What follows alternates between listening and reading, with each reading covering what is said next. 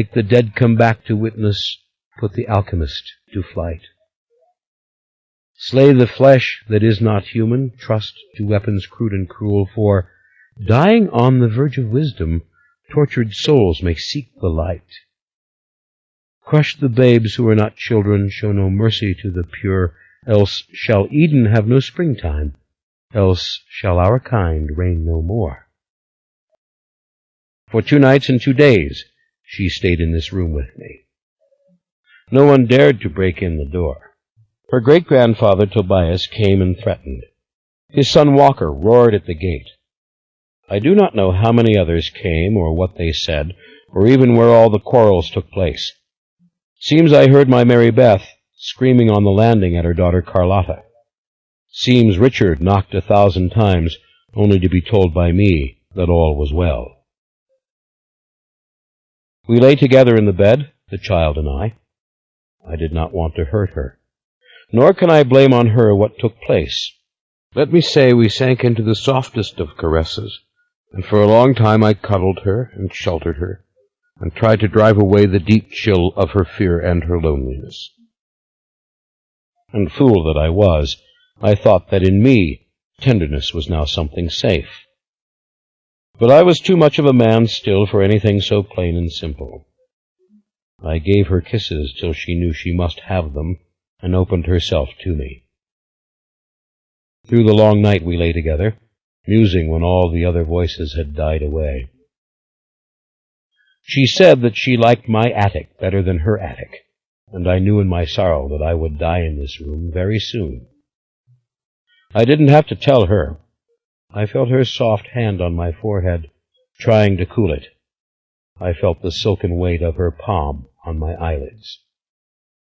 And the words of the poem, she said them over and over, and I with her, until I knew every verse.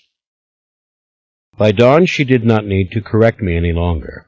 I didn't dare to write it down. My evil Mary Beth will burn it, I told her.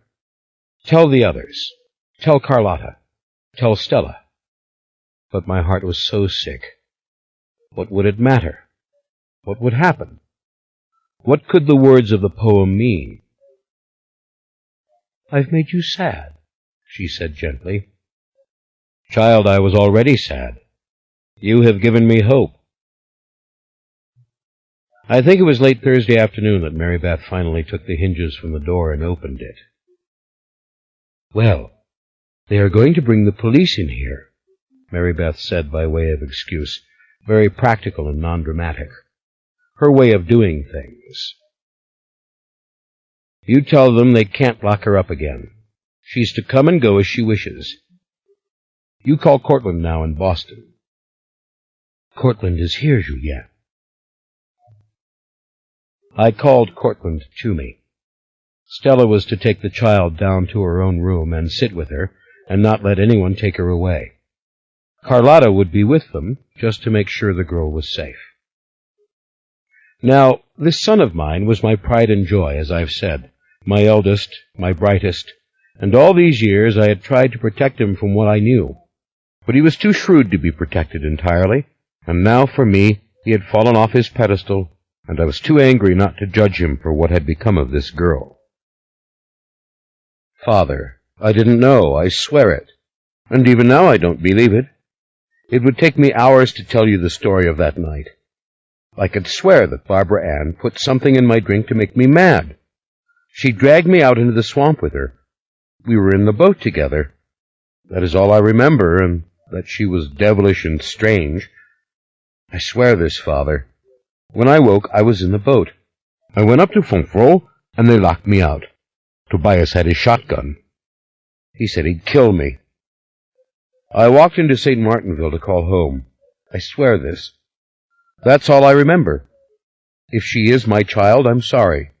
But they never told me. Seems they never wanted me to know. I'll look out for her from now on.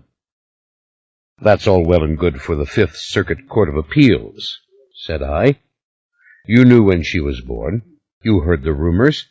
Make sure this child is never a prisoner again, you understand? That she has everything she requires, that she goes to school away from here if she wants to, that she has money of her own. I turned my back on them. I turned my back on my world. I did not answer when he spoke to me. I thought of Evelyn and how she described her silence, and it seemed an amusing power to lie there and not to answer, to let them think that I could not. They came and they went. Evelyn was taken back, with Carlotta and Cortland to speak for her, or so I was told. Only Richard's crying broke my heart. I went away from it, deep into myself, where I could hear the poem and say the phrases, trying vainly to figure them out. Let the devil speak his story. Let him rouse the angel's might. But what did it mean to me? Finally, I clung to the last verse of it. Else shall Eden have no springtime. We were the springtime, we Mayfairs. I knew it. Eden was our world. We were the springtime, and the simple world else meant there was hope. We could be saved somehow. Something could stop the veil of those who mourn. Pain and suffering as they stumble, blood and fear before they learn. Yes, there was hope in the poem, a purpose to it, a purpose in its telling. But would I ever live to see the words fulfilled? And nothing struck such horror in me as that sentence. Slay the flesh that is not human. For if this thing was not human, what would its powers be? If it was merely St. Ashlar? But that did not seem so. Would it become a man when it was born again? Or something worse? Slay the flesh that is not human. Ah, how I troubled over it. How it obsessed my mind. Sometimes there is nothing in my mind but the words of the poem and feverish images. I was senseless finally. Days passed. The doctor came. At last I sat up and began to talk so the nincompoop would leave me alone. Science had made great strides since my boyhood, but that didn't prevent this knucklehead from standing over me and telling my loved ones that I was suffering from hardening of the arteries and senile dementia, and couldn't understand anything they said. It was an absolute delight to rise up and order him out of the room. Also, I wanted to walk around again. I was never one for simply lying there, and this had been my worst hour, and it had ended, and I was living still. Richard helped me dress, and I went down all the way to the first floor for supper with my family. I sat at the head of the table and made a great show of polishing off gumbo, roast chicken, and a boeuf d'aube, or some other foolishness, just so they would leave me alone. I refused to look at Cortland, who tried again and again to speak to me. I was really making him miserable, my poor fair-haired boy. The cousins gabbled. Mary Beth spoke of practical things with her drunken husband, Daniel McIntyre, poor old soul, now so sick he was a slovenly ruin of the fine man he'd once been. That's what we did to him, I thought. Richard, my devoted one, kept his eyes on me, and then Stella said that we should all go driving since I was up again, and all right. Driving? An escapade. The car was all fixed. Oh? I hadn't known it was broken. Well, Cortland took it out. Shut up, Stella, it's fixed. Mon père, it's fixed. I am worried about that girl, I declared. Evelyn, my granddaughter. Cortland hastened to assure me she was taken care of.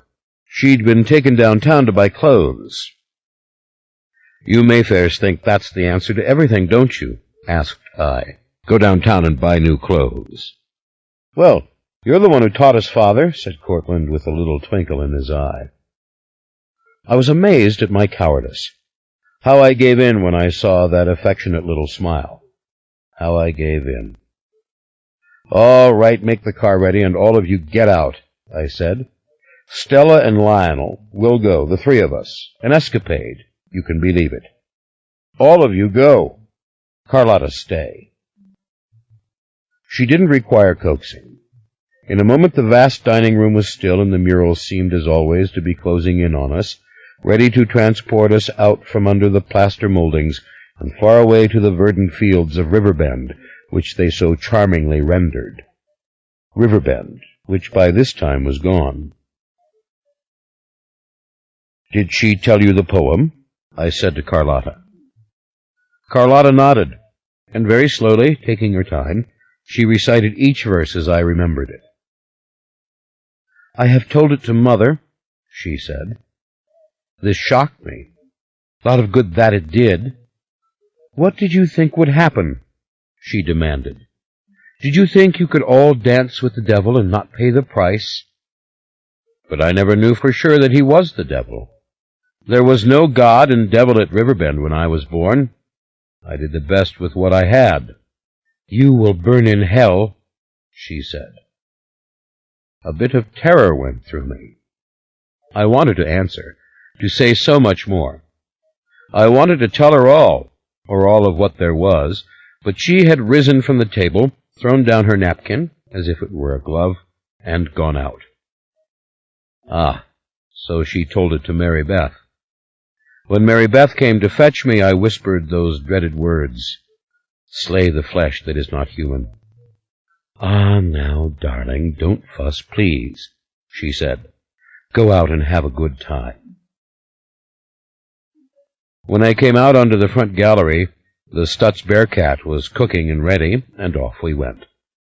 I and my little ones, Stella and Lionel.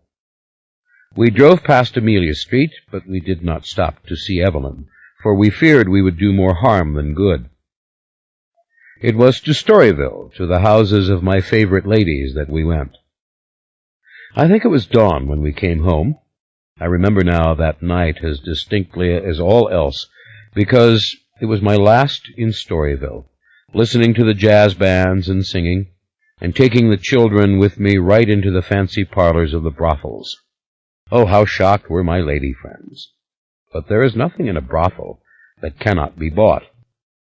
Stella loved it. "This was living," cried Stella. "This was life." Stella drank glass after glass of champagne and danced on her tiptoes. Lionel wasn't so certain. But it didn't matter. I was dying. As I sat in the cram-packed parlor of Lulu White's house, listening to the ragtime piano, I thought, I am dying. Dying. And I was as self-centered about it as anyone else. The world shrank and revolved around Julien. Julien knew a storm was coming, and he could not be there to help. Julien knew all pleasure, adventure, and triumph were over. Julien was going to be placed in the tomb like everyone else. That morning when we arrived home, I kissed my Stella. I told her that it had been a grand occasion, and then I retired to the attic, certain that I would never leave it again. I lay in the dark night after night, thinking, what if somehow I could come back? What if somehow I could stay earthbound, as this thing has done?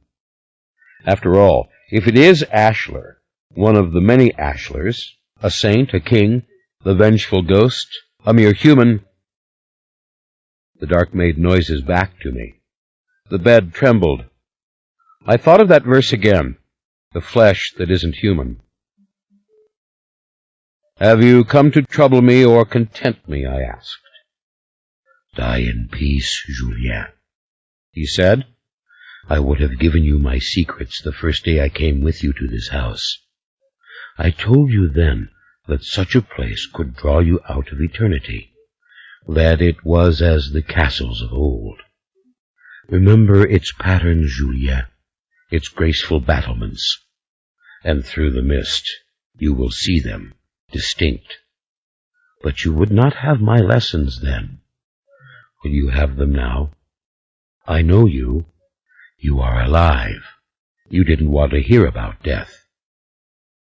I don't think you know about death, I said. I think you know about wanting and haunting and living, but not death. I got out of bed. I cranked up the Victrola just to drive the thing away from me. Yes, I want to come back, I whispered. I want to come back. I want to remain earthbound, to stay, to be part of this house. But God, I swear it, in my soul of souls, it is not greed to live again. It is that the tale is unfinished, the demon continues, and I die. I would help. I would be an angel of the Lord somehow.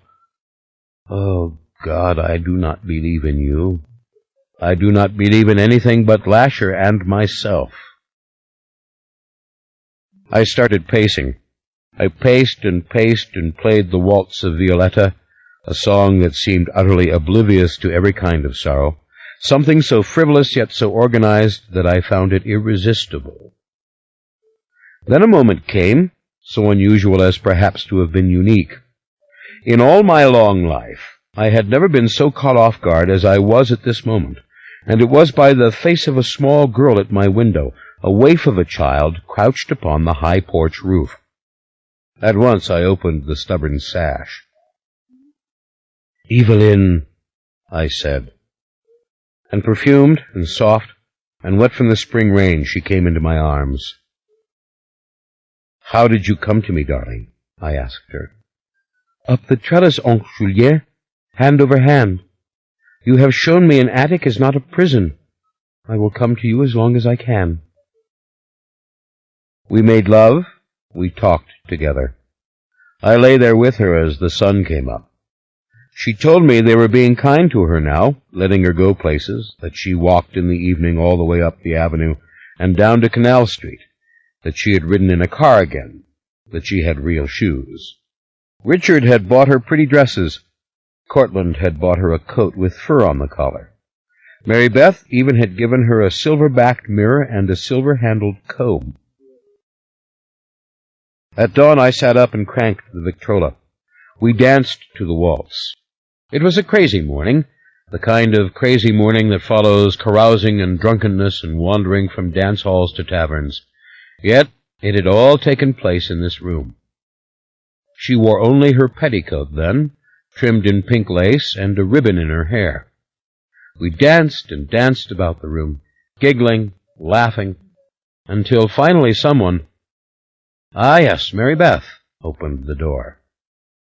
I only smiled. I knew my angelic child would visit me again. In the dark of the night, I talked to the Victrola. I told it to hold the spell. Of course, I did not believe in these things. I had steadfastly refused to believe in them. Yet now I pared my nails and slipped them in between the bottom wood and the side wood.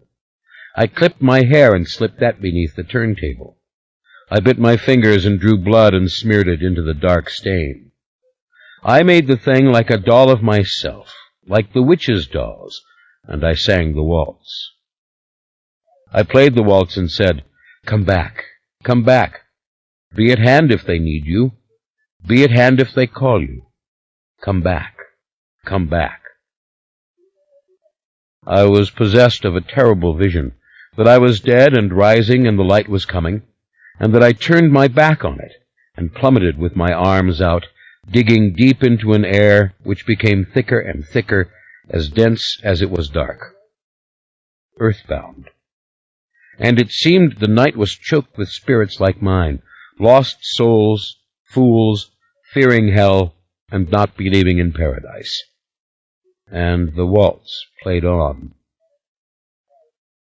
I saw finally the futility of all these gestures, that witchcraft is but a matter of focus, that one can apply one's fierce and immeasurable energies to an act of choice. I would come back. I would come back. I sang it out to the walls. Come back. Beware the watchers in that hour. Yes, come back in that hour. Else shall Eden have no springtime. Else shall our kind reign no more. Michael, remember now all the verses I've told you. Remember. See what they say. Michael, I tell you I would not be here if the battle were over. The hour we speak of is yet to come. You have used love, yes. You have done that, and it was not enough. But there are other tools you can use. Remember the poem, Crude and Cruel. Do not hesitate when you see it. Do not let the goodness hold you back. Why else have I been allowed to come here? Why else have I been allowed once more to hear that waltz beneath this roof? In a moment you must play it for me, Michael, my waltz, my little Victrola. Play it when I am not here. But let me tell you now of the last few nights I remember. I'm growing tired. I can see the finish of these words, but not the finish of the story. That is yours to tell. Let me give the few words left. And remember your promise. Play the music for me, Michael. Play it.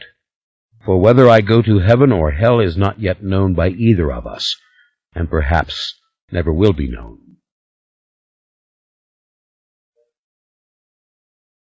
It was a week after that I gave the little Victrola to Evelyn. I had taken advantage of an afternoon when no one was about, sending Richard up to fetch her and tell her to come as soon as she could. I had the boys bring up for me a large Victrola from the dining room, a sizable music box with a fine tone. And then, when Evie and I were alone, I told her to take the little Victrola up home and keep it, and never let it out of her hands till after Mary Beth was gone. I didn't even want Richard to know she'd taken it, for fear he would blab to Mary Beth if she put the screws to him. I told Evie, "You take it, and sing as you walk out with it.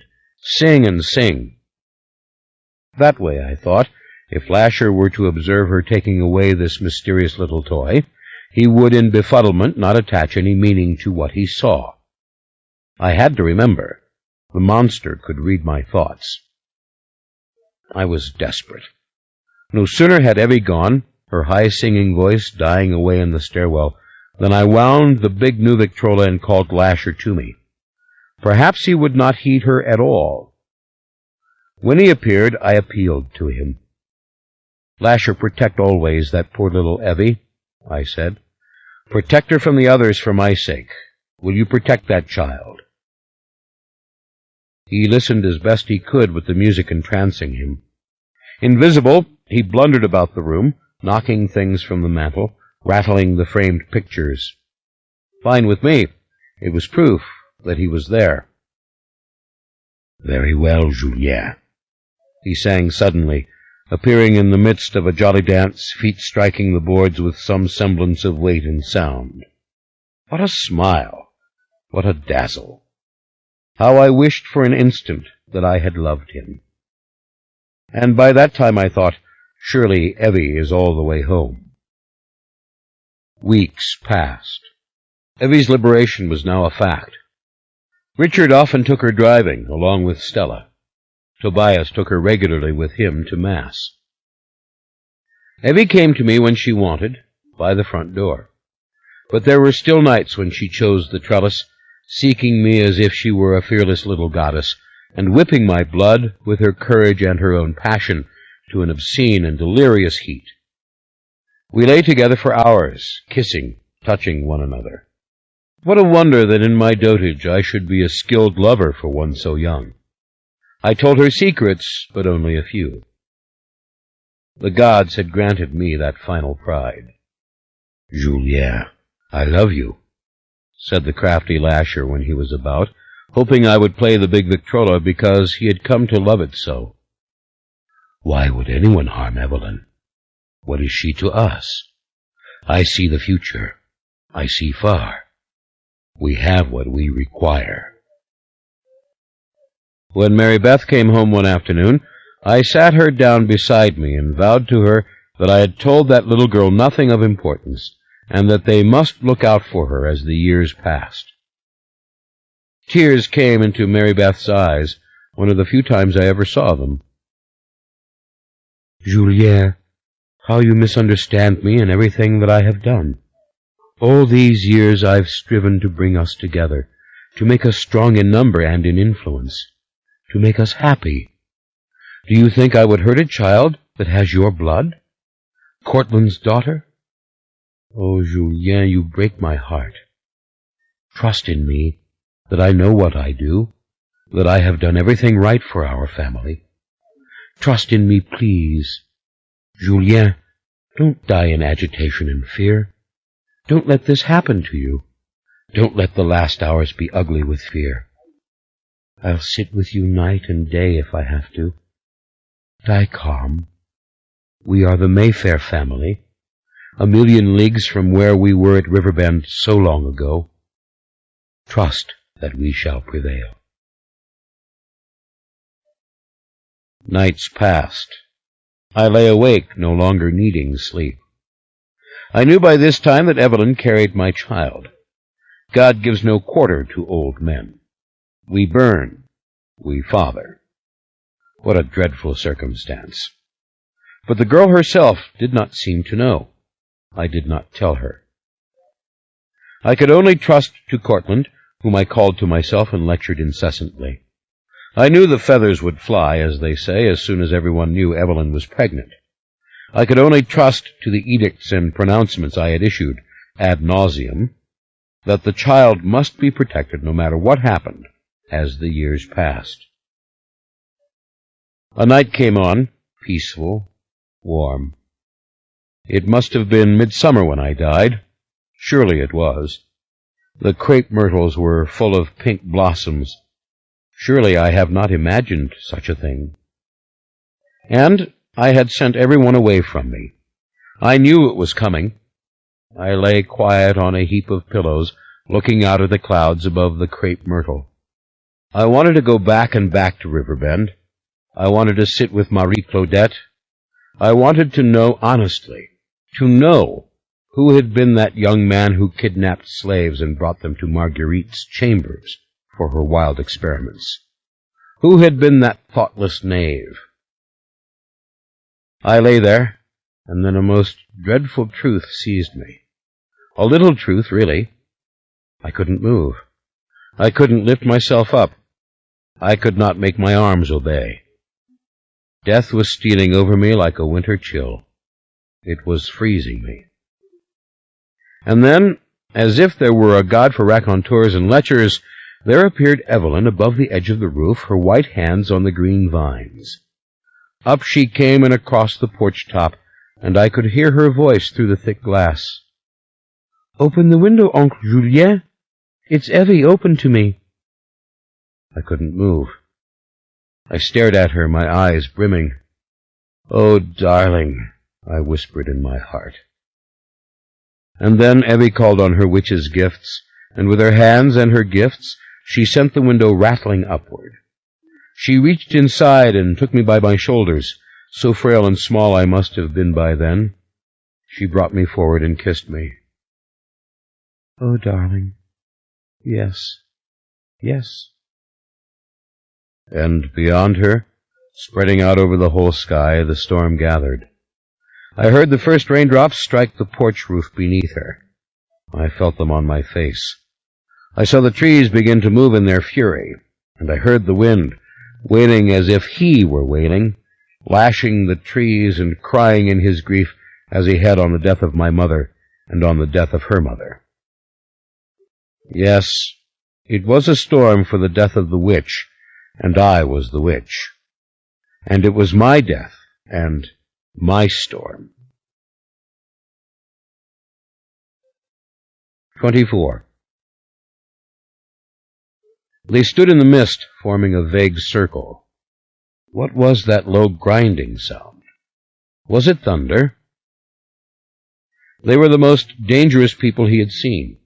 Ignorance, poverty, that was their heritage, and everywhere he saw the common imperfections of the poor and the untended, the hunchback, the man with the club foot, the child whose arms were too short, and all the others, thin-faced, coarse, misshapen and frightening, in their gray and brown garments to behold. The grinding noise went on and on, too monotonous for thunder. Could they hear it? The sky above pressed down upon them, down upon the entire grassy floor of the glen. The stones did have carvings. The old man in Edinburgh had told Julien the truth. The stones were enormous, and they were all together in the circle. He sat up. He was dizzy. He said, "I don't belong here. This is a dream. I have to go back where I belong. I can't wake up here, but I don't know how to get back there." The grinding sound was driving him mad. It was so low, so insistent. Did they hear it? Maybe it was some awful rumble from the earth itself, but probably not. Anything could happen here. Anything could happen. The important thing was to get out. "We would like to help you," said one of the men, a tall man with flowing gray hair. He stepped forward out of the little circular gathering. He wore black breeches, and his mouth was invisible beneath his gray mustache. Only a bit of lip showed as the deep baritone voice came from him. "But we do not know who you are or what you are doing here. We do not know where you come from or how to send you home." This was English, modern English. This was all wrong. A dream. What is that rumbling? That grinding? I know that sound. He wanted to reach out and stop it. I know that sound. The stone nearest to him must have been some 20 feet high, jagged like a crude knife rising from the earth, and on it were warriors in rows with their spears and their shields. "The Picts," he said. They stared at him as if they did not understand. "If we leave you here," said the gray-haired man, "the little people may come. The little people are full of hatred. The little people will take you away. They'll try to make a giant with you and reclaim the world. You have the blood in you, you see." A sharp ringing sound carried over the blowing grass. Suddenly, beneath the great span of boiling gray clouds, it came again, that same familiar peal. It was louder than the low grinding noise that ran on, uninterrupted, beneath it. "I know what that is," he said to them. He tried to stand, but then he fell down again into the damp grass. How they stared at his clothes! How different theirs were. "This is the wrong time. Do you hear that sound? That sound is a telephone. It's trying to bring me back." The tall man drew closer. His bare knees were filthy, his long legs streaked with dirt. Rather like a man who has been splashed with dirty water and has let it dry on his skin. His clothing was matted with dirt. "I've never seen the little people for myself," he said, "but I know they are something to fear. We cannot leave you here." "Get away from me," he said. "I'm getting out of here. This is a dream, and you ought to leave it. Don't wait around. Just go. I have things to do, important things that must be done." And this time he rose full to his feet and was thrown backwards and felt the floorboards beneath his hands. Again the telephone rang. Again and again. He tried to open his eyes. Then it stopped. "No, I have to wake up," he thought. "I have to get up. Don't stop ringing."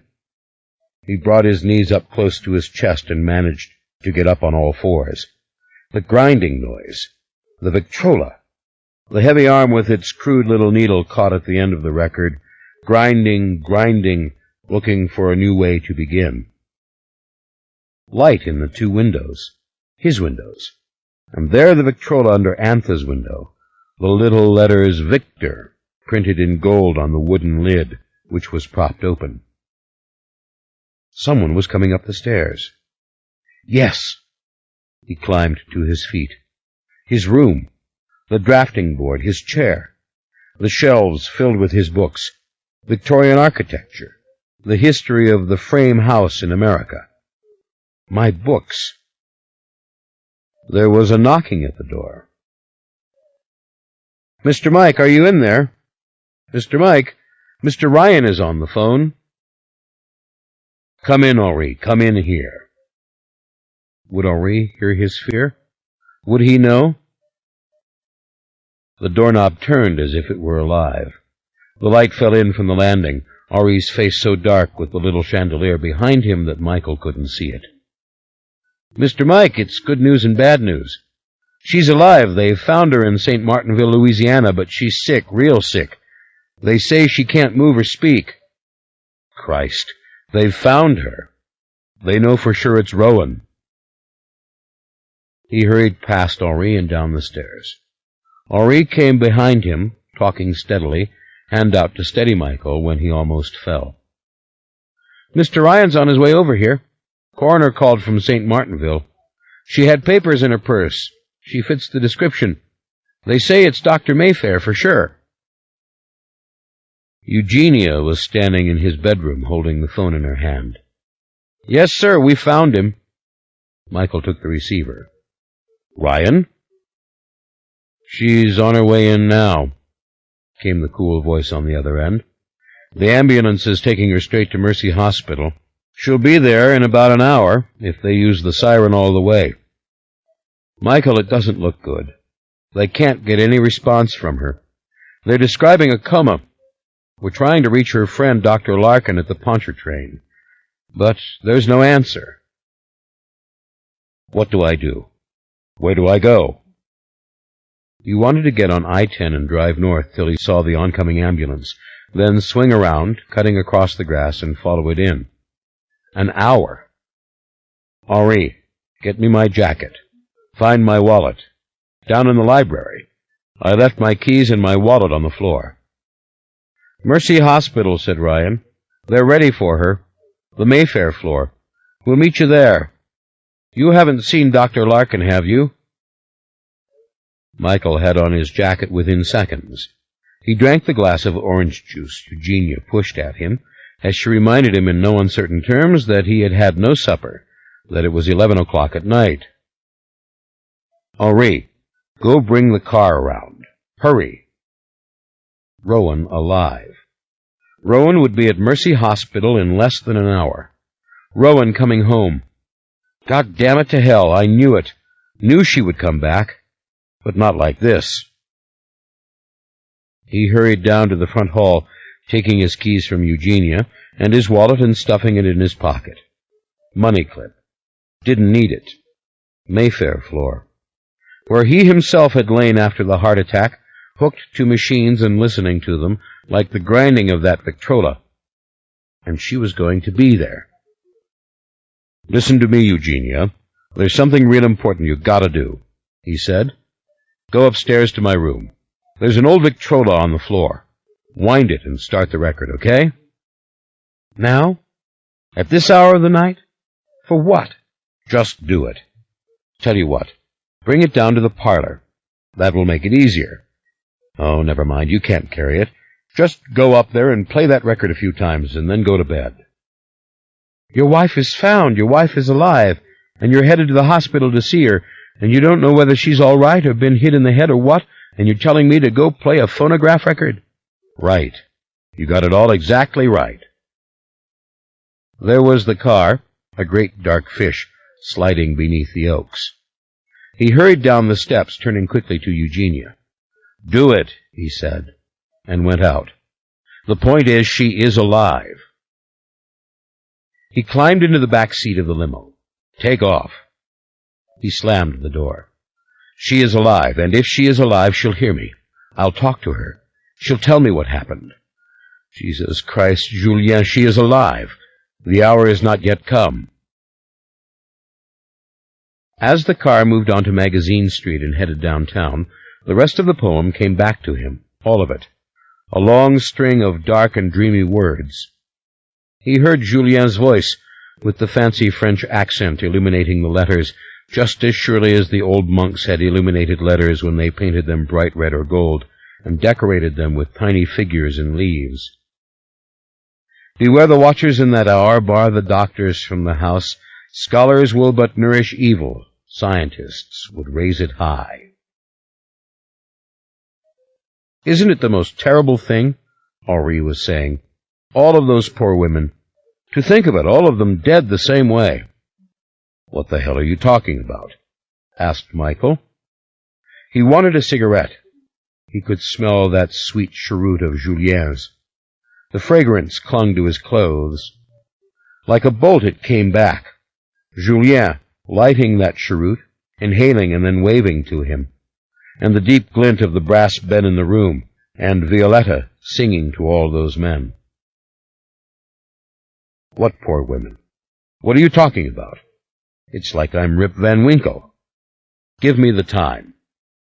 "The time is 11:30 p.m., boss," said Henri. "I'm talking about the other Mayfair women. Miss Mona's mother dying uptown, and poor Miss Edith downtown. The best I can remember, I never met her. And I don't even remember the name of the other lady, and the lady in Houston, and the one after that." "You're telling me all these women are dead? These Mayfair women?" "Yes, boss. All died the same way, Miss B said. Mr. Aaron called. Everybody was calling. We didn't even know you were home.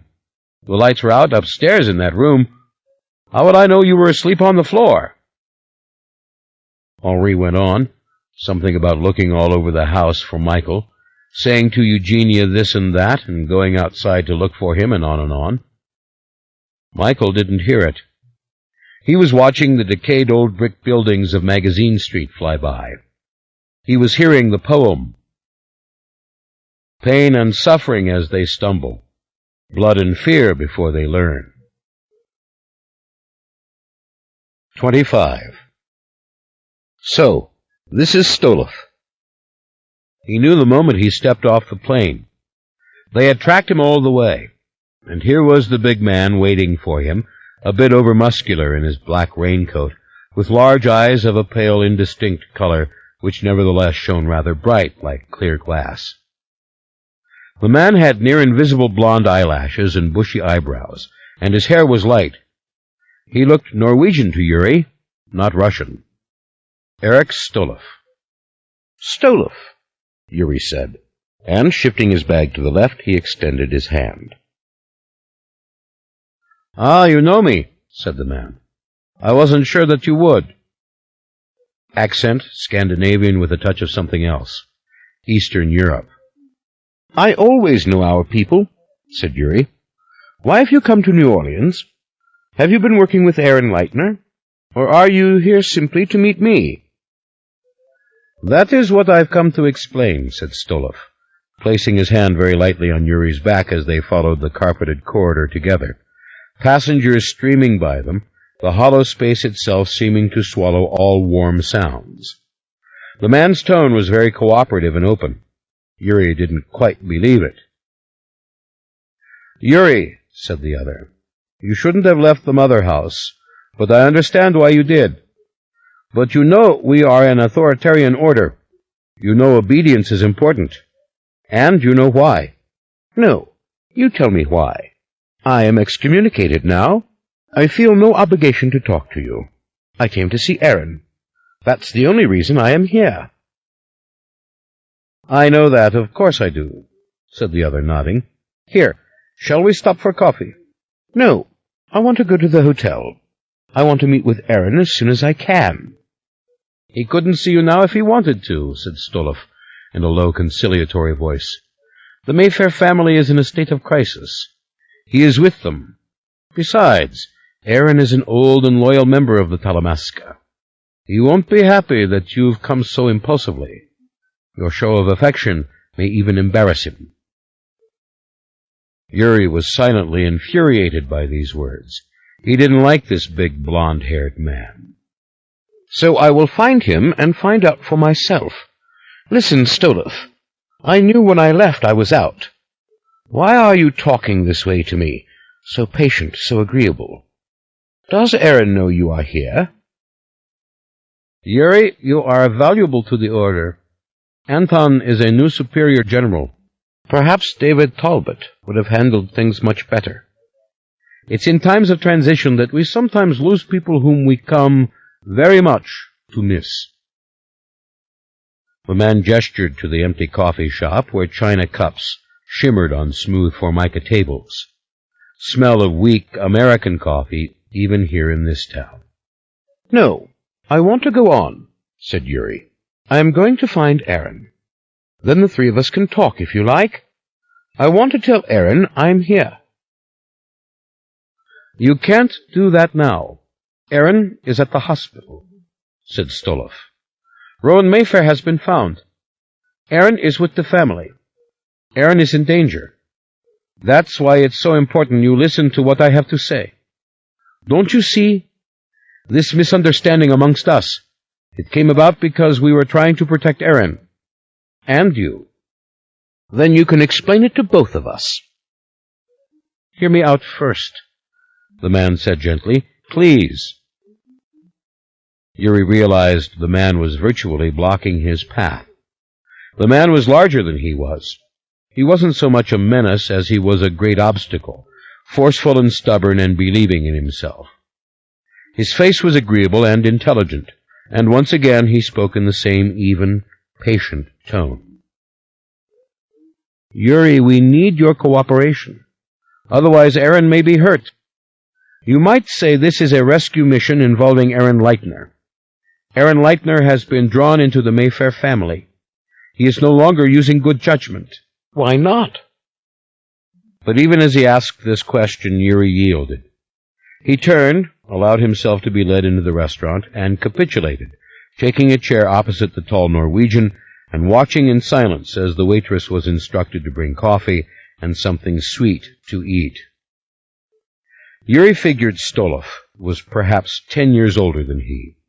That meant Stoloff was perhaps 40. As the black raincoat fell open, he saw the conventional Talamasca suit, expensive cut, tropical wool, but not ostentatious. The look of this generation, not the tweed and leather patches of David and Aaron and their ilk. You're very suspicious, and you have a right to be, said Stoloff. But Yuri, we are an order, a family. You shouldn't have gone out of the mother house the way you did. You told me that already. Why did the elders forbid me to speak to Aaron Leitner? They had no idea that it would have such repercussions. They wanted only silence, an interval, in which to take measures to protect Aaron. They did not imagine those words spoken in a booming voice. The waitress filled their china cups with the pale, weak coffee. Espresso, said Yuri. I'm sorry. He pushed the pallid cup away. The woman laid down rolls for them to eat, sweet-smelling, iced, and sticky. Yuri wasn't hungry. He had eaten something wholly unappetizing and very filling on the plane. You said they found Rowan Mayfair, said Yuri, staring at the rolls and thinking how sticky they would be if he touched them. You mentioned a hospital. Stoloff nodded. He drank his pale, amber-colored coffee. He looked up with those peculiar soft light eyes. The absence of any color made them look vacant, and then suddenly unaccountably aggressive. Yuri couldn't figure why. Aaron is angry with us, said Stoloff. He is not being cooperative. On Christmas Day something happened with the Mayfair family. He believes that if he had been present, he could have helped Rowan Mayfair. He blames us that he did not go to Rowan. He's wrong. He would have died. That is what would have happened. Aaron is old. His investigations have seldom, if ever, involved this sort of direct danger.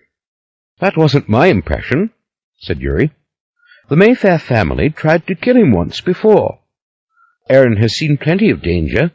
Aaron has been in danger in other investigations. Aaron is a treasure to the Order, because he has seen and done so much. But you see, it is not the family which is the threat to Aaron now. It is not the Mayfair witches. It is an individual whom they have aided and abetted, so to speak. Lasher. I see you know the file. I know it. Did you see this individual when you went to Dunolaith? You know I didn't. If you are working on this investigation, you've already seen the reports I copied to the elders, the reports I made for Aaron. You know I talked to people who had seen this individual, as you put it, but I didn't see him myself. Have you seen him? Why are you so angry, Yuri? What a lovely, deep, reverent voice. I'm not angry, Stoloff. I am in the grip of suspicion. All my life I've been devoted to the Talamasca. The Talamasca brought me into adulthood. I might not have been brought that far if it hadn't been for the Order. But something is not right. People are acting in strange ways. Your tone is strange. I want to speak directly with the elders. I want to speak to them. That never happens, Yuri, said Stolov quietly. No one speaks to the elders, you know that. Aaron could have told you that. You can communicate with them in the customary fashion. Ah, this is an emergency. For the Talamasca? No. For Aaron and for Yuri? Yes, definitely. But for the Talamasca, nothing is an emergency. We are like the Church of Rome. Rowan Mayfair, you said they found her. What is this about? She is in Mercy Hospital, but sometime this morning they will take her home. Overnight she was on a respirator. This morning they removed her from it. She continues to breathe on her own, but she will not recover. They confirmed this last night. There has been enormous toxic damage to her brain, the kind of damage produced by shock, drug overdose, an allergic reaction, a sudden rise in insulin. I am quoting her physicians now to you. I am telling you what they are telling the other members of the family. They know she cannot recover, and her own wishes regarding such situations are in writing. As the designee of the legacy, she laid down her own medical instructions for such a crisis, that once a negative prognosis had been confirmed, she be removed from life support and taken home. Stolov looked at his watch, a rather hideous contraption full of tiny dials and digital letters. They are probably taking her home now. He looked at Yuri. Aaron is most surely with them. Give Aaron some time. I'll give you exactly 20 minutes. Explain yourself. Then I'm going on. All right. This individual, Lasher, he is very dangerous. He is unique as far as anyone knows. He is trying desperately to propagate. There is some evidence that some members of the Mayfair family might be useful to him in this, that the family carries a genetic peculiarity, an entire set of chromosomes which other humans do not have. There is evidence that Michael Curry carries this same surplus of mysterious chromosomes, that it is a trait peculiar to those of the northern countries, in particular the Celts.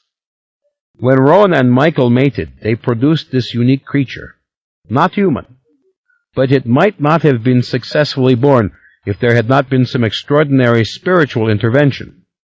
The migration, if you will, of a powerful and willful soul.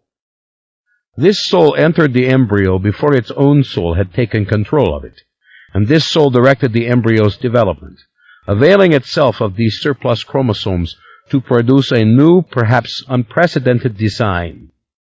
It was a meeting, if you will, of mystery and science, of something spiritual and a genetic irregularity of which that spiritual force took advantage, a sort of physical opportunity for an occult and powerful thing. Yuri considered this for a long moment.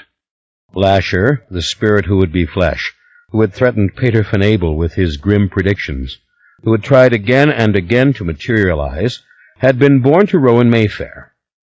This much he had deduced before he ever came here. That the creature wanted to mate, to reproduce, that was something he had not considered. But it was logical. Oh, very logical, said Stolov. Evolution is about reproduction. This thing is now caught up in the broad scheme of evolution. It has made its grand entry. It would now reproduce and take over. And if it can find the right woman, it will be successful. Rowan Mayfair has been destroyed by its attempts to reproduce. Her body has been ravaged by her brief aborted pregnancies. Other women in the family, lacking the surplus chromosomes, suffered fatal hemorrhages within hours of the creature's visitation. The family knows the creature destroyed Rowan Mayfair, and that it is a menace to other Mayfair females, that it will use up their lives rapidly in an effort to find one who can survive fertilization and successfully give birth. The family will close ranks, protect itself and hide this knowledge, just as it has always done with such occult secrets in the past. It will seek the creature in its own fashion, using its immense resources. It will not allow the world outside to assist or to know. What is the danger to Aaron? I don't see it from what you say. Very obvious. Aaron knows about this creature. He knows what it is. In the first days after Christmas, before the Mayfairs understood what had happened, careless things were done. Forensic evidence was gathered from the site of the creature's birth. It was sent to an impersonal agency. Then Rowan herself contacted a doctor in San Francisco, sending him tissue samples of this creature and of herself. This was a terrible error. The doctor who analyzed these materials in a private institute in San Francisco is now dead. The doctor who delivered the material, who came here to discuss it with the family, has completely disappeared. Last night he left his hotel here without explanation. He has not been seen since. In New York, the genetic tests done in connection with this creature have vanished. Same in a genetic institute in Europe, to which the New York institution sent samples of his work. All traces of the being are now gone from official sources. But we, the Talamasca, know all about this being. We know everything about him. More even than the poor unfortunates who studied his cells beneath the microscope. More even than the family now struggling to protect itself from him. The being will seek to eradicate our knowledge. This was inevitable.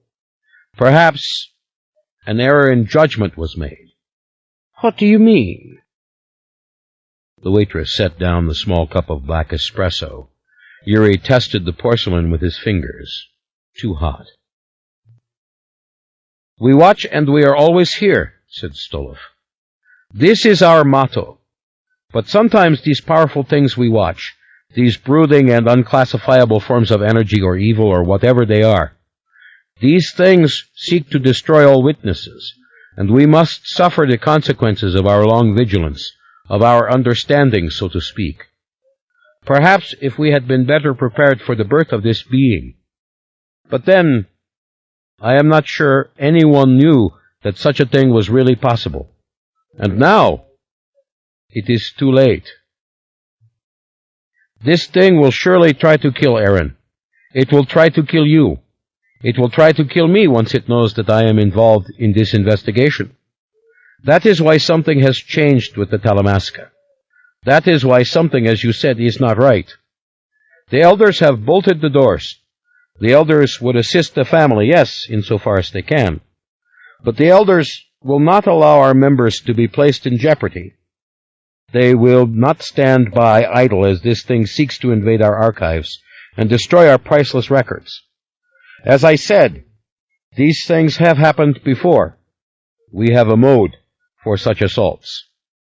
Yet, it isn't an emergency. No, it is merely another way of operating, a tightening of security, a protective concealment of evidence, a demand for blind obedience on the part of those in danger, that you and that Aaron go back to the mother house at once. Aaron refuses to do this? Adamantly. He will not leave the family. He regrets his obedience on Christmas Day. So what is the official goal of the Order? Merely to protect itself? To do the extreme protective thing. I don't get you. Yes, you do. The extreme protective measure is to destroy the threat. But that is what you must leave to us. To me and to my investigators. For we know how to do this, how to track this being, how to locate it, how to close in upon it, and how to stop it from achieving its goals. And you want me to believe that our Order, our beloved Talamasca, has done this sort of thing in the past? Absolutely. We cannot be passive when our own survival is at stake. We have another mode of operation. In that mode, you and Aaron can play no part. There are pieces missing from this picture. How so? I thought it was very complete. You speak of a threat to the family. You speak of a threat to the Order. What about the threat to others? What is the moral disposition of this entity? If it does mate successfully, what will be the consequences? Ah, but that will not happen. It is unthinkable that that should happen. You do not know what you ask." "Oh, I think I do," said Yuri. "I spoke, after all, with those who've seen it. Once this creature has secured the proper females, it could propagate at remarkable speed, the sort of speed one sees in the insect world or the world of reptiles, a speed so much greater than that of other mammals that it would soon overrun them, overpower them, conceivably wipe them out." "You are very clever. You know too much about these things. It's unfortunate that you read the file, that you went to Dunolaith. But don't fear, this creature will not succeed. And who knows its lifespan? Who knows but that its hour, with or without propagation, would not be short?" Stolov lifted his knife and fork, cut a small wedge-shaped piece from the sweet roll on the plate before him, and ate it silently, while Yuri watched. Then he set down the knife and fork and looked at Yuri. "Persuade Aaron to go back with you. Persuade him to leave the Mayfair family and their problems in our hands." "You know, it just doesn't sound right," said Yuri. "There is so much involved here. And you don't speak of the big picture. And this is not the style of the Talamasca which I know. This thing, it is so dangerous. No, this does not fit with what I know of my order, my brethren, not at all. What in the world can you possibly mean? You're very patient with me. I appreciate it.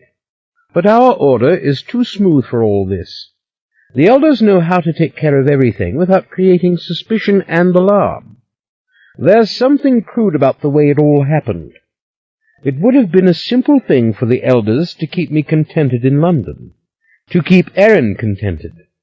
But this is all clumsy, hasty, impolite. I don't know. This is not the Talamasca to me. Yuri, the order expected your complete obedience. It had a right to expect it." For the first time the man displayed a tiny bit of anger. He laid his napkin down on the table, rudely, beside his fork. Dirty napkin on the table. Napkin smeared with sugar and stained with droplets of coffee. Yuri stared at it. "Yuri," said Stolov, "women have died in the last 48 hours. This doctor, Samuel Larkin, is probably dead too. Rowan Mayfair will die sometime during the next few weeks. The elders did not expect that you would cause them trouble at this hour. They did not anticipate that you would add to their burdens, any more than they anticipated Aaron's disloyalty." "Disloyalty?" "I told you, he won't leave the family. But he is an old man. There is nothing he can do against Lasher. There never was." Anger again. Yuri sat back. He thought for a long moment. He stared at the napkin. The man picked it up, wiped his mouth with it again, and laid it back down. Yuri stared at it. "I want to communicate with the elders," said Yuri. "I want to know these things from them." "Of course. Take Aaron with you today. Take him to New York. You're tired. Rest first, if you will, but only in a location known to us. Then go. And when you reach New York, you can contact the elders.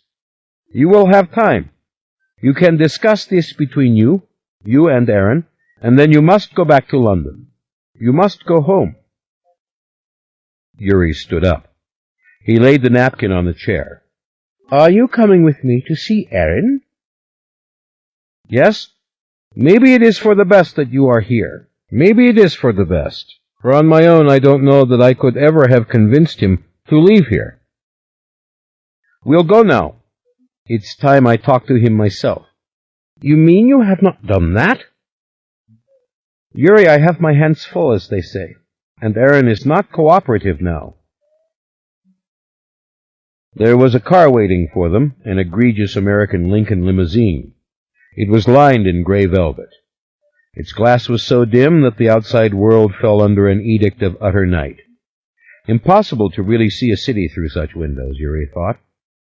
He sat very still. He was thinking of something that had happened to him years ago. He was remembering the long train ride with his mother into Serbia, She had given him something, an ice pick, though he did not know what it was at the time. It was a long, rounded, and pointed instrument, made of metal, with a wooden handle which had once been painted, and from which the paint had been chipped away. "Here, you keep this," she'd said. "You use it if you have to. You stick it straight in, between the ribs." How fierce she'd looked in those moments. And he had been so startled. "But who's going to hurt us?" he had asked. He did not know at this moment whatever became of the ice pick. Perhaps it had been left on the train. He had failed her, hadn't he? Failed her and himself. And now he realized, as this smooth car went up on the freeway and gained speed, he had no weapon, no ice pick, no knife.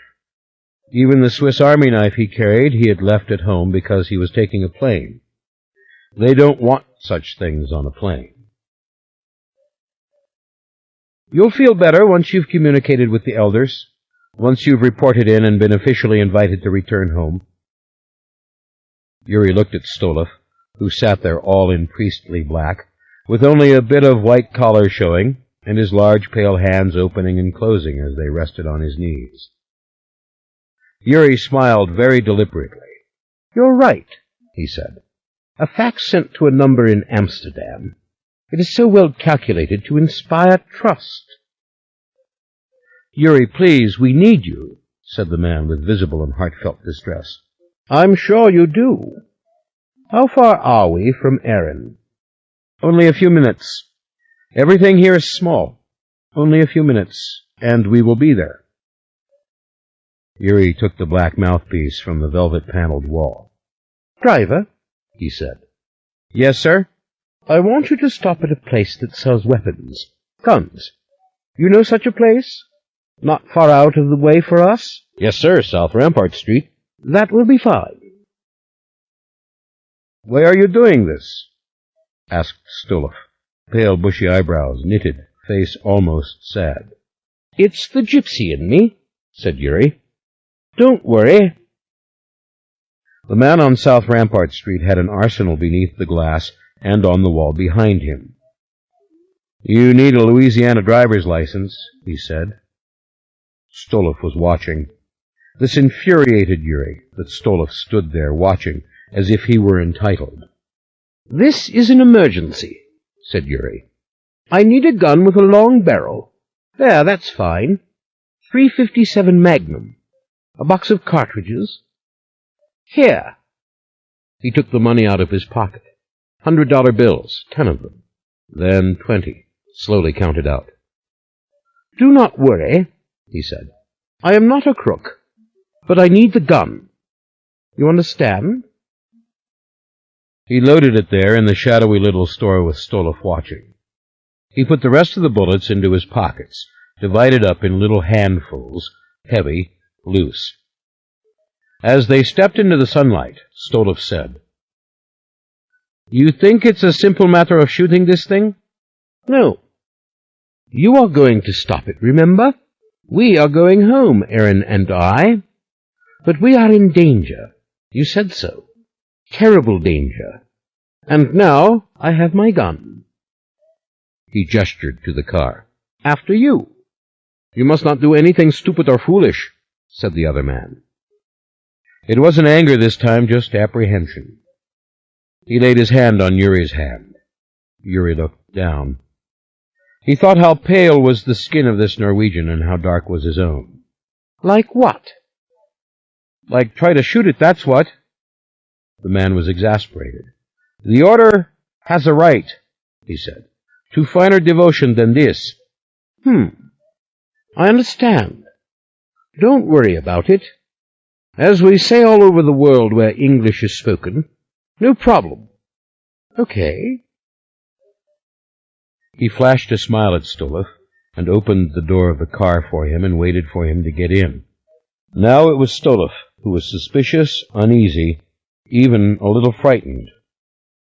"And I barely know how to pull the trigger," Yuri thought. 26.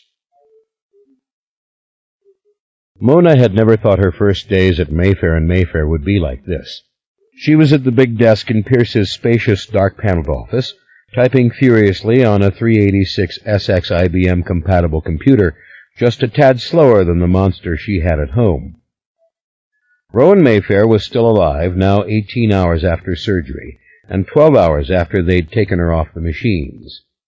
Any minute she might stop breathing, or she might live for weeks. Nobody really knew. The investigation was forging ahead. Nothing to do right now but stay with the others and think and wait and write. She banged away on the white keyboard, faintly annoyed by the noisy click.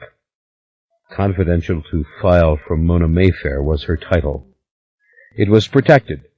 No one could access this material except Mona herself. When she got home, she'd transfer via modem. But for now, she couldn't leave here. This is where she belonged. She had been here since last night. She was writing down everything she had seen, heard, felt, thought. Meantime, every room in the vast complex of offices was occupied, busy, soft voices speaking steadily and in conflict with each other into different phones behind partially open doors. Couriers came and went. It was quiet without panic. Ryan was behind his desk in the large office, as they called it, with Randall and Anne-Marie. Lauren was down the hall. Sam Mayfair and two of the Grady Mayfairs from New York were in the conference rooms using all three phones. Somewhere, Liz Mayfair and Cecilia Mayfair made their calls. The family secretaries, Connie, Josephine, and Louise Mayfair, were working in another conference room. Faxes kept rolling in on every machine in the place. Pierce was here with Mona, letting her have the big machine on his mammoth mahogany desk, and looking rather defenseless at his secretary's smaller, more humble computer, in his tie and shirt sleeves, his coat on the back of the chair. He was not doing much of anything, however. He was simply too sleepy and too grief-stricken, as Mona herself ought to have been, but was not. The investigation was entirely private, and it could not have been handled any better by anyone else.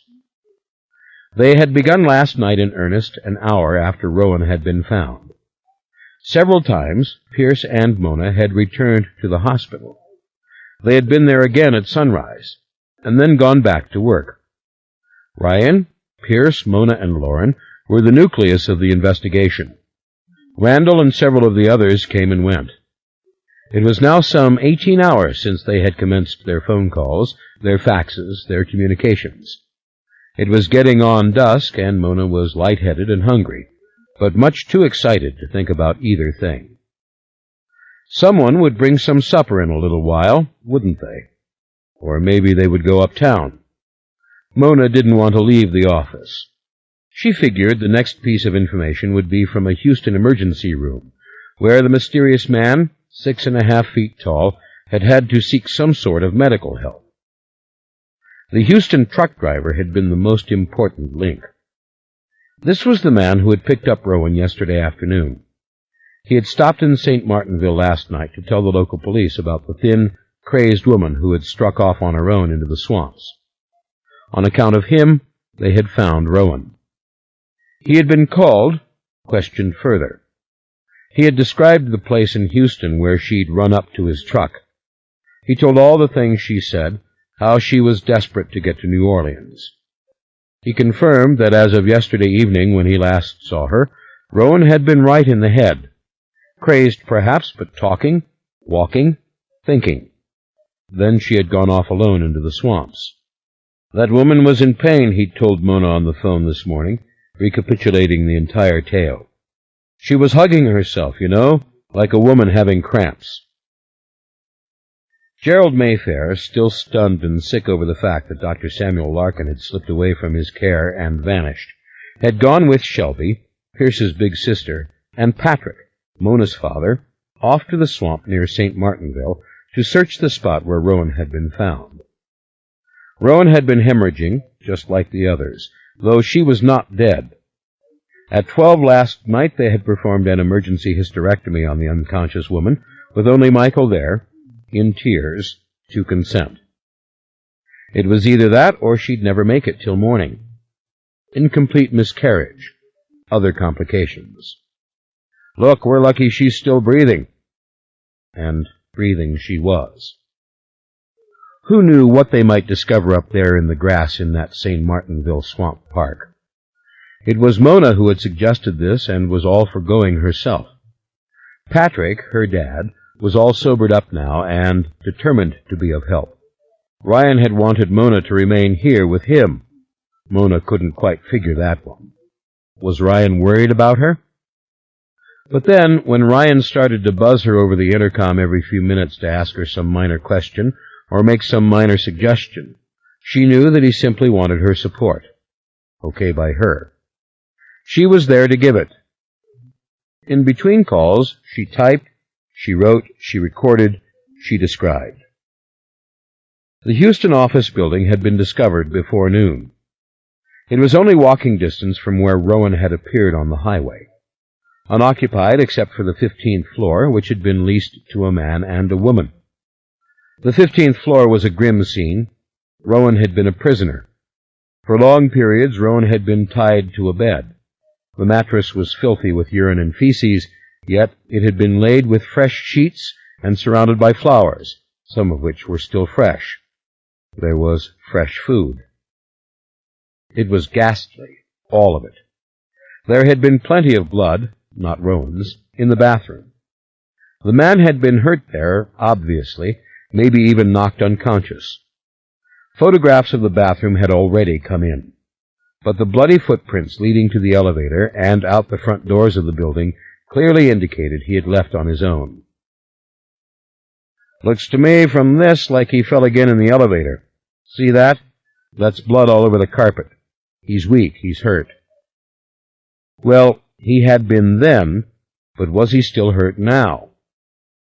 They were canvassing every emergency room in the entire city, every hospital, clinic, doctor's office. They would check the suburbs and then move in concentric circles, checking, until they found where the bleeding man had gone. Within the direct vicinity of the building, they were checking door to door. They were checking alleyways and rooftops, restaurants, buildings that were boarded up. If the man was anywhere nearby, wounded, they would find him. As it was, the bloody foot tracks had vanished under the wheels of the passing traffic. Whether the man had climbed into a vehicle or simply crossed to the other side could never be known. The entire investigation was private, the best that money could buy. One agency after another had been enlisted. Tasks were constantly being assigned, information collated. Private doctors had gathered the blood samples in the Houston bathroom and taken them to private laboratories, the names of which were known only to Lauren and Ryan. The grim prison rooms had been fingerprinted. Every article of clothing, and there had been many, had been packed, labeled, and shipped to Mayfair and Mayfair. Things had already started to arrive. Other leads were being followed. Crumpled stationery and a plastic door key card found in Houston had been traced to a hotel in New York. People were being questioned. Rowan's truck driver was being brought in, at family expense, to give yet another thorough verbal report. It was a hideous picture, the empty office tower, the filthy prison cell, dead flowers, the broken porcelain on the bloody floor. Rowan had escaped, but then something dreadful had happened to Rowan. It had happened out in a grass field under a famous tree called Gabriel's Oak. A beautiful spot. Mona knew it. Lots of school kids knew it. You went to St. Martinville to see it, the Arcadian Museum and Gabriel's Oak. There was Evangeline Oak in the city of St. Martinville, and Gabriel's Oak out there near the old house. Gabriel leaning on his elbows, they said, to wait for Evangeline. Well, Rowan had gone down between the elbows in the grass. Toxic shock, allergic reaction, immunofailure. 100 comparisons had been drawn. But the blood revealed no toxins any longer, not last night, not today. Whatever had happened with the miscarriage was over. Possibly she had simply lost the child and passed out. Ugly. Ugly, all of it. But could anything have been uglier than the actual sight of Rowan Mayfair in the white hospital bed, her head straight up on the pillow, her arms by her sides motionless, her eyes staring into space? She had been greatly emaciated, white as paper, but the worst part was the attitude of the arms, parallel, slightly turned in, and the utter blankness of her face. All personality was gone from her expression. She looked faintly idiotic lying there, eyes far too round, and completely unresponsive to movement or to light. Her mouth looked small and strangely round also, as though it had lost whatever character caused it to lengthen into a woman's mouth. Even as Mona sat there watching, Rowan's arms began to pull in closer to the body. The nurses would reach over to stretch them out. Rowan's hair was thin, as if much of it had fallen out. More evidence of severe malnutrition and the aborted pregnancy. She was so small in the white hospital gown, she might as well have been an angel in a Christmas pageant. And then there was Michael, mussed and shaken, sitting beside her, talking to her, telling her that he was going to take care of her, that everyone was gathered, that she mustn't be afraid. He told her he would put colored pictures up in her room, and he would play music. He had found an old gramophone. He would play that for her. He talked on and on. We're going to take care of everything. We're going to take care of everything. He was scared of saying something like, we'll find this bastard thing, this monster. No, who would want to say that to the innocent, blank creature lying there, the grotesque remnant of a woman who knew how to operate with perfect precision and success upon other people's brains? Mona knew that Rowan couldn't hear anything. There was nothing in there listening any more. The brain was still working, a little, causing the lungs to function at a completely mechanical pace, causing the heart to pump with the same frightening regularity, but the outer extremities of the body grew more and more cold. At any moment, the brain might stop giving orders. The body would die. The mind had no concern for itself any longer. The boss of the body had fled. The electroencephalogram was almost flat. The tiny little blips here and there were no more than you would get if you hooked up the machine to a dead brain in a room on a table. You always got something, they said. Rowan had been badly physically hurt. That was really ugly. There were bruises on her pale arms and legs. There was evidence of a spontaneous fracture in her left hip. She bore the bruises and marks of rape. The miscarriage had been extremely violent. There was blood and fluid on her thighs. At 6 o'clock this morning, they had shut off the respirator. She had suffered no complications from the swift and simple surgery. All the tests were completed. They had rushed to take her home at 10 a.m. for one simple reason. They had not expected her to live out the day. Her instructions had been very explicit. She had written them out when she took possession of the legacy. She was to die in the house on First Street. My home. It was all in her own handwriting, completed in the happy days right before the wedding, beautifully in keeping with the spirit of the legacy. To die in Mary Beth's bed. Also, there was the superstition of the family to consider.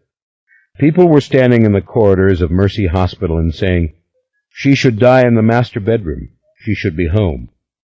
They ought to take her home to First Street. Old Grandpa Fielding had been adamant. She will not die in this hospital. You are torturing her.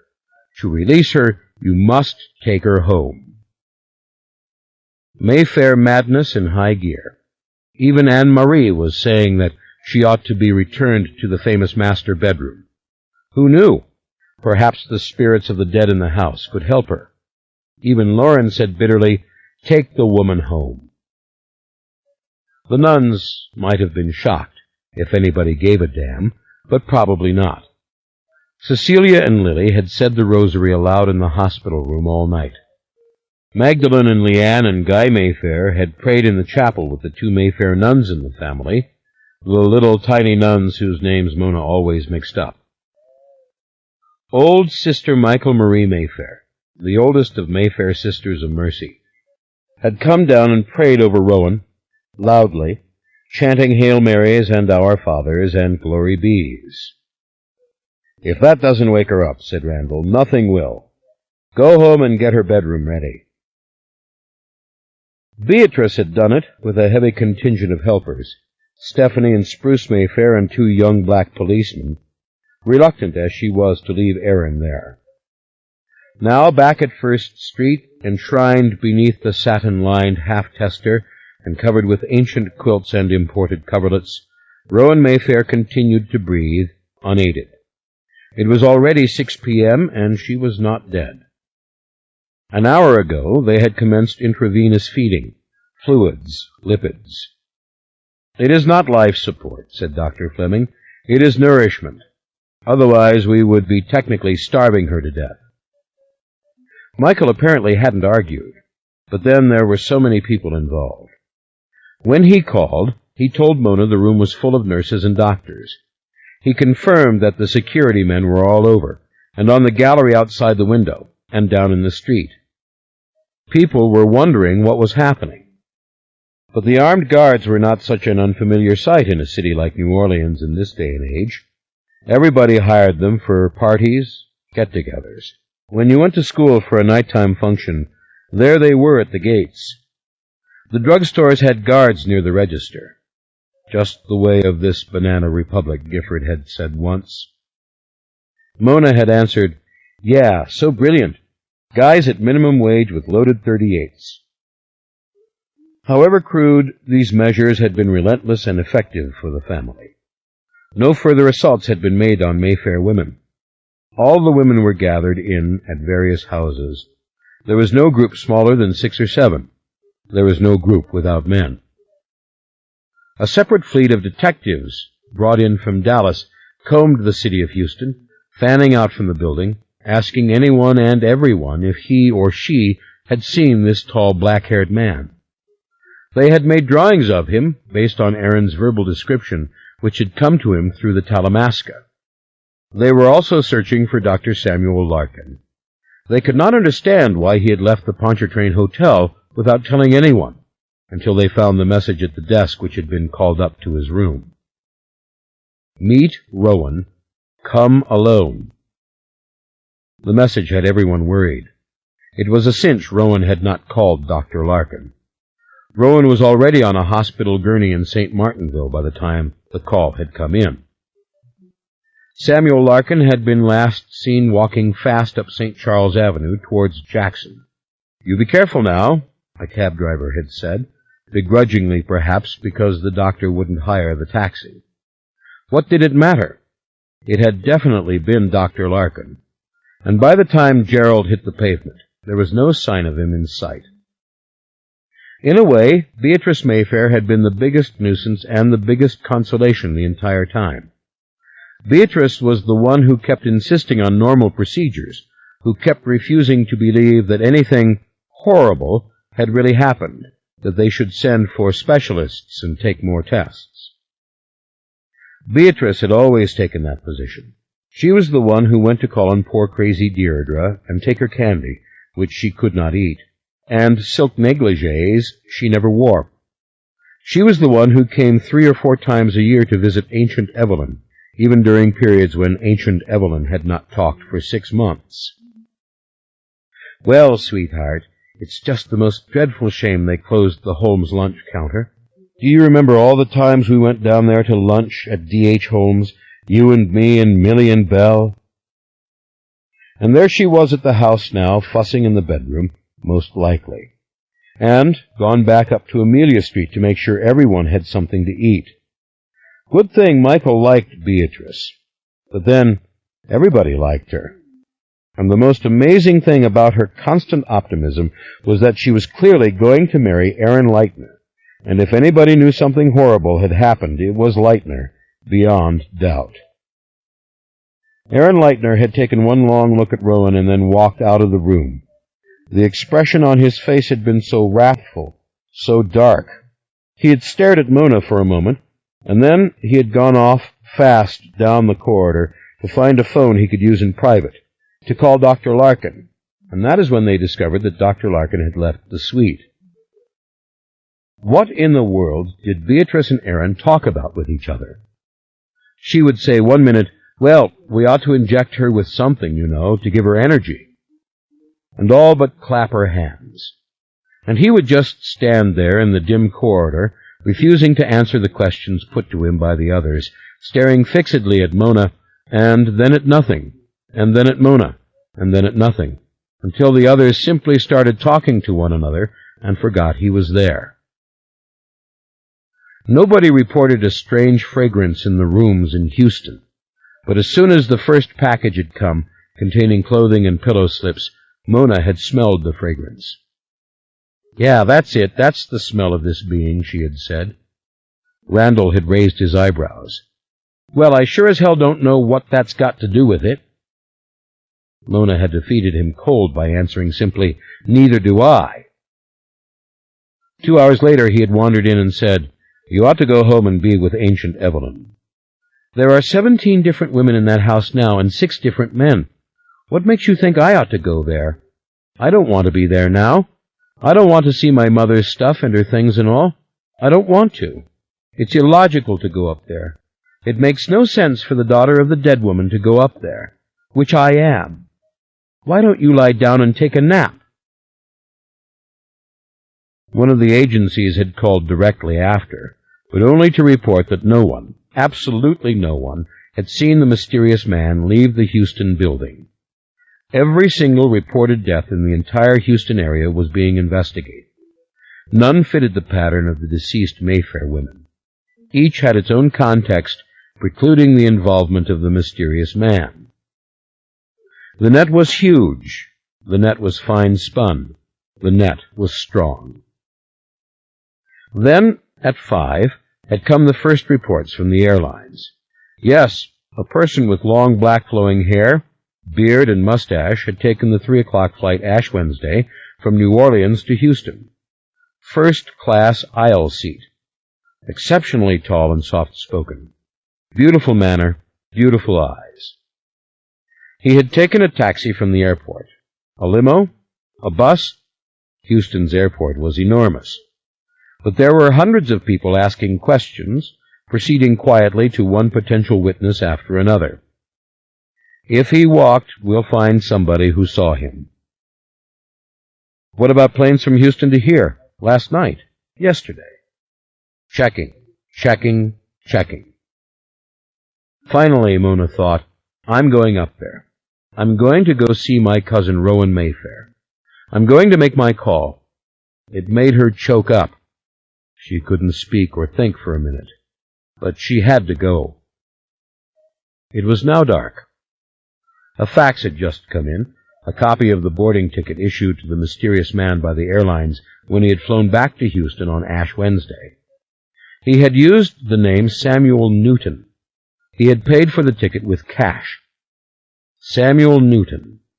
If there was such a person in any public record anywhere in the continental United States, he would surely be found. But then he might have made up the name on the spur of the moment. He had drunk milk on the plane, glass after glass of milk. They had had to go back to coach to get him more milk. Not much happens on a flight between New Orleans and Houston. It isn't long enough. But they had given him his milk. Mona stared at the computer screen. We do not have a clue as to the man's whereabouts, but all the women are protected. If another death is discovered, it will be an old death.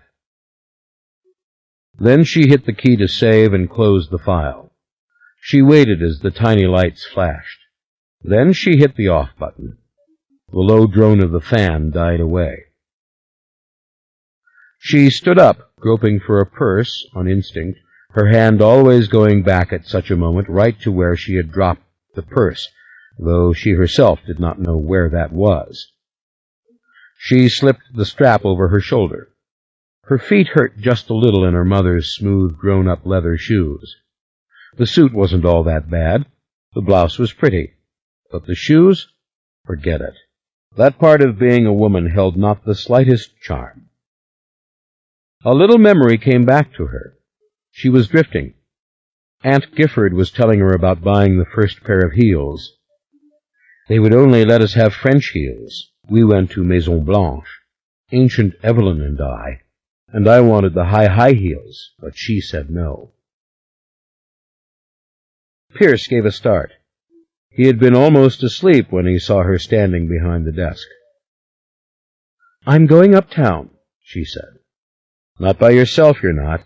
You're not even riding down in the elevator alone." "I know that. There are guards everywhere.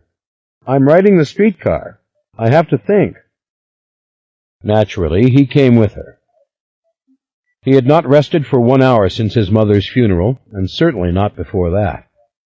Poor handsome Pierce, standing desolate and anxious on the corner of Carondelet and Canal, amid the common crowd waiting for a streetcar. He'd probably never ridden it in his life. "You should have called Clancy before you left," she said to him. "Clancy called earlier. Did they tell you?" He nodded. "Clancy's all right. She's with Claire and Jen. Jen is crying. She wanted you to be with her." "I can't do that now." Jen. Jen was still a little kid. You couldn't tell any of this to Jen, and protecting Jen would be too much hard work. The streetcar was jammed with tourists. Very few of the real people at all. The tourists wore bright, neatly pressed clothes because the weather was still cool. When the humid summer came on, they would be as disheveled and half-naked as everyone else. Mona and Pierce sat quiet together on a wooden seat as the car screeched and roared through Lower St. Charles Avenue, the small Manhattan-style canyon of office buildings, then around Lee Circle and on uptown. It was almost magical what happened at the corner of Jackson and St. Charles. The oaks sprang up, huge, dark, and hovering over the avenue. The shabby stucco buildings fell away. The world of the columns and the magnolias began. The garden district. You could almost feel the quiet surround you, press against you, lift you out of yourself. Mona got off the car in front of Pierce and crossed quickly over to the riverside, cut across Jackson, and started up St. Charles. It was not so cold right now. Not here. It was mild and windless. The cicadas were singing. It seemed early in the year for them, but she was glad. She loved the sound. She had never figured out if there was a season for cicadas. Seems they sang at all different times of the year. Maybe every time it got warm enough, they woke up. She had loved them all her life.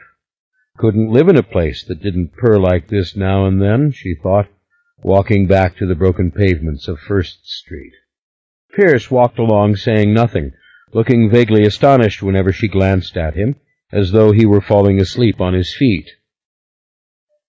As they reached Prytania, they could see people outside the big house, see the cars parked, see the guards. Some of the guards wore khaki and were from a private agency. Others were off-duty New Orleans policemen in their customary blue. Mona couldn't stand the high heels any longer. She took them off and walked in her stocking feet. "If you step on one of those big roaches, you're going to hate it," Pierce said. "Boy, you're sure right about that." "Oh, that's your new technique, Mona. I heard you use it on Randall. Just flat out agree. You're going to catch cold in your bare feet. You're going to tear your stockings." "Pierce, the roaches don't come out this time of year. But what's the point of my telling you this? Are you going to listen? You realize our mothers are dead, Pierce? Our mothers? Both dead. Have I said this to you before?" "I don't remember," he said. "It's hard to remember that they're dead, as a matter of fact. I keep thinking, my mother will know what to do about all this. She'll be here any minute. Did you know that my father was not faithful to my mother?" "You're crazy." "No, there was another woman. I saw him with her this morning, down in the coffee shop in the building. He was holding her hand. She's a Mayfair. Her name's Clements. He kissed her." She's a worried cousin. She works in the building. I used to see her all the time down there at lunch. No, she's a woman for my father. I'll bet my mother knew all about it. I hope she didn't care.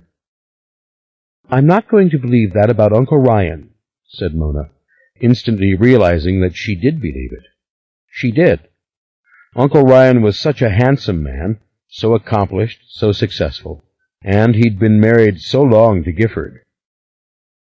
Best not to think of those things. Gifford in the vault, cleanly dead and buried before the slaughter. Mourned while there was still time to mourn. Of Alicia, what could you say? Would she had died hereafter? Mona realized she didn't even know where her mother's body had been taken. Was it at the hospital? At the morgue? She didn't want to think it was in the morgue. Well, she can sleep now forever. Passed out for all time. Mona started to choke up again and swallowed hard. They crossed Chestnut Street, pushing through the small informal gathering of guards and cousins. Eulalie and Tony and Betsy Mayfair. Garvey Mayfair on the porch with Danny and Jim. Several voices rose at once to tell the guards that Mona and Pierce could come in. Guards in the hallway. Guard in the double parlor. A guard in the door to the dining room, a dark hulking figure with broad hips. And only that faint old lingering smell. Nothing fresh, nothing new, just faint the way it had clung to the clothing from Houston, the way it had clung to Rowan when they brought her in. Guards at the top of the stairs, guard at the bedroom door, guard inside at the long window to the gallery. Nurse in slick, cheap nylon white with her arms raised, adjusting the IV. Rowan, under the lace coverlet, small, insignificant, expressionless face against the big ruffled pillow. Michael sitting there, smoking a cigarette. There isn't any oxygen in here, is there? No, dear, they got on my case already about that. He took another drag defiantly and then crushed it out in the glass ashtray on the bedside table. His voice was beautifully low and soft, rubbed smooth by the tragedy. In the corner opposite sat young Magdalene Mayfair and old Aunt Lily, both very still in straight-backed chairs. Magdalene was saying her rosary, and the amber beads glinted just a little as she slipped one bead more through her hand. Lily's eyes were closed. Others in the shadows. The beam of the bedside lamp fell directly on the face of Rowan Mayfair, as if it were a key light for a camera. The unconscious woman seemed smaller than a small child, urchin or angelic. Her hair was all swept back. Mona tried to find the old expression in her, the stamp of her personality. All gone. I was playing music, Michael said, speaking in the same low, thoughtful voice as before. He looked up at Mona. I was playing the Victrola, Julien's Victrola. And then the nurse said, perhaps she didn't like that sound. It's scratchy, it's special. You would have to like it, wouldn't you? The nurse probably didn't like it, said Mona. You want me to put on a record? If you want, I can get your radio from the library downstairs. I saw it yesterday in there, by your chair.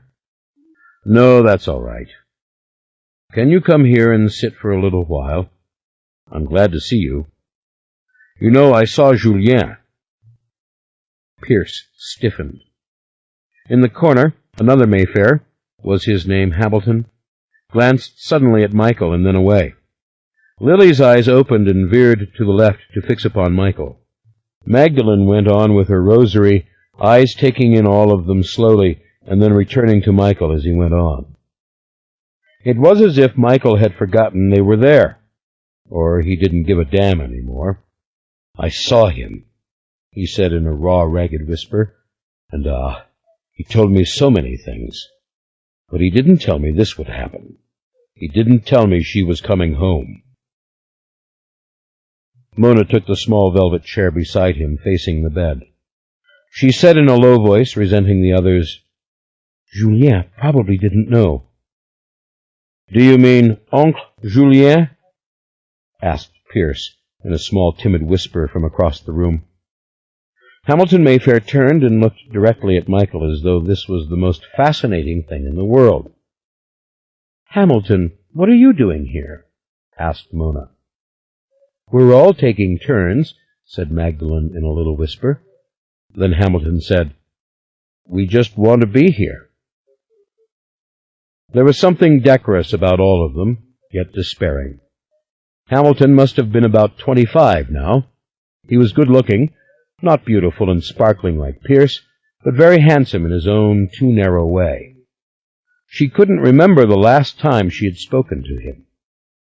He looked directly at her as he rested his back against the mantel.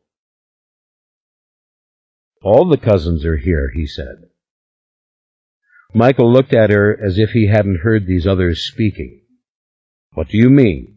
Asked Michael. That Julien didn't know. He must have known. It's not like that, Michael, she said, trying to keep it a whisper. There's an old Irish saying, a ghost knows his own business. Besides, it wasn't really him, you know. When the dead come, they aren't there. Oh, no, said Michael in a small, weary, but very sincere voice. It was Julien. He was there. We talked together for hours. No, Michael, it's like the record. You put the needle in the groove and she sings, but she's not in the room. No, he was there, Michael said softly, though not argumentatively. He reached over almost absently and picked up Rowan's hand. Rowan's arm resisted him slightly. The hand wanted to be close to the body. He gripped it gently, and then he leaned over and kissed it. Mona wanted to kiss him, to touch him, to say something, to apologize, to confess, to say she was sorry, to say don't worry. But she couldn't think of the right words.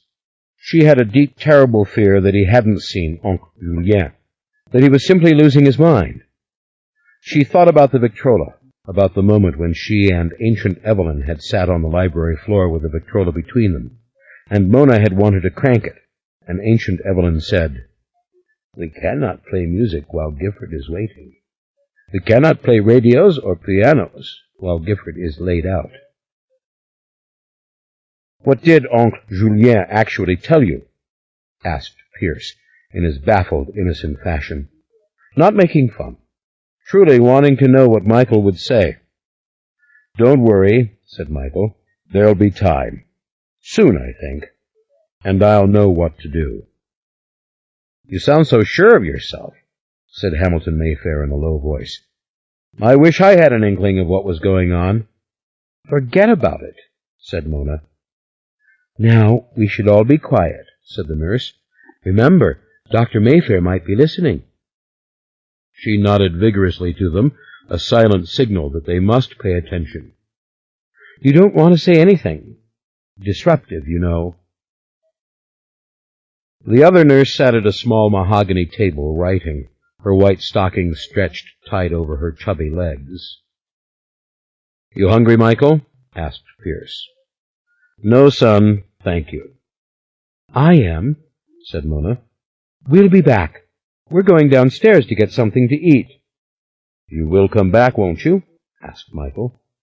Lord, you must be so tired, Mona. Mona, I'm sorry about your mother. I didn't know until afterwards. That's okay, said Mona. She wanted to kiss him. She wanted to say, I stayed away all day because of what we did. I couldn't bring myself to come under her roof with her like this and me doing it with you. And I wouldn't have done it with you if I'd known she was coming home so soon and like this. I thought... I know, baby doll, he said, smiling at her brightly. She doesn't care about that now. It's okay. Mona nodded, threw him her own secret passing smile. Just before she went out the door, Michael lit another cigarette. Snap, flash, and both the nurses turned and glared at him. Shut up, said Hamilton Mayfair. Let him smoke, said Magdalen. The nurses looked at each other, obdurate, cold. Why don't we get some other nurses, thought Mona. Yes, said Magdalene softly. We'll see to that right away. Right on, thought Mona. She went out with Pierce and down the steps. In the dining room sat a very elderly priest who must have been Timothy Mayfair from Washington. Clean and old-fashioned in his unmistakable suit, black shirt front, and gleaming white Roman collar. As Mona and Pierce passed, the elderly priest said in a loud, echoing whisper to the woman next to him, "You realize when she dies, there won't be a storm. For the first time, there won't be a storm." 27. Aaron wasn't buying it either. They stood together, the three men, out on the lawn. Yuri wondered if later this would rank as one of the worst days of his life. Searching for Aaron, finding him at last in the evening, at this big pink house on this avenue, with the noisy streetcars passing, and with all those people weeping inside. And Stoloff with him, every moment, an overbearing and confusing presence, uttering formal and soft words constantly as they had gone from the hotel to the Mayfair house on First Street, and finally uptown to Amelia, as this sprawling mansion was apparently called. Inside, dozens of people wept, the way gypsies weep and wail at a funeral. There was much drinking. Clusters of persons stood outside smoking and talking. It was convivial, yet tense. Everyone was waiting for something. But no bodies were coming here. One was in the vault already, Yuri had learnt, and the others were in the freezer of the hospital very nearby. This was not a gathering to mourn. It was a defensive coming together, as if all the serfs had fled to the shelter of the castle, only these people had never been serfs. Aaron didn't seem tense. He looked good, all things considered, as robust as Yuri had ever seen him, of good color and with a sharpening to his face which came from his cold suspicion of Stoloff, as Stoloff talked on and on. It seemed as if Aaron had become younger here, less his aging, bookish self, and more the energetic gentleman of years before. His white curly hair was longish and fuller around his face, and his eyes had their characteristic brightness. Whatever had happened here had not weakened him or aged him. There was that deep tone of discouragement in him, but it was now turning to anger. Yuri knew because he knew Aaron so well. If Stoloff knew, he didn't show it. Stoloff was too busy talking, trying to persuade them to his point of view. They stood far away on the close-clipped grass beneath what Aaron called a magnolia. It had no blossoms, this tree. Too early. But it had the largest, shiniest green leaves. On and on Stoloff talked in his quiet, persuasive, entirely sympathetic manner. And Aaron's eyes were two pieces of cold gray stone, reflecting nothing, revealing nothing except the anger. Aaron looked at Yuri. What did he see? Yuri shot a meaningful glance towards Stoloff, but this was as narrow and quick as a splinter of light, a spark. Aaron's eyes moved back to Stoloff. Stoloff had not glanced at Yuri. Stoloff's attentions were entirely fixed upon Aaron, as if this was a victory he must have. "If you won't leave tonight, then surely tomorrow," said Stoloff. Aaron said nothing. Stoloff had poured out everything now, at least 2 complete times. A beautiful elderly woman with dark, smooth gray hair stood at the end of the wooden porch and called to Aaron.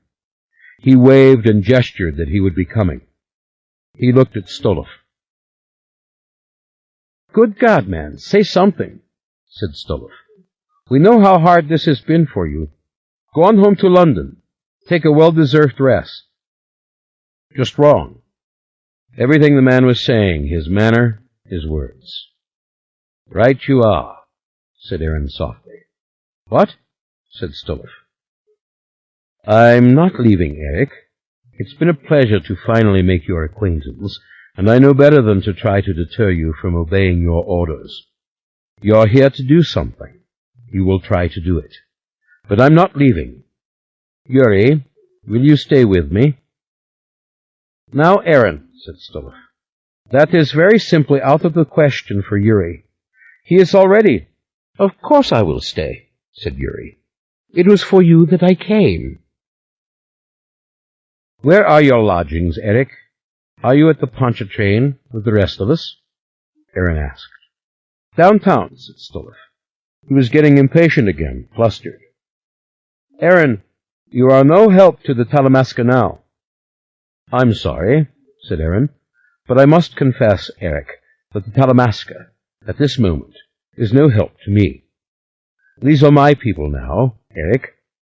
Glad to have met you. This was dismissal. Aaron extended his hand. The tall blond one looked for one moment as if he would lose his temper, then he cooled and drew himself up. I'll contact you in the morning. Where will you be? I don't know, said Aaron. Probably here, with all these people, he said. My people. I think it's the safest place for us now, don't you? I don't know how you could take this attitude, Aaron.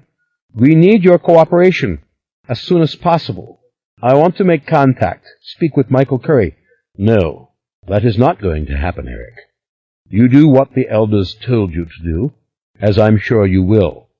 But you will not bother this family, at least not with my permission, or with my introduction. Aaron, we want to help. That's why I am here.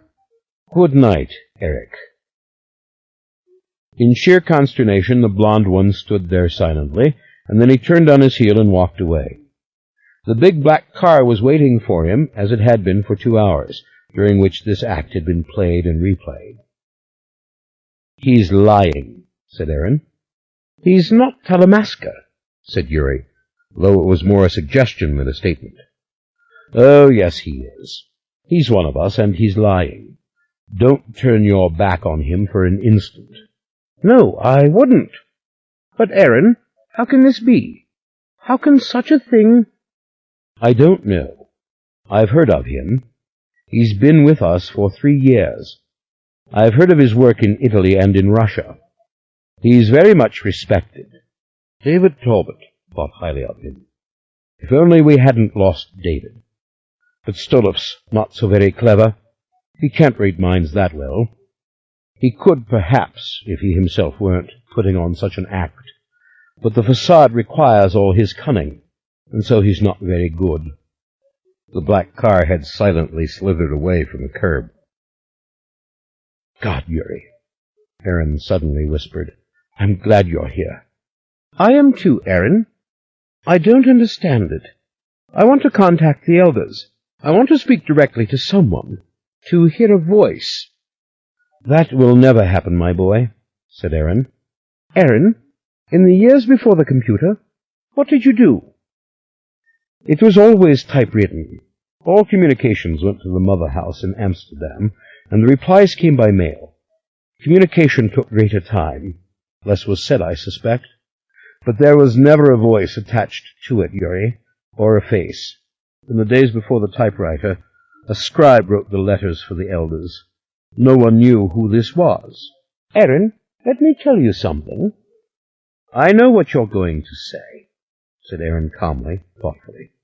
You knew the Amsterdam mother house well before you ever left it, every nook and cranny. You cannot imagine where the elders came together, where they received their communications. Nobody knows. Aaron, you have been in the order for decades. You can appeal to the elders. Surely there is some way under such circumstances— Aaron smiled in a cold, knowing way. Your expectations are higher than mine, Yuri, he said. The pretty gray-haired woman had left the porch and was coming towards them. Small-boned, with delicate wrists, she wore her simple flaring silk dress with grace. Her ankles were as slender and well-shaped as those of a girl. Aaron, she said in a soft, scolding whisper. Her hands flew out, youthful, dainty, covered with rings, and clasped Aaron by the shoulders, and then she gently kissed his cheek. Aaron nodded to her in quiet understanding. Come inside with us, said Aaron to Yuri. They need us now. We'll talk later on. His face had changed dramatically. Now that Stolif was gone, he appeared more serene, more like himself. The house was filled with good, rich cooking smells, and a high, tempestuous mingle of voices. The laughter was loud, bursting, the merry, ecstatic kind of laughter of people at a wake. One could hear others crying, women and men crying. An old man sat with his arms folded before him on a table, crying. A young girl with soft brown hair patted his shoulder over and over, her own face evincing only fear. Upstairs, Yuri was shown to a rear bedroom, small, faded, but quite appealing to him, with a narrow single four-poster bed and a dark golden satin bedspread that had seen better days. There were dusty curtains on the windows, but he liked the warmth, the coziness, even the faded flowers on the wall. He glimpsed himself in the mirrored door of the chifforobe. Dark hair, dark skin, too thin. "I am grateful," he said to the gray-haired woman, Beatrice. "But don't you think I should go to the hotel? That I should look out for myself?" "No," said Aaron. "Don't go anywhere. I want you here with me." Yuri was prepared to protest further. The house was needed for the family, but he could see simply that Aaron meant for him to stay here. "Oh, now, don't start being sad again," said the woman. "I won't have it. Come on now, we're going to have something to eat and some wine. Aaron, I want you to sit down and drink a nice cool glass of wine. You too, Yuri. Now, both of you come." They went down the rear stairs into the warmer air and the misty white layers of cigarette smoke. Around a breakfast table, near a bright fire, sat several people crying and laughing simultaneously, and one solemn man who merely stared morosely into the flames. Yuri could not actually see the fire. He stood behind the chimney, but he saw the flicker and he heard the crackle and he felt the warmth. He was distracted suddenly by a wraith of a female creature in a small back room, looking out the rear window into the night. She was very old, fragile. She wore gabardine and withered lace, and a heavy golden pin that was a hand with diamonds for nails. Her fine-spun white hair was soft around her face, nested in the old-fashioned way, with pins against the back of her head.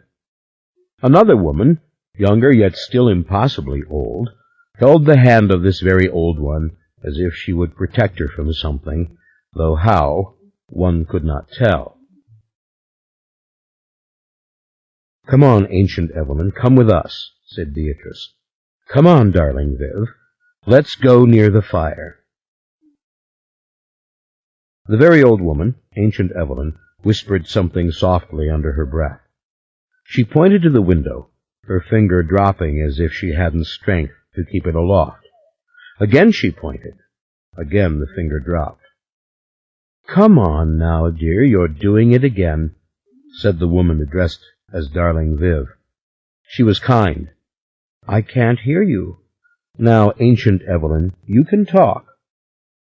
She sounded as if she were coaxing a baby. "You know you can. You were talking words all day yesterday. Talk, dear. Talk so I can hear." The Ancient One murmured again indistinctly. She continued to point.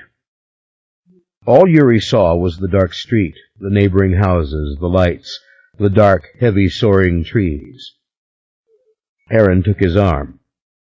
A young woman with jet black hair and beautiful gold earrings approached them. She wore a red wool dress and a fancy belt. She stood near to the fire for a moment, warming her hands. Then she drew closer, gathering the attention of Aaron and Beatrice, and even Darling Viv. There was a cool authority to her. "Everyone's together," she said to Aaron meaningfully. "Everyone is all right. They are patrolling this block and the one across the street, and 2 blocks uptown and 2 blocks down." "It will be peaceful for a while, I think," said Aaron. He blundered like a child. He could have caused more death, more suffering. "Oh, darlings, please," said Beatrice. Must we speak of this? Polly Mayfair, sweetheart, go back downtown to the office. They need you there. Polly Mayfair, sweetheart, ignored Beatrice completely. We're ready for him, said Aaron. We are many, and he is one. He'll come. Come? Polly Mayfair, sweetheart, was puzzled. Why do you say he'll come? Why would he come? Shouldn't he be running away as fast as he can? What if he's dead? Said Beatrice, assuming there is such a personage. What if he wandered from that building in Houston and simply, expired on the street? She shuddered. That would be too much to hope for, said Aaron. But if it's happened, they'll find him, and then we'll know. Oh, God, I hope so, said Polly Mayfair, sweetheart. I hope she killed him when she hit him. I hope he staggered out and died. I don't, said Aaron. I don't want him to hurt anyone else. That must not happen. He must not harm anyone. That he brought harm is unspeakable. But I want to see him. I want to talk to him. I want to hear what he has to say. I should have confronted him a long time ago. I was a fool for others, as they say. But I cannot miss this opportunity now. I want to talk to him, ask him what he thinks, where the hell he comes from, what he truly wants. Aaron, let's not go into the ghost stories, pleaded Beatrice. Come, all of you. You think it will be like that? He'll speak? Asked Polly Mayfair, sweetheart. I never thought of it. I thought we'd find him and we'd, take care of this. Destroy him. We would put an end to something that should never have been allowed to begin. No one would ever know. I never thought of speaking to him. Aaron gave a little shrug. He looked at Yuri as he spoke. I'm only undecided on one point, Aaron said. Will he go to First Street? Will he go to Mayfair and Mayfair? Will he go out to Metry, to those gathered at Ryan's house? Or will he come here? Whom will he seek out, to speak with, to trust, to lure to his side of it? I haven't figured it all out. But you believe he will do that?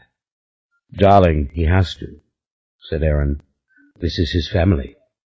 They are all under lock and key. What else can he do? Where else can he go? 28. The music came from electric mouths high up on the white walls. The people danced in the center of the room, awkwardly, rocking back and forth, but right with the music, as though they too loved it. The musicians were many, and they had crude instruments, nothing as beautiful as the bagpipes or the clairsac. It was as if she could hear that old music in this music, but the two were twined, and she could not think again. Just music. She saw the glen. She saw all the brothers and sisters dancing and singing. And then someone pointed. The soldiers had come. The band stopped. The silence clattered in on her. When the door opened, she jumped. People laughing inside, someone staring at her, a woman in a baggy, sad dress. She ought to go on to New Orleans. She had miles and miles to walk. She was hungry. She wanted some milk. They had food there, but they didn't have milk. She would have smelled it if they had. But there were cows in the fields. She'd seen them, and she knew how to take the milk. She should have done it before now. How long had she been here listening to this music? It had all started so long ago, and she couldn't remember, but this was just the first real day of her life.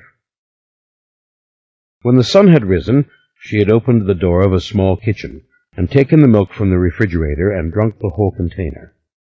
That had been morning, the delicious taste of cold milk, and the warm yellow sun coming down in long, slender, dusty rays through the thin, dead-looking trees and over the grass. Someone from the house had found her. She had said thank you for the milk. She was sorry it was all gone, but she had to have it. In the long run, these things weren't important. These people wouldn't hurt her. They didn't know what she was. In the old days, if you had stolen milk like that, they would have run after you, chasing you deep, deep into the mountains. Maybe even— "But all that is no longer important," said Father. "This is our time to rule." Go now to New Orleans. Find Michael for Mother. Yes, that is what Mother wanted with all her heart. Stop in the field where the cows stand in sleep, waiting for you. Drink the warm milk from the udder. Drink and drink and drink. She turned, but the band started. Once more the music. Warming it up with 3 or 4 notes and then pounding up through her shoes and through her throat as if she were breathing it in through the mouth. She closed her eyes, just loving it. Oh, the world is wondrous. She began to rock. Someone touched her, and she turned and looked at a man who was almost as tall as she. Wrinkled and tan and smelling of smoke all over, an old being, in a dark blue shirt and pants stained with grease. He spoke to her, but she could only hear the music beating and beating. She rocked her head back and forth. This was lovely. He leaned over and said right in her ear, "You've been watching a long time, honey. Why don't you come in and dance?" She stepped back. It was so hard for her to keep her balance with this music. She saw him take her hand, felt his harsh, dry fingers. All the tiny lines in his hands were full of grease. He smelled like the highway and the cars that shot by. He smelled like cigarettes. She let him tug her gently through the door, into the warm enfolding light, where the people were dancing. Now the vibration passed all through her. She might have gone slack all over and fallen down in a heap on the floor. There she could have lain forever, listening and singing with it, seeing the glen. The glen was as beautiful as the island ever had been. It was either that, or pull herself together with it, dance and dance and dance. That's what they were doing. The man had begun to dance with her, had placed his arm around her waist and had come close to her. He said something. She couldn't hear it. She thought it was, "You smell good."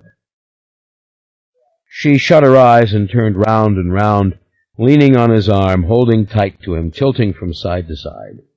The man was laughing. In a flash she saw his face, saw his mouth moving with words again. The music was thunderous. When she closed her eyes, she was back with the others, dancing in the circles, round and round, out from the stone circle.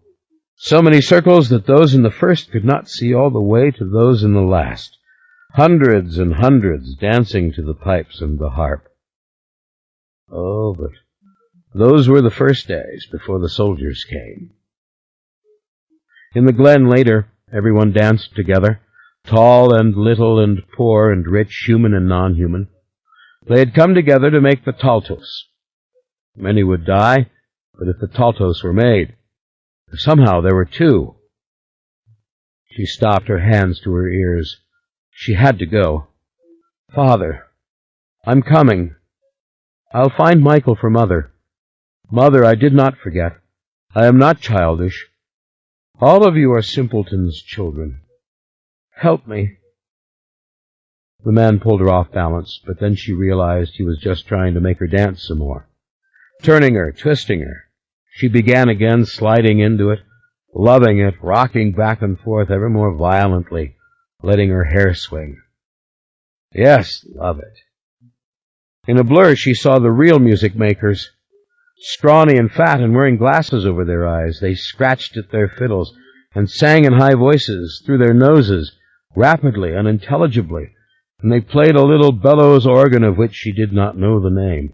That was something not inside her, that word, or the word for the mouth instrument, like the Jew's harp, which wasn't quite the same. But she loved this music. She loved the insistent pulse of it, the divine monotony, the buzz all through her limbs. It seemed to tap on her eardrums, to tap on her heart, to freeze her and consume her. As in the glen, These humans here danced. Old women, young women, boys and men, even little children. Look at them. But these people couldn't make the Taltos. Get to Father. Get to... Come on, honey babe. Something. Purpose. Leave here. But she couldn't think while the music went on, and it didn't matter. Yes, let him make her twirl. Dance. She laughed delightedly. How good it felt. Now was the time for dancing. Whoa! Dance. Father would understand. 29. It was 4 a.m. They were gathered in the double parlors. Mona, Lauren, Lily, and Fielding. Randall was also there. Soon, Paige Mayfair from New York would come. Her plane had arrived on schedule. Ryan had gone to get her from the airport. They sat quietly and waited. Nobody believes in it, thought Mona, but we have to try it. What are we if we don't give it a try? Earlier, Aunt Bee had come from Amelia Street to lay a midnight buffet out on the table, and she had put thick votive candles in the 2 fireplaces. They were only half melted away, and the hearths still gave a warm and dancing light. Upstairs, the nurses on standby talked in low voices, having made a station, so to speak, with their coffee and their charts in Aunt Vivian's room. Aunt Vivian had graciously gone up to stay at Amelia Street, yielding to the firm attachment of ancient Evelyn, who had gestured and murmured all evening to Vivian, though no one was sure that Evelyn really knew who Vivian was. 2 old ladies meant for each other, said Aunt Bee. Let's call them Tweedledee and Tweedledum. Ancient Evelyn isn't speaking again. It's a cinch. She's Tweedledum. Throughout the house, in other rooms, even up on the 3rd floor, in makeshift beds, cousins slept. Pierce and Ryan and Mandrake and Shelby were all here, somewhere. Jen and Clancy were in the front bedroom upstairs. Other Mayfairs were out in the guest house beyond Deirdre's oak. They heard the car stop in front of the gate. They did not move.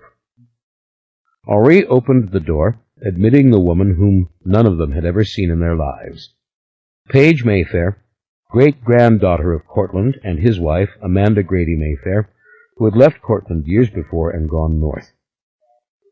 Paige was a lithe little woman, not unlike Gifford and Alicia in face and form, and only a little more bird-like, with long, thin legs and wrists. That type of Mayfair, thought Mona.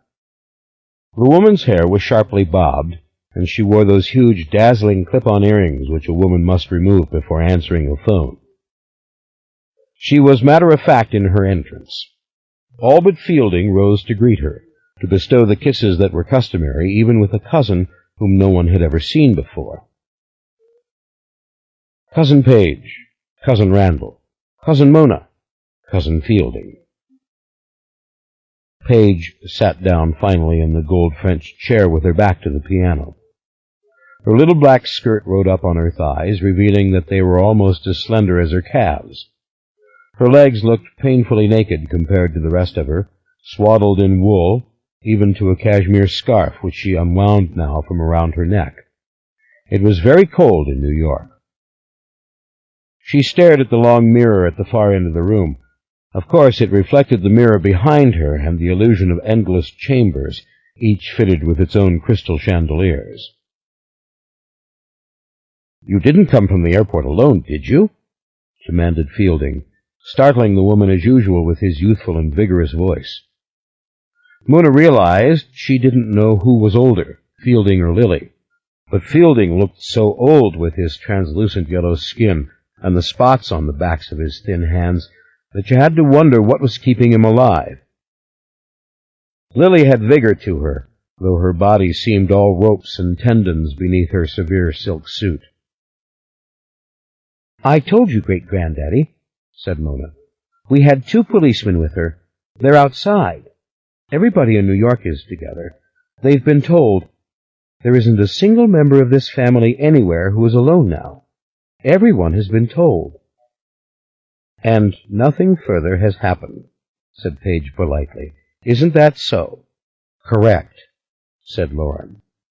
She had managed to remain her well-groomed corporate-style self, even through the long day and night. Not a single silver hair out of place. "We haven't found him," she said, as if trying to soothe a hysterical client. "But there has been no further trouble of any sort. There are people working on this investigation as we speak." Paige nodded. Her eyes veered to Mona. "And you're the legend, Mona," she said. She gave the indulgent smile one gives to pretty children. "I've heard so much about you. Beatrice is always talking about you in her letters, and you are the designee if we cannot get Rowan to come back." Shock. No one had said such a thing to Mona. She had not picked up the slightest vibe of it from any of them, either here or downtown or anywhere. She couldn't stop herself from glancing at Lauren. Lauren didn't meet her gaze. "You mean this has already been decided?" No one would look at her. Closed minds. She realized suddenly that only Fielding was staring at her, and she also realized none of them had been shocked by Paige's words, except for her. It had been decided, but not in her presence, and no one wanted to explain or amplify or clarify now. It was too much to discuss just now. Yet it was enormous, the designee of the legacy, and some very sarcastic little phrase went through Mona's mind suddenly. "You mean crazy little Mona in her sash and bow, drunken Alicia's vagabond kid?" She didn't say it. Inside, she felt the tightest, most strangling pain. "Rowan, don't die. Rowan, I'm sorry." Some vicious and perfectly luscious memory came back to her of Michael Curry's chest looming over her, and his cock slipping out of her so that she saw it for an instant, the shaft descending out of the nest of hair. She shut her eyes tight. "Let's believe we can help Rowan," said Lauren, though the voice sounded so low and so hopeless that it contradicted its own words. "The legacy is a vast question. There are 3 lawyers going over the papers now, but Rowan is still alive. Rowan is upstairs. She has survived the surgery. It was the least of her worries. The doctors have done their magic. Now, it's time for us to try." "You know what we want to do?" asked Lily, whose eyes were glazed still from crying. Lily had assumed a defensive posture, arms over her breasts, one hand resting right below her throat. For the first time ever, thought Mona, Lily's voice sounded shaky, old. "Yes, I know," said Paige. "My uncle told me everything. I understand. All these years, I've heard so much about you, all of you, and now I am here. I'm in this house. But let me say this. I don't know that I'll be of any help to you. It's a power others feel. I myself do not feel it. I don't really know how to use it, but I am always willing to try." "You're one of the strongest," said Mona. "That is what matters. We are the strongest here. None of us know how to use these gifts." "Then let's go. Let's see what we can do," said Paige. "I don't want there to be any mumbo-jumbo," said Randall. "If anybody starts saying crazy words—" "Certainly not," said Fielding, eyes sunken, hands folded on his cane. "I have to go up in the elevator. Mona, you take me. Randall, you should ride in the elevator too." "If you don't want to come with us," remarked Lauren in a steel-cold voice, "you do not have to, either of you. We will do this ourselves." "I'm coming," said Randall grumpily. "I want it noted for the record that this family is now following the advice of a 13-year-old girl." "That's not true," said Lily. "We all want to do it. Randall, please help us. Please don't be trouble at this time." They went out en masse, moving through the shadowy hall. Mona had never liked this elevator. It was too small, too dusty, too old and too powerful, and it went too fast. She followed the two old men inside, helping Fielding to the one chair in the corner, a small wooden antique chair with a cane seat. Then she pulled shut the door, clanged the gate, and pressed the button. She put her hand on Fielding's shoulder.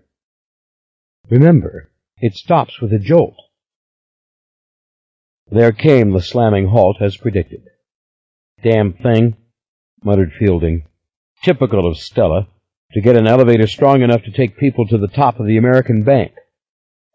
"There is no more American Bank," said Randall. "Well, you know what I mean," said Fielding. "Don't be short-tempered with me. This isn't my idea. I think it's ridiculous. Why don't we go out to Metri and try to raise Gifford from the dead?" Mona helped Fielding to stand and position his cane. "The American Bank used to be the tallest building in New Orleans," he said to Mona. "I know," she answered. She hadn't known, but that was the best way to stop that line of conversation cold. When they came into the master bedroom, the others were already assembled. Michael was with them, standing with arms folded in the far corner, looking down at Rowan's unchanged face. The blessed candles were burning on the bedside table nearest the door. The Virgin was there. Probably Aunt Bee did this, thought Mona. These candles, this Virgin with her bowed head, white veil, tiny plaster hands outstretched. Gifford certainly would have done it, if she had been around. No one said a word. Finally, Mona spoke.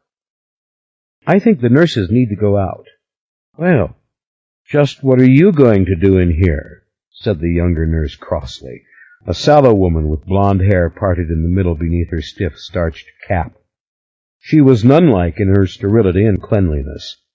She glanced at the older nurse, a dark-faced black woman who spoke not a word. "We're going to lay hands on her and try to heal her," said Paige Mayfair.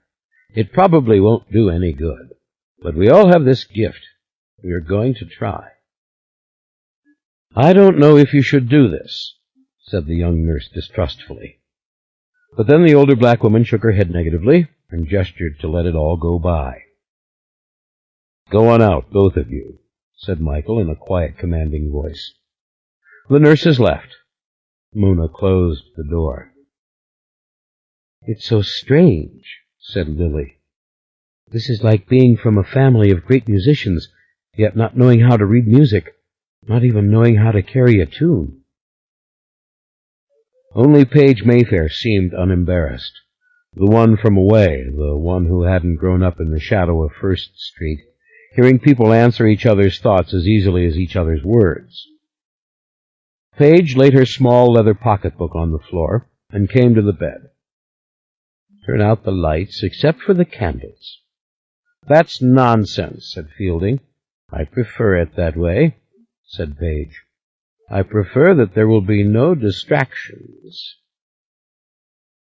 Then she looked down at Rowan, steadying her slowly from her smooth forehead down to the feet poking straight up beneath the sheet. Paige's face looked sad, deliberately sad and thoughtful. "This is useless," said Fielding. He was obviously finding it difficult to remain standing. Mona tugged him over closer to the bed. "Here, lean on the mattress," she said, trying not to be impatient. "I've got your arm. Lay your hand on her. One hand will do it." "No, both hands, please," said Paige. "Absolute idiocy," said Fielding. The others closed in around the bed. Michael stepped back, but then Lily gestured that he must join them too. They all laid their hands on Rowan, Fielding tilting forward at a precarious angle, his labored breathing audible, a little cough collecting in his wattled throat. Mona felt Rowan's soft, pale arm. She had laid her fingers right on the bruises. What had caused them?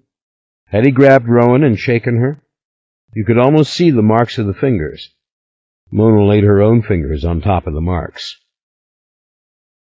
Rowan, heal. She hadn't waited for the others, and now she saw that all had made the same silent, unceremonious decision. She heard the communal prayer rising. She saw that Paige and Lily had closed their eyes. "Heal," whispered Paige. "Heal," whispered Mona. "Heal, Rowan," said Randall in a deep, decisive voice. Finally, the disgruntled murmur came from Fielding. "Heal, child, if the power is within you. Heal, heal, heal." When Mona opened her eyes again, she saw that Michael was crying. He was holding Rowan's right hand tight in both of his. He was whispering the word along with all of them. Mona closed her eyes and said it again. "Come on, Rowan. Heal." Moments passed as they remained there. Moments passed in which this or that one whispered or stirred or clasped the flesh more tightly or patted it. Lily laid her hand on Rowan's forehead. Michael bent to kiss Rowan's head. It was Paige, finally, who said that they had done what they could do. "Has she had the last sacraments?" asked Fielding. "Yes, at the hospital before the surgery," said Lauren. "But she is not going to die. She is holding steady. She is in a deep coma, and she could go on like that for days." Michael had turned his back on the assembly. Silently, they slipped out of the room. In the living room, Lauren and Lily poured the coffee. Mona set out the sugar and the cream. It was still pitch dark outside, wintry, still. The great clock chimed 5. Paige looked at it, as if startled, and then dropped her eyes. "What do you think?" asked Randall. "She's not dying," said Paige, "but there is absolutely no response. At least none that I could feel." "None," said Lily. "Well, we tried it," said Mona. "That's the important thing. We tried." She went out of the double parlor into the hallway. For a moment she thought she saw Michael at the top of the stairs, but it was just the nurse passing. The house creaked and rustled as it always did. She hurried up, deliberately on tiptoe, trying not to play the stairs like musical keys. The bedside lamp had been lighted again. The candle flames were lost in the brass-yellow illumination. Mona had wiped her eyes and took Rowan's hand. Her own hand was shaking. "Heal, Rowan," she said. "Heal, Rowan. Heal. You're not dying, Rowan. Heal." Michael put his arms around her, kissed her cheek. She didn't turn away. "Heal, Rowan," she said. "I'm sorry I did it with him. I'm sorry." "Heal, please," she whispered. "What good is it all? The heritage, the money, any of it, if we can't heal?" It must have been 6:30 when Mona made the resolve. There would be a Mayfair medical. It would happen just as Rowan had planned. Mona had taken a wool blanket with her out under the oak tree, before the guest house, and she was sitting there on the dry blanket, watching the morning shimmer in the wetness around her, the fresh, light green leaves of the bananas, the crinkled elephant ears, the ginger lilies, the green moss on the bricks. The sky was violet now, just as it might be at sunset, something she witnessed far more often than dawn. A guard slept in a straight-backed chair at the garden gate. Another walked back and forth on the other side of the picket gates, along the flagstones beside the pool. The house seemed to grow brighter, more distant against the deepening violet. A deep, blood-red aurora began to rise slowly to the far right. You never really knew east from west in New Orleans until the sun came or the sun went. Well, here it was coming, glorious and not altogether silent. It seemed the birds heard it, the birds were incited, and all the thick, shaggy leaves around her were rattling and alive. It made her happy to see it, incompletely and impatiently happy. It made her feel alone, designee of the legacy. Lauren had said in a low whisper, "This shouldn't come as much of a surprise to you. It's a matter of lineage. You traced it yourself in your computer. We'll explain it all. I cannot talk about it while Rowan lives and breathes. There will be a Mayfair medical, Rowan. That will be your legacy, and we will take our secrets with us into our own private and ultimately dispensable history. But the stones of Mayfair medical will stand firm for all to see. She felt dizzy suddenly, kind of sick. She really hated being awake at this time of morning. Always had. And when Mona was little, Alicia had always wanted to go to Mass. Drunk or sober the night before didn't matter. Alicia had to get up and go to Mass. They went uptown to Holy Name on the streetcar. Mona always felt bad like this, headachy with a bad taste in her mouth. That had only stopped in the last few years when Alicia was drinking in the morning, finally, and was already with a beer in her hand, sitting on the back steps when Mona came down. But it wasn't so bad being awake now, seeing this deep red color rising miraculously, seeing it turn to gold. The sheer excitement of the last few days rendered things so precious, so clear. Look at this garden. Never forget to look at it. A legacy.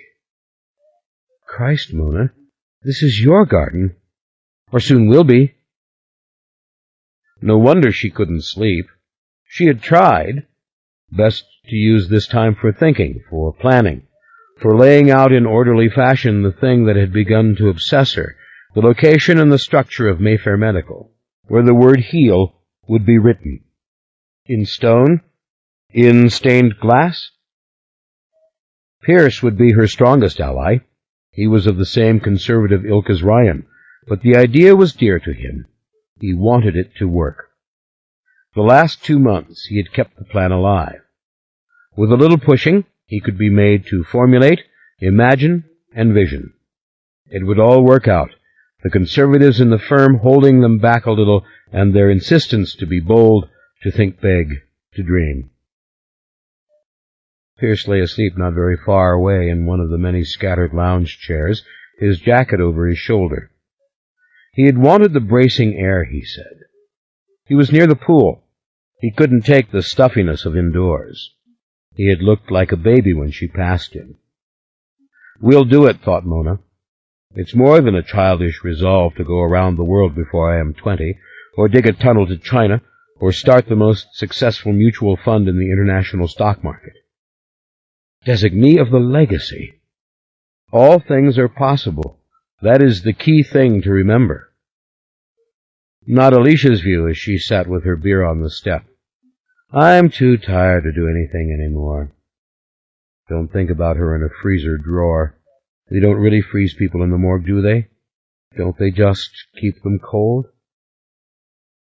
All those books on hospitals, where had Mona seen them? In Rowan's room, when Mona had been plotting to seduce Michael. Those books were in the nightstand by the bed. Mona would read them later, study the entire project. That was important. Have an advanced scheme before you bring them to the table. Run the meeting like an ad for new computers, with all those shiny laser printouts of floor plans and spreadsheets and lists. Finally, she closed her eyes. She could feel the sun now. Didn't have to see it. She would play a little trick on herself that always made her sleep. Her mind was going a mile a second, and so she made it do something.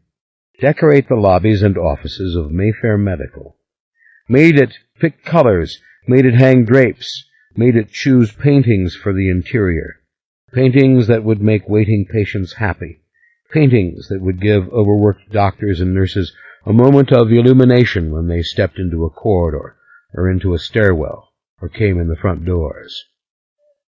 Representations of healing, something like that beautiful painting by Rembrandt of the anatomy lesson. She opened her eyes with a start. No, they wouldn't want to see that, nothing that terrible.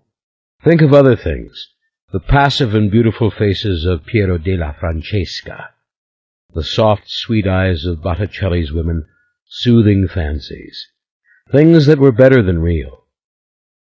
She was so sleepy. She was trying to remember all the people in that big Medici painting in Florence, the one with Lorenzo looking out of the corner of his eye. She'd been 5 when Gifford took her to Europe the first time. "Mothers and babies," she'd said as they went through the Palazzo Vecchio. She'd so loved to skip and twirl on the stone floors. She had never seen so many pictures of that one grand theme. Gifford had whispered sternly, "Madonna with child." Gifford bent down to kiss her. "Go to sleep for a while." "Yes, think I will. I didn't mean to. I mean with Michael. I never meant to." "They know that. It doesn't matter now. It's small. You are so like a Mayfair, to want to be fierce and reckless and then be guilt-ridden. Don't you know that's how it is with us? Nobody gets off light." "Are you certain she wouldn't hate me for it? That it was so small? I didn't think you would think it was small.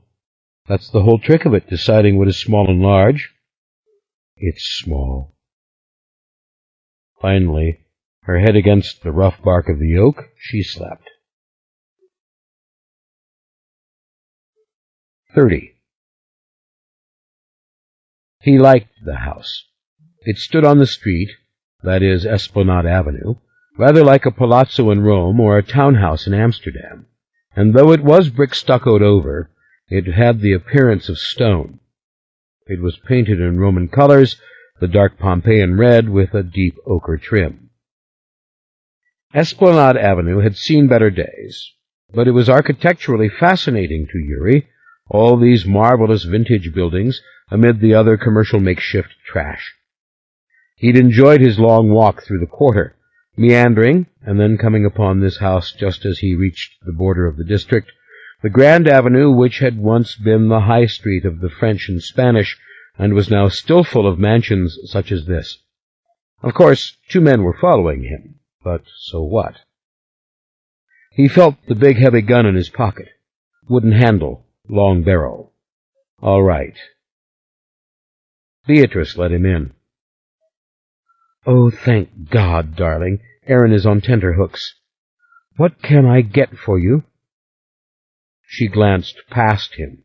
She saw the man under the tree across the street. "Nothing, madam, thank you," said Yuri.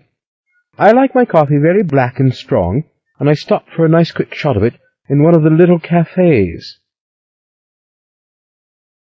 They stood in a massive center hall with a grand stairway flowing up beyond them, branched at its landing, sending narrow stairs up the right wall and the left. The floor was mosaic tile, and the walls were like those outside, a deep terracotta red.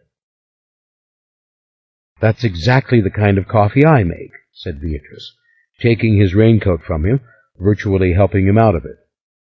The gun was in his jacket, thank God. "Brewed regular, but from espresso roast. Now go into the parlor. Aaron will be so relieved." "Ah, then I would accept, thank you," said Yuri.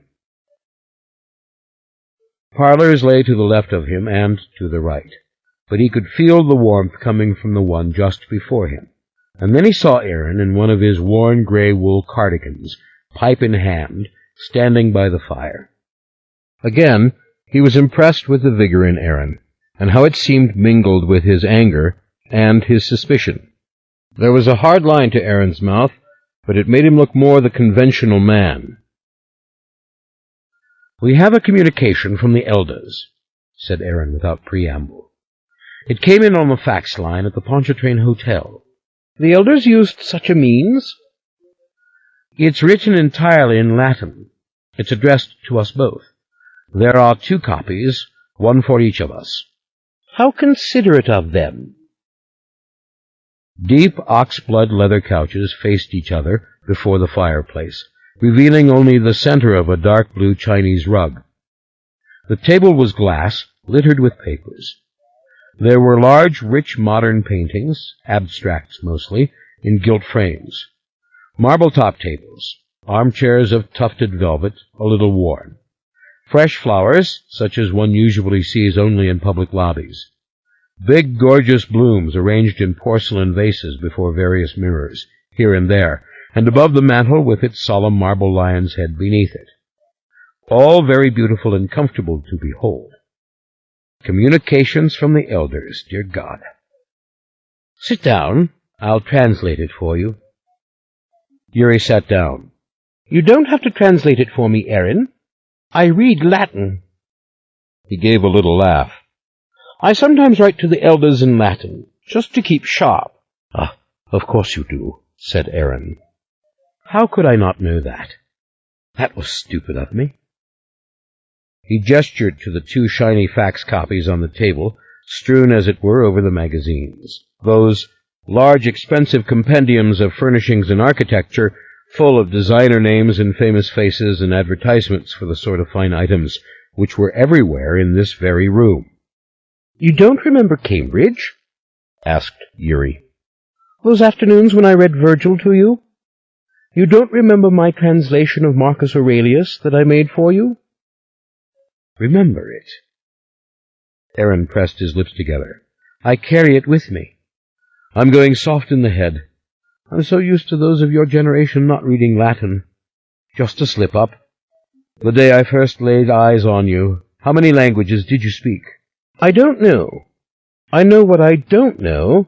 Let me read it. Yes, but tell me first what you found out. Stoloff is at the Windsor Court. Very fancy, very expensive.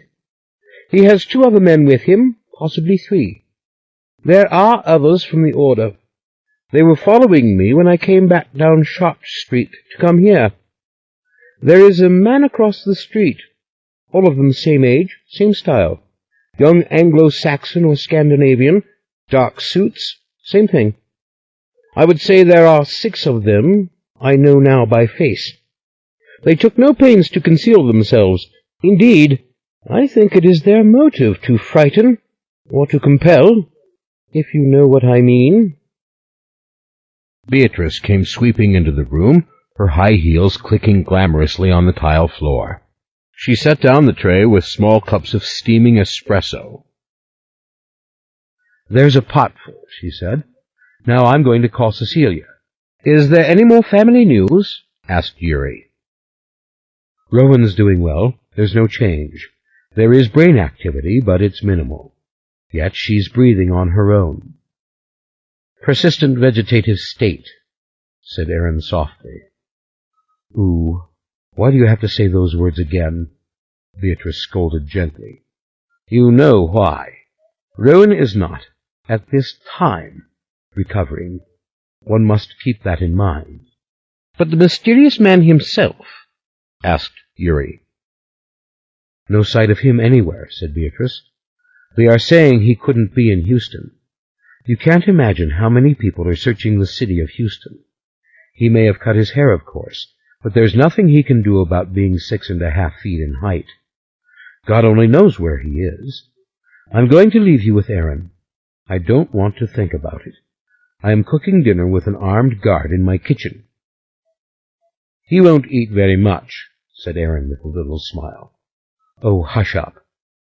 She seemed on the verge of something, then simply went to Erin and kissed him brusquely and affectionately, and dashed out in a flurry of silk and clicking heels as she had come. Yuri loved the coffee. A pot of it. His hands would soon be trembling, and he would have indigestion, but he didn't care.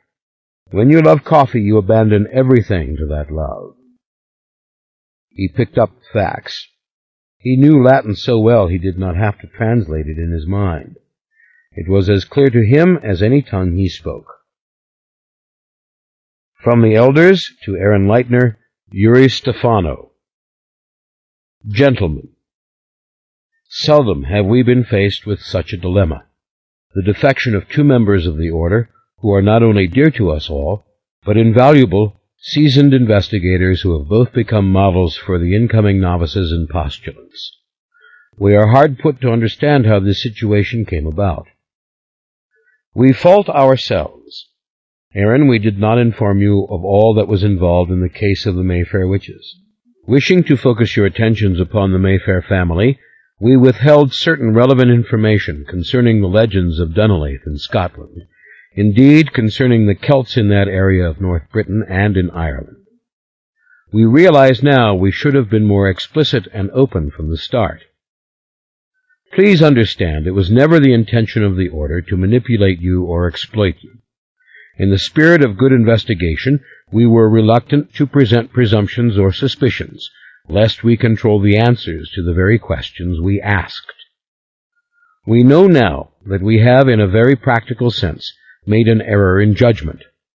You have abandoned us.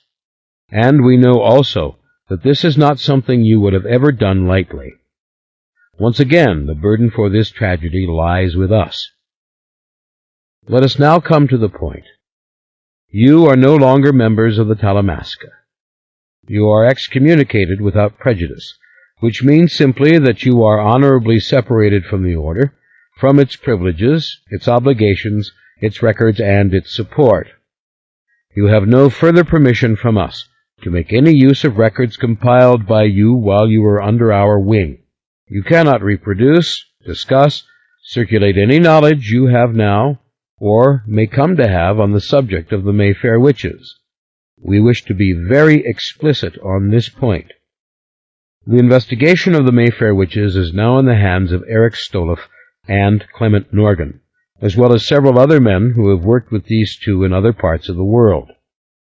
They will proceed to make contact with the family, without your assistance and with full disclosure that you are no longer connected with us and that they are not connected with you.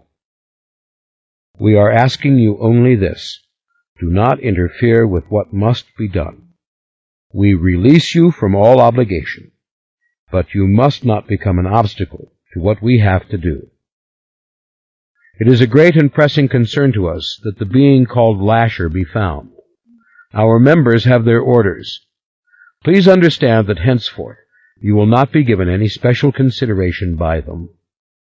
At some point in the future, we invite you both to return to the Mother House to discuss with us in detail, through written communication, your defection and the possibility of your rededication and renewal of your vows. At this time, we must say farewell on behalf of your brothers and sisters in the Talamasca, on behalf of Anton Marcus, the new Superior General, on behalf of all of us who love you and value you, and are saddened that you are no longer in the fold. Please take note at the appropriate time and through the appropriate channels that ample funds have been deposited in your accounts to cover severance expenses. This is the last material support you will receive from the Talamasca. Yuri folded the slick pages and slipped his copy into his jacket pocket, right alongside of the gun. He looked up at Aaron, who seemed calm, unconcerned, deep in thought. "Is this my fault?" asked Yuri. "That you are excommunicated so quickly? Should I not have come?" No, don't let the word chill your heart. I was excommunicated because I refused to leave here. I was excommunicated because I would not stop sending queries to Amsterdam as to what was actually going on. I was excommunicated because I ceased to watch and be always here. I'm glad you're here, because now I feel anxiety for all my fellow members. I don't know how to tell them, but you who were the dearest to me, besides David, you are here, and you know what I know." "How do you mean that you are frightened for the other members?" "I am not an elder," said Aaron. "I am 79 years old, but I am not an elder." He looked at Yuri. Of course, this simple admission was a flagrant violation of the rules. Aaron went on. "David Talbot was never an elder. He told me so before he left the Order. He told me that he had never spoken with anyone who was an elder.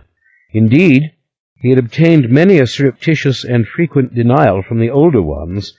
They weren't elders. They didn't know who the elders were." Yuri didn't answer. All his life, since the age of 12, he had lived with the idea that the elders were his brethren, a jury, so to speak, of his peers. "Precisely," said Aaron. "And now I don't know who they are or what their motives are. I think they killed a doctor in San Francisco.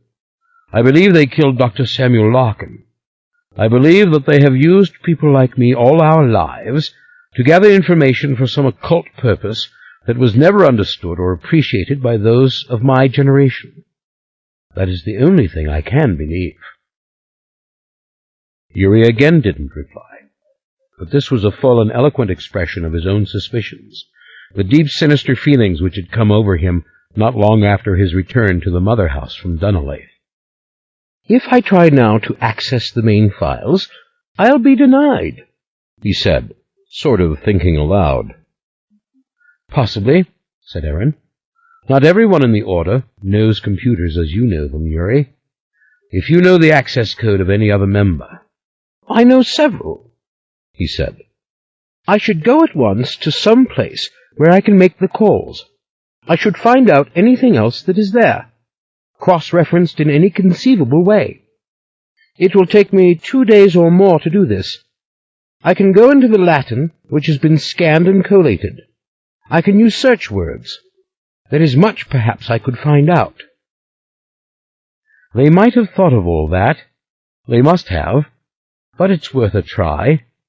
My mind is too old for it, and so are my fingers. But there is a computer modem with a phone in the house on Amelia Street.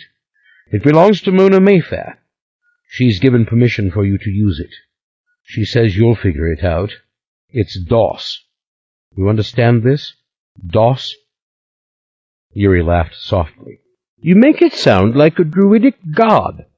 It means the operating system of the computer, that it is IBM compatible."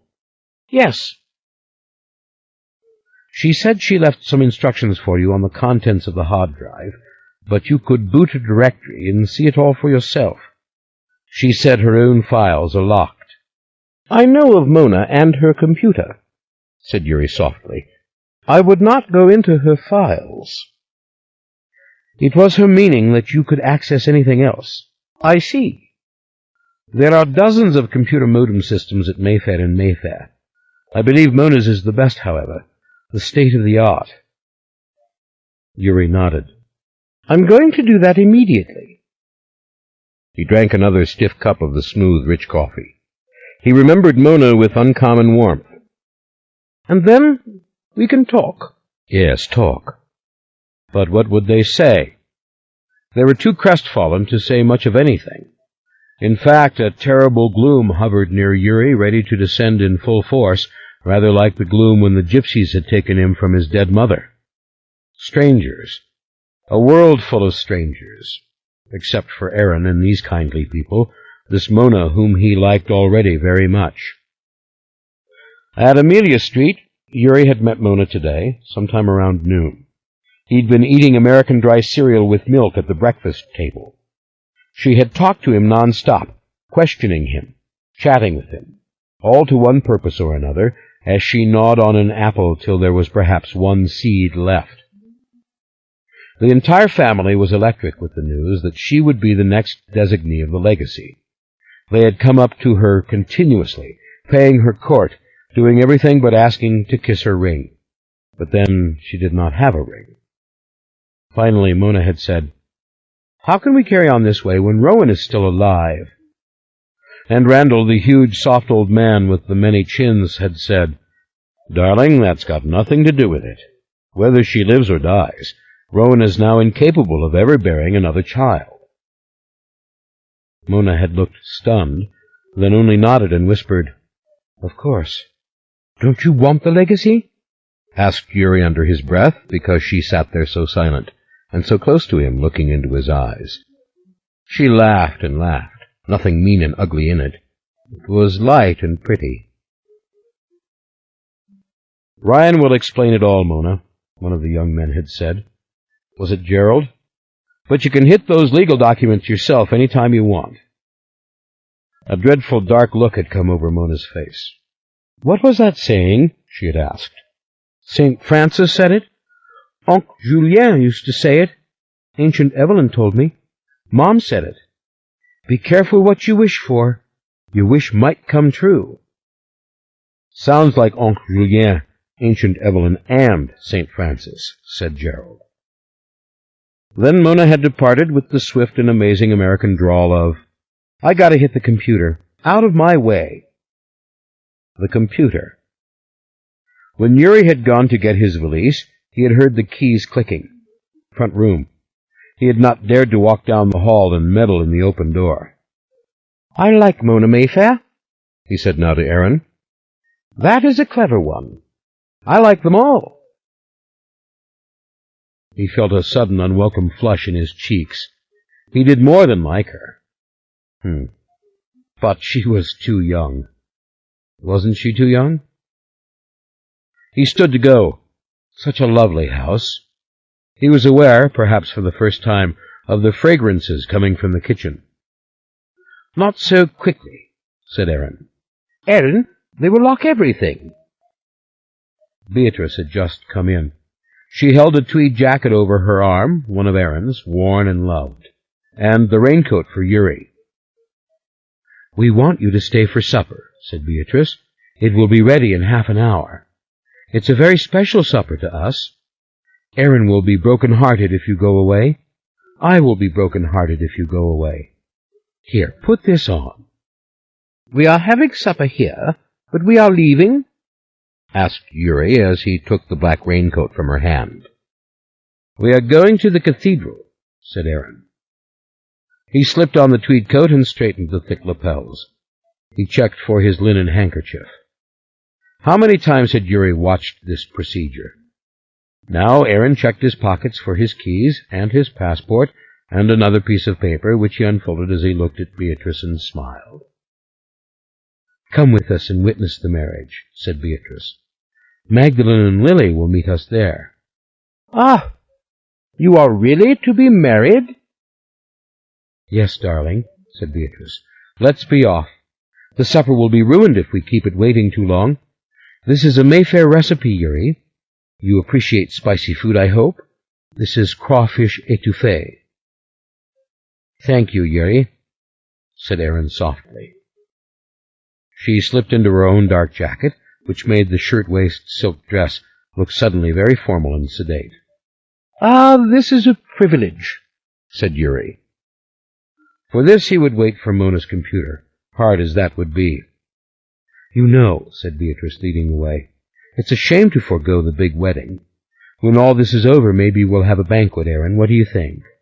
When everyone is happy and it's all over, we'll have the most splendid party. But the fact is, I will not wait." She shook her head. Then she said again, with just a hint of panic, "I will not wait." 31. He chose his moments for bathroom breaks, made sure the nurse was standing right there.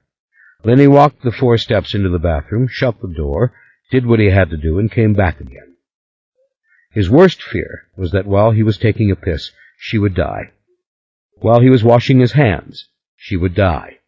While he was talking on the phone, she would die. His hands were still wet now. He hadn't taken time to dry them. He sat down in the wing chair and looked across the room, at the old wallpaper above the fireplace, an oriental pattern of a willow and a stream. They had so reverently left it when they refurbished. Just that one old panel, the chimney panel. All the rest of the room was fresh and new, surrounding the high antique bed with swaddling comfort. She lay as before, light glinting in her motionless eyes. This evening around 8, they had run all the grams again, as he called them, electroencephalo and electrocardio and so forth and so on. Her heartbeat was no stronger than it had been when she was first found. Her brain was as dead as a brain can get and still have life in it. Her soft, delicate face with its beautiful cheekbones was a bit more ruddy. She didn't have the dried-out look anymore. He could see the result of the fluids, especially around her eyes, and in her normal-looking hands. Mona said it didn't look like Rowan. It was Rowan. Pray you are in some soft and beautiful valley, safe from knowing. Pray our thoughts can't touch you, only our comforting hands. They had put a big rose-colored wing chair in the corner for him, between the bed and the bathroom door. There was the chest of drawers there to the right with his cigarettes and with his ashtray and also with the gun Mona had given him, a big, heavy .357 Magnum that had belonged to Gifford. Ryan had brought it home from Destin 2 days before. "You keep this. That way if the son of a bitch comes into this room, you can pop him," Mona had said. "Yes, I got it," he said. He had wanted just such a weapon, a simple tool, to use the phrase of Julien, to use the phrase of his many revelations. Just a simple tool to blow away the face of the being who had done this to her. At moments, his time spent with Julien in the attic was more real than anything else. He had not tried to tell anyone else but Mona. He really wanted to tell Aaron. The maddening thing was, he couldn't get a moment alone with Aaron. Aaron was so angry about the suspect involvement of the Talamasca that he was spending every hour elsewhere, checking on things, verifying whatever. Except, of course, for the brief wedding in the sacristy of the cathedral, which Michael had been compelled to miss. Downtown Mayfair's Mary at the Cathedral, Mona had explained. Mona was asleep now in the front bedroom, on the bed which had been his and Rowan's. It must be exhausting to go from being a fairly poor relation to the queen of the castle, he thought. But the family was losing no time in designating Mona. It was a matter of expediency. Never had the family known such turmoil and jeopardy.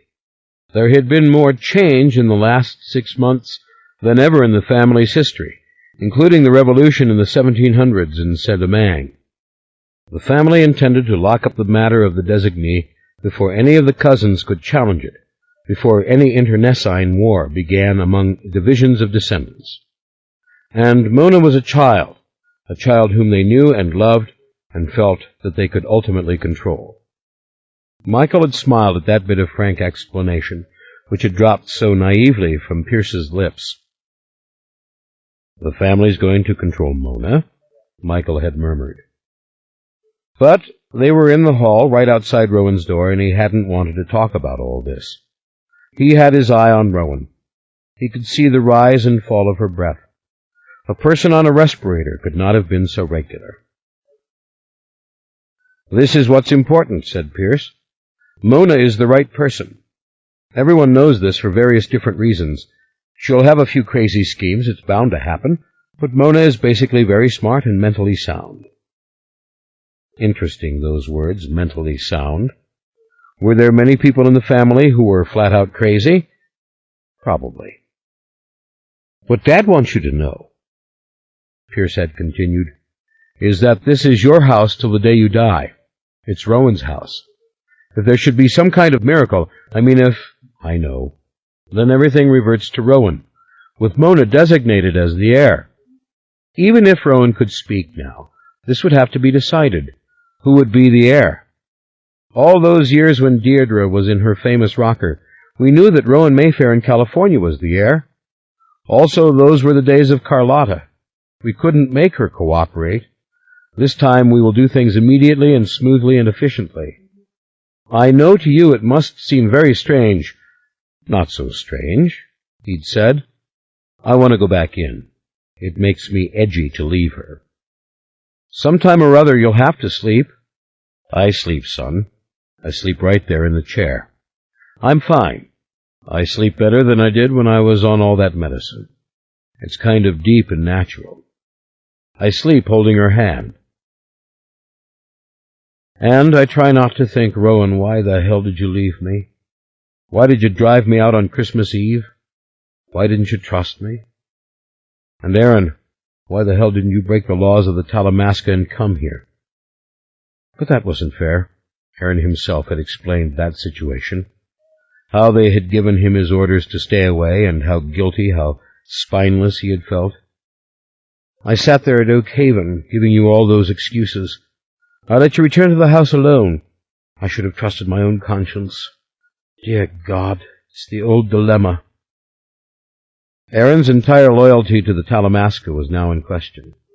Thank God that he loved Beatrice, that she loved him. What would become of a man like that, cast out of the Talamasca? Hell, the handsome gypsy with the jet-black eyes and the golden skin was young. He closed his eyes. He knew the nurse was fiddling with the IV again. He could hear her and hear the little beeps which came from the electronic control. How he hated these machines, machines which had surrounded him in the cardiac unit for so long. And now she lay there at their mercy, she who had taken so many people through the techno-medical veil of tears. Whatever happened, she had suffered for it unspeakably, and he had made his vow. When that thing was found, he would kill it. Nobody would stop him. He would kill it.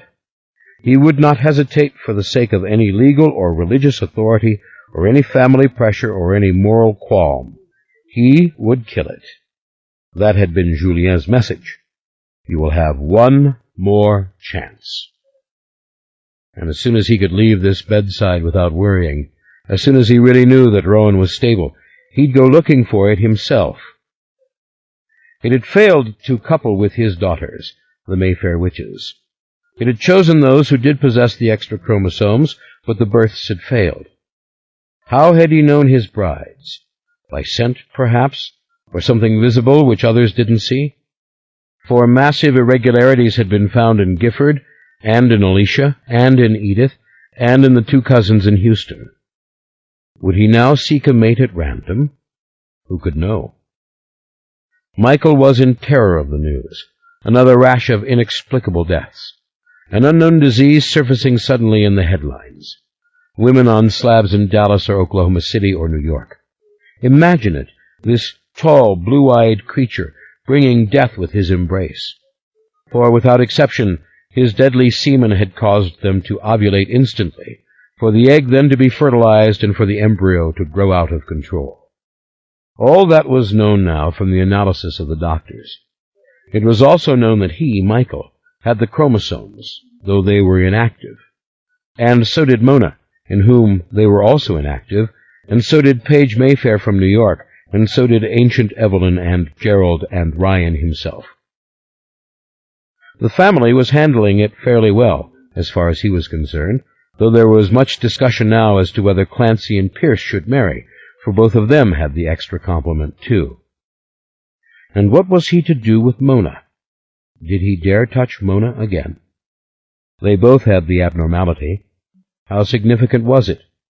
How much of Lasher's birth had been chromosomal, and how much his soul sliding in there and taking over? What right had Michael to be touching Mona anyway?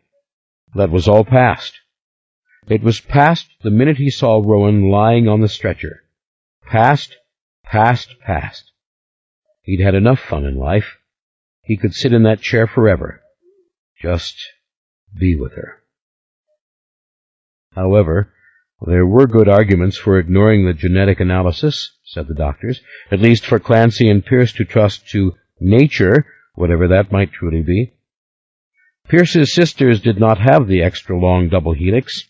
They had extra genes, but it simply wasn't the same. Ryan and Gifford, both with extra genes, had failed to produce a monster. Michael had had lovers. Yes, and if years ago his girlfriend hadn't chosen an abortion against his heartfelt wishes, he might have had a normal child. Forensic analysis of Deirdre's genetic blueprint had also indicated she did not possess the extra chromosomes, yet she had given birth to a child who did. Still, should those who carried the extra package court disaster? Look, that thing came through on Christmas. Rowan and I didn't make it. We just created a fetus, and the thing took it out of God's hands. It didn't grow out of control in Rowan's body. It didn't make her abort. Not until that thing went into it. God's hands. How odd of him to have used the word God. But the longer he stayed in this house, the longer he stayed in New Orleans, and there was no reason to presume he wouldn't forever, the more normal the concept of God seemed. Whatever, the genetic material had only been discovered. A small corps of family-managed doctors were working right round the clock to solve the mystery, working even now. Nothing was going to happen to these doctors either. Only Ryan and Lauren knew their actual location, their names, the laboratory in which they worked. The Talamasca would not be told this time. The Talamasca whom Aaron no longer trusted, and whom he suspected of the worst, most unspeakable wrongs. Aaron, take it easy. Michael had said earlier this afternoon. Lasher could have killed those doctors. It's just that simple. He could have killed anyone who had any evidence. He is one being, Michael. He cannot be in two places at once. Please believe me, a man of my ilk doesn't make rash statements, especially not about an organization to which he has given his undivided loyalty for an entire life. Michael hadn't pressed him, but he hadn't liked the idea, not at all. On the other hand, there was something he should have told Aaron. If only they'd been alone, but that never seemed to happen. When Aaron had stopped this morning, Yuri, the gypsy kid, had been with him, and the indefatigable Ryan and his clone, son Pierce. Michael looked at his watch. It was 10:30, and it was Aaron's wedding night. He sat back, wondering when it would be proper to call. Of course, there would be no honeymoon for Aaron or Beatrice. How could there be? But they were married now, lawfully under the same roof, and the entire family was happy. Michael had heard enough to be sure of it from the cousins who had come to visit all day long. Well, he had to get a message to Aaron. He had to not forget this. He had to remember everything and be ready, and his weariness couldn't get to him or fuddle him. Not this time. He turned and opened the top drawer of the chest very quietly. The big gun was a beauty. He'd love to take that down to a shooting gallery and fire away. Funny thing was, Mona said she liked to do that, and he'd gotten a kick out of it. Mona and Gifford had gone target practicing together in a funny place in Gretna, where you wore ear covers and eye covers and fired at paper targets in long concrete carrels. Ah, the gun, yes. And also here was the notepad he had put there himself some weeks before, and a fine point black pen. Perfect. He took the pad and pen and shut the drawer. Dear Aaron, somebody's going to take this note to you, because I will not have a chance to tell you this for some time. I still think you're all wrong about the tea. They couldn't have done those things. They just couldn't. But there is another corroborating opinion. This you need to know. This is the poem Julien recited to me, the poem Ancient Evelyn recited to him over 70 years ago. I cannot get away to ask Ancient Evelyn if she remembers it. She's no longer talking sense, they tell me. Maybe you can ask her. This is what is written in my mind. One will rise who is too evil. One will come who is too good. Twixt the two a which shall falter and thereby open wide the door. Pain and suffering as they stumble, blood and fear before they learn. Woe betide this springtime Eden, now the veil of those who mourn. Beware the watchers in that hour, bar the doctors from the house. Scholars will but nourish evil, scientists would raise it high. Let the devil speak his story, let him rouse the angel's might, make the dead come back to witness, put the alchemist to flight. Slay the flesh that is not human, trust to weapons crude and cruel, for, dying on the verge of wisdom, tortured souls may seek the light. Crush the babes who are not children, show no mercy to the pure, else shall Eden have no springtime, else shall our kind reign no more. He read it over. Dreadful handwriting. You've let it go to pot, buddy. But it was readable, and now he circled the words, scholars, scientists, alchemist. He wrote, Julien was suspicious too. Incident in a church in London, not in your files. He folded the paper and put it in his pocket. He'd entrust this to Pierce or Gerald only, and one of them would be along before midnight. Or maybe even Hamilton, who was out taking a nap. Hamilton wasn't a bad guy at all. He slipped the pen in his pocket and reached out with his left hand to clasp Rowan's fingers. There was a sudden jerk. He rose up with a start. Just a reflex, Mr. Curry, said the nurse from the shadows. It happens now and then. If she was hooked to one of the machines, It would drive the needle crazy, but it doesn't mean a damned thing. He sat back, holding tight to her hand, refusing to admit it was as cool and lifeless as before. He looked at her profile. It seemed to have slipped a little to the left. But maybe that was a mistake. Or they had lifted her head for some reason, or he was just dreaming. Then he felt the fingers tighten again. "There, it happened," he said. He stood up. "Turn on that lamp." "It's nothing. You're torturing yourself," said the nurse. She came softly to the side of the bed, and she laid her fingers on Rowan's right wrist. Then, removing a small flashlight from her pocket, she bent over and directed the tiny beam right into Rowan's eye. She stepped back, shaking her head. Michael sat down again. "Okay, honey. Okay. I'm going to get him. I'm going to kill him. I'm going to destroy him. I'm going to see that his brief, fleshly life comes to a swift end. I am going to do it. Nothing this time will stop me. Nothing." He kissed her open palm. No movement in the fingers. He kissed it again, and then he folded the hand closed and put it at her side. How terrible to think she might not want him to be touching her, might not like the light or the candles, might not want anyone near her, and yet she was locked inside, unable to utter a single word. "Love you, darling dear," he said to her. "I love you. I love you." The clock struck 11. How strange it was. The hours dragged, and then they flew. Only Rowan's breathing had the constant rhythm.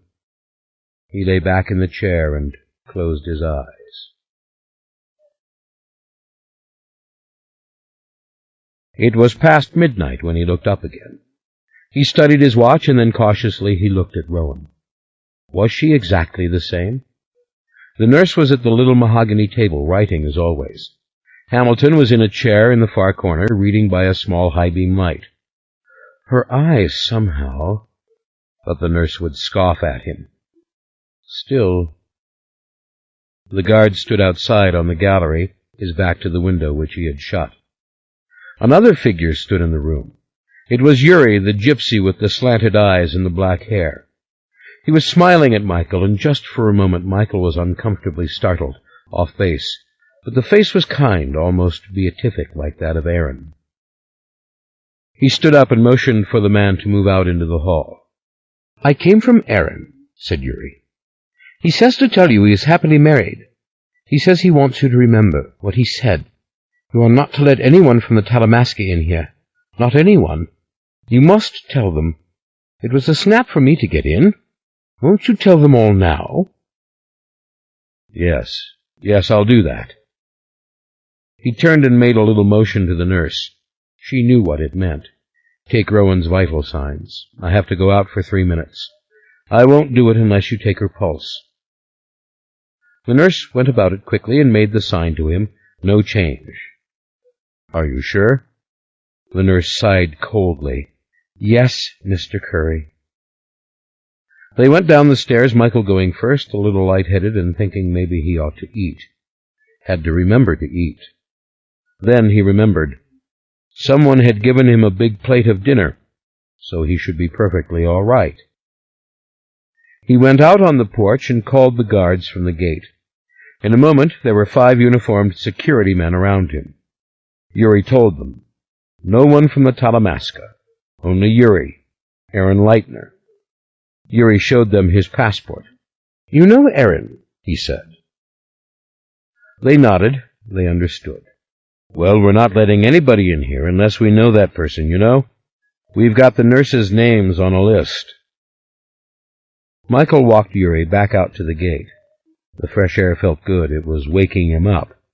"I talked my way past them," said Yuri. "I don't want to get them in trouble, but stay on them. Remind them. I never gave them my name." "I got you," said Michael. He turned and looked up at the window of the master bedroom. On the first night that he had ever seen it, candles had been flickering behind the closed blinds. He looked at the window below it, which led to the library, the window through which that thing had almost come. "I hope you're close. I hope you're coming," he said in a bitter whisper, meant only for Lasher, his secret and old friend. "You have the gun Mona gave you?" Yuri asked. "Upstairs. How did you know about that?" "She told me," he said. "Put it in your pocket. Carry it always. You have other reasons." He gestured to a figure in the shadows across Chestnut Street, against the stone wall. "That is one of the Talamasca," he said. "Yuri, surely you and Aaron don't really believe these men to be dangerous? They're being devious, I see that. They aren't helping. But dangerous? You're angry, something's happened. But you don't think men from the Talamasca would take human life." "Yuri, I did my own investigating of the Talamasca. So did Ryan Mayfair before I married Rowan. The Talamasca is made up of bibliophiles and linguists, medievalists and clerks." "Nice description. Your words?" "I don't know. I think so. Seems I said it crossly to Aaron once. But seriously, Lasher is the thing to fear. Lasher is the thing to catch." He reached into his pocket. "Almost forgot. Take this to Aaron. You can read it if you like. It's a poem. I didn't write it. Make sure he gets this. Not tonight. Tomorrow, whenever you see him, will be soon enough. It contradicts what I'm saying, actually, but that's not the point. I just want him to see it, all of it. Maybe some of it will mean something to him. I don't know." "All right. I will see him in an hour. I am going back there. But keep the gun near you. See that man? His name is Clement Norgan. Don't speak to him. Don't let him come in." "You mean don't ask him what the hell he's doing there?" "Exactly. Don't let him goad you into engaging him in conversation. Just keep an eye." "All this sounds so Catholic, so Talamasca," said Michael. "Don't engage the devil in conversation. Do not converse with the evil spirit." Yuri shrugged, with a small bit of a smile. He looked off into the dark, his eyes fixed on the distant figure of Clement Norgan. Michael could scarcely make it out. There was a time when he could have seen it clearly, but now this night vision wasn't so good. He knew it was a man there, and it crossed his mind that somewhere out here in this soft, gentle darkness, somewhere Lasher could be standing, watching, waiting. But for what?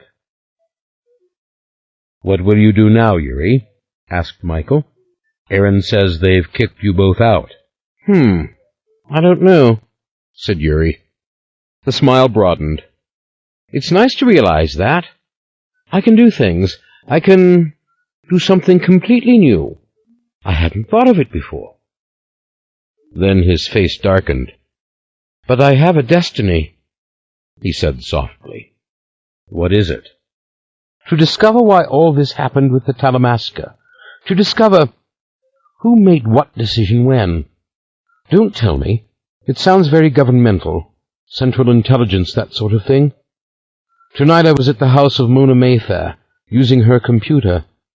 I tried to reach the Mother House archives. Every code was blocked. Imagine changing so many codes just to defeat me. Maybe it is always done.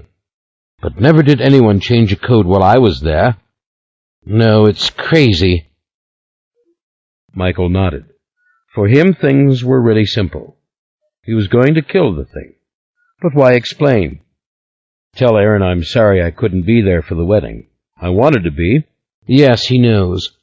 Be careful. Watch and listen. 2 enemies, remember?" And with that, Yuri stepped back and then darted away. He was across Chestnut Street with a few large strides, and then gone down first, without so much as a sideways glance at Norgan. Michael went back up the steps. He summoned the guard nearest the door. "That man over there, keep an eye on him," said Michael. "Oh, he's okay. He's a private detective hired by the family." "Are you sure?" "Absolutely. Showed us his identification earlier." "I don't think so," said Michael. Yuri knew him. He's not a private detective. Did any of the family tell you they had hired him to be here?" The guard was flustered. "No. He showed me his identification. You're right. It should have come from Ryan or Pierce Mayfair. You better believe it." Michael was about to say, "Call him." He was about to walk down the steps and go over to the man himself. Then he remembered that strange religious admonition, "Do not engage him in conversation." "You know the next shift?" asked Michael. "Their names, their faces?" "Yes, all of them. And the guys out back. I know who's coming at 3 tomorrow afternoon and at midnight tomorrow night. Got all those names. I should have questioned this guy. Look, let me run that bastard out of here. He said he was working for the Mayfair family." "No, just watch him. Maybe Ryan did hire him. Maybe Ryan forgot to tell you and me. Just watch him and anybody like him, and don't let anyone in without talking to me." "Yes, sir." Michael went back inside, shutting the big door behind him. For a moment he stood against it, looking down the narrow hallway at the old familiar sight of the high keyhole door to the dining room and the bit of colored mural beyond. What's going to happen, Julien? How is it going to work itself out? Tomorrow the family would convene in the dining room to discuss this very question. If the man had not surfaced, what should they do? What was their obligation to others? How should it be handled? "We will deal with the specifics," Ryan had said, "with what we know, as corporate lawyers are bound to do. This man abducted and abused Rowan. That is all the various law enforcement agencies need to be told." Michael smiled. He started the slow climb up the long flight of stairs. Don't count them, don't think about it. Don't think about a twinge in your chest or a swimming feeling in your head. It was going to be fun working with law enforcement agencies, trying to keep all this secret. Oh, Lord, would the papers have a field day? He suspected the simplest angle would be some cheap statement as to the man's being a Satanist, a member of a violent and dangerous cult. And then he thought of that shining spirit, the man whom he had once seen behind the crib at Christmas and staring at him in the garden below. He thought of that radiant countenance. What's it like, Lasher, to be lost in the flesh and to have the whole world looking for you? Like being a needle in a haystack instead of such a powerful ghost? In this day and age, they find needles in haystacks. And you are a bit more like the family emerald, lost in a box of jewels. Not so hard to see you, snatch you, snare you, keep you, the way no one could have ever done when you were Julien's demon or fiend. He stopped at the door of the bedroom. All was as he had left it. Hamilton reading, the nurse with her chart, the candles giving off the sweet, good odor of expensive wax, and the shadow of the Virgin statue dancing behind them, the shiver of the shadow thrown across Rowan's face and giving it a false life. He was about to resume his old position when he spied a movement in the bedroom at the end of the hall. Must be the other nurse, he thought, but he didn't like it, and he went down the hall to check. For one moment he couldn't make out what he was seeing, a tall gray-haired woman in a flannel gown. Sunken cheeks, bright eyes, a high forehead. Her white hair was loose over her shoulders. Her gown hung to her bare feet. The twinge in his chest became a pain. "It's Cecilia," she said mercifully, patiently. "I know. Some of us Mayfairs were born looking like ghosts. I'll come in and sit with her if you like. I've just slept a good 8 hours. Why don't you lie down here for a little while?" He shook his head. He felt so foolish and so badly shaken, and he hoped to God he hadn't hurt her feelings. He went back in to take up the vigil as before. "Rowan, my Rowan." "What's that spot on her gown?" he asked the nurse. "Oh, must be a little water," said the nurse, pressing a dry washcloth to Rowan's breast. "I was wiping her face and moistening her lips. Do you want me to massage her now? Just move her arms, keep them flexible?" "Yes, do it. Do anything and everything. Do it whenever you get bored. If she shows the slightest Of course. He sat down and closed his eyes. He was drifting. Julien said something to him, but he was just remembering the long story, the image of Marie Claudette with her 6 fingers. 6 fingers on the left hand. Rowan had had beautiful and perfect hands, hands of a surgeon. What if she had done what Carlotta Mayfair wanted, what her mother had wanted? What if she had never come home? He awoke with a start. The nurse was lifting Rowan's right leg, carefully, gently, smoothing the lotion over the skin. Look how thin, how worn. This will keep her from getting drop-foot. We have to do it regularly. You want to remind the others? I'll write it on the chart. But you remember. I will, he said. She must have been a beautiful woman, said the nurse, shaking her head. She is a beautiful woman, said Michael. But there was no anger in it, no resentment. Just setting the record straight. 32. He wanted to do it again. Emileth didn't want to stop dancing. The building was empty. No one else came this evening, and she wasn't dancing except in her sleep. She opened her eyes. There he was. The music was playing. She'd been hearing it in her dreams, and now he was so insistent. Do it. He wanted to take off her long pants again and be inside her. She didn't mind it, but she had to be going to New Orleans. She really did. Look, it was dark again, positively late-night dark. The stars would be hanging low over the field outside, over the swampland, over the smooth highway with its silver wires and its dreamy white lights. Got to start walking. Come on, honey. I told you we can't make a baby, she said. It just won't work. That's just fine, darling. I don't mind at all about not making a baby. Come on now, you're my sweet little thing. What if I turned off the music? And here, I got you some milk, some fresh milk. Said you wanted some more milk, remember? Look, I got you ice cream, too.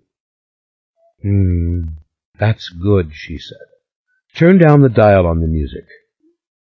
Only then could she move.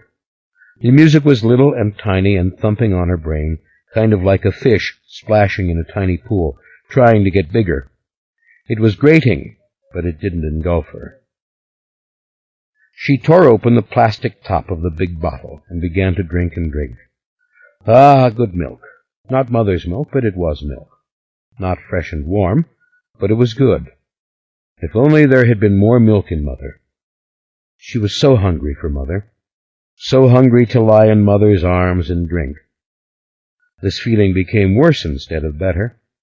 When she thought of Mother, she wanted to cry.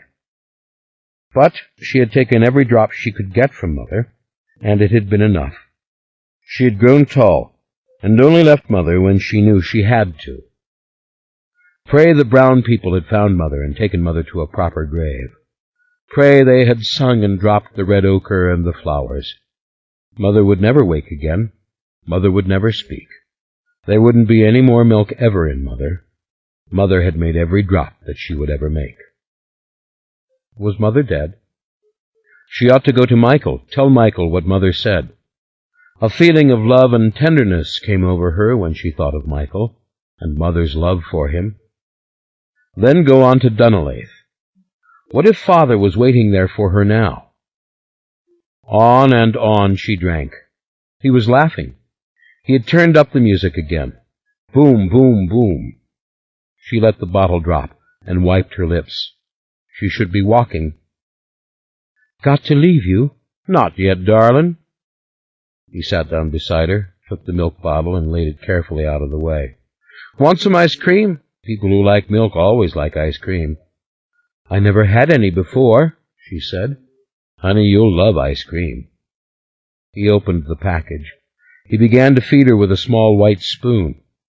Oh, this tasted even more like Mother's breast, sweeter and delicious. It made a shiver pass through her. She took the carton and began to eat. She was humming with the music.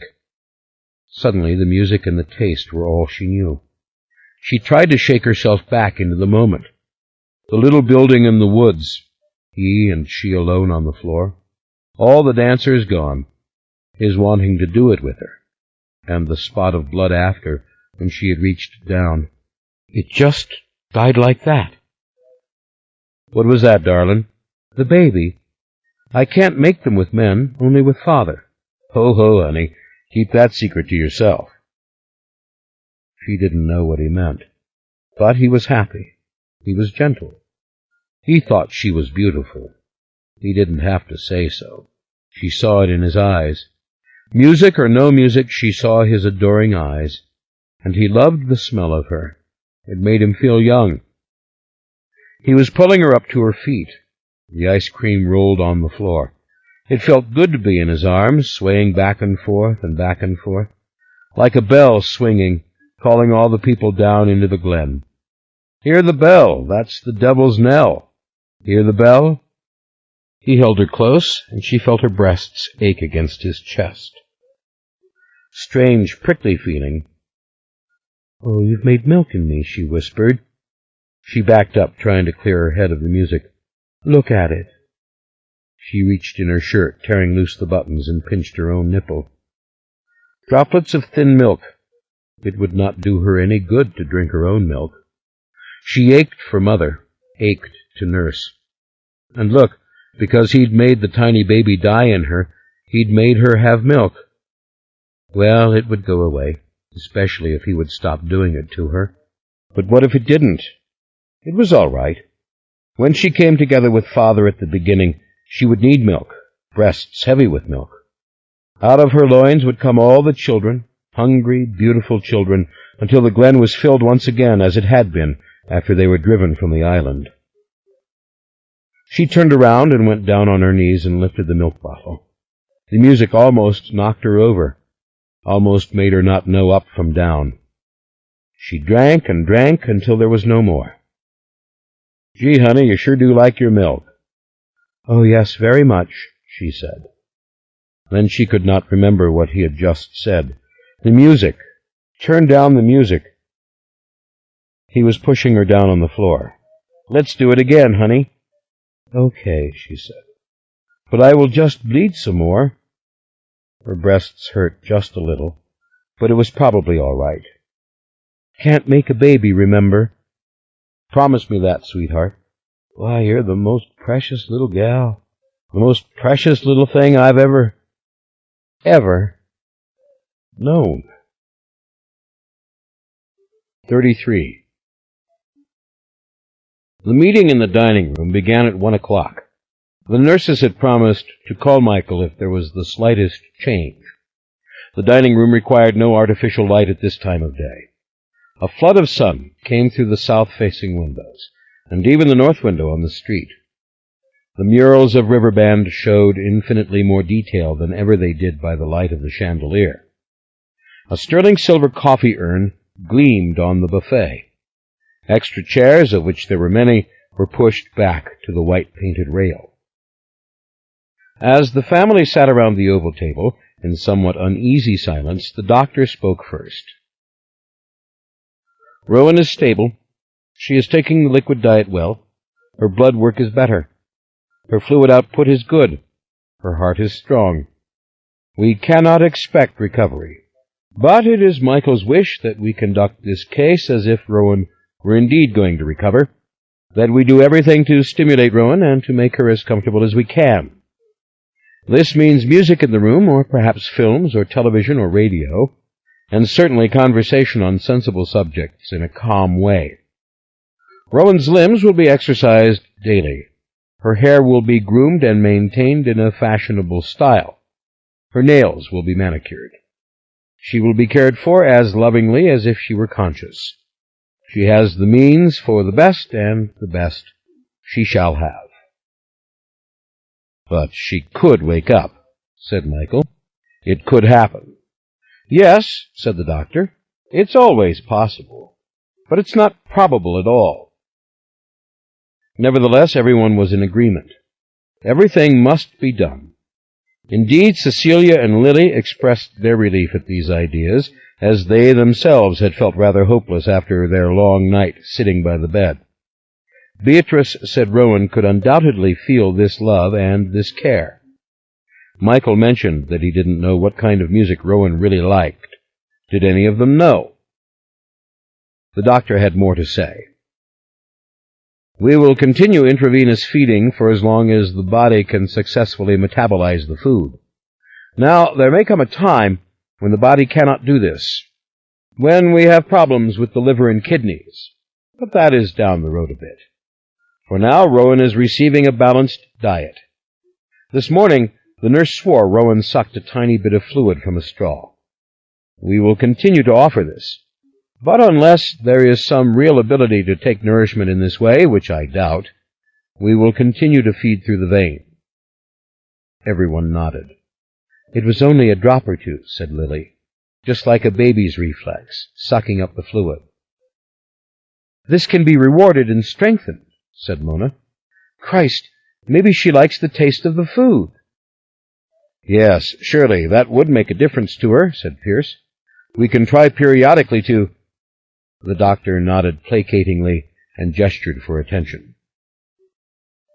At any time, he said, that Rowan's heart does stop, she will not be resuscitated by artificial means.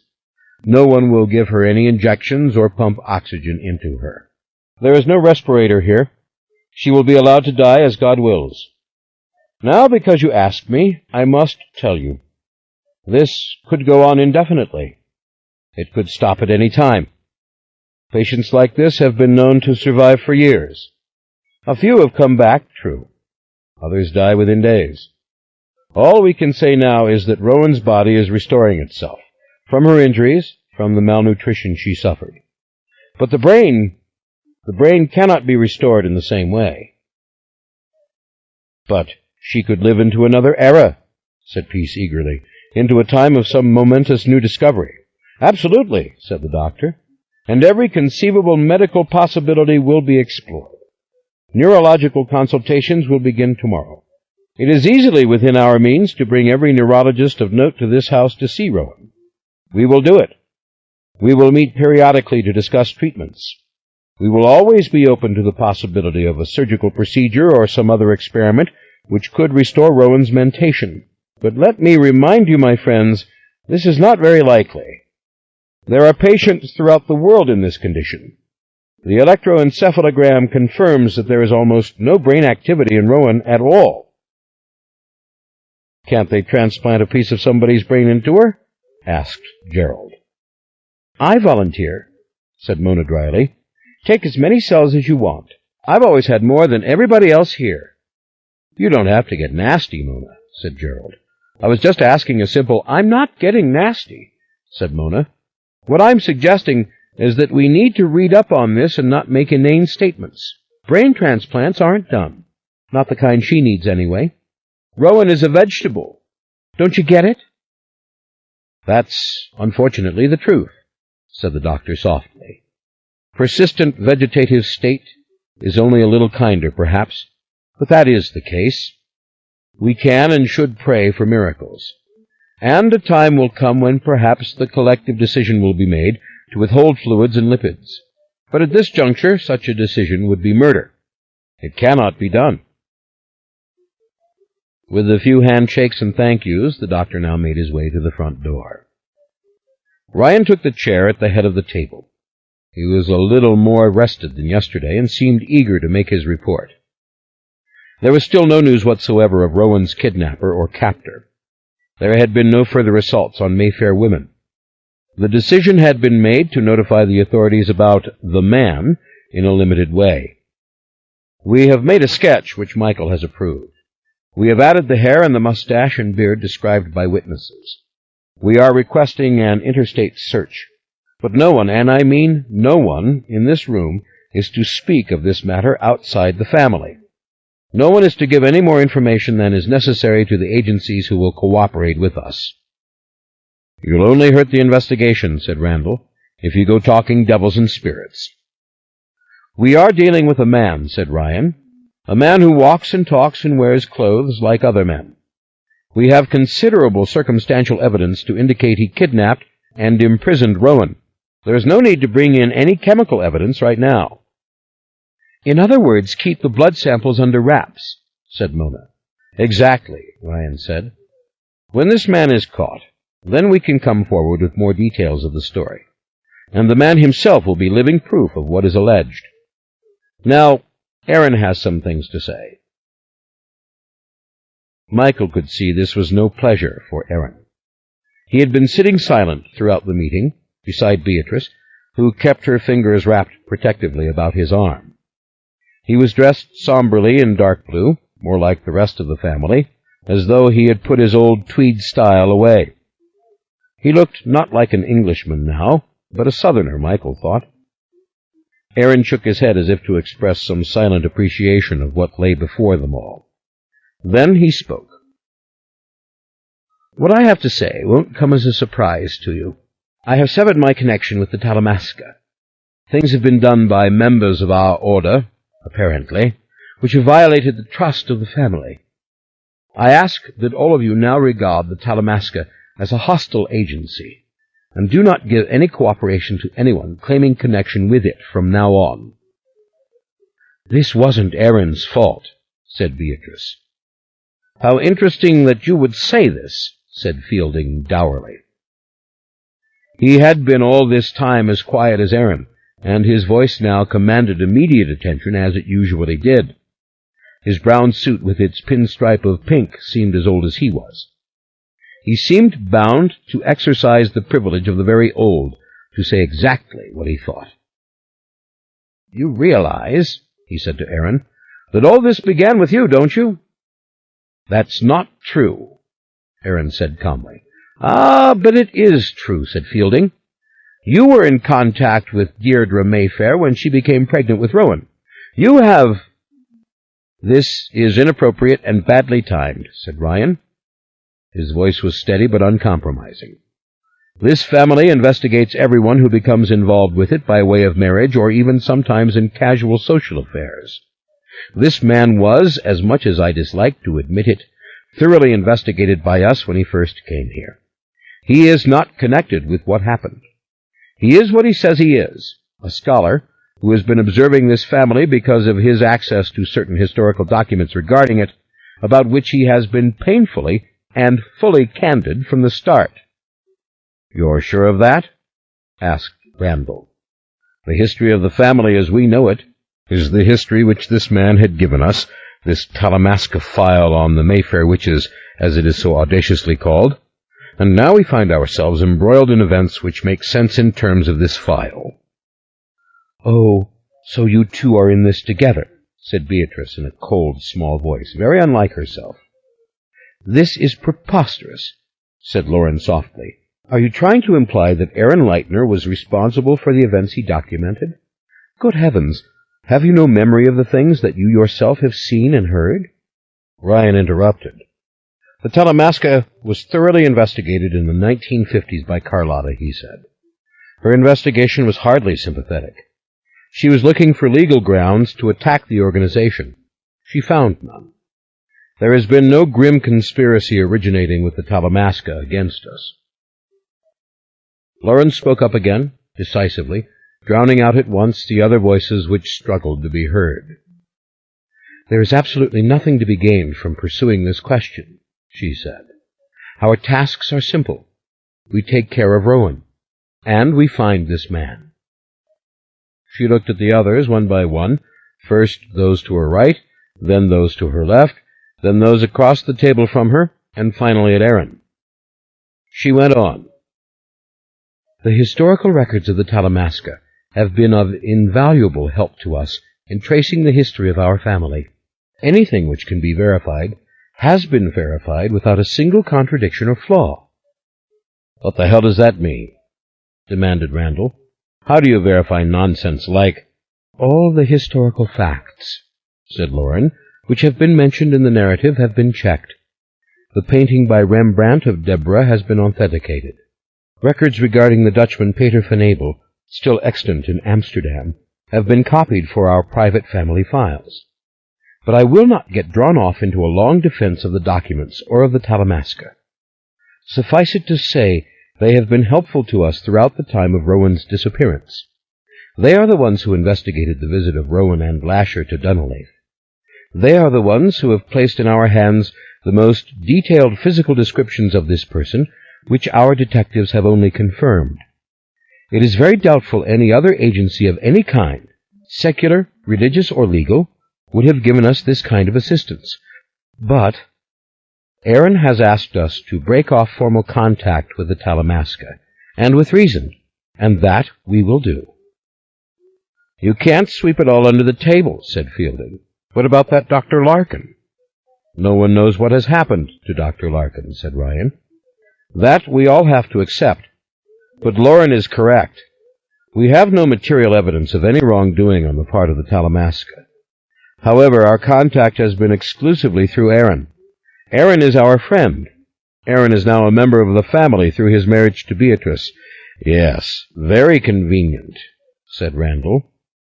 You're a fool, said Beatrice, before she could stop herself. Amen to that, said Mona, to which Ryan immediately said, Pipe down. He seemed to realize it was more than a little inappropriate, or at least Mona did everything in her power to freeze him into humiliation with her brilliant green eyes slitted like those of a basilisk. But he only patted the back of her hand by way of apology, and went on. Aaron has advised us, as our friend, and as our kinsman, to have nothing further to do with the Talamasca, and we shall do as he asks. Once again, several of them began to speak at the same time. Lily wanted to know more about why Aaron had turned on the order. Cecilia wanted to remind everyone that there was a man from the Talamasca asking questions around the neighborhood, the neighbors had told her, and Anne-Marie wanted just a little more clarification on a point or two. Lauren brought them all to silence. The Talamasca has confiscated medical information. It has refused to share its present knowledge of this case with us. It has cut itself off, as Aaron would explain to you if we gave him the opportunity. But you will not. We are moving forward. It's that simple. Report any mention of the order to the office. Answer no questions. Continue to preserve all security measures. She leant forward, lowering her voice for emphasis. Maintain closed ranks. There was an uneasy silence. Michael, what do you have to say? Asked Lauren.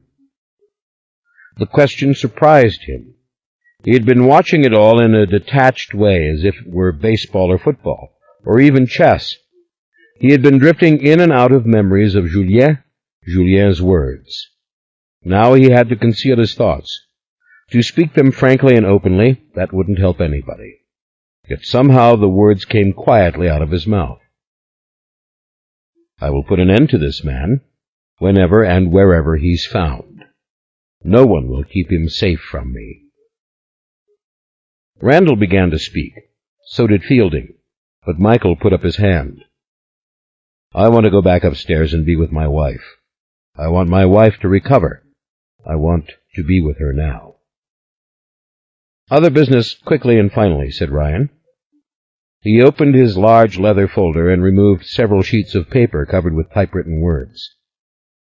No blood or tissue of any sort was found in St. Martinville in the area where Rowan's unconscious body was discovered. If she did suffer a miscarriage there, as the doctors believe, the evidence is long gone. The area is public, and there had been at least 2 rainstorms during the day while Rowan lay there, and another after she was found. We have sent 2 skilled detectives back to the site, but as of now, we have no clues from there as to what really happened to Rowan. We are combing the surrounding area thoroughly for anyone who might have seen Rowan or heard or seen anything that can be of help. There were a few resigned nods. Now, Michael, we are prepared to take the rest of this meeting downtown. It concerns the legacy. It concerns Mona. We'll leave you here now with Aaron, and we'll be back later this evening, if you will allow. Yes, of course, said Michael. We're fine here. We have settled into a routine. Hamilton is upstairs with the nurses. Things are going as smoothly as one could expect. Michael, said Lauren, I know this is a difficult question, but I must ask it. Do you know the whereabouts of the Mayfair emerald? Oh, for God's sakes, said Bee. That cursed thing. It's a legal matter, said Lauren frostily. Legal. We must seek the emerald and place it around the neck of the designee. Well, if it was up to me, said Fielding, I'd go get a piece of green glass at Woolworth's, but I'm too old to go downtown. Wasn't there a fake made of that thing by Stella? Asked Randall coldly, so she could fling it from a Mardi Gras float. If there was, said Lauren, she threw it from the float. I don't know where it is, said Michael. I think you asked me that when I was still sick, when I was in the hospital. I haven't seen it. I think you searched this house. Yes, we did, said Ryan. We thought perhaps we had overlooked something. He probably has it, said Mona softly. No one responded. That could be, said Michael. He gave a little smile. He probably has it. Probably considered it his very own. But you never know. He tried not to look like a lunatic, but it was suddenly very funny to him. The emerald. Did Lasher have it in his pocket? Would he try to sell it? That would be a hoot. The meeting had clearly come to an end. Bee would go up to Amelia Street. The others would go downtown. Mona threw her arms around Michael and kissed him, and then ducked out, as if she didn't want to see his anxious or reproving look. He was a bit stunned. It was like all her sweetness was clinging to him, and then there was this emptiness where she had just been. Beatrice gave Michael an urgent kiss, then took leave of her new husband, swearing to collect him later for supper and to make Michael eat something as well. So many people are trying to make me eat something, Michael murmured at the sheer wonder of it. Ever since Rowan left. Eat, Michael, eat. Within moments they were gone.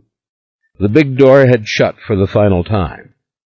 There had been that faint vibration throughout the house that always sounded damaging, Michael thought, but probably wasn't. Aaron remained at the far end of the table, across from Michael, leaning on his elbows, his back to the windows. I am happy for you and Bee, Michael said. You get the poem I sent to you with Yuri? The note? Yes, he gave it to me. You must tell me about Julien. Tell me what happened. Not as some snoop from across the Atlantic, but as your friend, please. Michael smiled. I want to tell you. I want to relive every second of it. I've been sort of jotting it down up there, you know, so I won't forget. But the truth is, Julien had one purpose. It was to tell me to kill this thing, to stop it, that I was the one who was counted upon for that. Aaron appeared to be intrigued. Where's your friend Yuri? Asked Michael. He's still on good terms with us, isn't he? Absolutely, said Aaron. He's up at the Amelia Street house again. He's trying again through Mona's computer. Mona said he could use her computer to contact the elders, but the elders are not acknowledging his pleas for clarification. It's all rather terrible for him, I think. But not for you. Aaron was thoughtful for a moment. Then he said, No, not as much. Good, said Michael. Julien was suspicious of the Talamasca. I guess you got that from my note. Julien had more to say on it, but it all came down to the same thing. This creature is treacherous and deceitful, and it has to be destroyed. I'll kill it as soon as I can. Aaron seemed fascinated by this. But what if you had it in your power? What if you had it contained where it couldn't? No, that's the mistake. Read the poem again.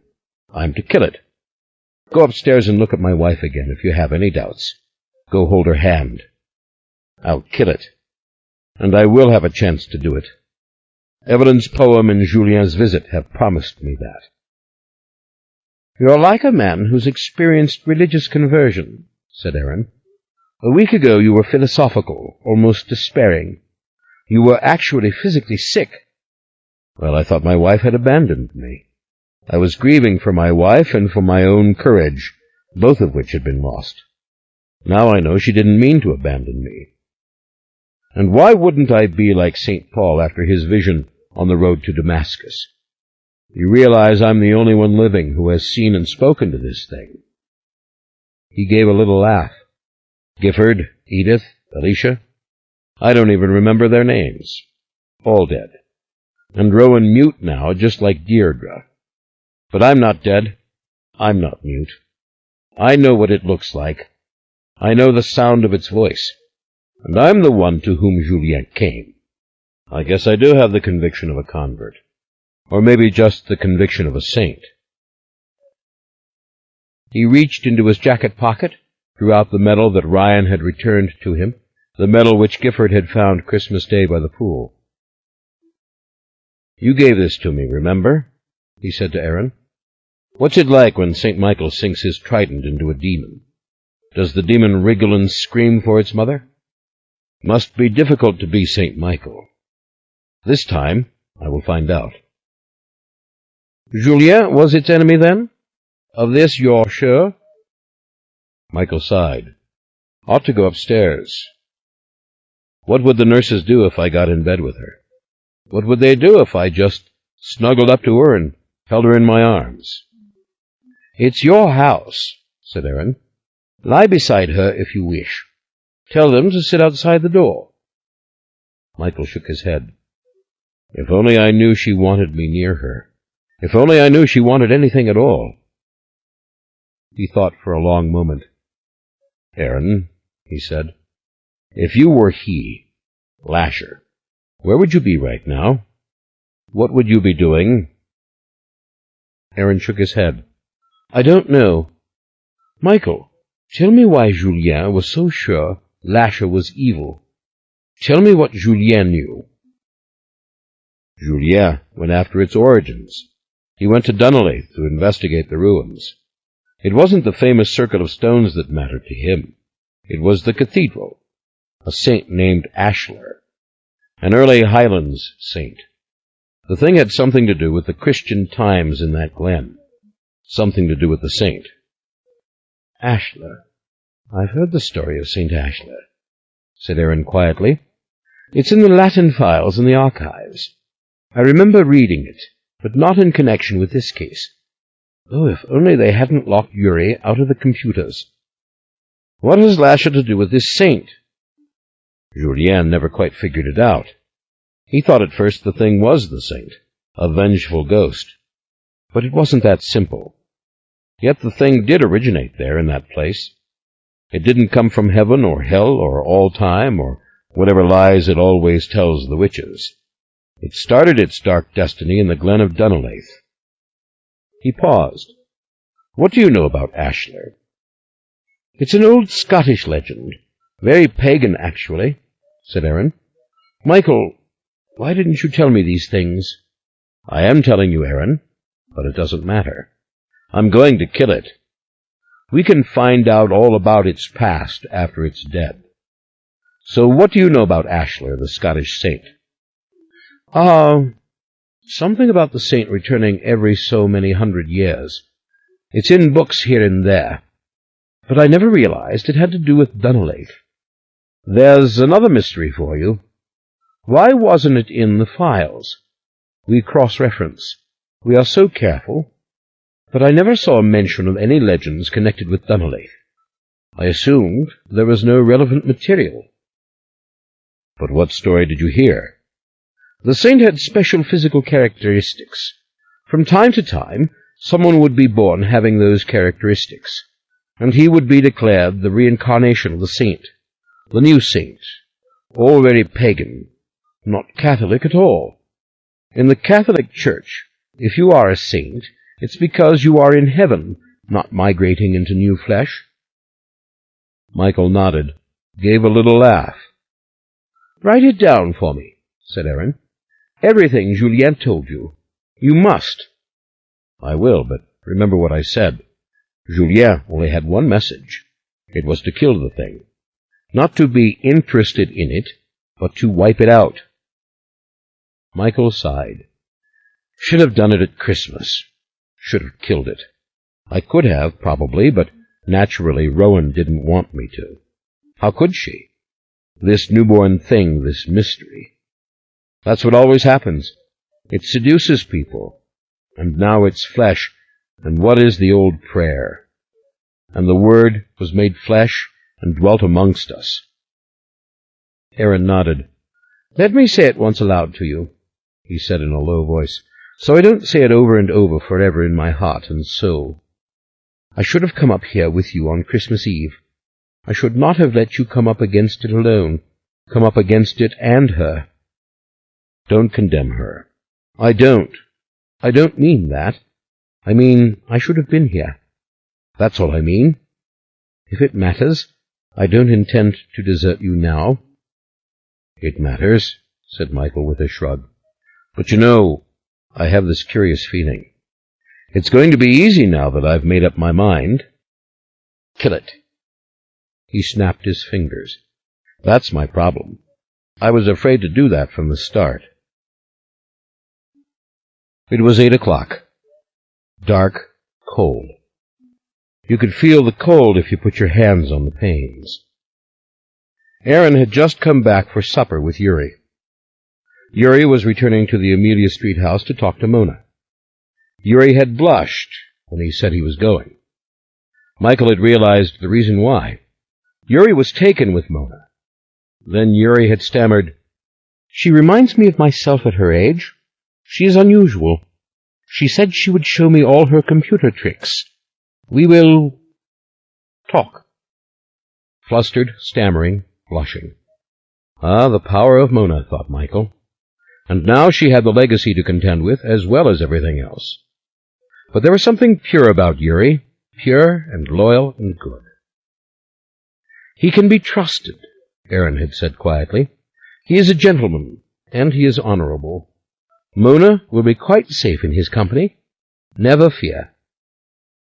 No one has to fear for Mona, said Michael, a little ashamed, and getting just a wisp again of those sensual moments, when he'd held her and knew it was wrong, and that it was going to happen, and so what? There were so few times when Michael had done bad things and said, so what? Aaron was asleep in the upstairs bedroom. Men of my age nap after meals, he had said apologetically. He had gone to lie down. He was utterly exhausted, and Michael wouldn't talk any more about Julien just now, and maybe that was best because Aaron needed the rest. Just you and me now, Julien, Michael thought. It was quiet in the house. Hamilton had gone home to pay some bills. Bea would return later. Only one nurse was on duty because all the money in the world could not procure another, such was the shortage. A nurse's aide, very capable, was upstairs in Aunt Vivian's room, going into her third-quarter hour on the phone. He could hear the rise and fall of the woman's voice.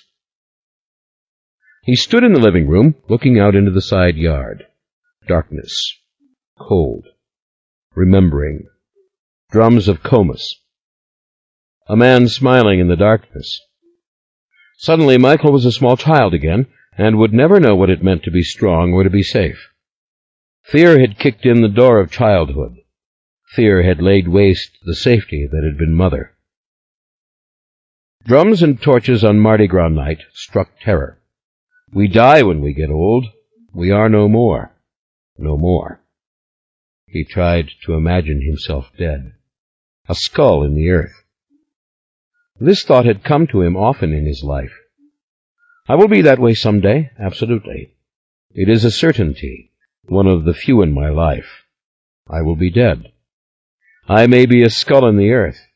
I may be a skull in a coffin. I don't know. But I will die. It seemed the nurse's aide was crying.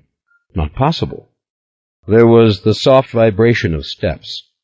The front door closed. That was also far away from him, people coming, going. If she took a turn for the worse, they'd shout his name. And he'd run upstairs, but why?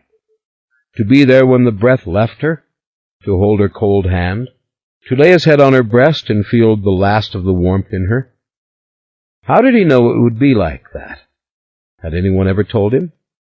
Or was it just that her hands were getting colder and colder and stiffer, and when he looked at her nails, her pretty clean nails, they were faintly blue? "We will not manicure them," the nurse had said. "You can scrap that part of the plan. We have to be able to see their color. It has to do with oxygen. She was a beautiful woman." Yes, you said that before. But she hadn't. It had been the other nurse who had said it. How many other insensitive things had they said? The movement of the dark trees outside chilled him to look at it. He didn't want to be here, staring out the window in the cold, empty side yard. He wanted to be warm and be with her. He turned around and walked slowly back across the double parlor, beneath the cypress arch, a beautiful ornamental thing. Maybe he should read to her, softly, so that she could tune it out if she hated it. Maybe play the radio for a while. Maybe play Julien's Victrola. That mean nurse who didn't like the Victrola was no longer here. He could send the nurses out of the room, couldn't he?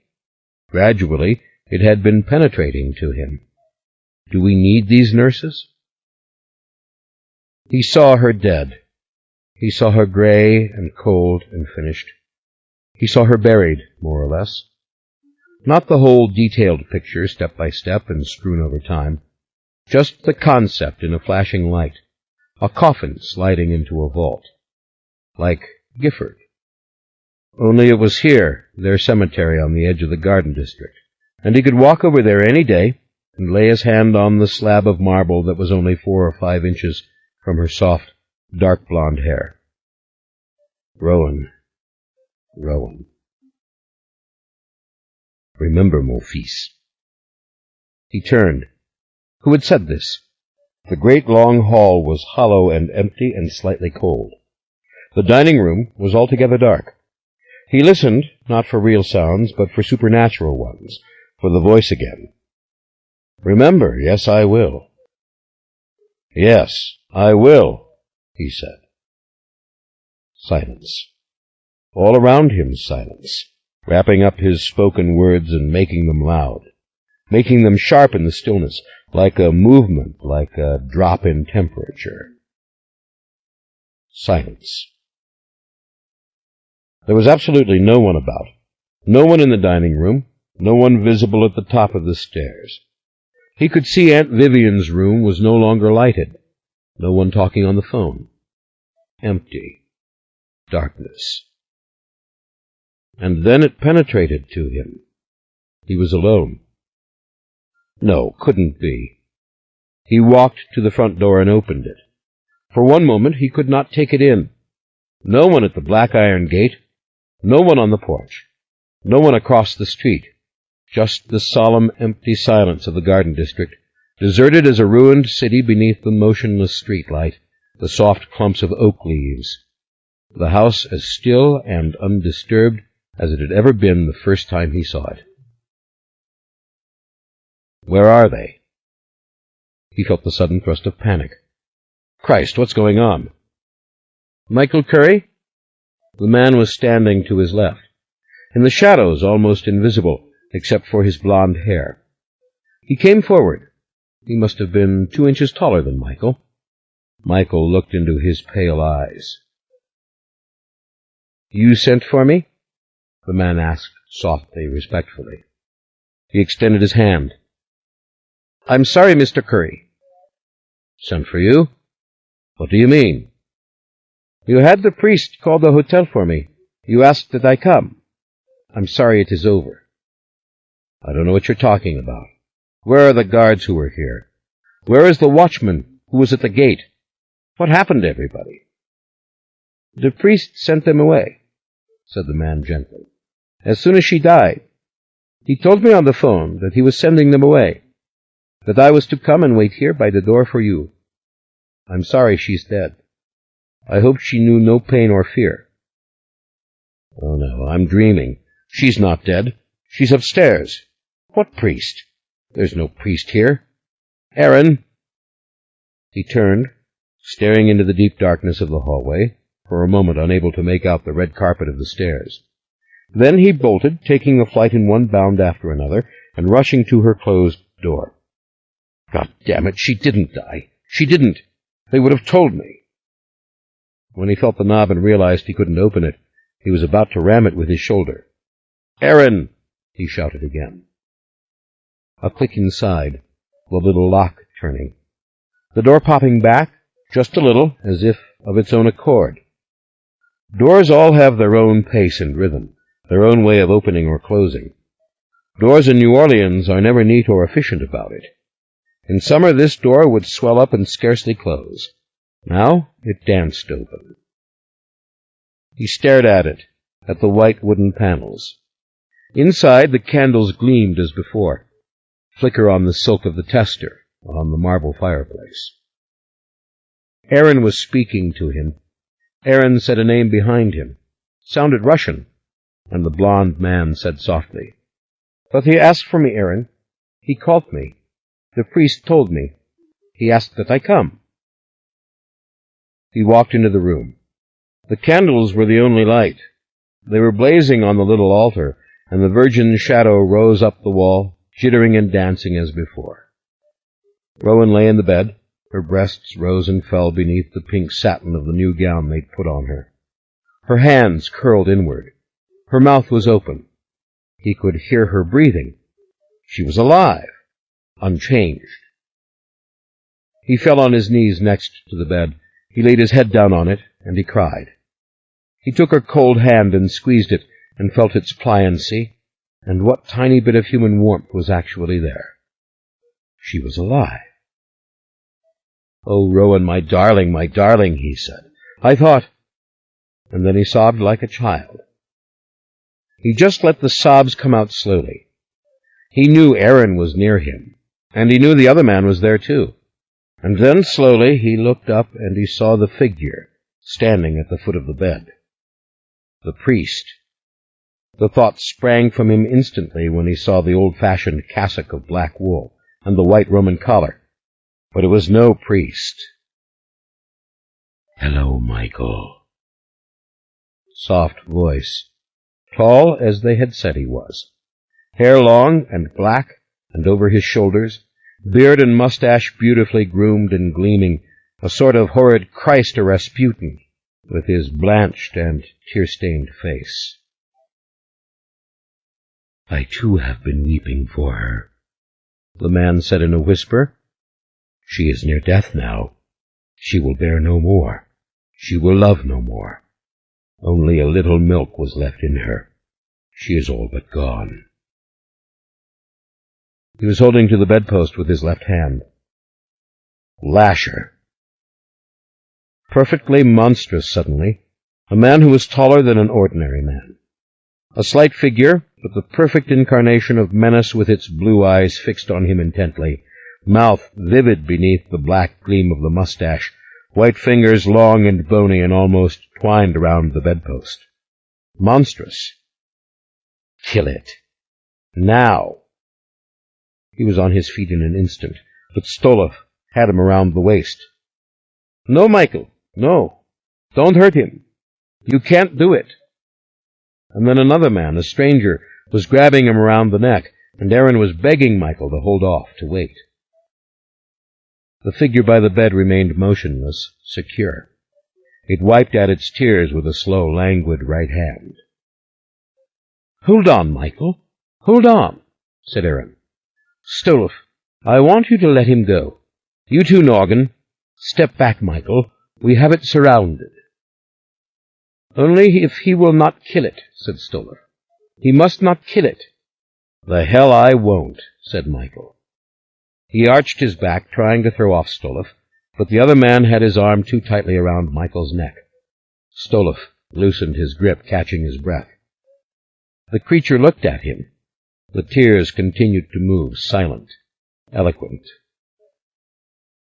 "I'm in your hands, Mr. Stoloff," Lasher said. "I'm all yours." Michael jammed his elbow into the gut of the man behind him, then flung him backwards against the wall. He threw Stolov to the side. He was on Lasher in an instant, hands locked around his neck, the creature drawing in his breath in ragged terror and grasping at Michael's hair. Down they went onto the carpet. But the two other men had Michael. They were pulling him loose, wrenching him with all their strength, and even Aaron was pulling his fingers off the creature. Aaron! Dear God! For a moment Michael almost blacked out. The pain in his chest was sharp and relentless. He felt it in his shoulder and then going down his left arm. They had let him go because he was sitting back against the fireplace, unable now to hurt anybody, and Lasher, still struggling for breath, was climbing slowly, groggily to his feet, a lean figure in the flowing black cassock. The men stood on either side of Michael. "Wait, Michael," pleaded Aaron. "There are 4 of us against it." "Don't hurt it, Michael," said Stolov, tone as gentle as before. "You're letting it get away," said Michael in a hoarse whisper. But when he looked up, he saw the tall, willowy figure peering down at him, the blue eyes still filled with tears, and the tears running down the smooth, white cheeks. If Christ came to you, Michael thought, you would want him to look like this. This was the way painters had rendered him. "I am not escaping," said Lasher calmly. "I will go when they take me, Michael. The men from the Talamasca. I need them now, and they know it. And they will not let you hurt me again." He turned towards the figure in the bed. "I came to see my beloved. I had to see her before they took me away." Michael tried to get to his feet. He was dizzy, and the pain came again. "God damn it, Julia. Give me the strength to do it. Damnation! The gun. The gun is there by the bed. It's right on top of the table. That big gun." He tried to say it out loud to Aaron. "Shoot it. Pull the trigger and blow a hole in its head as big as an eye." Stolov knelt in front of him.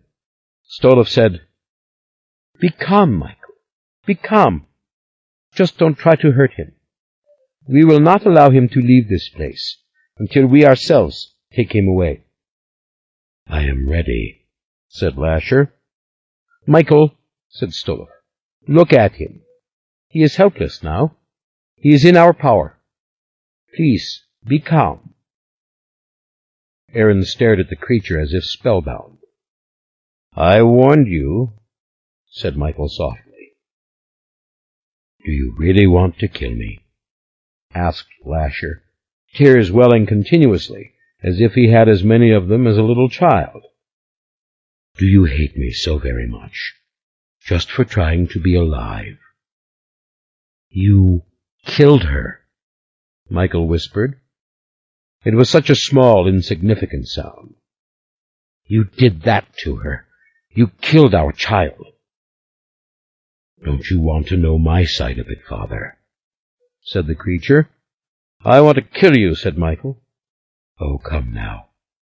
Can you be so cold and unfeeling?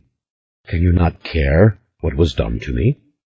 Can you not care why I am here? Do you think I meant to hurt her?" Grasping the mantelpiece with one hand and Aaron's hand with the other, Michael finally managed to get to his feet. He was weak all over, almost nauseated. He stood there, breathing slowly, thankful that the pain was gone, and staring at Lasher. How beautiful the smooth face! How beautiful the soft black mustache and the close-cut beard! The Jesus of Dürer's painting, and the deepest, most exquisite blue eyes, mirrors to some unfathomable and seemingly wondrous soul. "Oh, yes, Michael. You want to know. You want to hear everything. And they will not let you kill me, will you, gentlemen? Not even Aaron will allow it. Not until I've said all I have to say." "Lies," whispered Michael. The creature swallowed as if struck by the condemnation, and then once again he wiped his eye with the back of his right hand. He did it as a child would on the playground, and then he pressed his lips together and took a deep breath, as if he would give way, as Michael had before, to sobs as well as tears. Behind him on the bed, Rowan lay oblivious, eyes staring into space, undisturbed, protected perhaps, unreachable as before. "No, Michael," he said. "No lies. That I promise you. We know better, don't we, than to believe the truth would excuse anything. But lies you will not hear." Once again the dining room. Only this time the light coming through the windows was the dim golden light of the lamps in the yard. They sat around the table in the shadows. Both the doors were closed. Lasher sat in the place of authority, at the head of the table, one great white hand splayed on the wood before him, staring down at it as if he were dazed. He raised his head and looked about him. He looked at the murals as though taking up one detail after another and releasing it again to the gloom. He looked at their faces. He looked at Michael, who sat near him just to his right. The other man, Clement Norgan, was still sore from Michael's jabbing him, still sore from having been cracked against the wall. He sat across the table, red-faced, trying to catch his breath still, drinking sips from a glass of water. His eyes moved from the creature to Michael. Stolov sat to Norgan's left. Aaron was beside Michael, holding onto his shoulder, holding his hand. Michael could feel the tightness of Aaron's grip. Lasher. "Yes, in this house, again," the creature said, voice tremulous yet deep and confident in its own beauty, its perfect accentless enunciation. "Let him speak," said Aaron. "We are 4 men. We are resolved he will not leave here. Rowan is resting untroubled. Let him talk." "That is correct," said Stolov. "We are together. Let him explain himself to us all. You are entitled to such an explanation, Michael. No one contests it." "Trickster always," said Michael. "You sent her nurses away. You sent the guards away. So clever. They believed you, Father Ashler, or did you use some other name?" Lasher gave a long, slow, bitter smile. "Father Ashler," he whispered, running his pink tongue along his lip, and then closing his lips quietly. For one instant Michael saw Rowan in him, saw the resemblance as he had seen on Christmas Day. The fine cheeks, the forehead, even the tender line of the long eyes. But in the depth of the color and in the bright open look to them, they were Michael's eyes. "She doesn't know she is alone now," said Lasher solemnly. He spoke the words slowly, eyes moving again around the vast, dark room. "What are nurses any more to her? She does not know any longer who stands by her, who weeps for her, who loves her, who sheds tears. She has lost the child which was inside her, and there will be no more. All that will happen now will be without her. Her story is told." Michael started to rise, but Aaron held him, and the other 2 glared at him across the table. Lasher remained unafraid. "And do you want to tell us your story?" said Stolov timidly, as if gazing at a monarch or an apparition. "And we are ready to hear." "Yes, I will tell you," said Lasher with a small, almost brave smile. "I will tell you what I know now, flesh and blood that I am. I will tell you all of it, and then you can make your judgment." Michael uttered a short, mirthless laugh. It startled the others. It startled him. He gazed steadily at Lasher. "All right, mon fils," he said, pronouncing the French carefully, correctly. "Remember your promise to me. No lies." They looked at one another for a long moment, and then the creature lapsed back into solemnity, only wincing slightly as if he'd been struck. "Michael," he said, "I cannot speak now for what I was in the centuries of darkness. I cannot speak now for a desperate, discarnate thing, without history or memory or reason, that sought to reason, rather than suffer, grieve, and want. Michael's eyes narrowed. He said nothing. The story that I want to tell is my own. Who I was before death separated me from the flesh I dreamed of forever after. He brought his 2 hands up and crossed them for one moment on his chest. "In the beginning," said Michael mockingly. "In the beginning," the creature repeated, only without the irony. He went on, slowly, words heartfelt, imploring. "In the beginning, long before Suzanne said her prayer in the circle. In the beginning, when I had life, true life in me, as I have it again now." Silence. "Trust us," said Stoloff. It was almost a whisper.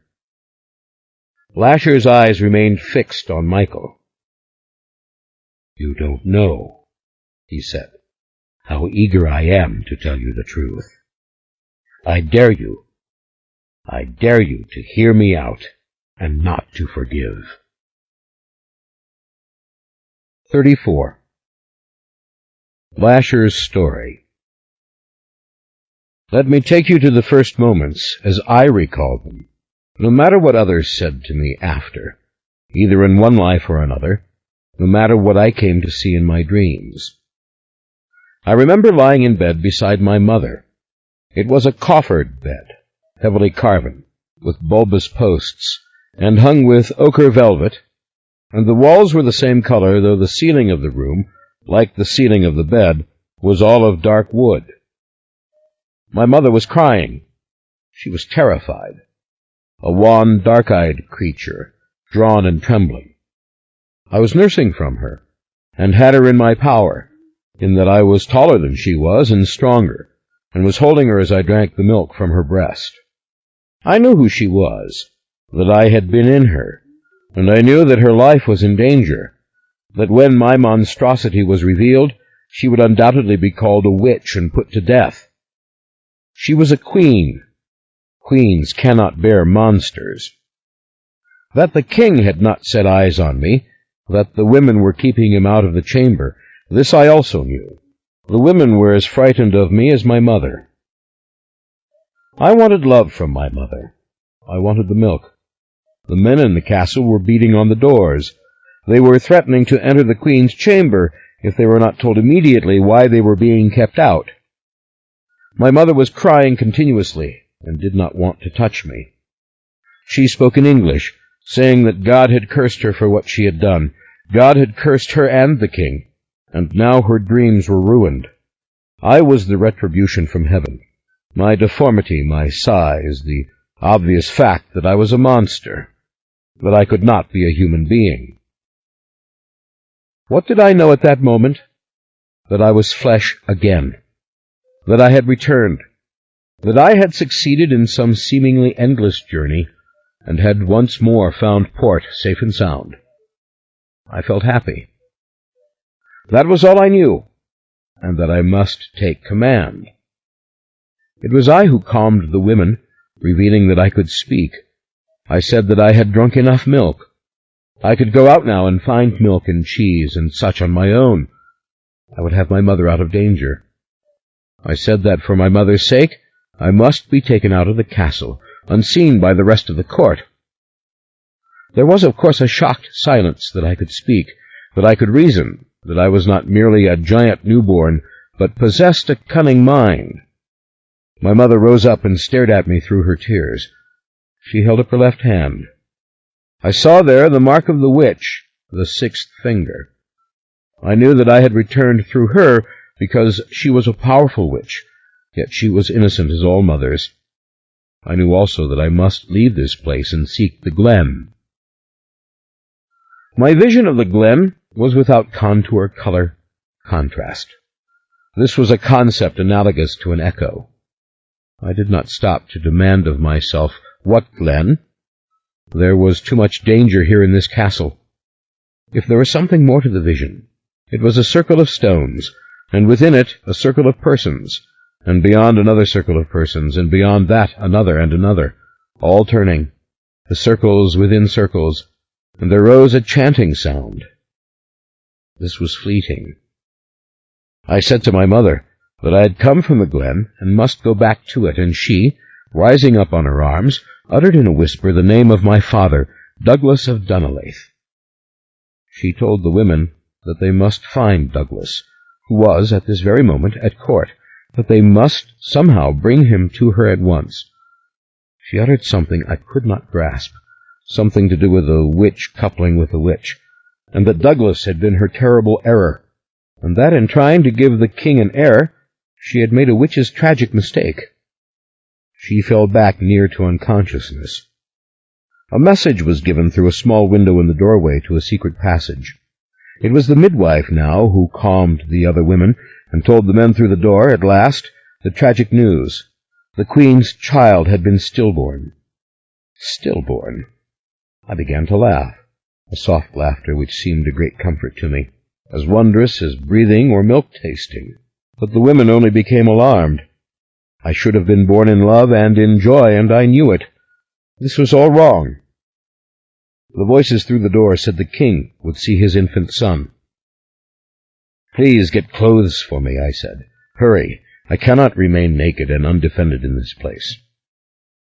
At once they were glad to have this direction, and by the same secret window in the door to the secret passage, the message was given for that. I was uncertain how to dress myself. These weren't clothes I knew. Indeed, the more I looked at these ladies-in-waiting, the midwife, my mother, the more I realized things had greatly changed. Don't ask, changed from what? I didn't know. I was dressed quickly in fine green velvet, clothes which, in fact, were the property of the tallest and most lean attendant of the king.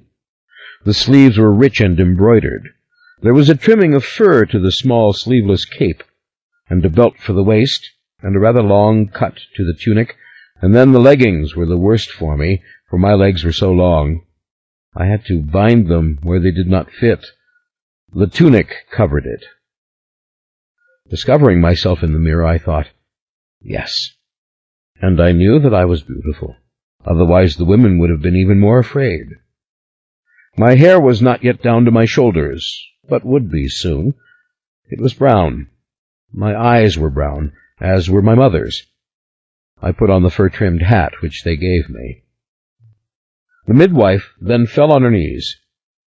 "This is the prince," she cried. "This is the heir sought by the king." The other women shook their heads in horror, trying to quiet her, telling her it was not possible, such a thing. And my mother turned her head into the pillow, crying for her own mother, for her sister, for those who loved her, averring that no one would stand with her. That, were it not a mortal sin in the eyes of God, she would take her own life. Now, how do I escape, I thought. I felt fear for my mother, yet I hated her that she didn't love me, that she thought me monstrous. I knew what I was. I knew there was a place for me, that I had a destiny. I knew this. I knew that her attitude was irreverent and cruel. But I could not put this into words or defend such a position. I wanted only to protect her. We stood in this candle-lighted chamber, I and these women, beneath this dark wooden ceiling, and the midwife gained possession of herself and forswore her former joy. This monster must be taken out, destroyed. Destroyed? The same old song. Not this time, I thought. I did not intend to be destroyed so easily. No. We must learn more each time, I thought. I will not be destroyed. Finally, to the secret door came my father, Douglas of Dunolaith, a big, shaggy man, more crudely dressed, but nevertheless noble and decked in fur.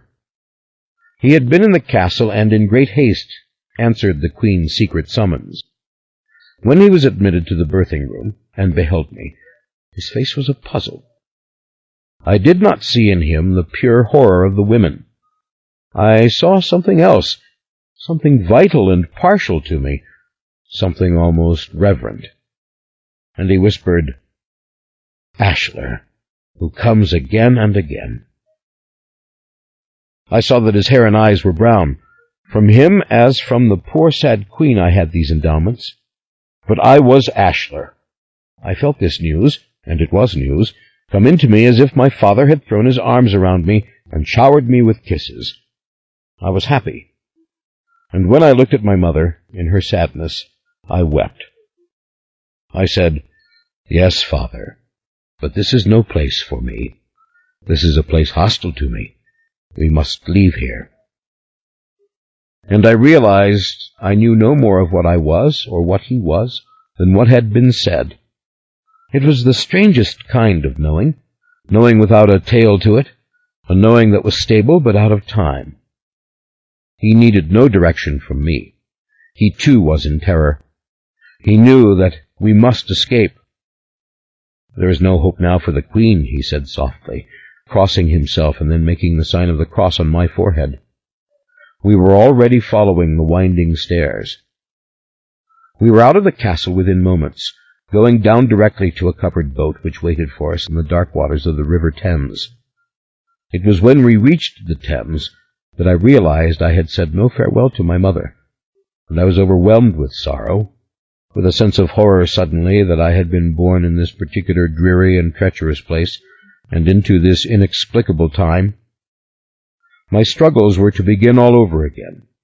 I remember I would have died then if I could. I would have retreated.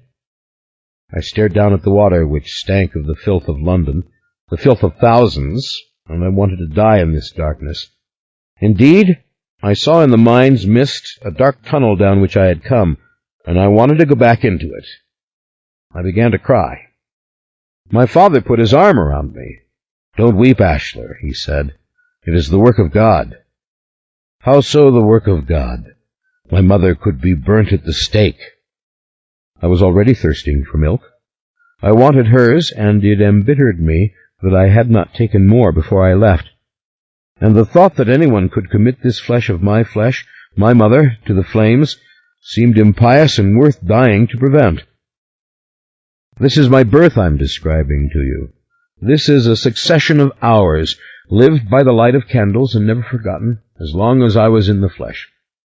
This is what I now remember vividly, because I am flesh again. But the name Ashler I didn't know. I do not know now, and never will know, who Ashler really was, as you shall see. Mark me on this. Understand. Understand fully. I know nothing of the original saint. Later I would see things. I would be told tales. I would see St. Ashler in the stained glass window in the great Highlands Cathedral of Dunolaith. I would be told that I was he, and I had come again. But what I am telling you now is what I remember, what I knew. It took us many days and nights to reach Scotland. It was the dead of winter. It was, in fact, the first days after Christmas, when the worst fears grip the peasants, and it is thought that spirits walk and witches do their evil work. It was the time when the peasants forsook the teachings of Christ, and, dressing in animals' skins, went prowling door to door, demanding tribute of the superstitious inhabitants. Old custom. We slept only fitfully in small village inns when we came upon them, usually amid the hay and with others, and often sickened and annoyed by the vermin. We stopped again and again so that I might have milk. I drank milk warm from the cow. It was good, but not as sweet as the milk of my mother. I ate the cheese in handfuls. It was pure. We traveled by horseback, wrapped in heavy woolens and skins, and through most of this journey I was gazing in quiet astonishment at the falling snow, at the fields through which we rode, the small villages where we sought shelter, with their half-timbered inns and scattered thatched huts. There were revels in the woodland, fires burning, men in the skins of beasts dancing. A fear gripped those who remained indoors. "Look," said my father, "the ruins of the great monastery. See there, on the hill, an abbey built in the time of St. Augustine, burned by the king. These are days of horror for all Christian men. Everything looted, the nuns driven out, The priests driven out, the statues burned, the windows broken, the cloisters now the shelter of the field rats and the poor. It is all gone, broken. And to think it is the will of one man. One man could destroy so much of the work of others. Ashler, this is why you have come. I was very doubting of this. In fact, it frightened me that my father would think this, that he would express his faith in such simple terms. It was as though I knew something different, and this sense of knowing something different was merely what you call incredulity. I felt an innate doubt, an innate sense that my father was misguided and dreaming, yet why I couldn't know.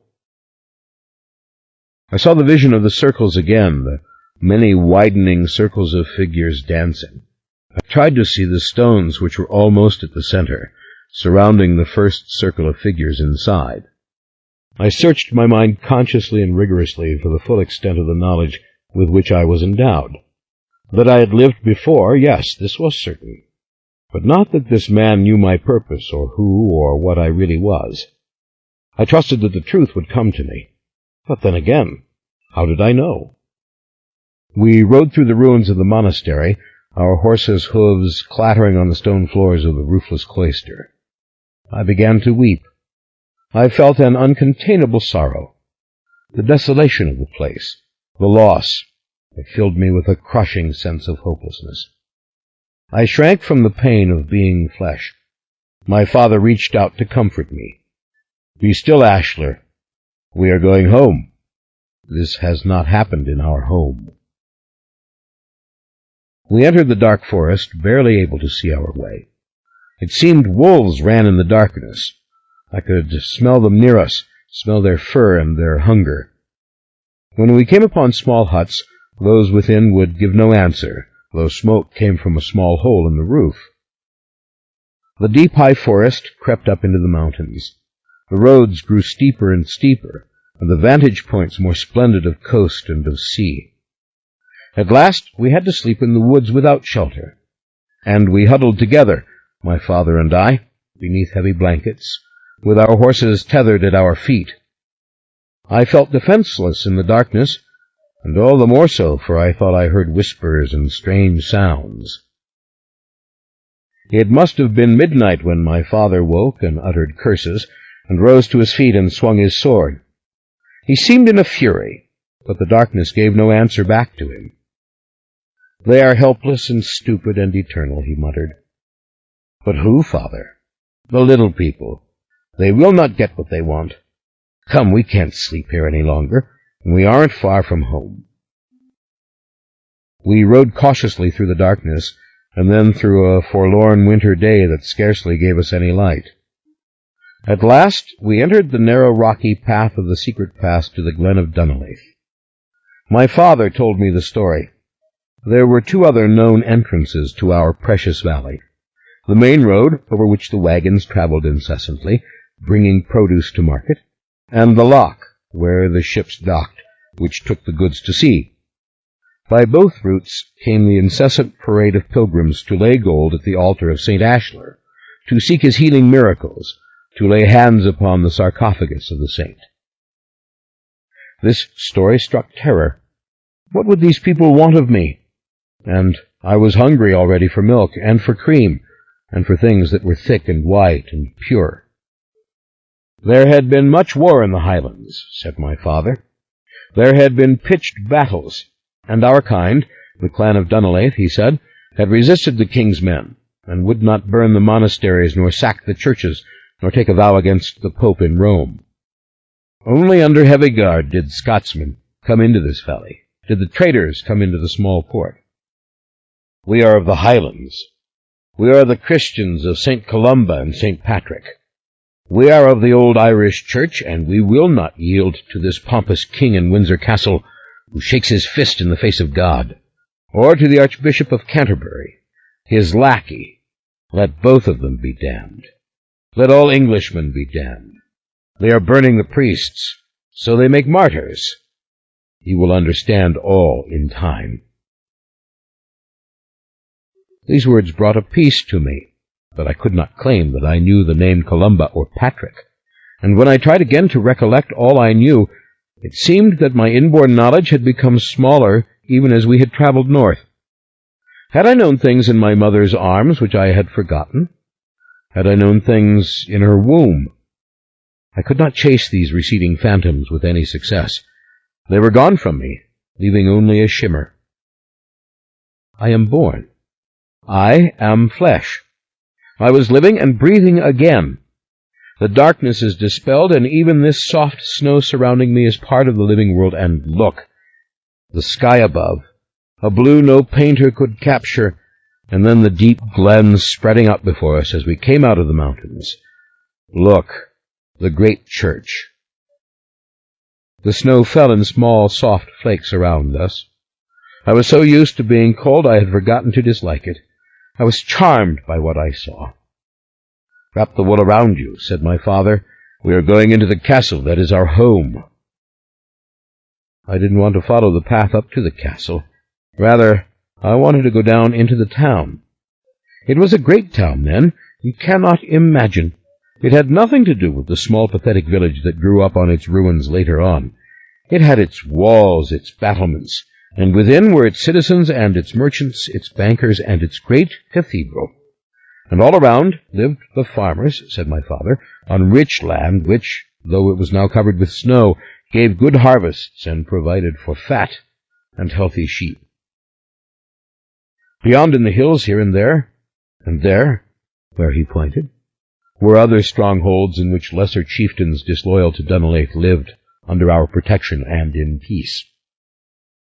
Smoke rose from 100 chimneys pressed within the battlements, and from the towers scattered and barely visible in the high woods. The air was thick with delicious smells of food cooking.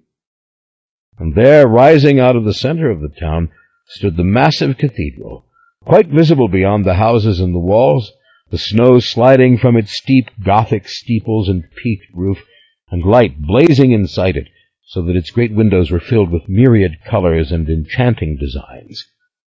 I could see, even at this late hour, hundreds moving in and out of the cathedral doors. "Father, please let me go there," I begged. I was drawn to this place as if I knew it, yet I did not. I hungered for the discovery of it. "No, my son, you come with me." We had to go to the castle, high above the loch, which was our home. Down below, the water was covered with ice, but in the spring, said my father, the merchants would come by the hundreds, and so would the salmon fishermen, and the banks would be full of traders, and men would come to trade linen for the wool and skins and fish, which we had to sell. This castle was a series of round towers, no more beautiful than the ominous heap of stone in which I had been born. Once inside, I perceived it was less luxurious, but nevertheless filled with a bustling life. The great hall itself might have been a mountain cave, so crude were its adornments, its few grand arches, its staircase. But it was all decorated for a great banquet, and the fairies of the wood could not have created a scene of greater warmth or charm.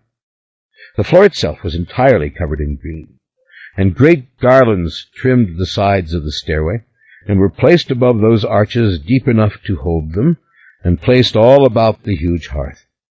Indeed, green branches of the Scots pine were everywhere laid, fragrant and beautiful, and mistletoe and ivy were likewise used in decorations, and I knew these lovely evergreens. I knew their names. I saw the splendor with which the woods had been brought indoors.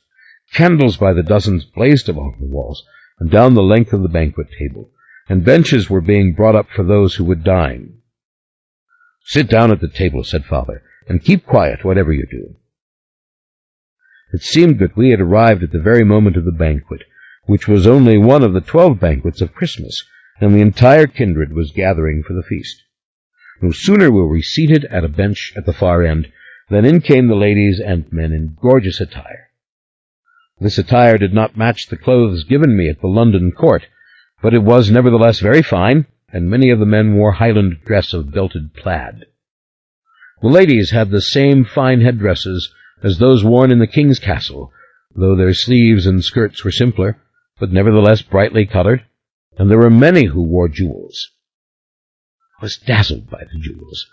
It seemed to me that in the jewels all the color and light I beheld around me was concentrated, as if it had been drawn into the bits of glass by magnetism.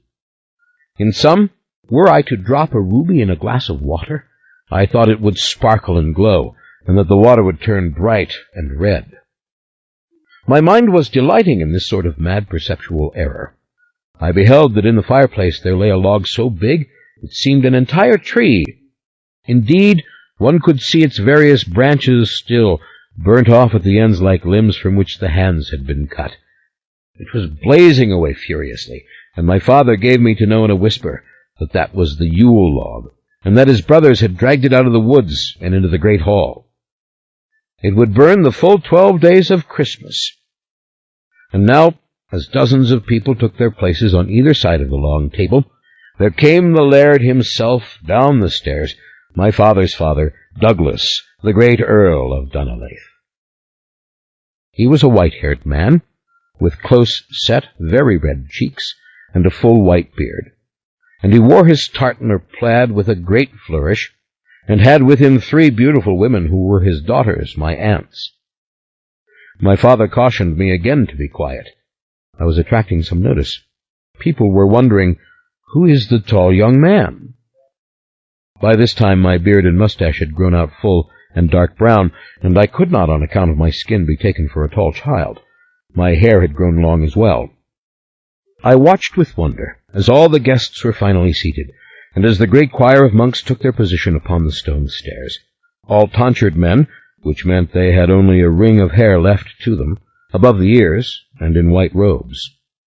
They began their singing, gleeful yet mournful and beautiful, and I would say this music struck me with such force that I was truly intoxicated, that is, shot by the arrow of it, and unable for a long moment to breathe. I knew what was happening around me. The great roasted boar's head had been brought in, surrounded by greenery and gold and silver decorations and candles and wooden apples painted to look real. And the boars for eating were borne in by boys who carried them on the very spits on which they'd been cooked, and now set them down upon side tables and began to cut the steaming meat. I saw all this, I heard it, but my mind was swept with the mournful music of the monks, a lovely Gaelic carol rising softly from some 20 or 30 gentle mouths. What child is this who laid to rest in Mary's arms is sleeping? You know the air. It is as old as Christmas in Ireland or Scotland itself, and if you remember its melody, then you can perhaps grasp a little of what this was to me, this moment when my heart sang with the monks on the stairs, and the room became subordinated to the song. It seemed I remembered then the bliss I had known inside my mother, or was it from some other time? I do not know, except that the feeling was so fully and deeply felt that it could not have been new. It was not frenzied excitement. It was pure joy. I recalled dancing, my hands outstretched in memory to clasp the hands of others, and yet this moment seemed precious and expensive, as though it had cost me much once long ago. The music stopped as it had begun. Wine was given to the monks. They left as they had come. The hubbub rose all around me, gay voices. But now the laird had risen, raised the toast. The wine was being poured, and all commenced to eat. From the great wheels of cheese my father chose pieces for me and cautioned me to eat them as if I were a man. He sent for milk for me, and no one among the busy company took notice, and there was much talking and laughing, and even some wild wrestling among the younger men. But I could see that as the time passed, more and more of them took notice of me, enough to glance my way and whisper to the next person, or even to point, or to lean forward and ask my father, "But who is this you've brought with you to dine with us?" It seemed that some eruption of chatter or merry laughter always prevented him from having to answer. He ate his meat without enthusiasm. He looked about anxiously, and then suddenly my father sprang to his feet. He raised his cup. I could scarce make out his profile or his eyes, for all his long, straggled brown hair and beard but I heard his voice declare loud and ringing and overriding everything, "To my beloved father, to my mother, to my elders, and to my kindred, I present this boy, Ashler, my son." It seemed a cheer rose from the company, a great, awful roar, only to be strangled suddenly into rigid silence beneath a volley of whispers and gasps. All the company went still, eyes fixed upon my father and upon me. He reached down, groping as it were with his right hand, and I rose as he obviously wished me to do, standing taller than he, though he was as tall as the other men. Again gasps and whispers came from the company. One of the women gave a scream. The laird himself peered up from beneath his thick gray eyebrows with sparkling blue eyes that held me in a deadly glance. I looked around me in fear. Now it seemed the monks, who had only been in the vestibule, once again appeared. One or two came forward to stare at me. They looked remarkable to me, these shining, bald creatures, all in long dresses like women, but as more and more of them came forward, the entire gathering became ever more alarmed. "He is my son," declared my father. "My son, I tell you. He is Ashler, come again." And this time many women screamed, and some of them fell back as if fainting. The men rose from their benches, and the old laird rose, bringing down both fists upon the boards so that cups and knives were shaken to the right and to the left. Wine splashed. Plates clattered. Then, in spite of his age, the old laird leapt upward onto the bench. "Taltos," he said in a low and vicious whisper, leering at me with lowered head. Taltos. I knew this word. This was the word for me.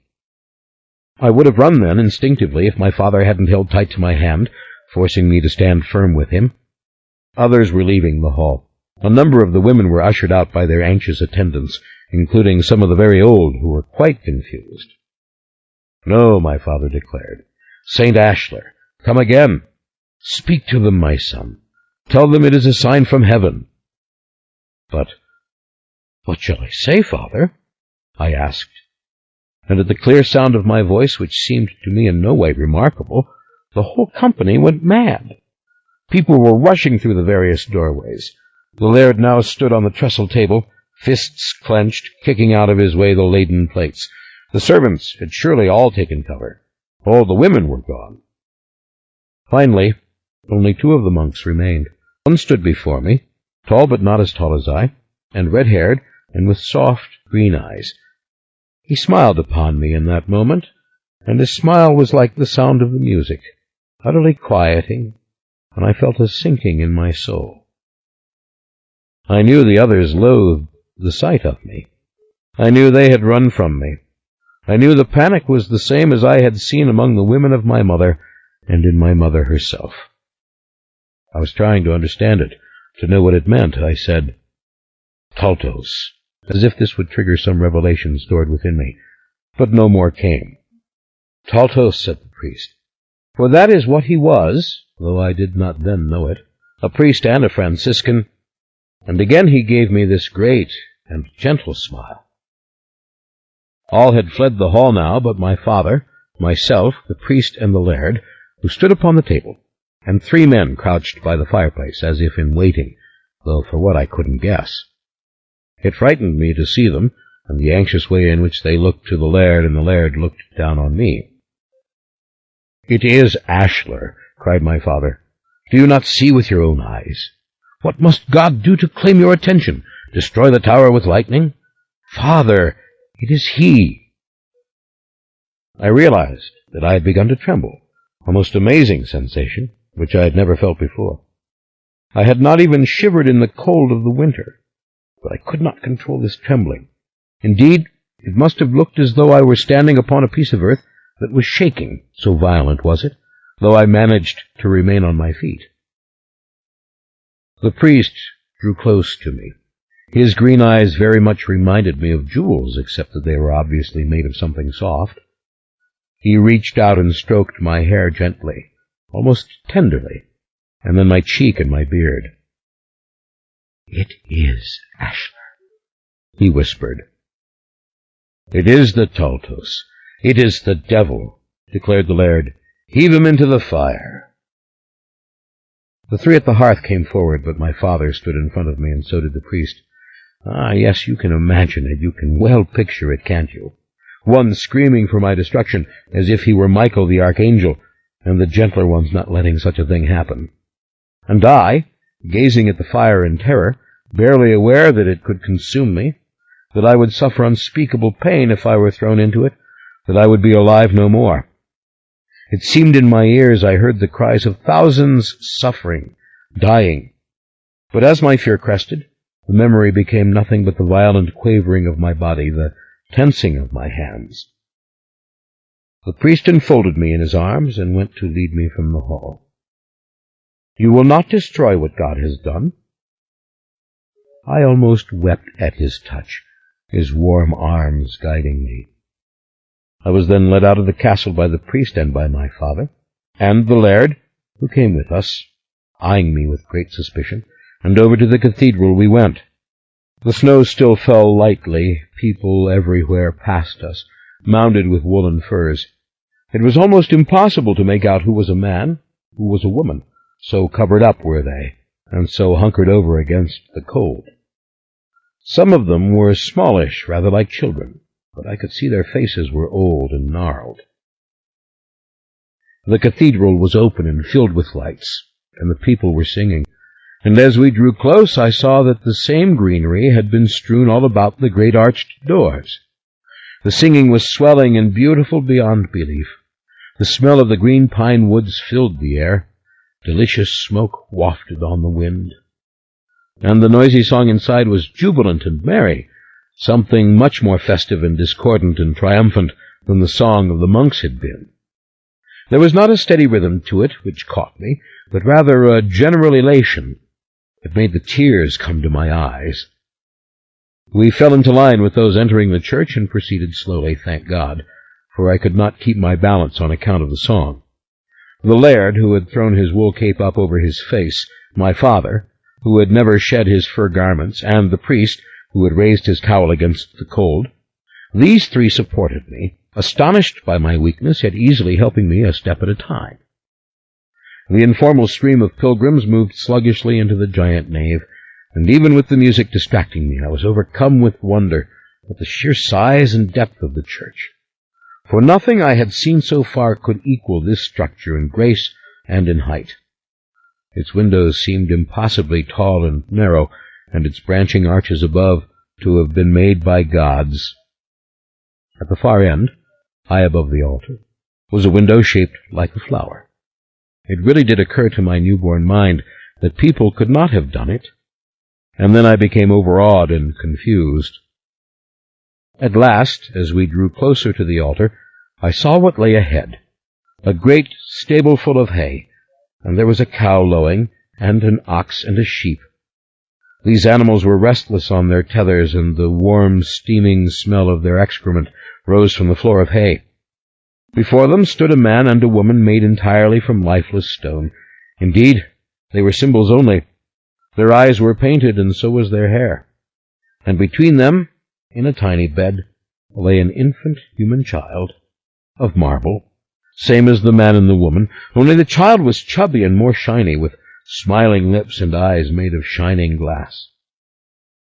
This was a marvel to me, for I have already told you how the priest's eyes made me think of jewels, and now I beheld the artificial eyes of this baby, and the connection confused me and held me in thrall. The music infused these thoughts.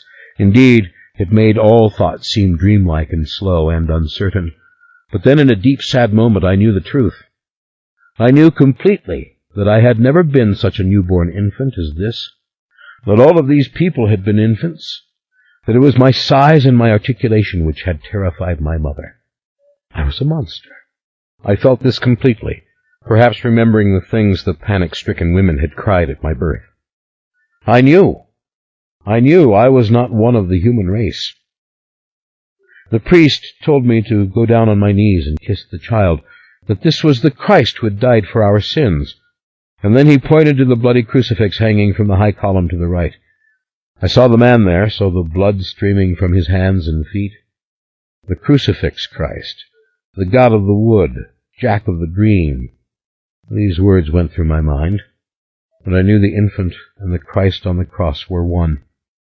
Again I heard those distant cries in my memory, as if of a massacre. The music brought it all together. I did truly feel that I would soon faint. Perhaps then the veil came close to falling, and I might have reached through and known the past. But other, more painful moments would follow, with greater cooperation from me, and nothing much was ever revealed. Looking at the crucifix, I shuddered all over to think of such a horrible death. It seemed monstrous to me that anyone could have created a beaming child to suffer such a death. And then I realized that all humans were created for death. They were all born as little struggling innocents, learning to live before they knew what it was about.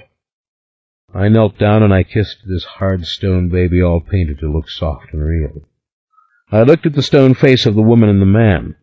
I looked back at the priest. The music had died away, leaving only roaring whispers and coughs echoing beneath the arches. "Come now, Ashler," said the priest, and he took me hurriedly through the crowd, obviously not wanting to attract notice, and we entered a chapel off the main nave. There was a steady stream of the faithful coming into this chapel, admitted 2 by 2. Other monks in robes stood guard, and the priest bade them now to close it off and have the others please patiently wait. The laird would say his nightly prayer to St. Ashler. It aroused no resentment, but seemed a natural thing. Those who must wait fell on their knees and said their beads. We stood alone in the stone chapel with walls half as high as the nave. Yet how grand it seemed! A narrow holy place. Banks of candles burned beneath its windows. A great sarcophagus with an effigy upon it lay in the middle of the floor. Indeed, it had been around this long rectangular stone box that so many were gathered, praying and kissing their hands and putting kisses to the carved man in the stone. "Look there, my boy," said the priest, and pointed not at this stone characterization, but up the window which faced the west. The glass was all black with the night, but I could see easily the figure made into it by the lead seams with which all the pieces of glass were formed. My eye could see a tall man in long robes with a crown on his head. I could also see that this figure towered over the figures beside him, and that his hair, like mine, was long and full, and his beard and mustache of similar shape. Latin words were written into the glass in 3 stanzas, which at first I could not understand. But the priest went to the far wall, and, reaching up to point to them, they were well over his head, read them out to me from the Latin into English, so their meaning went into me complete and entire. "St. Ashler, beloved of Christ and the Holy Virgin Mary, who will come again. Heal the sick, comfort the afflicted, ease the pangs of those who must die. Save us from everlasting darkness, drive out the demons from the glen. Be our guide into the light." My soul was filled with reverence. The music began again, distantly and jubilantly as before. I resisted it, trying not to let it overtake me, but I couldn't prevent it, and the spell of the Latin words was dissipated, and then I was led away. We were soon gathered in the priest's quarters in the cathedral sacristy, and he sat with us at the table. The room was small and warm, quite unlike any chamber I had seen so far, except in a country inn perhaps, and very pleasant it seemed to me. I put my hands to the fire, then remembered that the laird had wanted to burn me, and drew them back inside my velvet cloak. "What is this thing, Taltos?" I said, suddenly turning to face the 3 of them, who were staring at me in silence. "What is it you called me? And who is Ashler, the saint who comes again?" At this last question my father closed his eyes in grave disappointment and bowed his head. His father looked ferocious with righteous anger, but the priest only continued to gaze at me as though I had come from heaven. He was the one who spoke. "You are he, my son," he said. "You are Ashler, for it was God's gift to Ashler that he should be flesh more than once. Indeed, that he should come again and again into the world for the honor and the glory of his Creator, granted this dispensation from the laws of nature, as was the Virgin when she was assumed into heaven, and as the prophet Elijah, who was borne off to heaven, body and soul. God has seen to it that you would find your way into the world more than once through the loins of a woman, and perhaps even through a woman's sin. Aye, that's certain, said the laird darkly. If it wasn't out of the little ones, by the sin of a witch and a child of our clan, it had to be. My father was both frightened and ashamed. I looked at the priest. I wanted to tell of my mother, of the extra finger on her left hand, and how she had held it up to me, and that she had said it was a witch's finger, but I didn't dare to do this. I knew the old laird wanted to destroy me. I felt his hatred, and it was worse than the most dreadful bitter cold. The mark of God was on the birth, I tell you, said the great laird. My damned son has done what not all the little people in the hills have been able to do for hundreds of years. Did you see the acorn fall from the oak? Asked the priest. How do you know but that this is a changeling and not our spawn? How? She had the sixth finger, my father said in a whisper. And you lay with her? Demanded the laird. And my father nodded, yes, that he had, and he whispered that she was a great lady, and he could not name her, but that she was great enough to have made him afraid. No one must hear of this, said the priest. No one must know what has taken place. I will take this blessed child in hand, and see that he is consecrated to the Virgin, that he never touches the flesh of a woman. He then put me into a warm chamber where I might pass the night. He bolted the door on me. There was only a tiny window. The cold air crept in, but I could see a tiny bit of heaven, a few very small and bright stars. What did all these words mean? I didn't know. When I stood on the bed and peeped out the window, when I saw the dark forest and the jagged cut of the mountains, I felt fear. And I thought I could see the little people coming. I thought I could hear them. I could hear their drums. They would use their drums to freeze the Taltos, to render him helpless, and then they would surround him. Make a giant for us. Make a giantess. Make a race that shall punish the people, wipe them from the earth. One of them would climb the wall and pry loose the bars, and in they would come. I fell back, but when I looked up again, I saw the bars were secure. This had been a fancy. In truth, I had spent nights in rustic inns with farting drunkards and belching whores, and in the very woods where even the wolves ran from the little people. Now I was safe. It must have been an hour before daylight that the priest called me. For all I knew, it was the witching hour, for a bell was tolling, ominously and endlessly, and as I woke, I knew I had heard this bell, like a hammer dropping again and again upon an anvil, in my sleep. The priest shook me by the shoulder.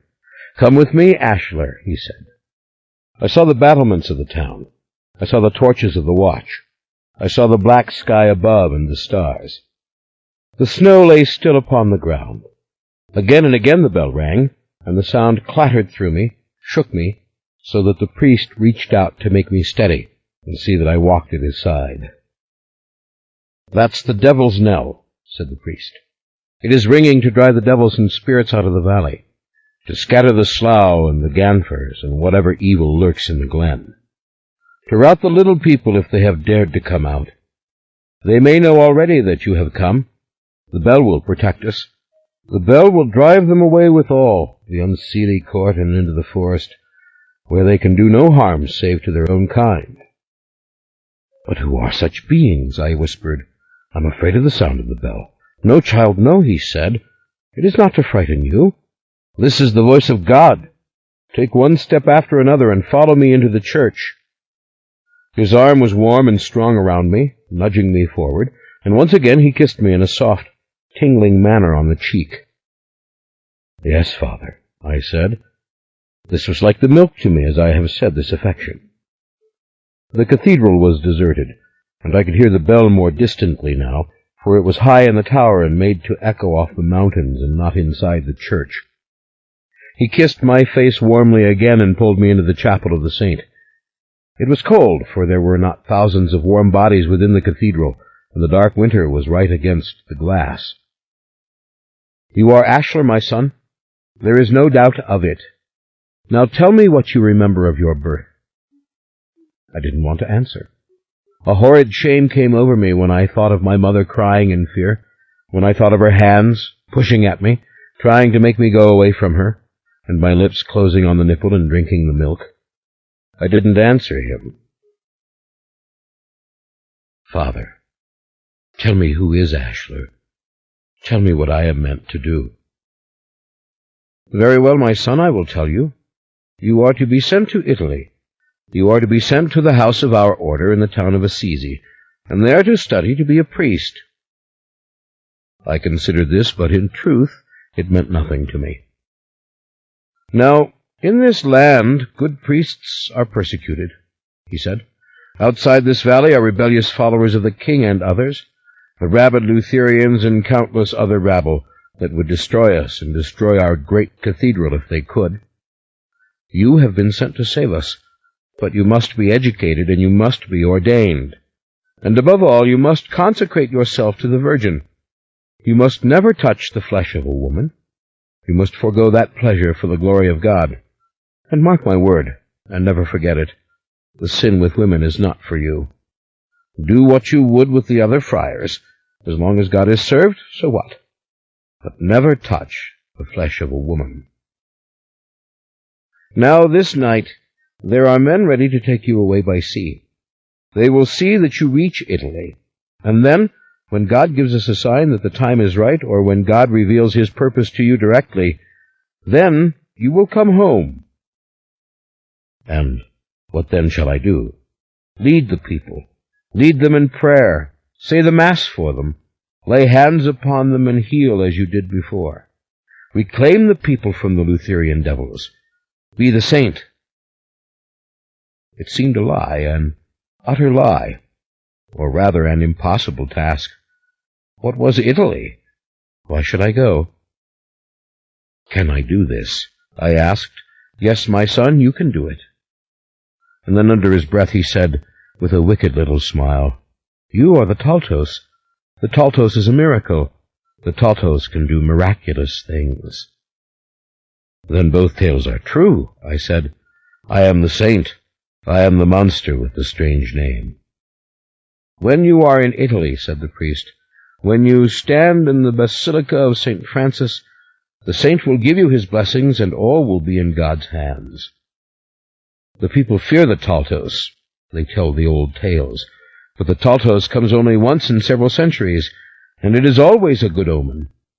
St. Ashler was a Taltos, and that is why we, who know, say that he comes again." "Then I am some being other than mortal man," I said, "and you are wanting me to declare that I will imitate this saint." "Ah, you are very clever for a Taltos," he said. "Yet you have the divine simplicity, the goodness. But let me put it this way to your heart, which is so pure. It's your choice, don't you see? You can be the evil Taltos, or you can be the saint. Would that I had such a choice. Would that I were not this feeble priest in an age when priests are burnt alive by the King of England, or drawn and quartered, or worse. In Germany this very day Luther receives his revelations from God while seated upon a privy and hurls excrement in the devil's face. Yes, that is religion. That is what it is now. Would you seek the glen and the darkness and a life of beggary and terror, or would you be our saint?" Without waiting for me to answer, he said in a low and mournful voice, "Did you know that Sir Thomas More himself has been executed in London, his head struck off and stuck upon a pike of London Bridge? That was the wish of the king's whore," said he. "That is how things stand." I wanted to run. I wondered if I could do it. If I could run free and outside where the dawn was coming, where the birds of winter had begun to sing. His words confused me and tormented me, and yet, when I thought of the surrounding woods, the valley itself, I was too frightened to move. Some hideous dread rose out of me, causing my heart to beat and my palms to become wet. "A Taltos is nothing," he said, leaning close to me. "Go into the forests if you would be a Taltos. The little people will find you. They will take you prisoner and seek to make by you a legion of giants. It will not happen. It cannot happen. Your progeny will be monstrous or nothing. But a saint! Dear God, you can be a saint!" Ah, the little people, yes. I gazed at him, trying to understand him. "You can be a saint." Several men had come into the cathedral, heavily armed and covered in fur capes, and to these he gave his instructions in Latin, which at that point I barely understood. I knew I would be taken by sea to Italy, and that I was a prisoner, and in terror I stood there, and then in my desperation I turned to face the window of St. Ashlar, as if he could save me from all this. I looked up at the stained glass window, and at this moment a simple miracle occurred. The sun had risen, and though it did not strike this window with its rays, the great swelling light filled it and brought it into vivid and beauteous color.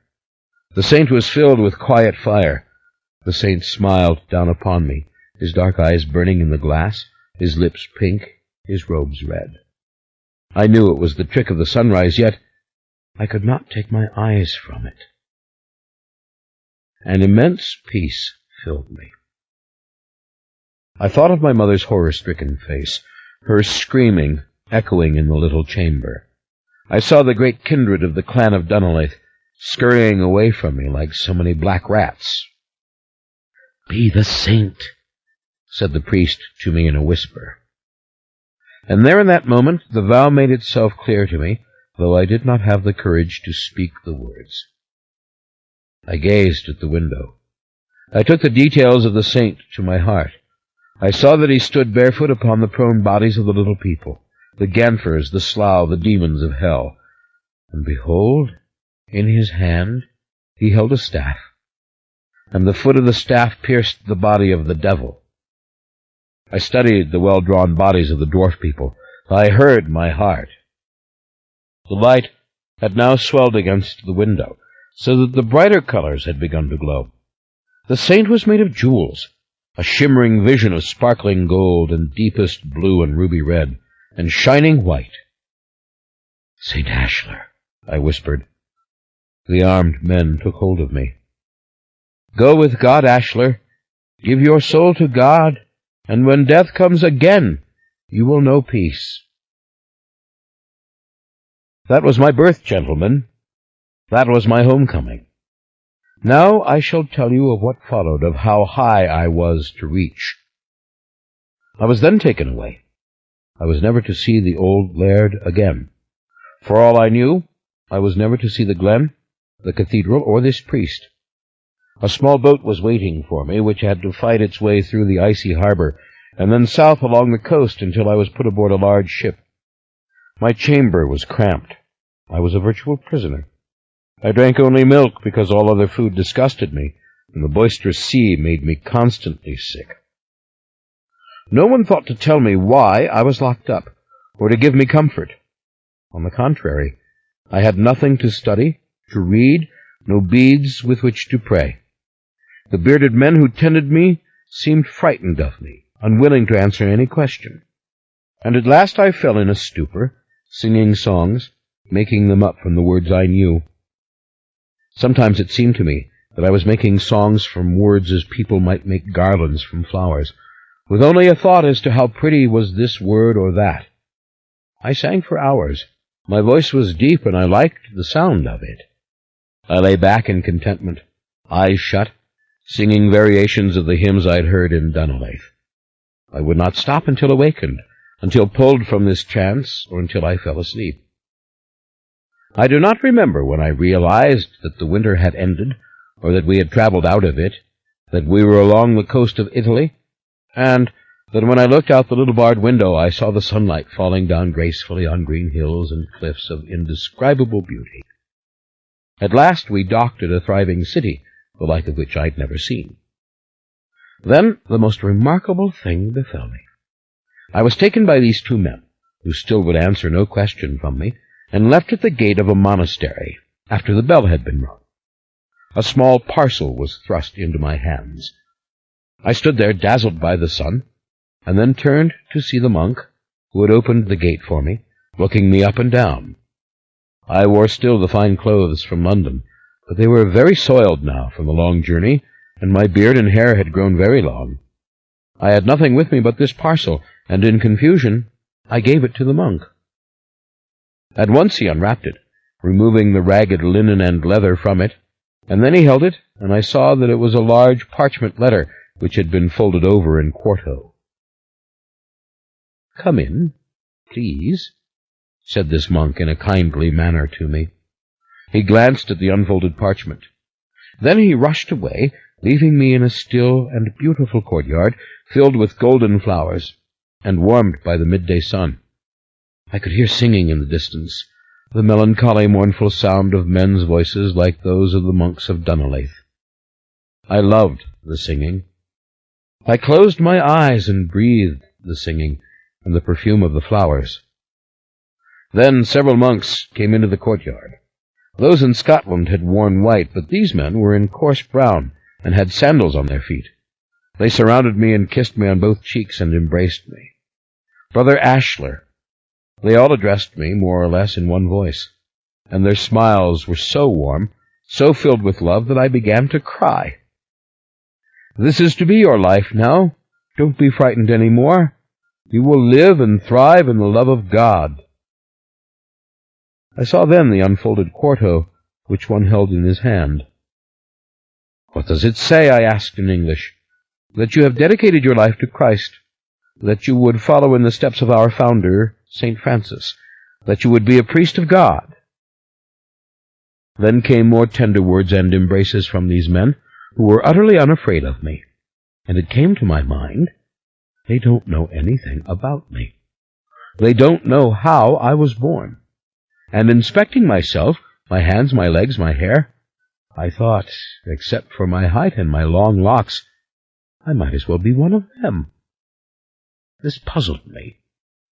Throughout the evening meal, and they fed me much better than they fed themselves, I sat silent, not certain of what I should do or say.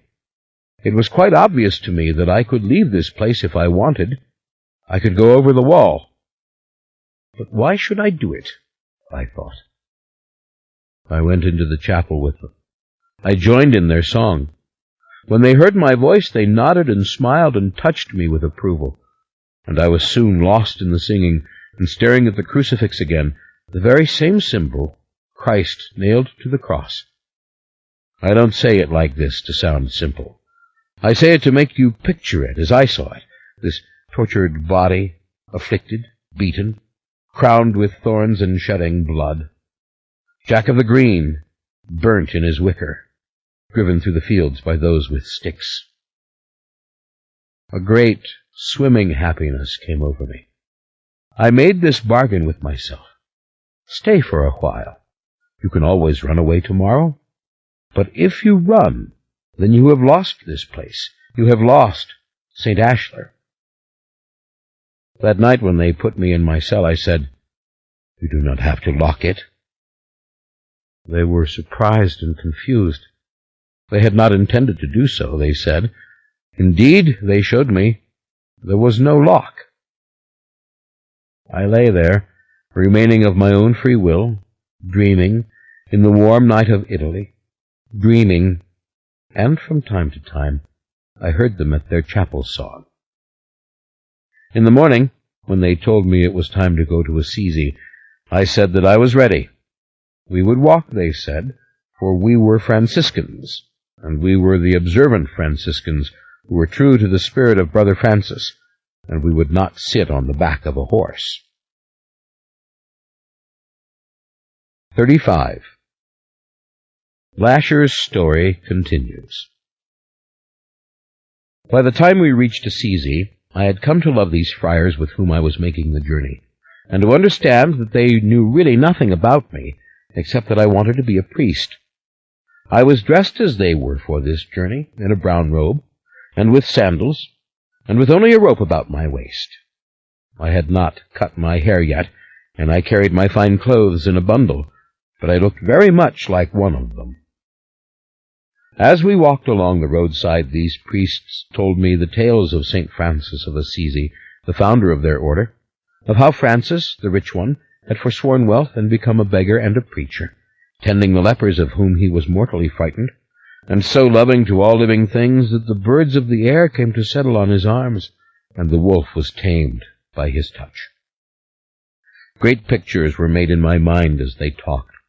I saw the face of Francis, an amalgam perhaps of the radiant, green-eyed Franciscan priest in Scotland, and their own innocent visages, or perhaps it was a mere ideal invented by some part of me which had already developed to make pictures and dreams. Whatever it was, I knew Francis.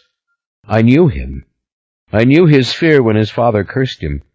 I knew the joy when he gave himself to Christ. I knew, above all, his love when he addressed all creatures as his brothers and sisters, and I knew his love for people we saw all around us, the peasants of Italy, working in their fields, the townspeople, and those in the monasteries and manor houses which gave us gracious shelter by night. Indeed, the happier I became, the more I was beginning to wonder if my birth in Britain had not been some sort of nightmare, a thing which could not have happened at all. I felt I belonged with these Franciscans. I belonged with St. Francis. I had been born out of place, and if to be a saint meant to be like Francis, why, I was overjoyed. All this seemed natural to me, and it brought peace to me, as if I were remembering a time when all beings had been gentle, before something terrible had come. Everywhere that we went, we saw children, working in the fields with their parents, playing in the village streets. When we entered the high city of Assisi, it was filled with children of all ages, as is any city, and I understood without being told that these were small human beings, infants on their way to adulthood. They were not the dreaded little people, my enemies, who would kill me from envy, that bitter gleam of knowledge which had only served to terrify me with no further understanding of what it meant. Ah, how beautiful were these merely unfolding humans, who grew slowly, taking year after year to attain the height and abilities which I had acquired during and right after my birth. When I saw the mothers nursing, I wanted the milk, but I knew it was not a witch's milk. It wasn't that strong, it wouldn't help me. But I was grown, was I not? I had become taller even on my journey, and I seemed to all the world a strong and healthy human of some 20 years. Whatever my thoughts on all this, I resolved to reveal nothing. Rather, I stepped out of myself amongst those around me. I was charmed by the countryside, the vineyards, the greenery, and above, the soft light of the Italian sun. Assisi itself was at a great elevation, so that from many promontories one could see the surrounding country in all its soft splendor, so much more inviting than the threatening snow-covered peaks and cliffs which had surrounded Dunelaith. Indeed, my memory of events in Dunelaith was becoming confused to me. If I had not learnt to write within the next few weeks, and not recorded everything in a secret code, I might have actually erased from my mind my origins. They certainly came to seem vague as time passed. But let me return to the moment. We entered the gates of Assisi at midday. At once I was taken into the Basilica of St. Francis at the opposite end of the town, a grand edifice, though nothing as cold as the cathedral in Dunelaith. Indeed, the place had not pointed arches but rounded ones, and its walls were alive with wondrous paintings of the saint, beneath which was the shrine of the saint, to which the faithful came in droves, as they had done for St. Ashlar in my home. Hundreds proceeded to walk round the tomb of the saint, which bore no effigy of him, and was massive, and to lay hands on it, and give their kisses, and to pray loudly to St. Francis, to beg him for cures, for solace, for his special intercession with the good God. I too laid hands on the sarcophagus, and made my prayer to Francis, who had for me now a personality, a figure wrapped in color and romance. "Francis," I whispered to the stone, "I am here. I am here to become a friar, but you know that I have been sent to be a saint." There was a surge of pride in me. No one knew the secret.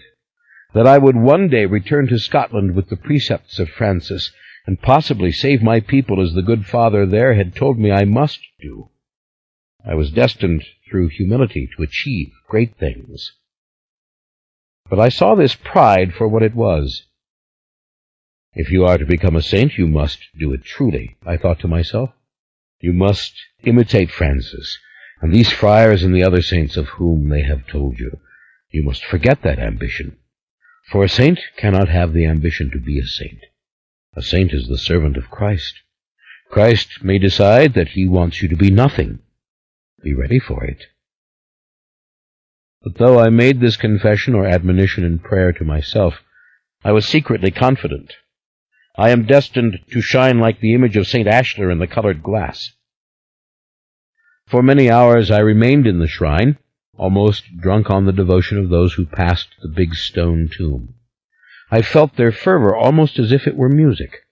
Indeed, it was now clear to me that I was hypersensitive, as you would say today, not merely to music, but in general to all sounds. The shrill of birds, the timbre of people's voices, the rhythms and accidental rhymes of their speech, all this affected me. Indeed, when I encountered a person who spoke naturally with alliteration, I was near paralyzed by it. But what paralyzed me here in the shrine was the delirium of the faithful and the particular intensity of devotion which Francis himself had inspired. That very day I was taken up to the Carceri, the hermitage where Francis and his first followers had lived their solitary life. There were the first cells. There was the grand and beautiful view of the countryside. This was the place where Francis had walked and prayed. I had no thought now of ever leaving. What worried me was not the vows of poverty, chastity, obedience. What I feared was my secret pride that this legend of St. Ashlar would eat at my soul, while in fact goading me on. Let me now pause to make a most significant point. I was not to leave Italy, or this life of a Franciscan, for over 20 years. The exact count I do not know. I never did. It was not 33 years, for that I would remember as the age of Christ. I tell you this so that you will understand two things: that I do not rush to Dunolaith in this tale, for it is not time yet, and that during that time my body remained vigorous and quite limber, quite strong, and quite the same. My skin thickened somewhat, losing its baby softness, and my face gathered expressive lines, but not very many. Otherwise, well, almost, I remained the same. I want you to understand how happy I was in this Franciscan life, how natural it was to me, because that is to some extent the heart of the case I wish to make. Christmas was a great feast in Italy, as it had been back in the highlands of Nightmare, which I had so briefly seen. It became to me the most solemn and significant of all holy days, and wherever I was in Italy, I went home to Assisi at that time. Even before my first Christmas there, I had read the story of the Christ child born in the manger, and looked at innumerable paintings of it, and I had given myself heart and soul to the little infant in Mary's arms. I closed my eyes and imagined that I was a tiny baby, which I had never been, that I was helpless and yearning and innocent. And the feeling which came over me was one of rapture. I resolved to see Christ, a pure child, in every man or woman to whom I spoke. If I suffered a moment of anger or annoyance, which was unusual, I thought of the Christ child. I imagined I was holding him in my arms. I believed in him utterly, and that some day when my destiny was fulfilled, whatever and whenever, I would be with Christ. I would kneel in the manger, and I would touch the Christ child's tiny hand. God, after all, was eternal.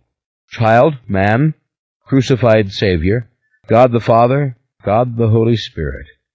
It was all one. I saw this with perfect clarity almost immediately. I saw it so completely that theological questions made me laugh. By the time I left Italy, I was a priest of God, a renowned preacher, a singer of canticles, a sometime healer, and a man who brought consolation or happiness to all he knew. But let me now explain with greater care. From the beginning, my innocent manner and my directness astonished everyone. They never guessed the real reason for it, that I was a child. That I feasted on milk and cheese seemed humorous to people. My speed at learning also drew love from everyone around me. I could write Italian, English, and Latin within a short time. Uncompromising saintliness took me, body and soul. There was no task too low for me to perform. I went with those who tended the lepers outside the gates of the town. I had no fear of lepers. I could have had it, I think, but I did not cultivate it, and therein lies a key to my nature. I seemed to be able to cultivate what I wished. Nothing to date had severely repelled me, except hatred and violence, and this attitude remained constant during all my years on earth. I was either saddened by something or seduced by it. There was seldom a middle ground. Indeed, I had a fascination with the lepers because other people were so frightened of them, and of course I knew how Francis has fought to overcome this, and I was determined to be as great as he. I gave comfort to the lepers. I bathed and clothed those who were too far gone with the disease to care for themselves. Having heard that St. Catherine of Siena once drank the bathwater from a leper, I cheerfully did the same thing. Very early on, I became known in Assisi, the innocent one, the dazzled one, the fool for God, so to speak, a young monk who is truly on fire with the spirit of Francis, who does naturally what Francis would have us all do. And because I seemed so completely unsophisticated, so incapable of conniving, so childlike, if you will, people tended to open up to me, to tell me things, egged on by my bright, curious gaze. I listened to everything. Not a word was wasted. Imagine it, the great infant that I was, learning from people's smallest gestures and slightest confessions all the major truths of life. That is what was happening inside my mind. By night I learned to read and finally to write, and I wrote constantly, taking as little sleep as I could. I memorized songs and poems. I studied the paintings of the Basilica, the great murals by Giotto, which tell all the significant events of Francis's life, including how the stigmata came to him, the wounds in his hands and feet from God. And I went out among the pilgrims to talk to them, to hear what they had to say of the world. The first year of which I knew the date was 1536. I went often to Florence to give to the poor, to visit their hovels and bring bread and something to drink. Florence was still a city of the Medici. Perhaps she was past her great glory, as some have said since, but I don't think at the time that anyone would have said such a thing. On the contrary, Florence was a magnificent and thriving place. Printed books were sold there by the thousands. The sculptures of Michelangelo were everywhere to be seen.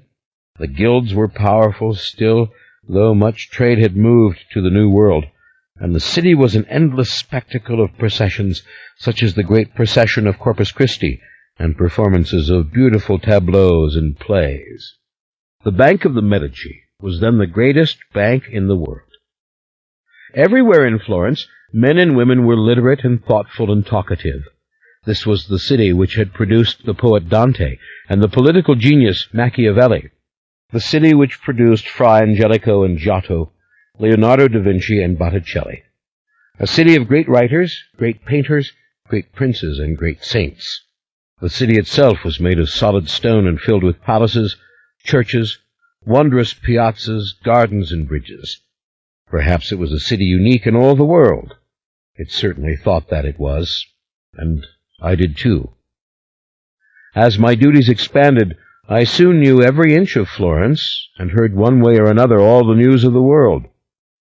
The world, of course, was on the brink of disaster. People spoke continuously of the final days. The English king, Henry VIII, had abandoned the true faith. The great city of Rome was only just recovering from its rape by Protestant troops and Catholic Spaniards alike. Indeed, the Pope and the cardinals had to take shelter in the castle of Sant'Angelo, and this had left with people of deep disillusionment and distrust. The Black Plague was still with us, rising every 10 years or so to claim victims. There were wars on the continent. The worst tales, however, were of the Protestants abroad, of mad Martin Luther, who had turned the entire German people against the Church, and other rabid heresies, the Anabaptists and the Calvinists, who made great gains every day in the realm of Christian souls. The Pope was rumored to be powerless against these heresies. Councils were called and called, but nothing really was done. The Church was in the midst of reforming itself to answer to the great heretics, John Calvin and Martin Luther. But the world had been rent in half, it seemed, by the Protestants, who swept an entire culture before them when they broke with the authority of the Pope. Yet our world of Assisi and Florence and the other cities and towns of Italy seemed splendid and rich and dedicated to the true Christ. It seemed, when reading scriptures, impossible to believe that our Lord had not walked on the Appian Way. Italy filled my soul with its music, its gardens, its green countryside.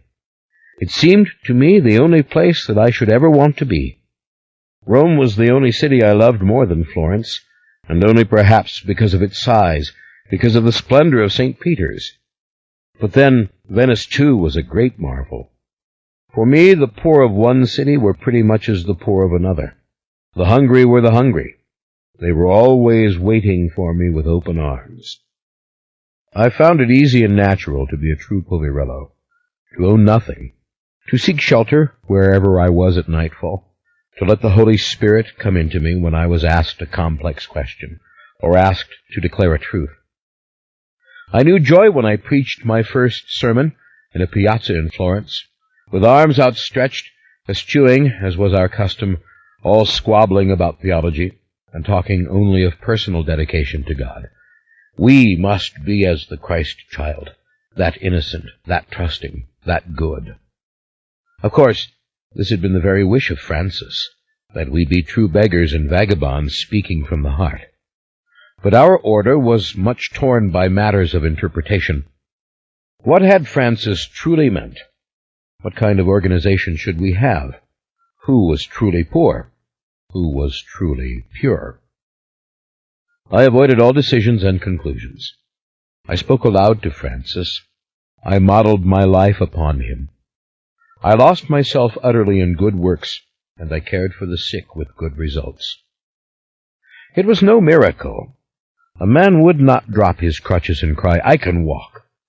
It manifested itself first in a talent for nursing, for bringing the dangerously ill through the fever, back from the brink.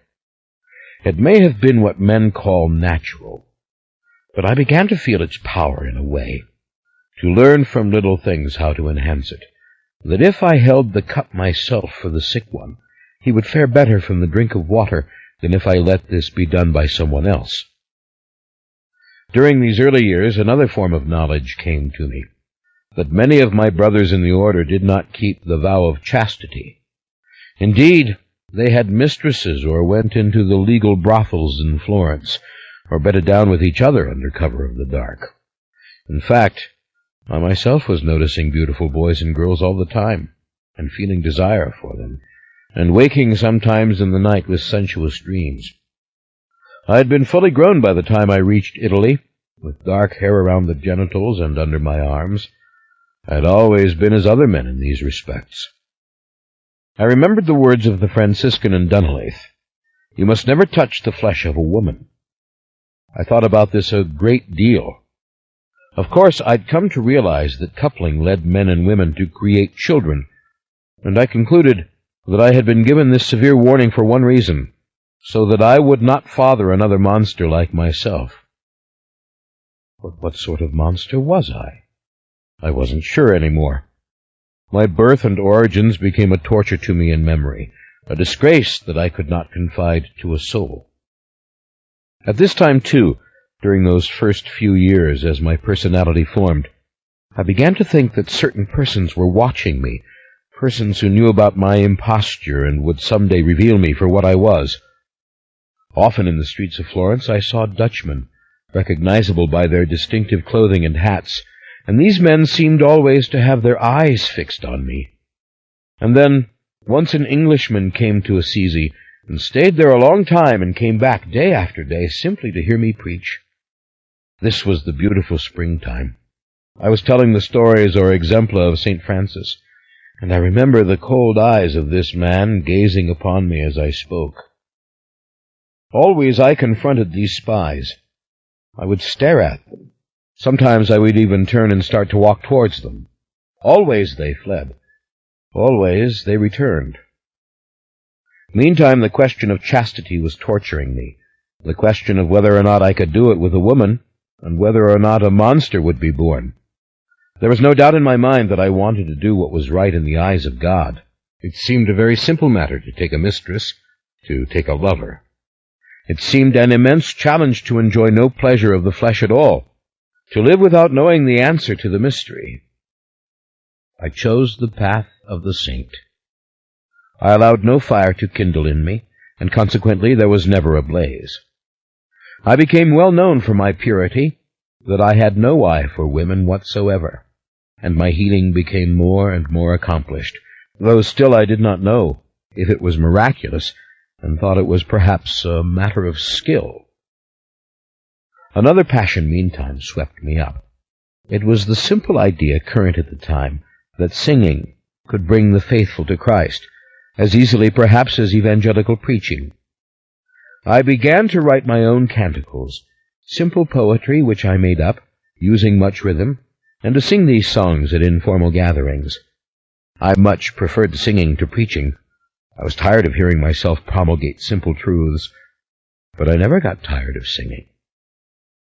Soon, people knew that when I appeared, there would be music from me. A brief song, sometimes little more than a poem recited to the strumming of a small lute. And I played a little game of which no one else was aware. I tried to see how many days I could go with no speaking, only singing, without irritating anyone or attracting notice to my little sport. 10 years after my arrival in Italy, I was ordained. It would have come sooner if I had wanted it, but my study for holy orders was deliberately meticulous and slow. I was all the time traveling, walking the roads, and meeting with people and greeting them with the Word of God. Time did not seem important. In fact, I had no sense of hurrying towards any destiny at all. I had become, by my ordination, utterly fearless of disease. I sang to those who were past all need of physical comfort. I sat in many a room where others feared to step. But things were not perfect. They were not right. From time to time, I remembered my birth with startling effect. I'd wake, sit up, think, but it's not possible. And then lie back in the darkness, realizing, of course, it was possible, for I had no other mother, father, sister, brothers. I was not what others believed me to be. I would remember the Queen and the river and the highlands as if they were elements of a nightmare. And sometimes it seemed that after these tumultuous moments, I would see those people following me, spying upon me more than before. Of course, I faulted myself for imagining it, but the longer I thought of all this, the more strange my life became. Then there were times when I betrayed my nature in a particular and spontaneous way. I loved the taste of milk. The devil was always tempting me with visions of women's breasts. Even during Lent I had to have milk, and I could not endure the fast, and the breaking of the fast for milk was my worst sin. I sometimes grasped handfuls of cheese and ate it. Any soft food was delicious to me, but the craving for cheese and milk was especially bad. Once I wandered into a field filled with cattle. It was sunrise, and no one was about, or so I thought. I went down on my knees and drank from the udder of a cow, squirting the warm milk out of the udder right into my mouth. When I had drunk enough, I lay in the grass, staring at the sky. I felt bestial and ugly for what I had done. An old farmer came, He was in worn clothing, though neat and well-mended, and his face was darkened from working in the sun. He whispered something to me, full of fear, and ran away. I got up and ran after him, lifting my robes so that I wouldn't trip. "What did you say to me?" I asked him. Then he whispered something hostile, a curse perhaps, and fled away. I was overcome with shame. This man knew I wasn't a human being, and gradually from that day forward my deceit of those around me began to prey on my mind. I saw the farmer again in the city. He saw me. I could have sworn I saw him with others, and that they were whispering, but this might have been fancy. I let it go. Then one morning I came out of my cell in the cloister to discover a great pitcher of fresh milk there. This froze my soul. For a moment I did not know where I was, or who, or what was happening. I knew only this was an offering, and that it had happened before and before and before.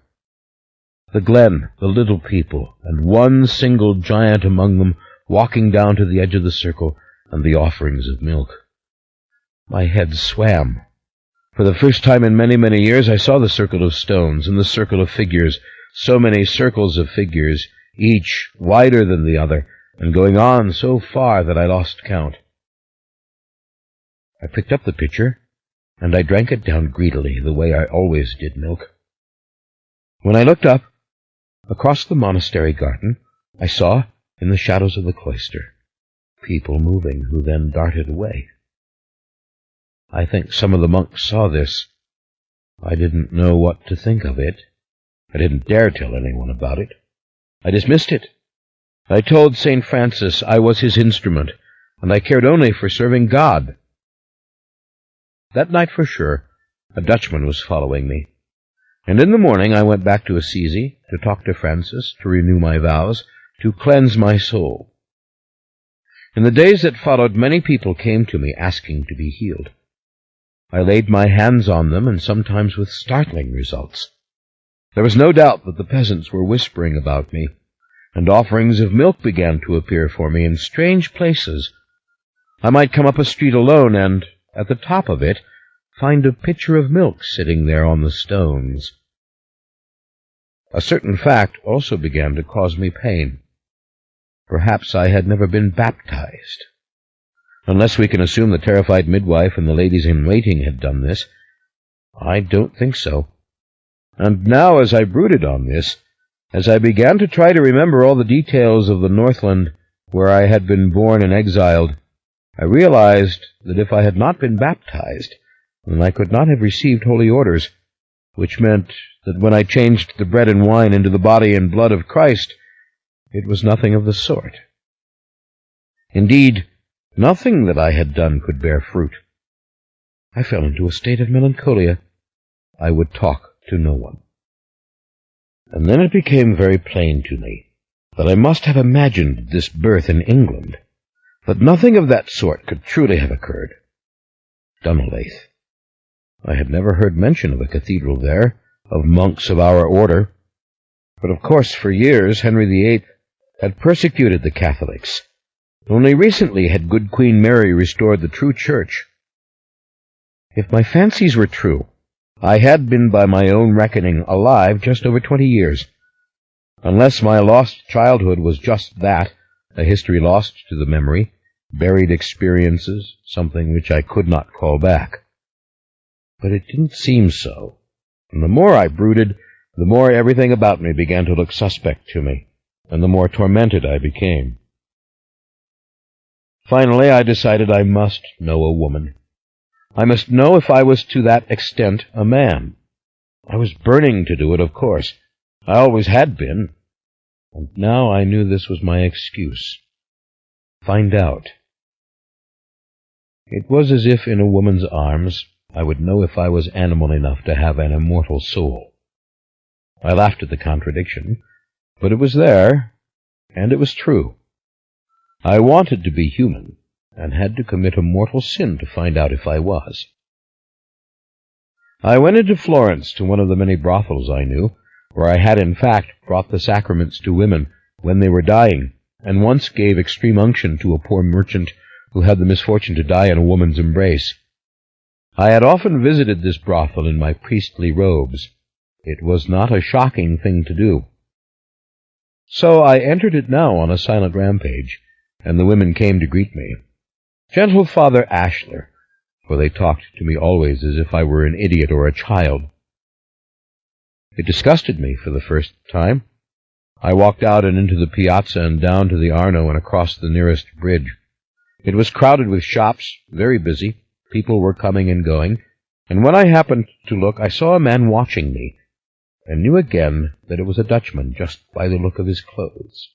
I went towards him, but he fled into the crowd, and I couldn't find him. He was gone in the snap of my fingers, just gone.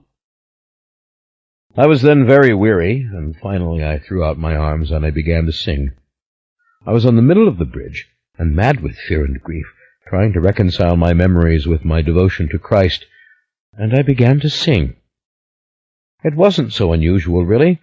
The streets were crowded with all kinds of distractions at such an hour in Florence. One crazed Franciscan swaying and singing was not peculiar at all. Gradually some people took notice, as they are wont to do. They stopped their tasks, and a little crowd gathered.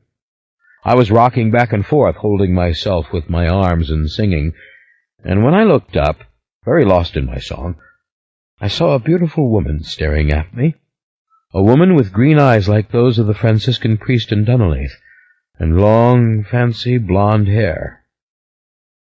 Then the most astonishing thing happened. This woman lowered her veil and walked away, and I realized that the face which had been peering at me was turned to the back of her body, as if her head was put backwards upon her neck. I was fascinated. My passion was unbearable, but another even more evil excitement leapt in my heart. This is a monster like me. I let the song die away and spurned those who would have given me alms. Take them to the church, I said, to those who deserve them. And then I went after the woman, who had waited for me in a side street. Once again she revealed the face, then walked off. Soon we were in a small alleyway. I was clearly staring at her back when she lifted her veil and revealed her face again. Finally, she spun round in a blur of black garments, silks, satins, velvet and jewels, and rapped hard upon the door. It was opened in the wall, and as I rushed up to catch a glimpse of her before she disappeared through it, she grabbed my wrist and pulled me inside. It was a narrow, crowded garden, like many a courtyard in Florence, with old, peeling ochre walls and bright flowers flourishing in the sheltered sun. 3 other women sat there, together on a bench beneath a tree. All wore wide and beautiful skirts, rich sleeves, and had high bosoms which began to drive me mad. And the one who had brought me in, I saw now she was an ordinary woman. Her face was on the front of her body, like that of anyone else. It had all been some kind of illusion with the veil she pulled from her hair. Some little trick. She confessed this to me, and this set them all to laughing so much I thought they would never stop. I was dizzy. Suddenly these women were crowding about me and saying, "Father, take off your clothes. Come, stay with us in this garden." And the blonde one, who bore the famous name of Lucretia, said that she had bound me with spells to make me come, but not to fear. They weren't witches. Rather, their men were gone off to hunt in the country, and they would do as they pleased.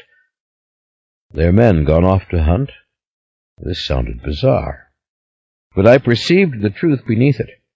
These were whores, but whores free for the day, and I was the object of their desire. "We are proud to initiate you, virgin child," said the eldest of the women, who was as beautiful as all the rest. They drew me across the tiles and into the bedchamber. They took off my sandals and removed my robes. Then they flung their dresses this way and that, crying out in jubilation, and they danced about me, naked as nymphs, singing some little song. It was all a joke to them. It was all a game. They were shocking the young Franciscan, who, though he had a full beard, still had the expression of a child. But I was not shocked. Once more a strange knowing came to me of a time when all the world had done these things. The garden of delights it had been, with all romping naked and playing and singing and dancing, and flowers all about us, and plenty of fruit to eat. Then fear took hold of me. Gone all that. Blackness. I was meantime making like a satyr for these women, which they found very amusing, and which I could not help. At last they tumbled into the bed next to me, covering me with kisses, and I grasped the breasts of the closest woman, and began to suck tenaciously so that I made her cry in pain. The others planted kisses on my naked shoulders, my back, my organ, my chest. In a twinkling I was back in the birth-chamber in England, in the arms of my mother, knowing the fierce pleasure of drawing the milk savagely from her breast. I was drunk with the pleasure, and now it found its worst culmination in the organ, and I soon rode all the women, one after another, crying out in ecstasy, and then beginning with the first to take them all again. It was now evening. The stars were visible above the courtyard. The roar of the city was dying away. I slept. I was with my mother, only she was not hating me and crying in terror, but a long, slender creature such as me, much too long to be a real woman, and stroking me with fingers which, like mine, were too long. Didn't everyone see I was a monster like this woman? How could people be so easily fooled? I drifted into dreams. I was in a mist, and people were crying and sobbing, and men were rushing to and fro. It was a massacre. Taltos! Someone shouted it, and then I beheld in my dream the farmer from the field near Florence, and heard him whisper, "Taltos!" and I saw before me again a pitcher of milk. Thirsty, I woke and sat bolt upright, as was my custom, and stared around me in the dark. All the women were still, but with their eyes open. This struck me as horrid. Horrid as the illusion that the woman's face had been on the back of her head. I reached out to shake awake the blonde woman, so rigid was her gaze, and I perceived the moment I touched her that she lay dead in a pool of her own blood. Indeed, all of them were dead, one on either side of me, and the three who lay on the floor. They were dead, and the bed was soaked with the blood, and it stank of human people. I rushed out into the courtyard in uncontrollable cowardice, and collapsed near the fountain, on my knees, trembling, unsure of what I had seen. But when I finally rose to my feet and returned, I saw it was true. These women were dead. I laid my hands on them repeatedly, but there was no waking them. I couldn't cure them of death. I gathered up my robes, my sandals, dressed again, and ran away. How could these women have died? I remembered the words the Franciscan had said to me, "Never touch the flesh of a woman." It was the dead of night in Florence, but I managed to return to the monastery, and there I locked myself in my cell. When morning came, news of the deaths was all over Florence. A new form of plague had struck. I did what I have always done at such trouble. I went home to Assisi, walking the whole way. The mild winter was coming, which is nevertheless a winter, and the journey was not easy, but I did not care. I knew someone was following me, a man on horseback, but I only caught glimpses of him from time to time. I was in despair. As soon as I reached the monastery, I prayed. I prayed to Francis to guide me and to help me. I prayed to the Blessed Virgin to forgive me for my sins with these women. I lay on the floor of the church, arms outstretched as priests do when they are ordained. I prayed for forgiveness and understanding, and I wept. I didn't want to think my sin had killed these women. I envisioned the Christ child, and I became the small, helpless baby, and I said, "Christ, succor me. Holy Mother, the Church, succor me. What can I do on my own?" I went to confession to one of the oldest priests there. He was Italian, but had only just come home from England, where many Protestants were now being put to death. We were rebuilding our monasteries in that land, sending priests back to serve the Catholics who had kept the faith during times of persecution. I chose this priest because I wanted to confess all: my birth, my memories, the strange things said to me. But when I was kneeling in the confessional, these things seemed the dreams of a madman, and it really did seem to me that I was a man only, and had had some proper childhood somewhere, which had somehow been erased from my mind and heart. I confessed only that I'd been with the women, that I had brought death to all four, but did not know how. My confessor laughed at me, softly, reassuringly. I had not killed the women. On the contrary, God had preserved me from the plague which had killed them. It was a sign of my special destiny. I should not think of it any more. Many a priest has stumbled, taken to his bed a whore.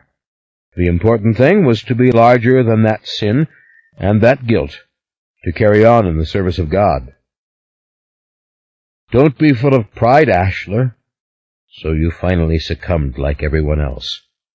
Put it behind you.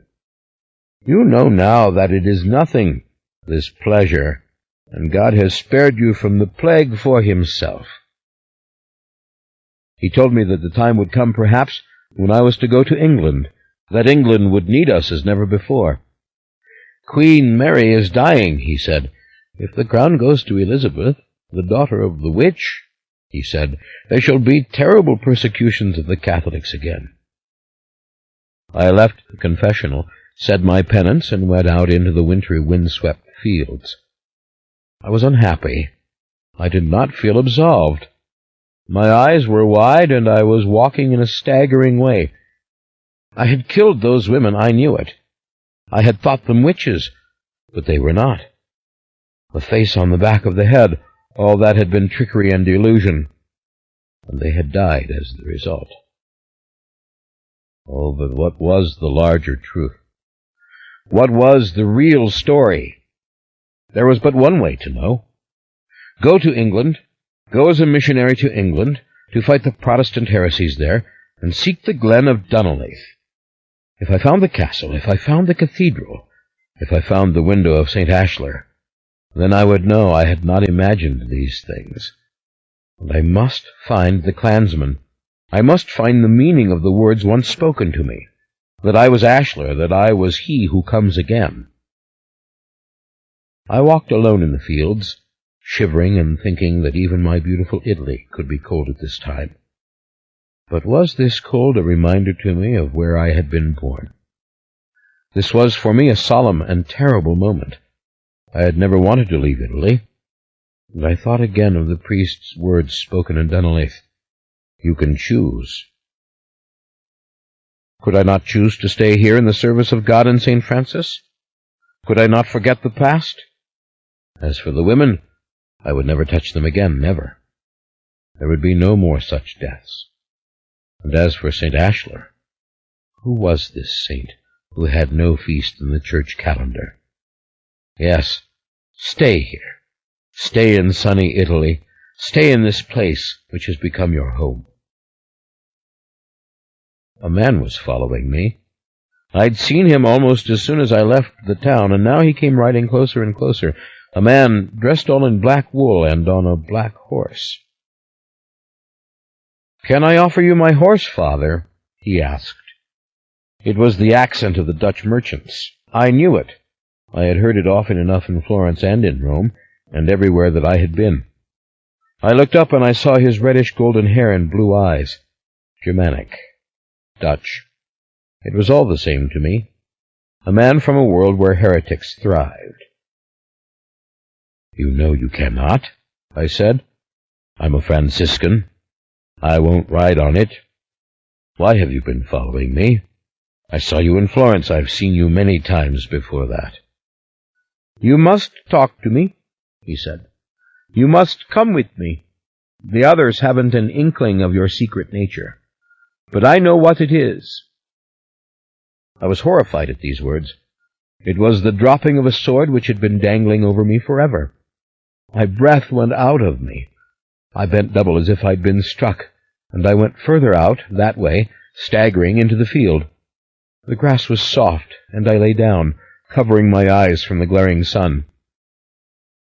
He dismounted and came after, leading his horse. He deliberately stood between me and the sun, so that I could take my hand away from my eyes. He was powerfully built, like many from northern Europe, and he had the thick eyebrows those people have, and the pale cheeks. "I know who you are, Ashler," he said to me in Italian with a Dutch accent, and then he began to speak Latin. "I know you were born in the Highlands. I know that you come from the clan of Dunleith. I heard tell of your birth shortly after it happened. There were those who caught the scent of it and spread the story, even to other lands. It took me years to find you here, and I have been watching you. I know you by your height, by your long fingers, by your power to sing and to rhyme, and by your craving for milk. I have seen you take the offerings from the peasants, but do you know what they would do to you if they could?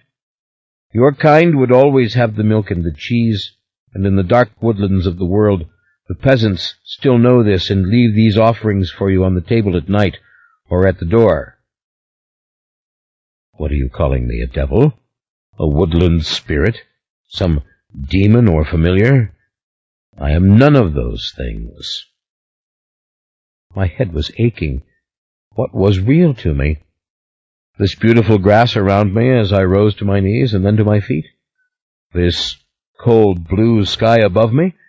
Or those wretched, ghastly memories and the words this man spoke?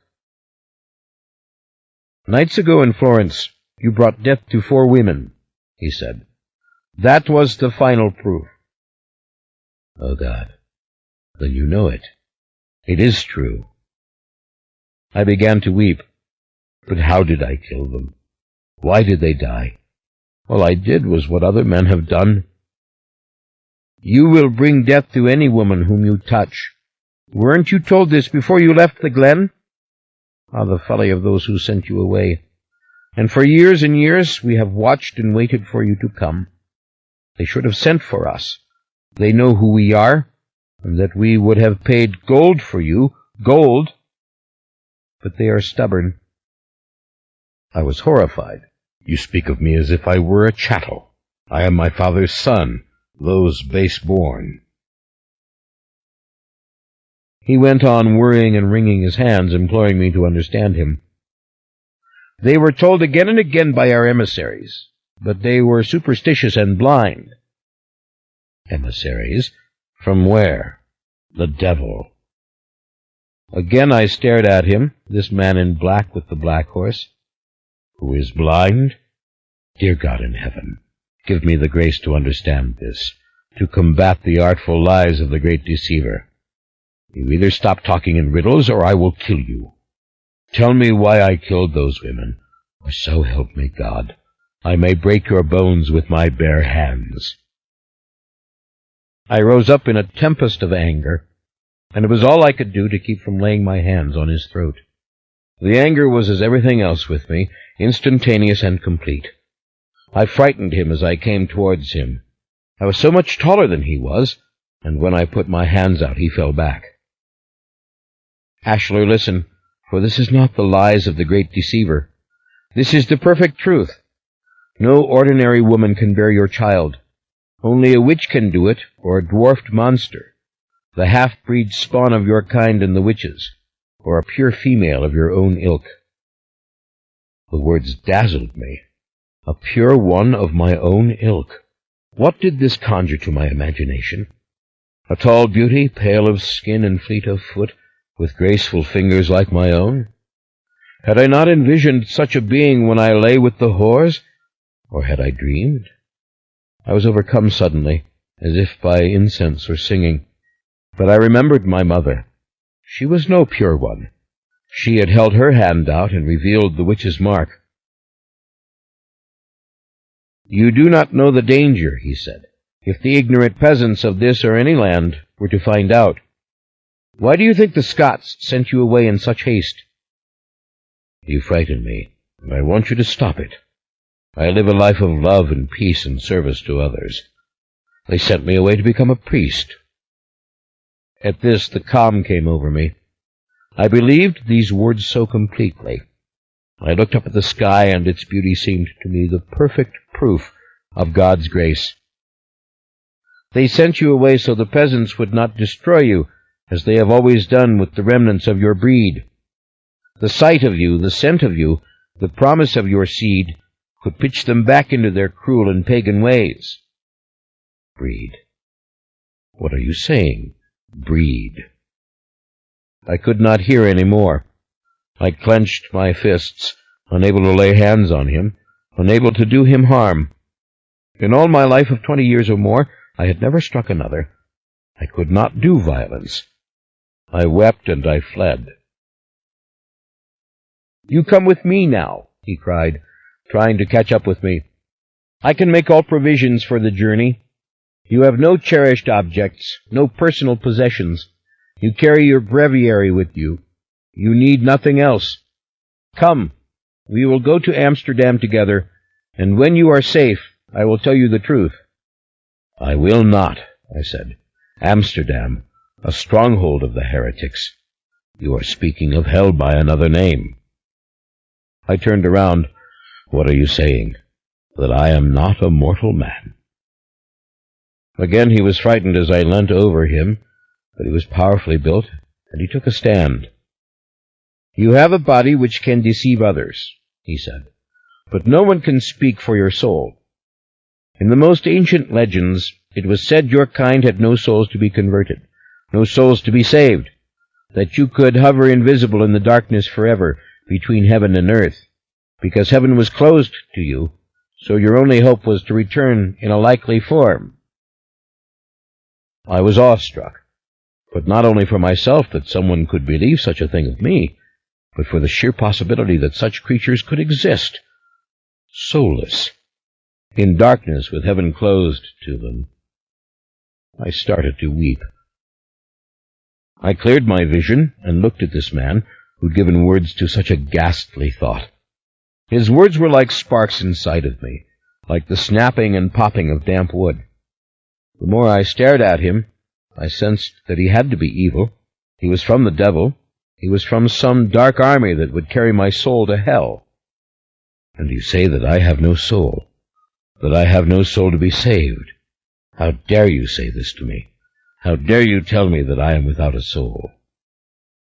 In a fury I did strike him, knocking him with one fine blow all the way to the ground. I was stupefied by my own strength, and as alarmed by this sin as I had been by my others. I ran out of the field and home. This man followed me, but he didn't come close. He seemed in a great state of alarm when I entered the monastery, but he hung back, and I wondered if he was afraid of the cross, the church, the sanctified ground. That night I resolved what I must do. I went down beneath the church and slept on the stones before the tomb of Francis. I prayed to him, "Francis, how can I not have a soul? Give me guidance, Father. Help me. Mother of God, this is your child. I am bereft and alone." I fell into a deep sleep, and I saw angels, and I saw the face of the Virgin, and I shrank down into a tiny child in her arms. I lay against her breasts, one with the Christ child, and Francis said to me that that was my way, not to be one with the crucified Christ, leave that to others, but to be one with that innocent babe. I must go back to Scotland, go back to where it had begun. I dreaded to leave Assisi so soon before Christmas, not to be here for the great procession and to help make the creche with the shepherds and the Holy Family. But I knew that as soon as I obtained permission I would go. Travel north and find Dunolly. See for yourself what is there. I went to talk to the guardian, our Father Superior, a wise and kindly man who had served all his life in the place of Francis's birth. He heard me out calmly and then spoke. "Ashler, if you go, it will be to a martyr's death. Word has just reached Italy. The daughter of the witch Boleyn has been crowned Queen of England. This is Elizabeth. The burnings of Catholics have once again begun." The witch Boleyn. It took me a moment to remember who this was. the mistress of King Henry, the one who had enchanted him and turned him against the church. Yes, Elizabeth, the daughter. And so good Queen Mary, who had tried to bring the land back to the faith, was now dead. "I cannot let this stop me, Father," I said. "I cannot." And then in a rush I told him the whole tale. I walked back and forth in the chamber. I talked and talked. I told all the words that had been said to me, trying not to fall into a cadence. I told about the strange man from Holland.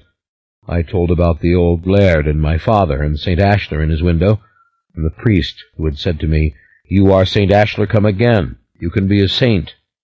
I thought surely he would laugh, as had my confessor, at the mere statement that I had brought the women death. He was thunderstruck. He remained quiet for a long time, and then he rang for his assistant. The monk came in. "You can tell the Scotsman that he might come in now," he said. "The Scotsman," I said. "Who is this man?" "This is the man who has come from Scotland to take you away. We have been keeping him from his mission. We did not believe him. But you have confirmed his claim. He is your brother. He comes from your father. Now we know that what he says is true." His words caught me, utterly unprepared. I realized I had wanted to be proven a liar, to be told this was all devilish fantasy, and that I must put such thoughts out of my mind. "Bring the young Earl's son to me," said the Father Superior again, to send the baffled attendant on his way. I was a cornered animal. I found myself looking to the windows as a means of escape. I was in terror that the man who came into the room would be the Dutchman.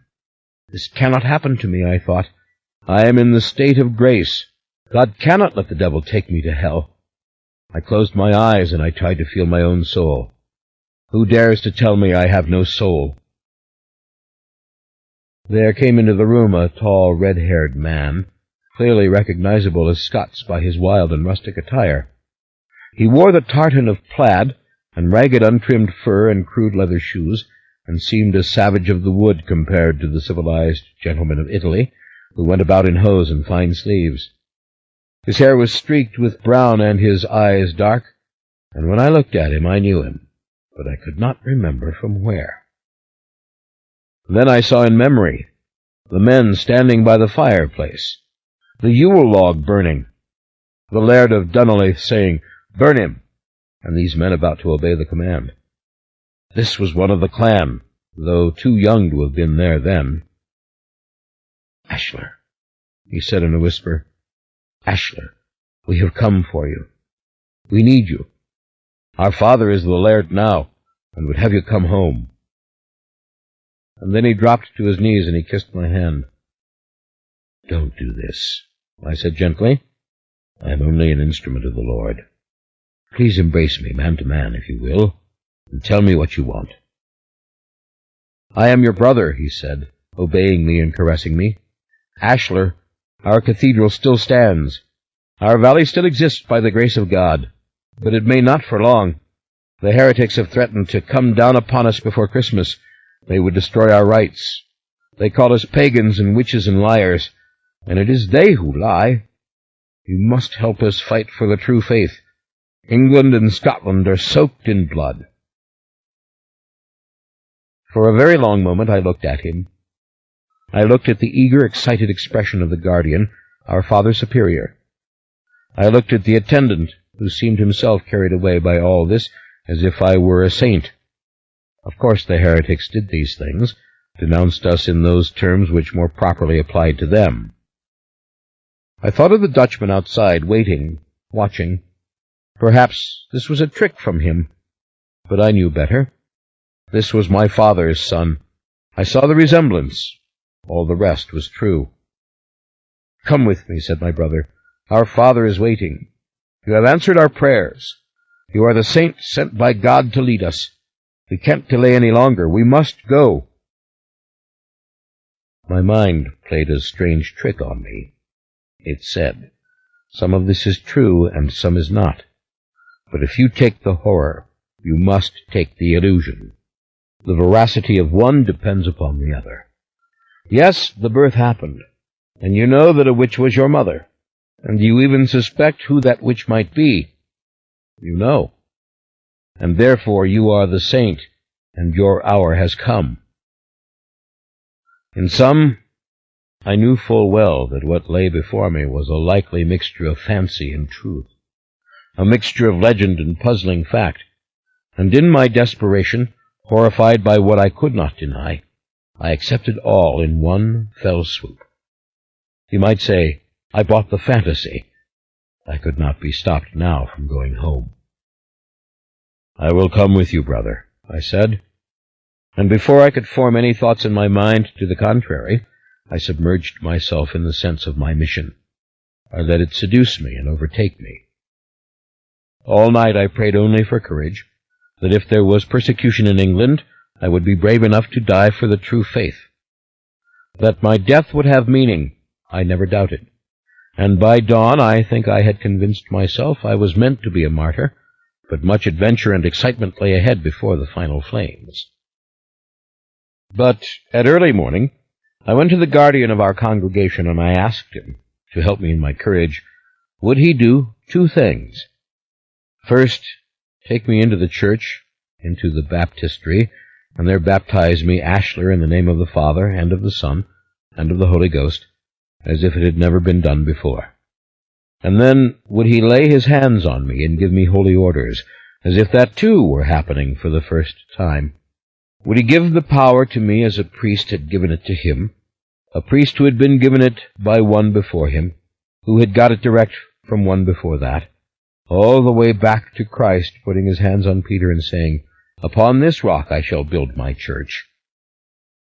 "Yes, my son," he said, "my beloved Ashler. Come, if you want these ceremonies. If they will give you strength in Francis's name, we shall do them. Heaven all these years asked for nothing. Come, we shall do as you wish." Then, if it is true, I thought, if it is, I am nevertheless a child of Christ, now born of water and the Spirit, and I am an anointed priest of God. St. Francis, be with me, I prayed. It was determined we would travel overland, mostly through Catholic France, and then over water to England. I was dispensed from my vow not to ride a horse. Expediency demanded it. And so our long journey began. We were 5 men, all of us Highlanders, and we traveled as fast and as rough as we could, sometimes making camp in the forest. All the men except for me were heavily armed.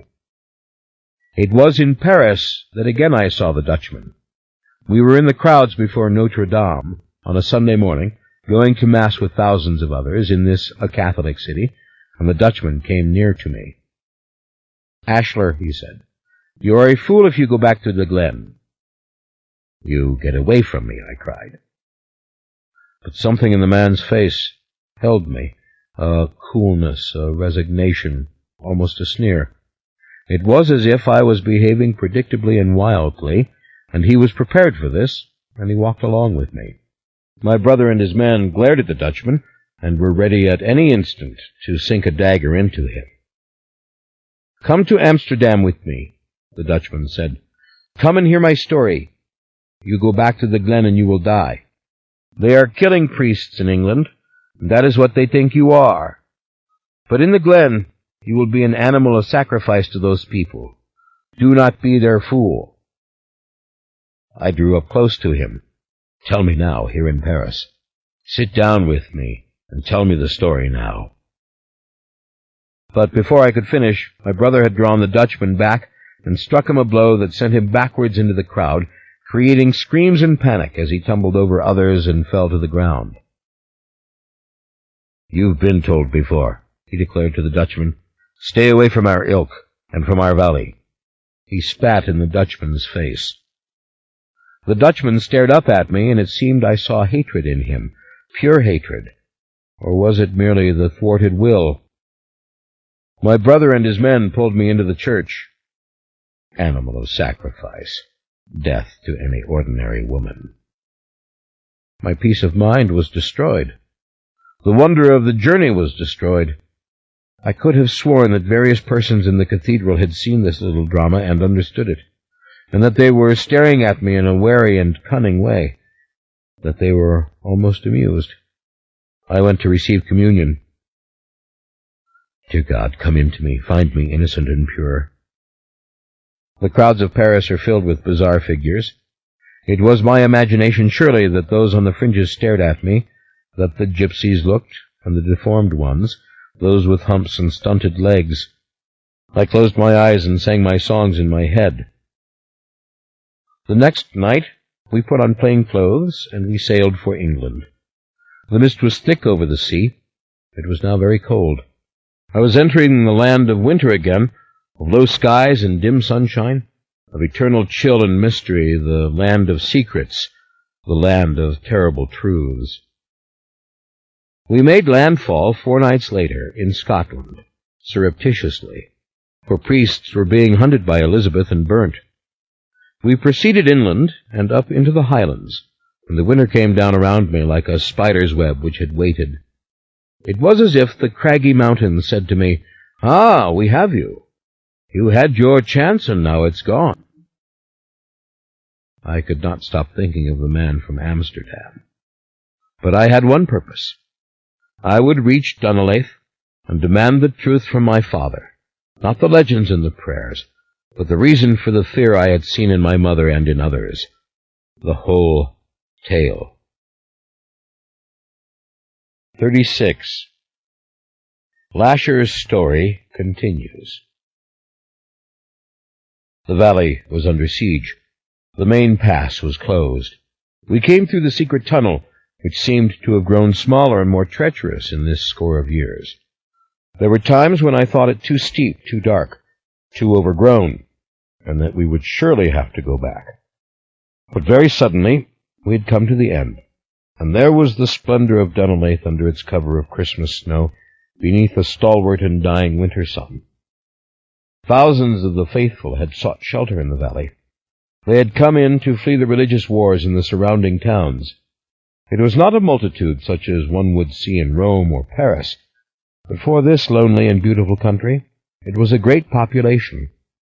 Haphazard shelters had been built against the walls of the little town, and against the buttresses of the cathedral, and hovels covered the valley floor. The main pass was barricaded. 1,000 fires sent their smoke into the snowy sky. Ornamented tents rose here and there as if for princely war. The sky was darkening, the sun a flaming orange in the mountainous clouds. Lights in the cathedral were already burning. The air was wintry but not freezing, and the splendid windows shone through the early dark in a fierce and beautiful blaze. The waters of the loch held the last of the light jealously, and we could see armed Highlanders patrolling the dimming shores. "I would pray first," I told my brother. "No," he said, "we must go up to the castle now.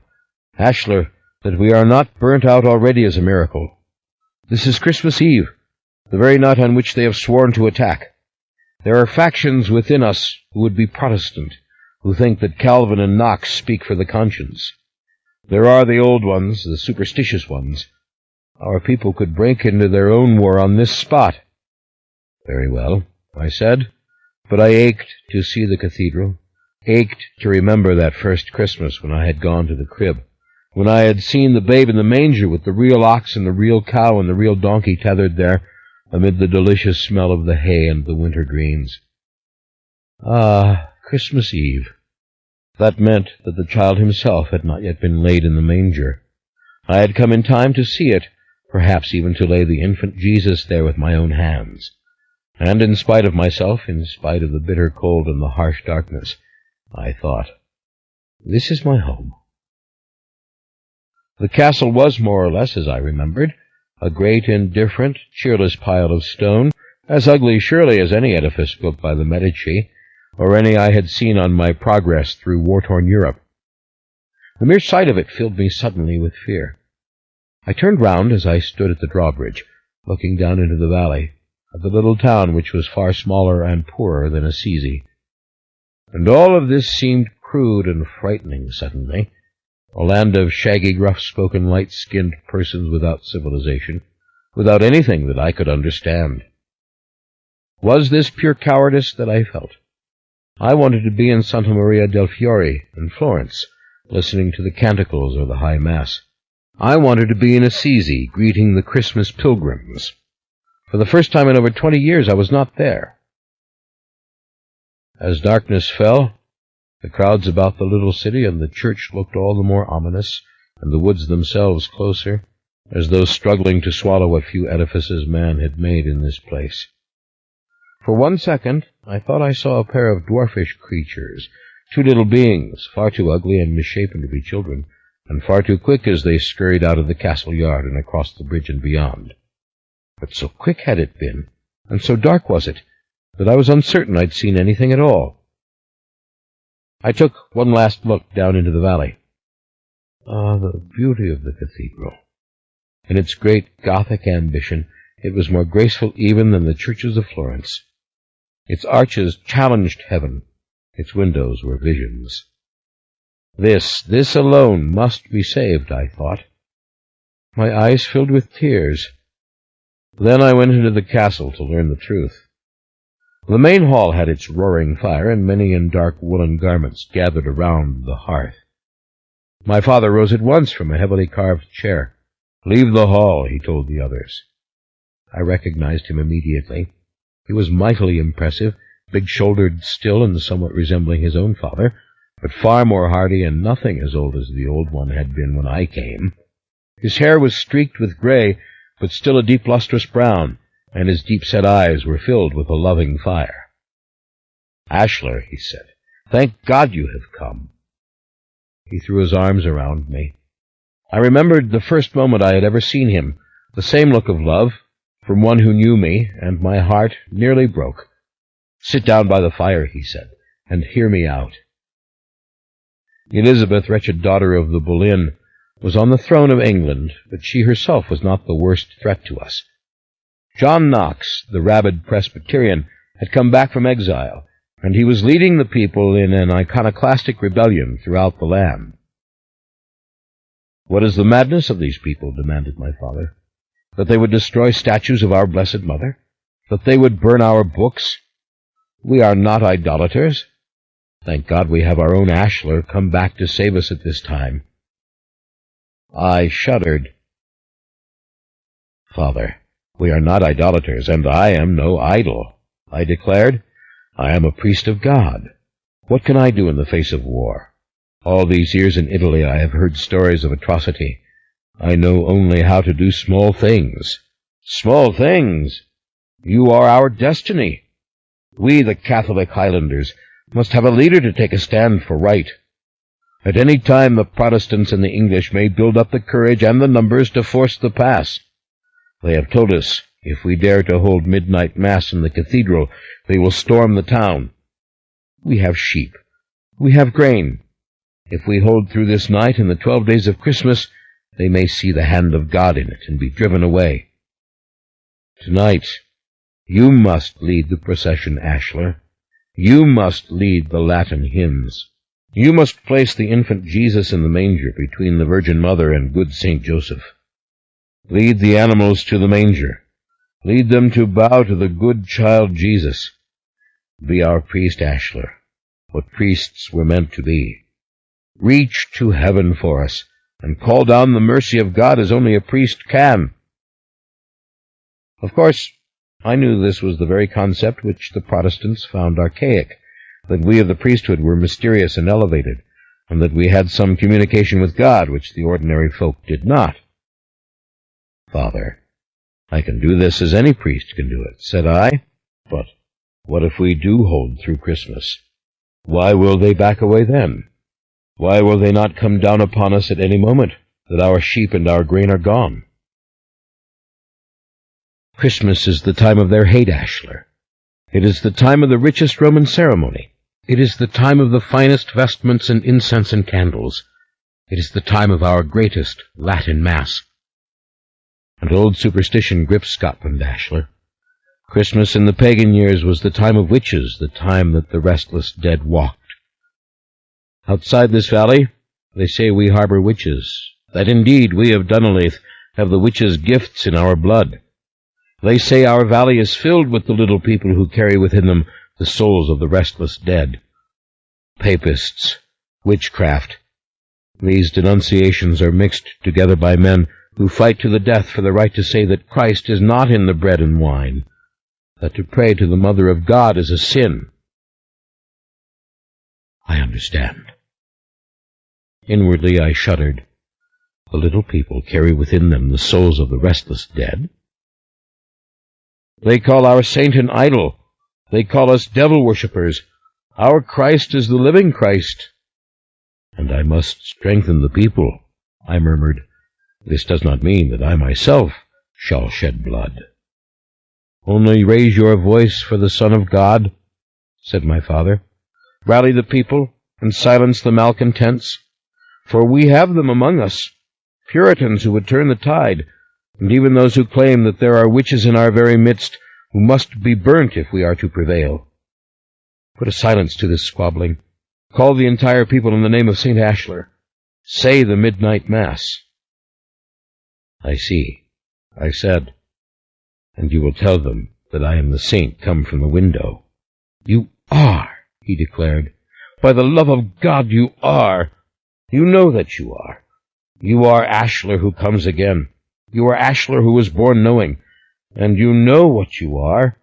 For 23 years you have lived in sanctity in the arms of the Franciscans, and you are a true saint. Do not be so humble, my son, that you lack courage. Cowardly priests in this valley we have already, trembling down there in the sacristy, terrified that they will be snatched from the very altar by the town's Puritans and thrown in the Yule fire. At these words I remembered that long-ago Christmas. I remembered when my grandfather gave the order that I was to die. The Yule log. Would they bring it in this very night and start it to burning, after the midnight mass, when the light of Christ was born into the world? I was suddenly brought out of my thoughts. A deep, sultry fragrance came to me, a thick and unnameable perfume.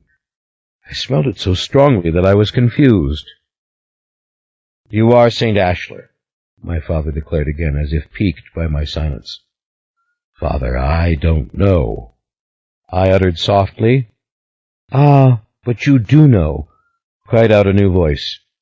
It was the voice of a woman, and as I turned around I saw a young female, my age, perhaps a little younger and very fair, with silky long red tresses down her back, and a thick and embroidered gown. It was from her that this fragrance emanated, causing a subtle change within my body, a longing and a slow fire. I was struck by her beauty, by her rippling hair and her eyes so like those of our father, deep-set and bright. My eyes were black, my mother's eyes. I remembered the Dutchman's phrase, a pure female of your own ilk. But she was not this. I knew it. She was a human woman. I could see that she more resembled my father than me. When I saw my like, I would know it, just as I have always known certain things. This woman came towards me. The fragrance was inviting to me. I had no idea what to make of it. I seemed to feel hunger, thirst, and passion all at the same time. Brother, you are no St. Ashlar, she said. You are the Taltos, the curse of this valley since the dark times, the curse that rises without warning in our blood. Silence, bitch, my father said. I mean it. I will kill you and your followers with my own hands. I like the good Protestants of Rome, she said, mocking him, her voice very clear and ringing as she lifted her chin and pointed her hand. What is it they say in Italy, Ashlar? Do you know? If our own father were a heretic, we would carry the faggots to burn him. Do I quote it right? I think so, sister, I said softly, but for God's sake, be wise. Speak to me in patience. Patience? Were you born knowing, or is that a lie too? In the arms of a queen, was it not? And for you, she lost her head. Silence, Emeleth, cried my father. I am not afraid of you. You are the only one, then, father. Brother, look at me. Listen to what I say. I don't know what you are saying. I don't understand this. My mother was a great queen. I never knew her name. I stuttered as I said this, for I had long ago guessed who she might have been, and this was stupid for me to pretend not to know, and this woman knew it. She was clever, and she saw past my gentle Franciscan manner and the startled look of innocence on my face. In an ugly, dim flash, I remembered my mother's loathing, the touch of my mouth on her nipple. I brought my hands up to my face. Why had I come back to learn these truths? Why had I not stayed in Italy? Oh, fool! What had I thought an ugly truth could do? "It was the Boleyn," said the woman, Emeleth, my sister. "Queen Anne was your mother, and for witchcraft and for making monsters she was put to death." I shook my head. I saw only that poor frightened woman, screaming for me to be taken away. "The Boleyn," I whispered, and all the old tales came back of me of the martyrs of those times, the Carthusians and all the priests who would not ratify the evil marriage of the king to the Boleyn. My sister continued, emboldened when she saw I did not contradict or even speak at all. "And the Queen of England on the throne now is your sister," she said, "and so frightened is she of the blood from her mother that makes monsters, that she will never suffer a man to touch her, and never wed." My father tried to interrupt her, but she drove him back with her pointed finger, as if it were a weapon that weakened him where he stood. "Silence, old man. You did it. You coupled with Anne when you knew she had the witch's finger. You knew it. And that, with her deformity and your heritage, the Taltos might come." "Who is to prove that such a thing ever happened?" said my father. "You think any woman or man from those times is alive now? Elizabeth was then a baby. That is the only one who is living. And the little princess was not in the castle that night. If she knew she had a living brother, with a claim to the throne of England, he would be dead, monster or no." The words struck me as does everything, music, beauty, wonder or fear. I knew. I remembered. I understood. I had only to dwell for a moment in pain on the old story. Queen Anne accused of enchanting his majesty and bearing a deformed child in the royal bed. Henry, eager to prove he had not fathered it, had accused her of adultery, and had sent 5 men, of known laxity and perversity, to pave Anne's way to the block. "But they were not the father of the bairn," said my sister. "It was our father, and I am a witch for it, and you are the Taltos. And the witches of the valley know it. The little people know it, the trivial monsters and outcasts driven into the hills. They dream of a day when I will take a man to my bed who carries the seed in him, and from my loins might spring the Taltos as it did from poor Queen Anne." She advanced upon me, looking up into my eyes, her voice harsh and ringing in my ears. I went to cover my ears, but she took my hands. "And then they would have it again, their soulless demon, their sacrifice, to torment as never a man or a woman was tormented. Ah, yes, you catch this scent that comes from me, and I the scent that comes from you. I am a witch, and you are the evil one. We know each other. On account of this, I have taken my vow of chastity as devoutly as Elizabeth. No man will plant a monster in me. But in this valley there are others, witches whether they would be or not. They can smell the scent of the strong one, the perfume of evil, and it is already in the wind that you have come. Soon the little people will know." I thought of the small beings I had seen for an instant at the castle gates, and it seemed at this very minute some sound startled my sister, and she looked about her, and I heard a faint echoing laughter come from the darkness of the stairs. My father stepped forward. "Ashler, for the love of God and his divine Son, don't listen to your sister. That she is a witch herself is the perfect truth. She hates you, that you are the Taltos, that you were born knowing and not she, that she was a mewling child like all the rest. She is but a woman, like your mother, who might give birth to such a miracle, or may never. It is unknown. The little people are sad and easily placated. They are old and common monsters. They have always lived in the mountains and the valleys of Ireland and Scotland. They will be here when men are gone. They do not matter." "But what is the Taltos, father?" I demanded. "Is this an old and common monster, this Taltos? Whence comes this thing?" He bowed his head and gestured that I should listen. "Against the Romans we protected this valley. When we were warriors of old and gathered the big stones, we protected it against the Danes, the Norsemen, and the English as well." "Aye," cried my sister, "and once we protected it from the Taltos when they fled their island and sought to hide from the armies of the Romans in this glen." My father turned his back on her and took me by the shoulders. He shut her out. "Now we protect Dunolaith from our own Scots people," he said, "and in the name of our Catholic Queen, our sovereign, of our faith. Mary Stuart, Queen of Scots, is our only hope. You must put aside these tales of magic and witchcraft. There is a purpose to what you are and why you have come. You will put Mary, Queen of Scots, on the throne of England. You will destroy John Knox and all his ilk. Scotland will never be under the boot of the Puritans or the English again." "He has no answer for your question, brother," cried Emeleth. "Sister," I said quietly, "what would you have me do?" "Leave the valley," she said, "as you came. Flee for your life and for our sakes before the witches know you are here, before the little people learn. Flee so that they do not bring the Protestants down upon us. You, brother, are the living proof of their claim. You are the witch's child, deformed, monstrous.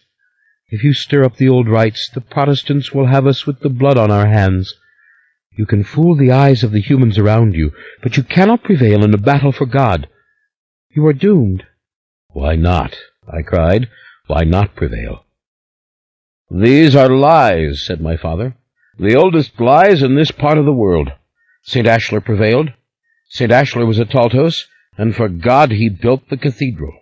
At the very spot where his wife, the pagan queen, was burnt for the old faith, a blessed spring bubbled up from the ground, with which he baptized all those who lived between the loch and the pass. St. Ashlar slew the other Taltos. He slew them all so that man made in the image of Christ would rule the earth. Christ's church is built on the Taltos. If that is witchery, then Christ's church is witchery. They are one and the same." "Aye, he slew them," cried Emeleth, "in the name of one God instead of another. He led the massacre of his own to save himself from it. He joined in the fear and hatred and the disgust. He slew his clan to save himself. Even his wife he sacrificed. This is your great saint, a monster who deceived those around him so that he might lead and glut himself with glory and not die with his own breed." "For the love of God, child," said my father to me, "this is our miracle now. It comes once in so many 100 years. My sister turned to glare at me, even as he pulled her back. And I saw them together looking at me, and I saw them as humans, and how alike they were. "Wait," I said softly, so softly that it might as well have been a wild cry. "I see clearly," I said. "All of us are born with a chance before God. The word Taltos means nothing in itself. I am flesh and blood. I am baptized. I have received holy orders. I have a soul. Physical monstrosity that does not keep me out of heaven. It is what I do. We are not predestined as the Lutherans and the Calvinists would have us believe." "No one here argues with this, brother," said Emeleth. "Then let me lead the people, Emeleth," I said. "Let me prove by good works that I do indeed have the grace of God in me. I am not an evil thing because I will not be an evil thing. When I have done wrong to others, it was in error. If I was born, as you say, and I know now it is true, then perhaps there was a purpose, that the power of my wretched mother should be broken, and that I should overturn my sister and put Mary Stuart on the throne." "Born knowing. You are born the dupe of those who hold you prisoner. That is what the Taltos has always been. Find the Taltos, make the Taltos," she cried mockingly. "Breed it for the fire of the gods, that the rain shall fall and the crops grow." "That is old now and does not matter. said my father. "Our Lord Jesus Christ is the Jack of the Green. He is our God, and the Taltos is not our sacrifice, but our saint. The Blessed Mother is our Holda. When the drunken men of the village don the skins and horns of animals, it is to walk in the procession to the manger, not to cavort as of old. We are one with old spirits, and the one true God. We are at peace with all of nature, because we have made the Taltos into St. Ashlar. And in this valley we have known safety and prosperity for 1,000 years. Think on it, daughter. 1,000 years. The little people fear us. They do not trouble us. We leave out the milk at night in offering, and they dare not take more than what we leave." "It's coming to an end," she said. "Get out, Ashlar, lest you give the Protestants exactly what they need. The witches of this valley will know you. They will know your scent. Go while there is time, and live out your life in Italy, where no one knows what you are." "I have a soul within me, sister," I said. I raised my voice as much as I dared. "Sister, trust in me. I can rally the people. I can at least keep us safe." She shook her head. She turned her back. "Can you do it?" cried my father to her, accusing her. "Can you, with your magic spells and evil books and sickening incantations? Can you make anything happen in the world at large? Our world is about to perish. What can you do?" "Ashlar, listen to me. We are a small valley, a small glen, only one tiny part of the North Country. But we have endured, and we would live on. And that is all the world is, finally. Small valleys, groups of people who pray and work and love together as we do. Save us, son. I implore you, call upon the God you believe in to help you. And what you were, and what your father and mother did, these things do not matter one whit. No Protestant or Catholic can prove anything against me," I said softly. "Sister, would you tell them what you know?" "They will know." I walked out of the hall. I was the priest now, not the humble Franciscan, but the missionary, and I knew what I had to do. I went through the castle yard and over the bridge and down the snowy path towards the church. From far around came the people carrying torches, looking at me leerily and then excitedly and whispering the name Ashlar, to which I nodded and gave a great open sign with both hands. Again I spied one of those tiny twisted creatures, garbed and hooded in black, and running very fast through the field towards me and then away. It seemed the others saw him and drew together, whispering, but then followed me on down the road. Out in the fields I saw men dancing. By the light of torches, and dark against the sky, I saw them with the horns and the skins. They had begun their old pagan Yuletide revelry. I must make the procession and take them to the baby Jesus. There was no doubt. By the time I reached the gates of the town, there was a multitude. I went to the cathedral and bade them wait. I went into the sacristy, where 2 elderly priests stood together, looking at me fearfully. "Give me robes. Give me vestments," said I. I would bring the valley together. I must at least have my cassock to begin, and a white surplice. Do as I say. At once they hurried to help me dress. Several young acolytes appeared and put on their surplices and their gowns. "Come on, fathers," I said to the frightened priests. "See, the boys are braver than you are. What is the hour? We must make the procession. The Mass must be said at the stroke of 12. Protestant, Catholic, pagan. I cannot save them all, nor bring them together. But I can bring Christ down upon the altar in the transubstantiation, and Christ will be born tonight in this valley, as he has always been." I stepped out of the sacristy into the crowd. I raised my voice. "Prepare for the Christmas procession," I declared.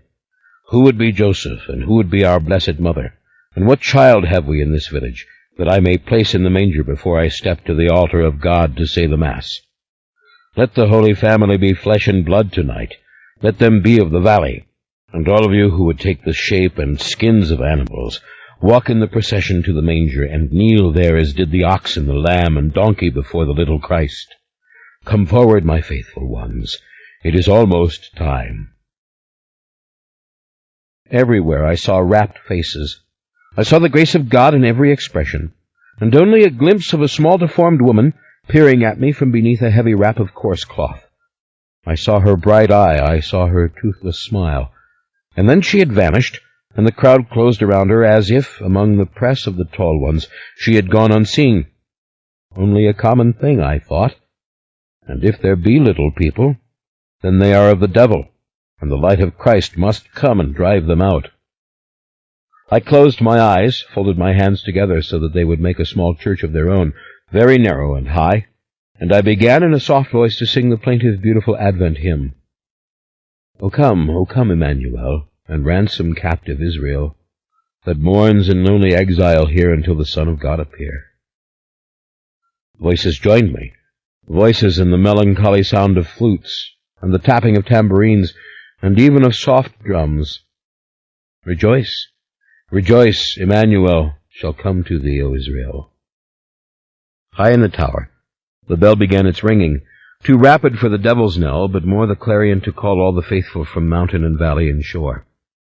There were a few cries of, "The Protestants will hear the bell, they will destroy us," but more and lustier cries of, "Ashler, St. Ashler, Father Ashler, it is our saint returned." "Let the devil's knell be sounded," I declared. "Drive the witches and the evil ones from the valley. Drive out the Protestants, for surely they will hear the devil's knell too." There were cheers of approbation, and then 1,000 voices were raised in the Advent hymn, and I retired into the sacristy to put on my full raiment, my Christmas chasuble and vestments of bright green gold, for the town had them. Yes, the town had them as beautiful and embroidered and rich as any I had ever seen in wealthy Florence, and I was soon dressed as a priest should be in the finest linen and gold-threaded robes. The other priests dressed hastily. The acolytes ran to distribute the blessed candles for the procession, and from all the country round, I was told, the faithful were coming, and the faithful, who had been afraid to do it before, were bringing the Christmas greens. "Father," I said my prayer, "if I die this night, into thy hands I commend my spirit." It was nearly midnight, but still too soon to go out, and as I stood there deep in prayer, seeking to fortify myself, calling on Francis to give me courage, I looked up and saw that my sister had come to the door of the sacristy in a dark green hood and cloak, and was motioning for me with one thin white hand to come into the adjacent room. This was a dark-paneled chamber, with heavy oak furnishings, and shelves of books built into the walls. A place for a priest to hold conferences in quiet, perhaps, or a study. Not a room I had seen before. I saw Latin texts which I knew. I saw the statue of our founder, St. Francis, and my heart was filled with happiness, though no plaster or marble Francis had ever been the radiant being I saw in my mind's eye. My soul was quiet. I didn't want to talk to my sister. I wanted only to pray. The scent made me restless. She led me inside. Several candles burnt along the wall. Nothing was visible through the tiny diamond-paned windows except the snow falling, and I was stunned to see the Dutchman from Amsterdam seated at the table and motioning for me to sit down. He had taken off his clumsy Dutch hat and looked at me eagerly as I took the opposite chair. The strange, enticing scent came strongly from my sister, and once again it made me hunger for something, but I did not know for what. If it was an erotic hunger, I did not intend to find out. I was fully dressed for High Mass. I seated myself carefully and folded my hands on the table. "What is it you want?" I looked from my sister to the Dutchman. "Do you come to go to confession, so that you can receive the body and blood of Christ tonight?" "Save yourself," said my sister. "Leave now." "And forsake these good people and this cause. You are mad." "Listen to me, Ashler," said the man from Amsterdam. "I am offering you my protection again. I can take you from the valley tonight, secretly. Let the cowardly priests here gather their courage on their own." "Into a Protestant country? For what?" It was my sister who answered. "Ashler, in the dim days of legends before the Romans and the Picts came to this land, your breed lived on an island, naked and mad as apes of the wild, born knowing, yes, but knowing at birth all that they would ever know. At first the Romans sought to breed with them, as had others, for if they could father sons who grew to manhood within hours, what a powerful people they would become. But they could not breed the Taltos, save once in 1,000 times. And as the women died from the seed of the Taltos males, and the Taltos females led the men to endless and fruitless licentiousness, it was decided that they must wipe the Taltos from the earth. But in the islands and in the highlands the breed survived, for it could multiply like rats. And finally, when the Christian faith was brought to this country, when the Irish monks came in the name of St. Patrick, it was Ashler, the leader of the Taltos, who knelt to the image of the crucified Christ and declared that all his kind should be murdered, for they had no souls. There was a reason behind it, Ashler, for he knew that if the Taltos really learnt the ways of civilization, in their childishness and idiocy and penchant to breed, they could never be stopped. Ashler was no longer of his people. He was of the Christians. He had been to Rome. He had spoken to Gregory the Great. So he condemned his fellow Taltos. He turned on them. The people made it a ritual, an offering, as cruel a pagan slaughter as ever was known. But down through the years, in the blood, the seed travels, to throw up these slender giants, born knowing, these strange creatures whom God has given the cleverness of mimicry and singing, but no true capacity to be serious or firm. Oh, but that is not so, I said. Before God, I am the living proof. No, said my sister. You are a good follower of St. Francis, a mendicant and a saint, because you are a simpleton, a fool. That's all St. Francis ever was, God's idiot, walking about barefoot, preaching goodness, not knowing a word of theology really, and having his followers give away all they possessed. It was the perfect place to send you, the Italy of the Franciscans. You have the addled brain of the Taltos, who would play and sing and dance the livelong day and breed others for playing and singing and dancing. I am a celibate, I said. I am consecrated to God. I know nothing of such things. I was cut so deep, it was a miracle the words would come from me. I was wounded. I am not such a creature. How dare you? I whispered, but then I bowed my head in humility. Francis, help me now, I prayed. I know this whole story, declared the Dutchman, as my sister nodded. He went on. We are an order called the Talamasca. We know the Taltos. We always have. Our founder beheld with his own eyes the Taltos of his time. It was his great dream to bring the male Taltos together with the female Taltos, or with the witch whose blood was strong enough to take the male seed. That has been our purpose for centuries, to watch, to wait, and to rescue the Taltos, to rescue a male and a female in one generation if such a thing does occur. Ashler, we know where there is a female. Do you understand? I could see this startled my sister. She had not known it, and now she looked at the Dutchman with suspicion, but he went on, urgently as before. Have you a soul, father? He whispered to me, changing his manner now to a more wily one. And a wit to know what it means? A pure female Taltos, and a brood of children born knowing, able to stand and to talk on the first day, children who can so quickly beget other children. Oh, what a fool you are, I said. You come like the fiend to tempt Christ in the desert. You say to me, I would make you the ruler of the world. Yes, I say that, and I am prepared to assist you, to bring back your breed in full force and power again. And if you do think me this witless monster, why would you so generously do this for me? Brother, go with him, said my sister. I don't know if this female exists. I have never beheld a female Taltos, but they are born, that's true. If you don't go, you will die tonight. You have heard tell of the little people. Do you know what they are? I didn't answer.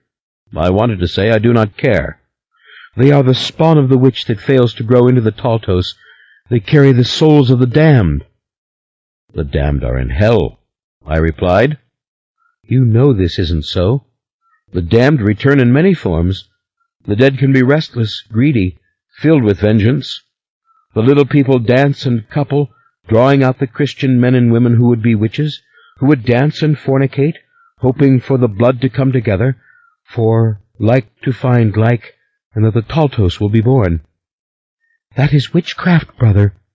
That is what it has always been. Bring together the drunken women so that they will risk death to make the Taltos. That is the old story of the revels in these dark glens. It is to make a race of giants who will, by sheer numbers, drive other mortals from the earth. God would not let such a thing happen. I said calmly. Neither will the people of the valley, said the Dutchman. Don't you understand? Throughout the centuries they have waited and watched and used the Taltos. It is good luck to them to bring together male and female, but only for their own cruel rituals. I don't know what you are saying. I am not this thing. In my house in Amsterdam there are 1,000 books which will tell you of your kind and other miraculous beings. There is all the knowledge we have gathered as we have waited. If you are not the simpleton, then come. And what are you? I demanded.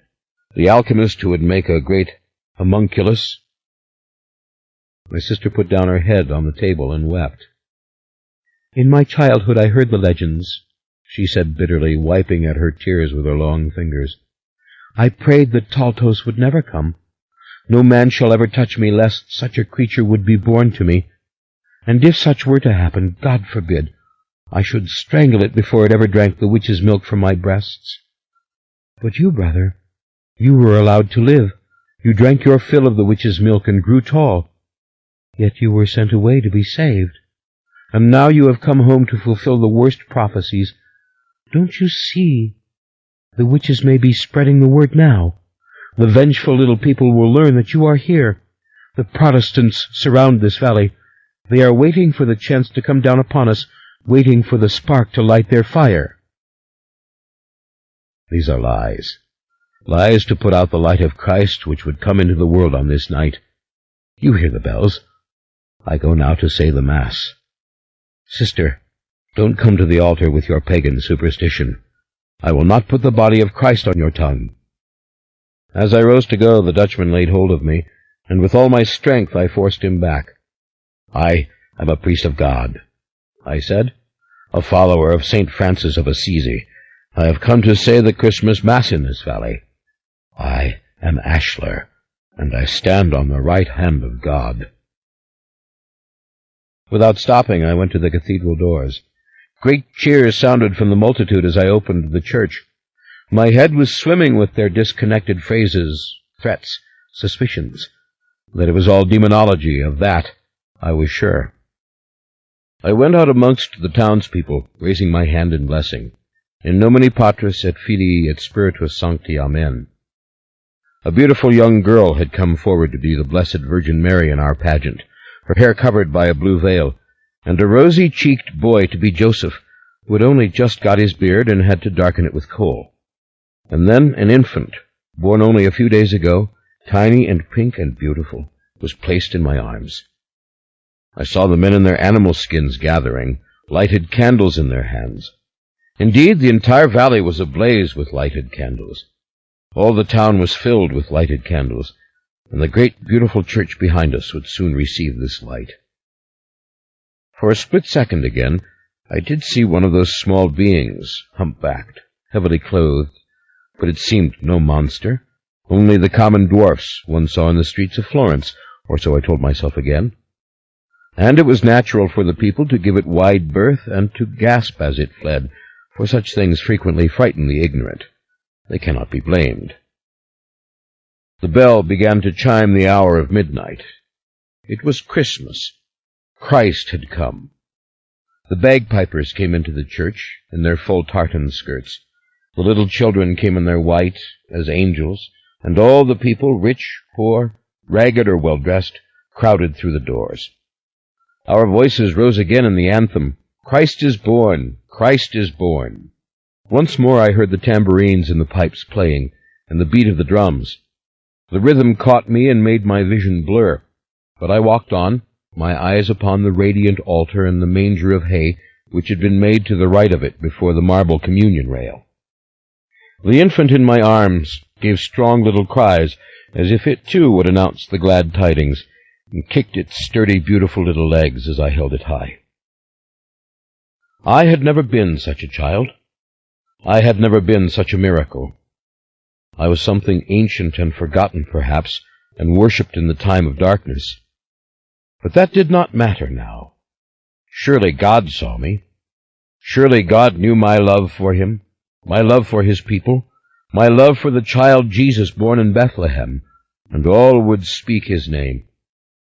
Surely St. Francis looked down on me, his faithful follower, his child. At last I had reached the broad sanctuary, and I went down in genuflection and laid the little infant in the bed of hay. Linen had been prepared for it. It cried very hard to be so abandoned, poor little Christ, and my eyes filled with tears to behold its common perfection, its ordinary symmetry, the natural brilliance of its eyes and voice. I stepped back. The Virgin Mary had knelt beside the little miracle, and to the right of the small crib knelt her young St. Joseph, and shepherds came now, our own shepherds of Dunolaith, with their warm sheep over their shoulders, and the cow and ox were led to the manger. The singing grew louder and ever more beautiful and blended, with the drums beneath it and the pipes. I stood there swaying, my eyes misted. I realized in my sadness, as I sank deep into the music, almost irretrievably into it, that I had not seen my saint. I had not thought to glance at the window when I came down the center aisle. But it did not matter. He was nothing but glass and history. I would now make the living Christ. My altar boys were ready. I walked to the foot of the steps and began the ancient words in Latin. I will go into the altar of God. At the consecration, as the tiny bells rang out to mark the sacred moment, I held up the host. This is my body. I grasped the chalice. This is my blood. I ate the body. I drank the blood. And finally, I turned to give out the Holy Communion, to see them streaming towards me, young and old and feeble and hardy, and those with babes who held down the little babies' heads as they themselves opened their mouths to receive the sacred host. High above, amid the narrow soaring arches of this vast building, the shadows hovered, but the light rose, blessed and bright, seeking every corner to illuminate it, seeking every bit of cold stone to make it warm. The laird himself, my father, came to receive communion, and with him my fearful sister Emileth, who bowed her head at the last second, so none would see that I did not give her the host. And uncles whom I knew from long ago, and kinswomen, yes, and the chieftains of the other strongholds and their clans. And then the farmers of the valley and the shepherds, and the merchants of the town, a never-ending stream. It seemed an hour or more that we gave communion, that back and forth we went for cup after cup, until at last all the men and women of the valley had partaken. All had received the living Christ into their hearts. Never in any church in Italy had I known such happiness. Never in any open field under God's arching sky, beneath his perfectly painted stars. When I turned to say the final words, "Go, the Mass is ended," I saw the courage and happiness and peace on every face. The bell began to ring faster, indeed, madly, with the spirit of rejoicing. The pipes struck up a wild melody, and the drums began to beat. "To the castle," cried the people. "It is time for the laird's feast." And I found myself raised upon the shoulders of the stout men of the village. "We will stand against the forces of hell," cried the people. "We will fight to the death if we must." It was a good thing they carried me, for the music had become so merry and so loud that I could not have walked. I was spellbound and crazed as they took me through the nave, and this time I did turn to my right and gaze up at the black glass figure of my saint. "Tomorrow, when the sun rises," I thought, "I will come to you. Francis, be with me. Tell me if I have done well." Then the music overcame me. It was all I could do to sit upright for those who carried me out of the church and into the darkness, where the snow lay gleaming on the ground and the torches of the castle blazed. The main hall of the castle was strewn with green as I had first seen it, with all its many tapers lighted, and as the villagers set me down before the banquet table, the great Yule tree was dragged into the enormous gaping mouth of the hearth and set alight. "Burn, burn, burn the 12 nights of Christmas," sang the villagers. The pipes were shrilling and the drums beating, and in came the servers with platters of meat and pitchers of wine. "We will have the Christmas feast after all," cried my father. "We will not live in fear any longer." In came the boys with the roasted boar's head on its huge platter, and the roasted animals themselves on their blackened spits, and everywhere I saw about me the ladies in their splendid gowns, and the children dancing in groups and in circles, and finally all stood up to make informal rings beneath the great roof, and lift one foot and do the tribal dance. "Ashler," said my father, "you have given the Lord back to us. God bless you." I sat at the table astonished, watching all of them, my brain throbbing with the beat of the drums. I saw the bagpipers now dancing as they played, which was no small feat, and I watched the circles break and form into other circles, and the smell of the food was rich and intoxicating, and the fire was a great, blinding blaze.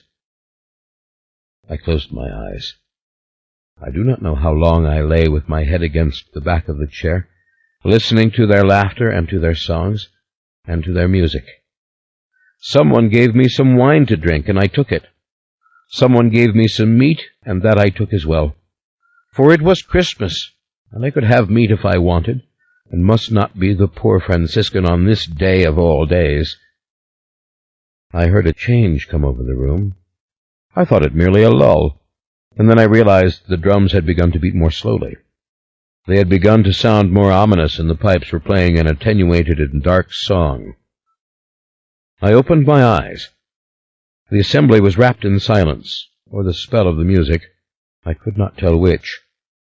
I felt if I moved I would become dizzy myself. I saw the drummers now, saw their fixed expressions, and the somber, drunken faces of those who blew the pipes. This was not Christmas music. This was something altogether darker and more lustrous and mad.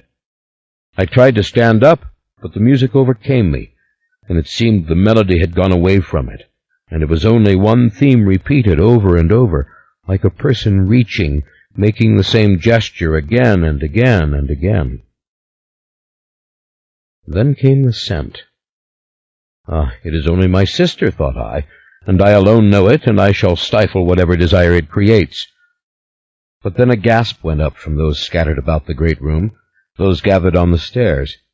Indeed, some turned and hid their faces, and others pushed back against the walls.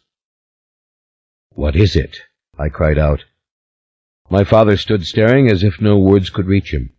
I saw my sister Emeleth the same, and all of my kin and the other chieftains. The drums beat on and on, the pipes whined and ground.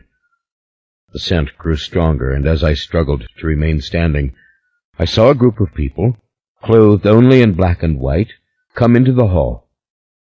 I knew these severe garments. I knew these stiff white collars. These were the Puritans. Had they come to make war? They concealed something with their number, moving forward in concert, and now it seemed the pipers and the drummers were as wrapped in their music as I was. I wanted to cry, "Look, the Protestants!" but my words were far away. The scent grew stronger and stronger.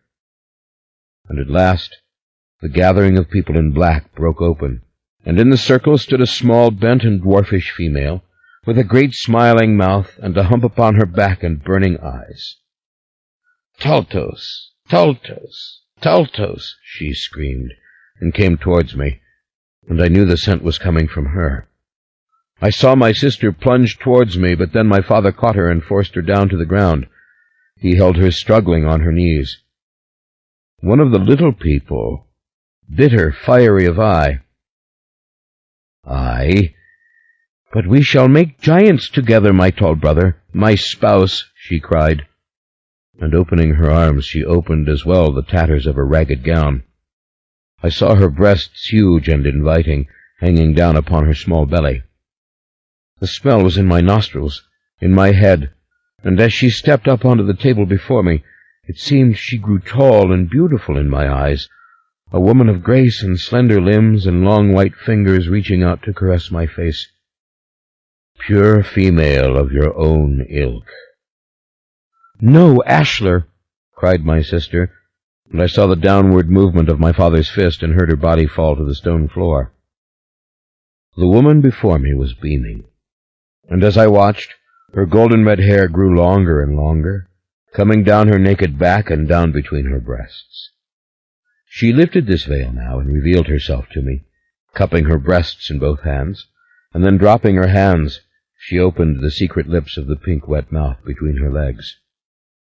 I knew no reason, only passion, only the music, only the spellbinding beauty. I had been lifted to the table, and she lay down beneath me, and I was lifted over her. "Taltos, Taltos, Taltos, make the Taltos!" The drums beat louder and louder as if there were no limit to the volume. The pipes had become one long drone, and there beneath me, in the golden hair between her legs, was the mouth smiling at me, smiling as though it could speak. It was moist and tender and glowing with the fluid of a woman, and I wanted it. I could smell it. I needed it. I had to have it. I drew out my organ and drove it into the nether crack and thrust again and again. It was the ecstasy of nursing from my mother.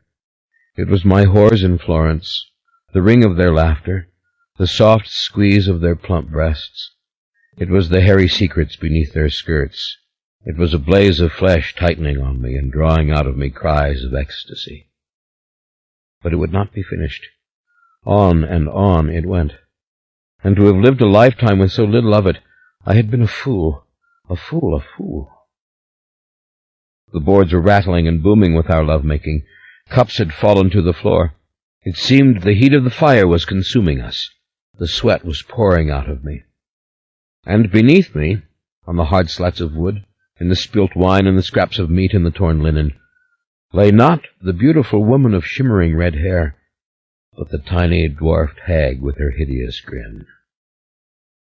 Oh God, I do not care. I do not care. Give it to me.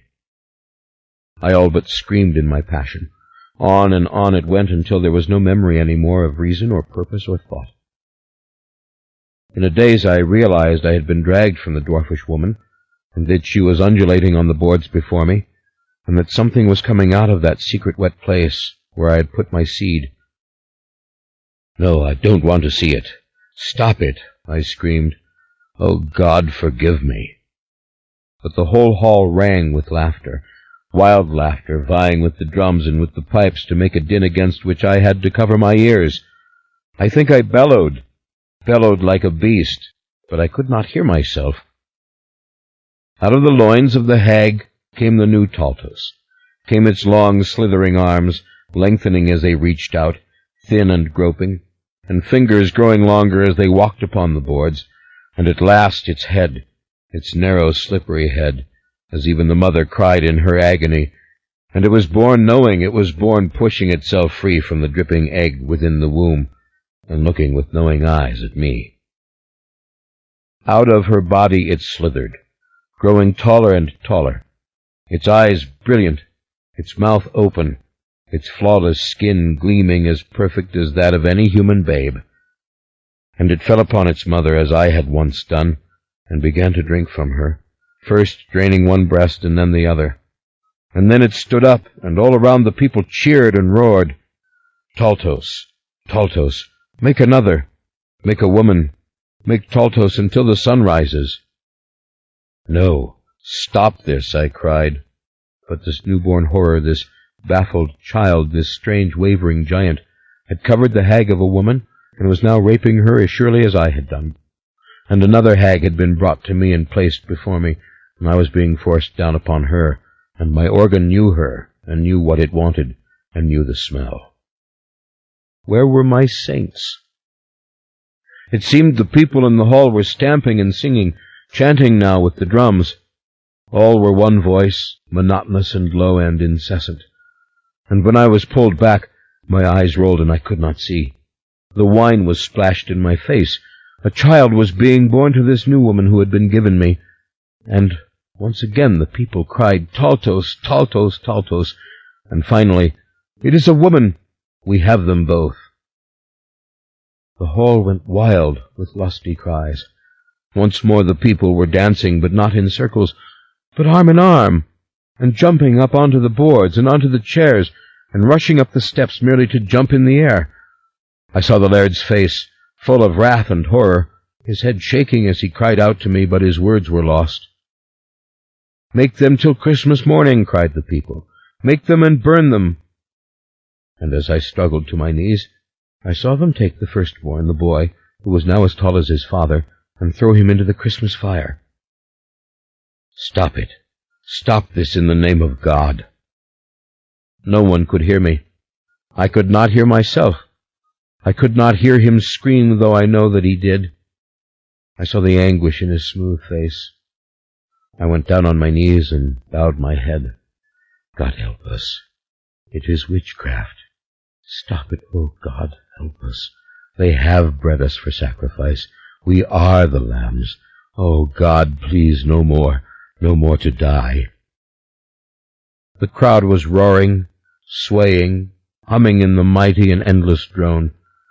Then suddenly screams broke the air, more loud and numerous than my own, impossible for them not to hear. Soldiers had forced the doors. Hundreds streamed into the hall.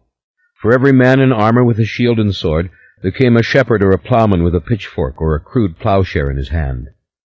"Witches! Witches! Witches!" screamed the attackers. I rose to my feet and cried out for silence. Heads were being lopped from bodies.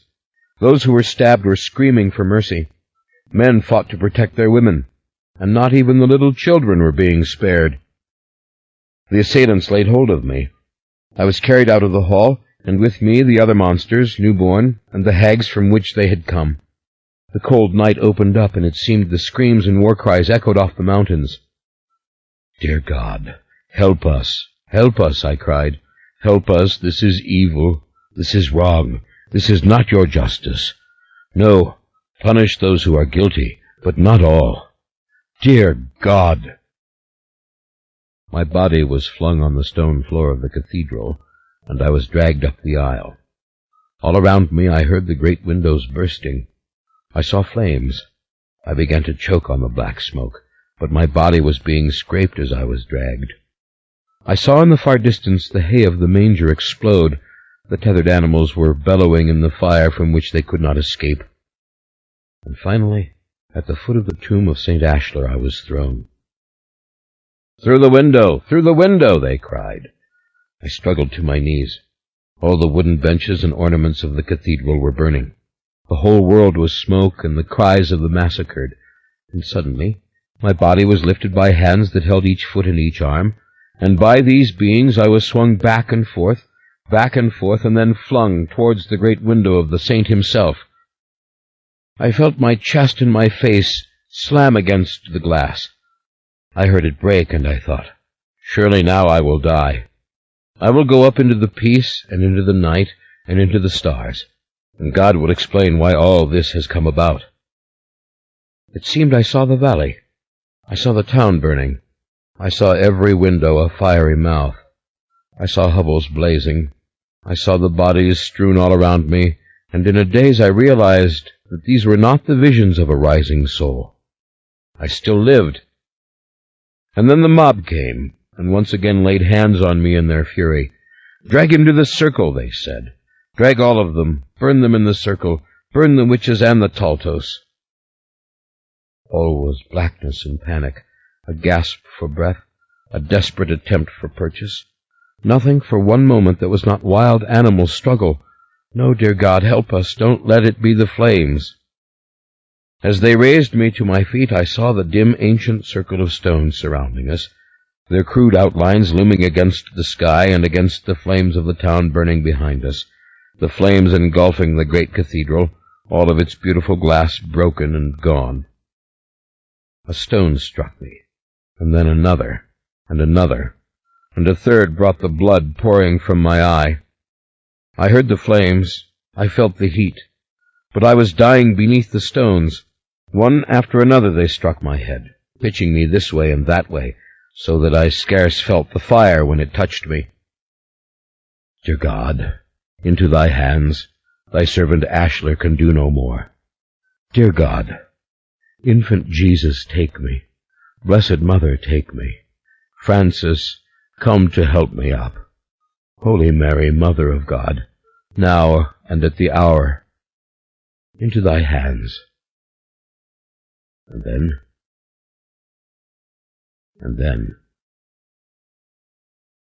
there was no God. There was no baby Jesus in my arms. There was no Blessed Mother, now and at the hour of our death. There was no light. There was no judgment. There was no heaven. There was no hell. There was darkness.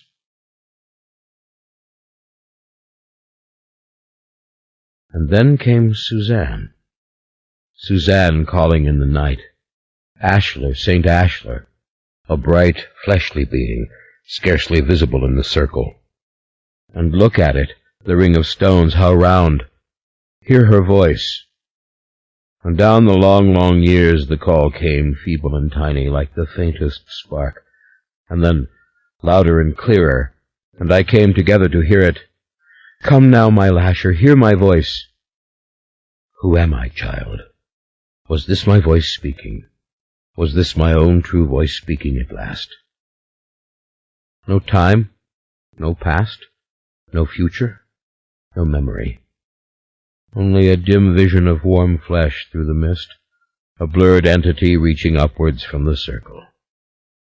And her childlike answer, her laughter, her love. My Lasher, that's who you are. You are my avenger, my Lasher. Come. 37. Lasher sat silent with his hands flat on the table, his head bowed. Michael said nothing, but cautiously looked up at Clement Norgan, and then at Aaron, and at Eric Stoloff. He could see the compassion in Aaron's face. Eric Stoloff was amazed. Lasher's face was very calm, almost serene. The tears were there again, these tears he wears like jewels, Michael thought, and Michael shuddered all over as if trying to break the spell of the being's beauty, of its soft, even voice. I am yours, gentlemen, said Lasher in the same gentle manner, gazing at Eric Stoloff. I have come to you after all these centuries to ask for your help. You offered it to me once. You told me your purpose. I didn't believe you. And now I find myself hunted and threatened again. Stoloff glanced uneasily at Aaron and at Michael. Norgan watched Stoloff as if for some cue. You've done right, said Stoloff. You've done wisely, and we're prepared to take you to Amsterdam. That is why we're here. Oh, no. You won't do this, said Michael softly. Michael, what do you want of us? Demanded Stoloff. Do you think we can stand by and let you destroy this creature? Michael, you have heard my story, said Lasher sadly, wiping at his tears again so like a child. Be assured no harm will come to you, said Stoloff. He turned to Michael. We're taking him with us.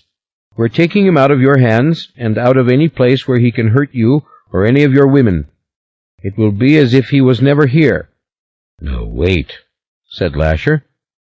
Michael, you've listened to me, he said, his voice heartbroken as before. He leant forward. His eyes were glazed and imploring. He looked for all the world like the Christ of Dürer. Michael, you cannot hurt me, he said, his voice unsteady and filled with soft emotion. You cannot kill me. Am I to blame for what I am? Look into my eyes. You cannot do it. You know it. You never learn, do you? Michael whispered. Aaron quickly tightened his grip on Michael's shoulder. "There will be no killing," Aaron said. "We will take him with us. We'll go to Amsterdam. I shall go with Eric and with Norgan. And with him. I shall make absolutely certain that he is taken directly to the mother house, and there placed—" "No, you won't," said Michael. "Michael," said Stoloff, "this is too big a mystery to be destroyed in an instant by one man." "No, it isn't," said Michael. "We have only begun to understand," said Aaron. "Dear God, don't you realize what this means? Michael, come to your senses." "Yes, I do realize," said Michael. "And so did Rowan." "Mystery be damned." Michael glared at Stoloff. "This was always your goal, wasn't it?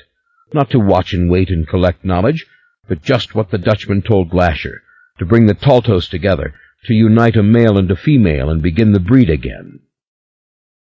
Eric shook his head. "We will let no harm come to anyone," said Stoloff, "and above all not to him. We want only to study, to learn." "Oh, you lie," said Michael. "All of you, and now you too, Aaron, are swept up in it. He has at last seduced even you." "Michael, look at me," said Lasher in a half-whisper. "To take a human life requires the greatest will, the greatest vanity. But to take mine? Are you mad that you would commit me again to the unknown, without examination, that you would undo the miracle? Oh, no, you wouldn't do this. You are not so heedless, so cruel." "Why must you win me over?" asked Michael. "Don't you rely on these other men to protect you?" "Michael, you are my father. Help me. Come with us to Amsterdam." He turned to Stoloff. "You have the woman, don't you? The female Taltos. In all my attempts I failed, but you have it." Stoloff said nothing, but held his gaze evenly. "No, all that is fancy," said Aaron. "We have no female Taltos. We have no such secrets. But we will give you shelter, don't you see? We will provide a sanctuary in which you can be questioned and write out the tale you've told us, and in which we will aid you in any way that we can."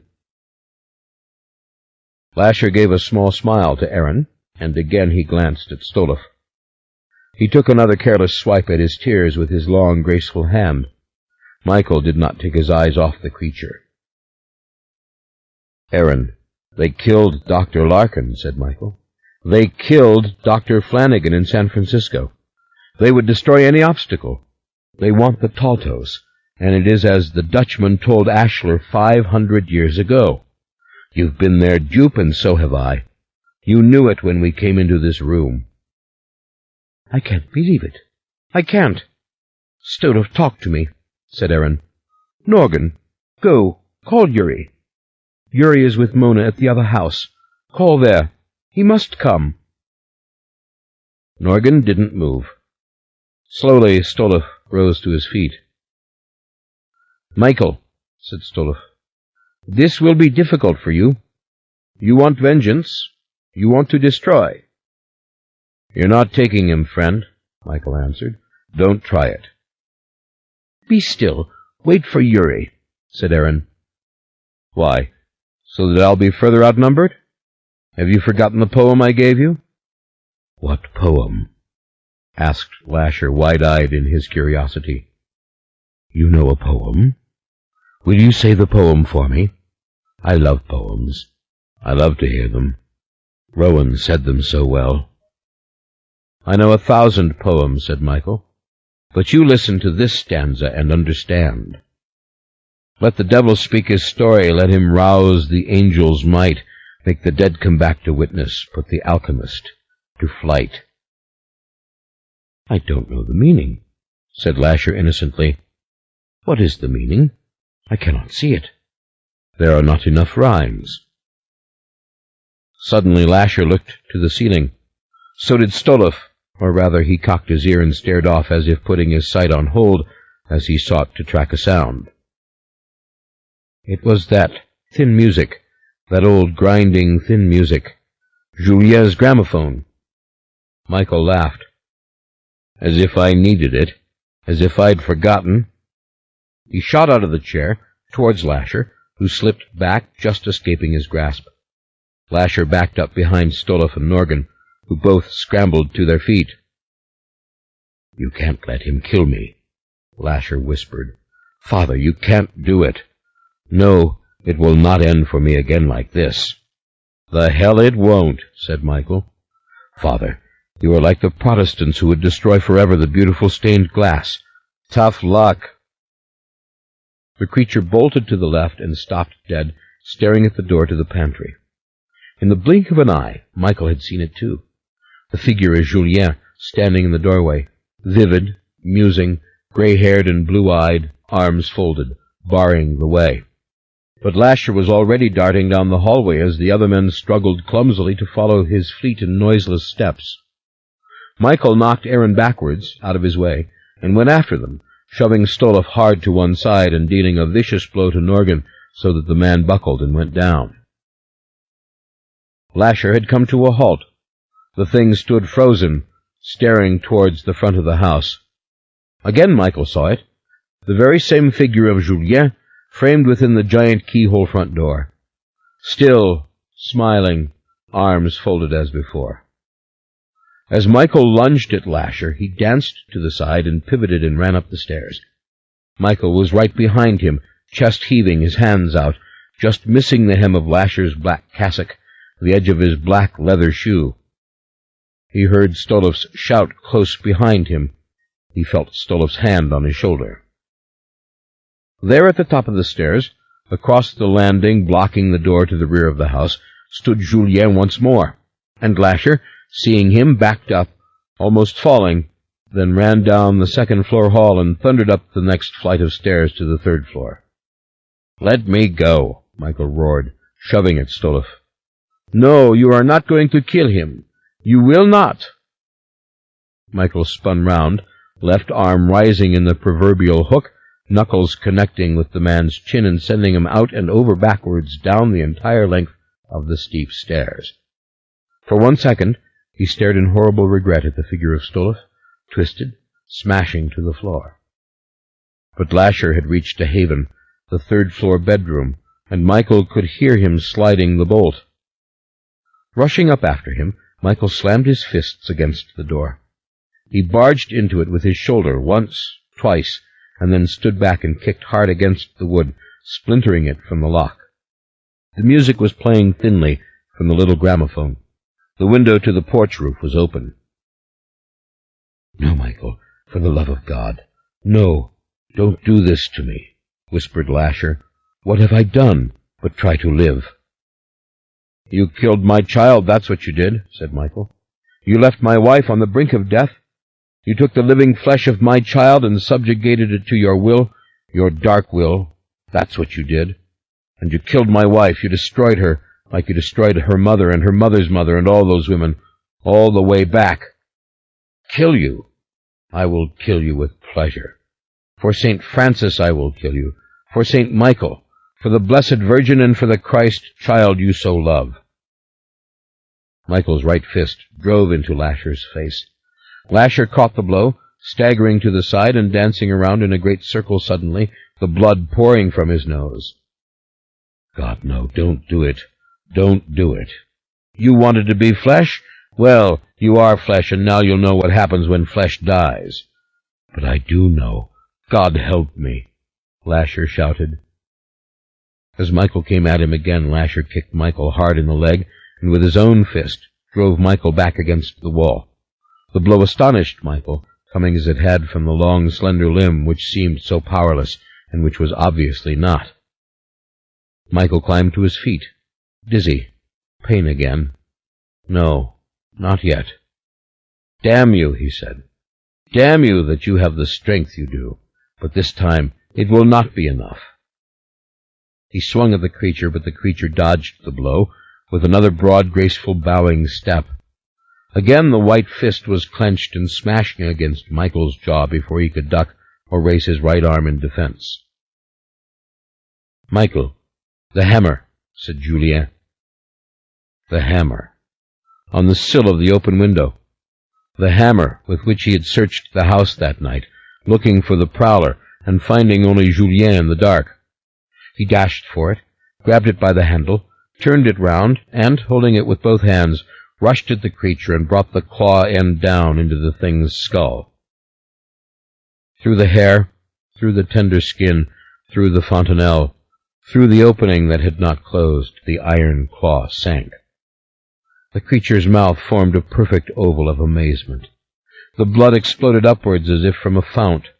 Lasher's hands flew up as if to stop the flood, then drew back as the blood gushed down into his eyes. Michael wrenched the claw from the wound and brought it down hard again, deeper this time into the creature's brain. A man would have been finished, gone, no reason. But the thing only listed, drifted, staggered, the blood pouring from its head as if from a spout. "Oh, God, help me," Lasher cried, the blood flowing down in rivulets past his nostrils into his mouth. "Oh, God in heaven, why? Why?" he wailed. The blood ran down his chin. Like Christ with the crown of thorns, he bled. Michael raised the hammer again. Norgan appeared suddenly, flustered, red-faced, and then rushed at Michael, coming between him and Lasher. Michael brought the hammer down. The man died instantly as the hammer caved in his forehead and sank 3 inches through the bone. Norgan fell forward, hanging from the hammer as Michael jerked it free. Lasher seemed about to fall.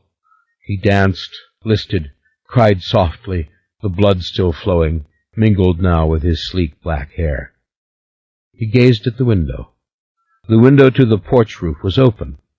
A frail young woman stood there in the darkness on the porch roof, the emerald glinting on a golden chain around her neck. She wore a flowered dress, short at her knees, her dark hair close to her face. She beckoned. "Yes, I'm coming, my darling dear," said the dazed Lasher, falling forward and climbing up and out over the window-sill onto the roof. "My Antha, wait. Don't fall." As he rose up to his full height again, he struggled to gain his balance. Michael climbed out on the tarred roof and sprang to his feet. The girl was gone. The night was high and full of the light of the moon. They stood 3 stories above the flags below. Michael swung the hammer one more time, one last fine blow that caught Lasher on the side of his head and sent him over the edge of the roof. The body hurtled downward, no scream escaping from it, the head striking the flags with full force. Michael at once climbed over the small railing. He jabbed the hammer into his belt, and, grabbing hold of the iron trellis with both hands, moved down it, half falling, half tumbling through the vines and the thick banana trees, and letting the stalks cushion him as he hit the earth below. The thing lay on the garden path, a sprawling body of gangly arms and legs and flowing black hair. It was dead. Its blue eyes stared up into the night sky, its mouth agape. Michael went down on his knees beside it and slammed the hammer down again and again on it, this time the hammer end, shattering and pounding the bones of the forehead, the bones of the cheeks, the bones of the jaw, again and again extricating the weapon from the blood and pulp, only to strike once more. At last, there was nothing of the face left. The bones were cartilage, or something perhaps stronger. The thing was collapsed and twisted and draining like something made from rubber or plastic. Blood seeped out of the battered casing of skin which had once been the face. Nevertheless, Michael hit it again. He brought the claw end down into the throat of the being, tearing it open. He did this again and again until the head was all but severed from the neck. Finally, he fell back against the base of the downstairs porch, sitting there, breathless, the bloody hammer in his hand. He felt the pain in his chest again, but he felt no fear with it. He stared at the dead body. He stared at the dark garden. He stared up at the light coming down from the dark sky. The bananas lay broken and torn under and over the being. Its black hair clung tenaciously to the shapeless, bloody pelt of battered nose and broken teeth and bones. Michael climbed to his feet. The pain in his chest was now large and hot and almost unbearable. He stepped over the body and up onto the soft green grass of the lawn. He walked out into the middle of it, his eyes ranging slowly over the dark facade of the house next door, in which not a single light glimmered, the window shrouded with yew and banana and magnolia, so that nothing could be seen. His eyes moved over the dark shrubbery along the front fence to glimpse the deserted street beyond. Nothing stirred in the yard. Nothing stirred in the house. Nothing moved out beyond the fence. There had been no witnesses. In the deep, soft silence and shadows of the garden district, death had been done again, and no one had noticed. No one would come. No one would call. What will you do now? He was shaking all over. His hands were slippery with sweat and with blood. His ankle ached. He'd torn the ligament coming down the trellis, or when he'd fallen the last few feet to the ground. It didn't matter. He could walk, he could move.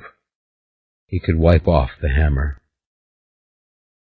He looked to the back of the dark garden, past the glow of the blue swimming pool, and through the iron gates to the rear yard.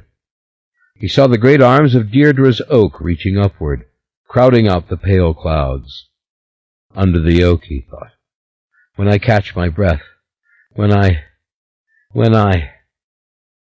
And he went down on the grass, on his knees, and collapsed to the side.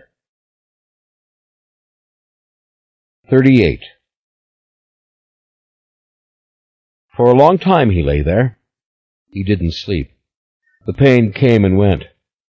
Finally he drew in his breath, and it didn't hurt so much. He sat up, and then the pain started pounding in him, but it seemed small and contained within the chambers or the valves of his heart. He did not know which. He did not care. He rose to his feet and walked to the flags. The house lay in darkness, quiet, still as before. My beloved Rowan. Aaron. But he could not leave this mangled body here. It lay as he had left it, only it seemed more flattened somehow, perhaps merely twisted. He didn't know. He reached down and gathered up the torso in his arms. The remains of the head broke loose from it, sticking to the flagstones, the last bit of flesh tearing like chicken fat. Well, he would come back for the head. He began to carry the body, letting its feet drag on the ground, back along the flagstone path and up and around the pool and back towards the rear yard. It was not hard for him after the killing. The body didn't weigh that much, and he took things very slowly. He did think once that the proper place to bury it was really under the crepe myrtle tree in front. That was where he had first seen the man staring at him, smiling, when as a boy he had passed the fence. But someone might see him from the street. No, the backyard was better. No one could witness the burial under Deirdre's oak. And then there were the other two bodies, Norgan and Stolaf. He knew Stolaf was dead. He'd known it when he saw him fall backwards. Michael had broken his neck. Norgan was dead. He'd seen that, too. Stolaf was what had slowed Norgan, he figured, trying to resuscitate Stolaf. Well, there was time to check on all that. Maybe it was really true what everybody said, that in the Mayfair family you could kill people and nobody did a thing. The backyard was dark and damp, the banana trees already grown back from the Christmas freeze and arching out along the high brick wall. He could scarcely see the roots of the oak for the darkness. He laid the body down and folded its arms over it. Like a big, slender doll it looked, with its big feet and huge hands, all white like plastic and cold and still. He went back to the flagstones beside the porch. He took off his sweater and then his shirt. He put back on the sweater, and then he picked up the head carefully by the hair. He was careful not to get blood on him. He had been spattered enough.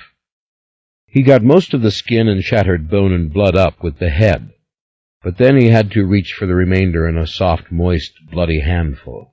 And the residue he wiped with his handkerchief and put that in his folded shirt, too. A bundle of the head. He wished he had a jar suddenly, He could put it in the jar, but best it was buried. The house was dark and quiet. He couldn't take all night to do this. Rowan needed him, and Aaron. Aaron might even be hurt. And those other 2 bodies, all that to be done. People would surely come soon. They always did. He carried the head back with him to the foot of the oak.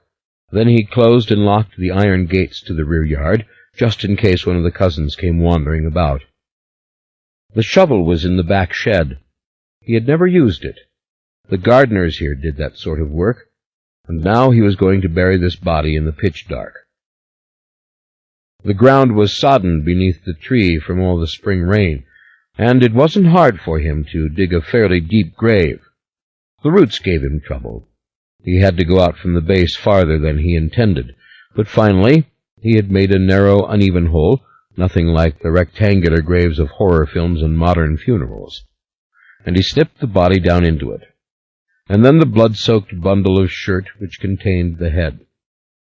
In the moist heat of the coming summer, this thing would rot in no time at all. The rain had already begun. Blessed rain. He looked down into the dark hole. He really couldn't see anything of the body but one limp white hand. It didn't look like a person's hand. Fingers too long, knuckles too big, more like something of wax. He looked up into the dark branches of the trees. The rain was coming all right, but only a few drops had broken through the thick canopy above. The garden was cold and quiet and empty. No lights in the back guest house. Not a sound from the neighbors beyond the wall. Once again, he looked down into the crumbling, shapeless grave. The hand was smaller, thinner. It seemed to have become less substantial, fingers tumbling together and fusing so they lost their distinct shape. Hardly a hand at all. Something else gleamed in the dark, a tiny firefly of green light. He dropped down to his knees. He slipped forward on the uneven edge of the hole, left hand pitched out to the other side of the grave to steady himself, as with his right he reached down and groped for that green sparkling thing. He almost lost his balance, and felt the hard edges of the emerald. He yanked the chain loose from the bloody, tangled cloth. Up, out of the darkness it came, nestled in the palm of his muddy hand. "Gotcha," he whispered, staring at it. It had been around the creature's neck, inside his clothes. He held it, turning it, letting the starlight find it, the jewel of jewels. No great emotion came to him. Nothing.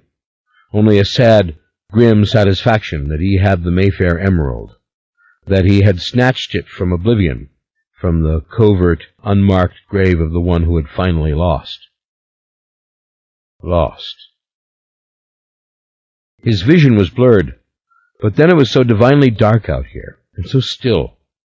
He gathered up the gold chain the way you might a rosary, and shoved it, jewel and chain, into the pocket of his pants. He closed his eyes. Again he almost lost his balance, almost slipped into the grave. Then the garden appeared to him, glistening and dim. The hand was no longer visible down there at all. Perhaps the tumbling clods of earth had covered it, as they must soon cover all the rest. A sound came from somewhere. A gate closing, perhaps. Someone in the house? But he must hurry, no matter how weary he was and how sluggish and quiet he felt.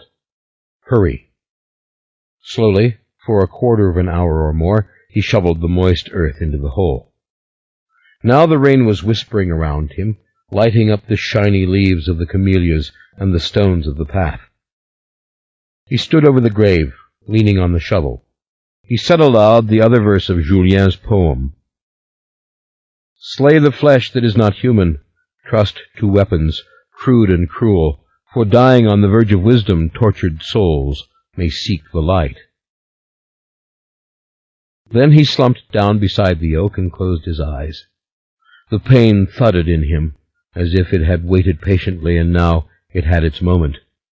He couldn't breathe for a minute, but then he rested with all his limbs and his heart and his soul, and his breathing became regular. easy again. He lay there sleeping, perhaps, if one can sleep and know everything that one has done. There were dreams ready to come. Indeed, it seemed moment after moment that he might veer and descend into the blessed darkness where others waited for him, so many others, to question him, to comfort him, to accuse him, perhaps. Was the air filled with spirits? Did one but have to sleep to see them face to face, or hear their cries? He did not know. Old images came back to him, bits and pieces of tales, other dreams. But he would not let himself slip. He would not let himself go all the way down. He slept the thin sleep in which he was safe, and in good company with the rain, the sigh of the weightless rain surrounding him, but not touching him, and this his garden, beneath the high leafy roof of the mighty tree. Suddenly he caught a picture of the ruined white body sleeping beneath him, if one could use for the dead a word as gentle as sleep. The living slept as he had been sleeping. What became of the lately dead, or the long dead, or all those inevitably gone from the earth? Pale, twisted, defeated once again, after centuries, buried without a marker. He awoke with a start. He had almost cried out. 39. When he looked up, he saw through the iron fence that the main house was now full of light. Lights were on all through the upstairs and downstairs. He thought perhaps he saw someone pass a doorway in the upper hall. Seemed it was Eugenia. Poor old soul. She must have heard it. Maybe she saw the bodies, just a shadow behind the privacy lattice. He wasn't sure. They were much too far away for him to hear them. He put the shovel back into the shed, just as the rain came down heavily and with the lovely smell that the rain always brings. There was a crack of thunder, and one of those jagged rips of white lightning, and then the big drops began to splash on his head, his face, his hands. He unlocked the gate and went to the faucet by the pool. He slipped off his sweater and washed his arms and his face and his chest. The pain was still there, like something biting him, and he noticed he had little feeling in his left hand. He could close it, however. He could grip. Then he looked back at the dark oak.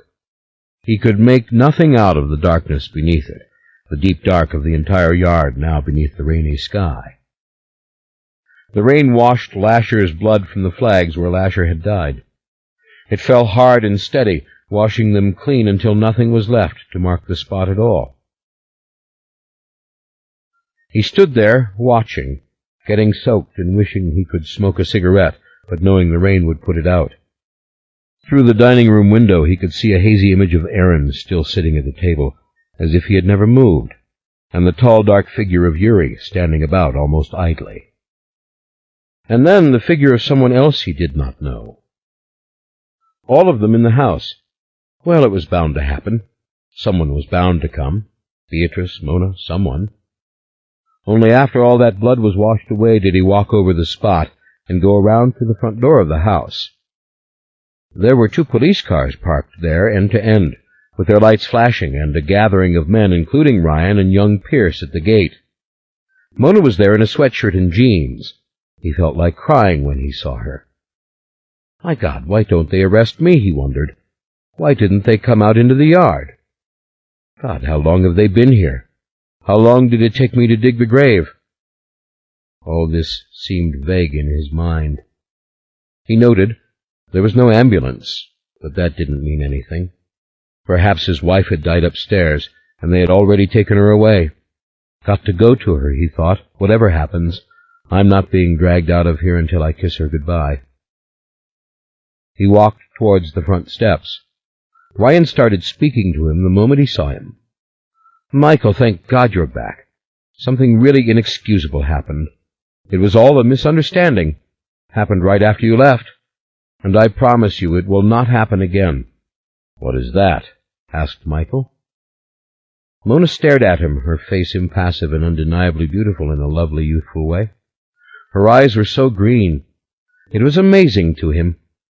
He thought about what Lasher had said, about jewels. A complete mix-up with the guards and the nurses, said Ryan. Everybody unaccountably went home. Even Henri was told to go home. Aaron was the only one here, and he was asleep. Mona made a little negative gesture to him and lifted one of her soft, babified little hands. Pretty Mona. Rowan is all right? Michael asked. He could not now remember what Ryan had been saying, only that he'd known by Ryan's manner that Rowan wasn't dead. Yes, she's fine, said Ryan. She was apparently alone in the house for a while, however, and the door was unlocked. Someone apparently told the guards they weren't needed anymore. Apparently it was a priest from the parish church, but we haven't been able to find the man. We will. Whatever. The nurses were actually told that Rowan but Rowan's okay. The point is, nothing was disturbed. Eugenia was in her room the whole time, too. A lot of good it did. But nothing happened. Mona and Yuri came and they found the place deserted. They woke up Aaron. They called me. I see, said Michael. We didn't know where you were. Then Aaron remembered that you'd gone off for a long walk. I got here as soon as I could. No harm done as far as I can tell. Of course, those people have been fired. These are all new people. Yeah, I understand, said Michael with a little nod. They went up the steps and into the front hall. Everything looked as it should, the red carpet going up the stairway, the oriental rug before the door, a few natural scuff marks here and there, as always on the waxed wood. He looked at Mona, who was standing back away from her uncle. The jeans could not have been any tighter. In fact, the whole history of fashion might have been different in the 20th century, Michael thought, if denim hadn't been such a tough fabric, if it hadn't had such a capacity to stretch to a woman's little hips like that. Nothing was disturbed, said Ryan. Nothing was missing. We haven't searched the whole house yet, but— I'll do it, said Michael. It's okay. I've doubled the guards, said Ryan, and doubled the shift of nurses. No one leaves this property without express permission of a member of the family. You have to be able to know you can take a walk and come back and Rowan is all right. Yeah, said Michael. I should go up and see Rowan. Rowan wore a fresh gown of white silk. It had long sleeves and narrow cuffs. She was as she had been when he left her. Same gentle, wondering expression, hands folded before her, on a fresh cover of embroidered linen with a lovely trimming of blue ribbon at the edge. The room smelled clean and full of the scent of the blessed candles, and a huge vase of yellow flowers that stood on the table where the nurses were accustomed to write. Pretty flowers, said Michael. Yes, Bee got them, said Pierce. Whenever anything happens, Bee just gets flowers. But I don't think Rowan had the slightest inkling ever that anything was amiss. No inkling, said Michael. Ryan continued to apologize, continued to aver that this would never happen again. Hamilton Mayfair stepped out of the shadows and gave a little nod of greeting and then vanished as softly and soundlessly as he had appeared. Beatrice came into the room with a soft jingling noise, perhaps of bracelets, Michael didn't know. Michael felt her kiss before he saw her, and caught her jasmine perfume. It made him think of the garden in summer. Summer. That wasn't so very far away. The bedroom was shadowy as always with the candles and only one small lamp. Beatrice put her arms around him and held him tight. "Oh, darling," she said, "you're soaking wet." Michael nodded. "That's true." "Now don't be upset," said Bee scoldingly. "Everything turned out just fine. Mona and Yuri took care of everything. We were determined to have everything straightened out before you came back." "That was kind of you," said Michael. "You're exhausted," said Mona. "You need to rest." "Now, come. You must get out of these wet clothes," said Beatrice. "You're going to be chilled. Are your things in the front room?" He nodded. "I'll help you," said Mona. "Aaron. Where is Aaron?" asked Michael. "Oh, he's just fine," said Beatrice. She turned and flashed a brilliant smile at him. "Don't you worry about Aaron. He's in the dining room having his tea. He snapped right into action when Mona and Yuri woke him up. He's fine, just fine. Now I'm going downstairs to get you something hot to drink. Please let Mona help you. Get out of those clothes now."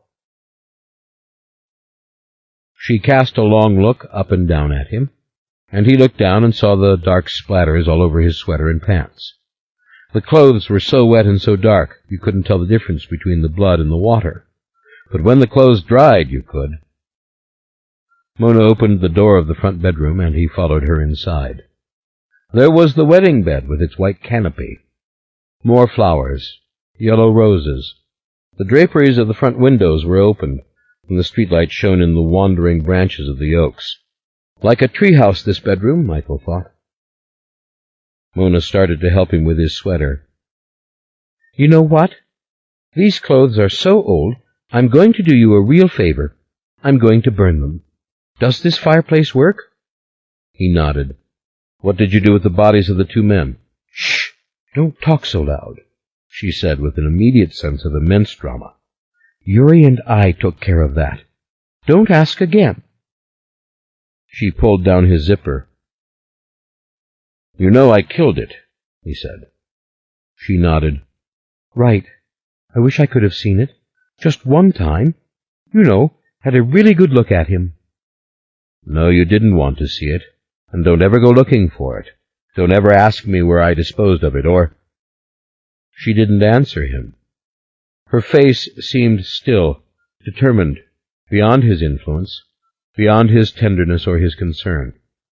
Her own unique mixture of innocence and knowledge baffled him as surely now as it had ever done. She seemed unmarked in her freshness, her beauty, yet deep within some dangerous chamber of her own thoughts. "You feel cheated?" he whispered. Still she didn't answer. She never looked so mature, so knowing, so much the woman, and so much the mystery, the simple mystery of another being, alien to us by simple nature and separateness, one among many whom we will never fully possess or know or comprehend. He reached into his pocket. He held out the muddy emerald, and he heard her gasp before he looked up again and saw the amazement in her face. "Take this away with you," he said under his breath. "This is yours now. Take it. And don't ever, ever turn around and look over your shoulder. Don't ever try to understand." Again she was grave and silent, absorbing his words, but giving no hint of her own true response. Perhaps her expression was respectful. Perhaps it was merely remote. She closed her hand over the emerald as though to conceal it utterly. She pressed her closed hand into the bundle of his soiled clothes. "Go bathe now," she said calmly. "Go rest. But first, the pants and the socks and shoes.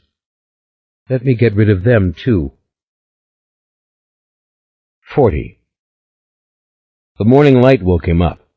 He was sitting in her room, by the bed, and she was staring at the light just as if she could see it. He didn't remember falling asleep. Sometime during the night, he had told her the whole story. Everything. He had told Lasher's story and how he'd killed Lasher, and how he'd slammed the hammer right into the soft spot in the top of Lasher's head. He didn't even know if he'd been talking loud enough for her to hear. He thought so. He had told it in a monotone. He had thought she would want to know. She would want to know that it's finished and what happened. She had told the man in the truck that she was coming home. Then he'd fallen quiet. When he closed his eyes, he heard Lasher's soft voice in his memory, talking of Italy and the beautiful sunshine, and the baby Jesus. He wondered how much Rowan had known. He wondered if Lasher's soul was up there, if it was true that St. Ashlar would come again. Where would it be next time? At Dunolaith? Or here in this house? Impossible to know. "I'll be dead and gone by then, that's for certain," he said softly. "It took him a century to come to Suzanne, but I don't think he's here any longer. I think he found the light. I think Julien found it. Maybe Julien helped him find it. Maybe Evelyn's words were true. He said the poem over to her softly, stopping before the last verse. Then he said it. Crush the babes who are not children, show no mercy to the pure, else shall Eden have no springtime, else shall our kind reign no more. He waited a moment, then he said, I felt sorry for him. I felt the horror. I felt it. But I had to do what I did. I did it for the small reasons, if the love of one's wife and child can be called small. But there were the great reasons, and I knew the others wouldn't do it. I knew he would seduce and overcome all of them. He had to. That was the horror of it. He was pure. After that he'd fallen asleep. He thought he had dreamed of England, of snowy valleys and great cathedrals. He figured he would dream these dreams for some time, maybe for always. It was raining right through the sunshine. Good thing. Honey, do you want me to sing to you? He asked softly. Then he laughed. I only know about 25 old Irish songs. But then he lost his nerve. Or maybe he thought about Lasher's face when Lasher had told about singing to the people, the big, innocent blue eyes. He thought of the smooth black beard and the hair on the upper lip, and the great childlike vivacity in him, and the way he had sung sotto voce to show them what the melody had been. Dead. I killed it. He shuddered all over. Morning. Don't worry. Get up. Hamilton Mayfair had come into the room. Want some coffee? I'll sit with her for a while. She looks so pretty this morning. She always looks pretty, said Michael. Thanks, I will go down for a while. He went out and down the steps. The house was full of light, and the rain sparkled on the clear panes of the windows. He could still smell the fire in the house, which Mona had made last night in the bedroom fireplace when she burnt his clothes. It made him want to make a real big fire in the living room, and drink his coffee there, with the sun and the fire to make him warm. He crossed the parlor to the first fireplace, his favorite of the two, with its flowers carved in marble, and he sat down, folded his legs Indian style, and leaned back against the stone. He hadn't the energy to make a cup of coffee, or to get the kindling in the wood. He didn't know who was in the house. He didn't know what he would do. He closed his eyes. Dead. It's dead. You killed it. It's finished. He heard the front door open and close, and Aaron came into the room. He didn't see Michael at first, and then, when he did, he gave a little start. Aaron was freshly shaved and wore a pale gray wool Norfolk jacket and a clean white shirt and tie. His thick white hair was beautifully combed, and his eyes were rested and clear. I know you'll never forgive me, said Michael, but I had to do it. I had to. That's the only reason I was ever here. Oh, there's no question of my forgiving you, said Aaron in a deliberately comforting voice. Don't think of this, not even for a moment. Put it out of your mind, as though it were something harmful to you to think about. Put it away. It's just, I couldn't help you. I couldn't have done it myself. Why? Was it the mystery of the thing, or did you feel sorry for it? Or was it love? Aaron pondered. He glanced about to make certain, perhaps, that no one else was near. He came forward slowly, then sank down on the edge of the needlepoint chair. I honestly don't know, he said, looking gravely at Michael. I couldn't have killed it. His voice dropped so low Michael could scarcely hear him as he went on. I couldn't have done it. And the order, what about them? I have no answers when it comes to the order. I have messages, to call Amsterdam, to call London, to come back. I won't go. Yuri will find the answer. Yuri left this morning. It took wild horses to drag him from Mona, but he had to go. He has promised to call us both every night. He is so smitten with Mona that only this mission could distract him. But he has to seek an audience with the elders. He is determined to discover what really happened, if Stolliffe and Norgan were sent to bring it back, and if so, were the elders the ones who directed them in what they did? And you? What do you think? Or should I say suspect? I honestly don't know. Sometimes I think I've spent my life being the dupe of others. I think they will come soon and I will die, just the way the two doctors did. And you mustn't do anything if that should happen. There is nothing you can do. At other times I don't believe the Order is anything but a group of old scholars, gathering information that others would destroy. I cannot believe it had an occult purpose. I cannot. I believe we will discover that Stolliffe and Norgan made the decision to breed the being, that when the medical information fell into their hands, they saw something they couldn't resist. Must have been rather like it was for Rowan, seeing this medical miracle. Must have been what she felt when she took the being out of this house. Scholars will but nourish evil. Scientists would raise it high. Yes, perhaps so. They happened upon a dangerous and useful discovery. They broke faith with the others. They lied to the elders. I don't know. I'm not part of it anymore. I'm outside. Whatever is discovered, it won't be made known to me.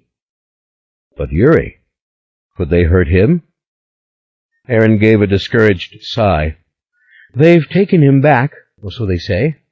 He isn't afraid of them, that's certain. He has gone back to London to face them. I think he thinks he can care for himself. Michael thought of Yuri, of their brief acquaintance, not in terms of one picture, but many, and an overall impression of innocence and shrewdness and strength. I am not so worried, said Aaron, mainly because of Mona. He wants to come back to Mona. Therefore, he'll be more careful. For her sake. Michael smiled and nodded. Makes sense. I hope he finds the answer. It's his obsession now, the Order, the mystery of the elders, the purpose. But then maybe Mona will save him, as Beatrice saved me. Strange, isn't it, the power of this family? The power that they possess that has nothing whatsoever to do with him. And Stolliffe and Norgan? Will someone come looking for them? No, put that out of your mind, too. Yuri will take care of it. There is no evidence here of either man. No one will come looking, asking. You'll see. You seem very resigned, but you're not happy, said Michael. Well, I think it's a bit early to be happy, said Aaron softly. But I'm a damned sight happier than I was before.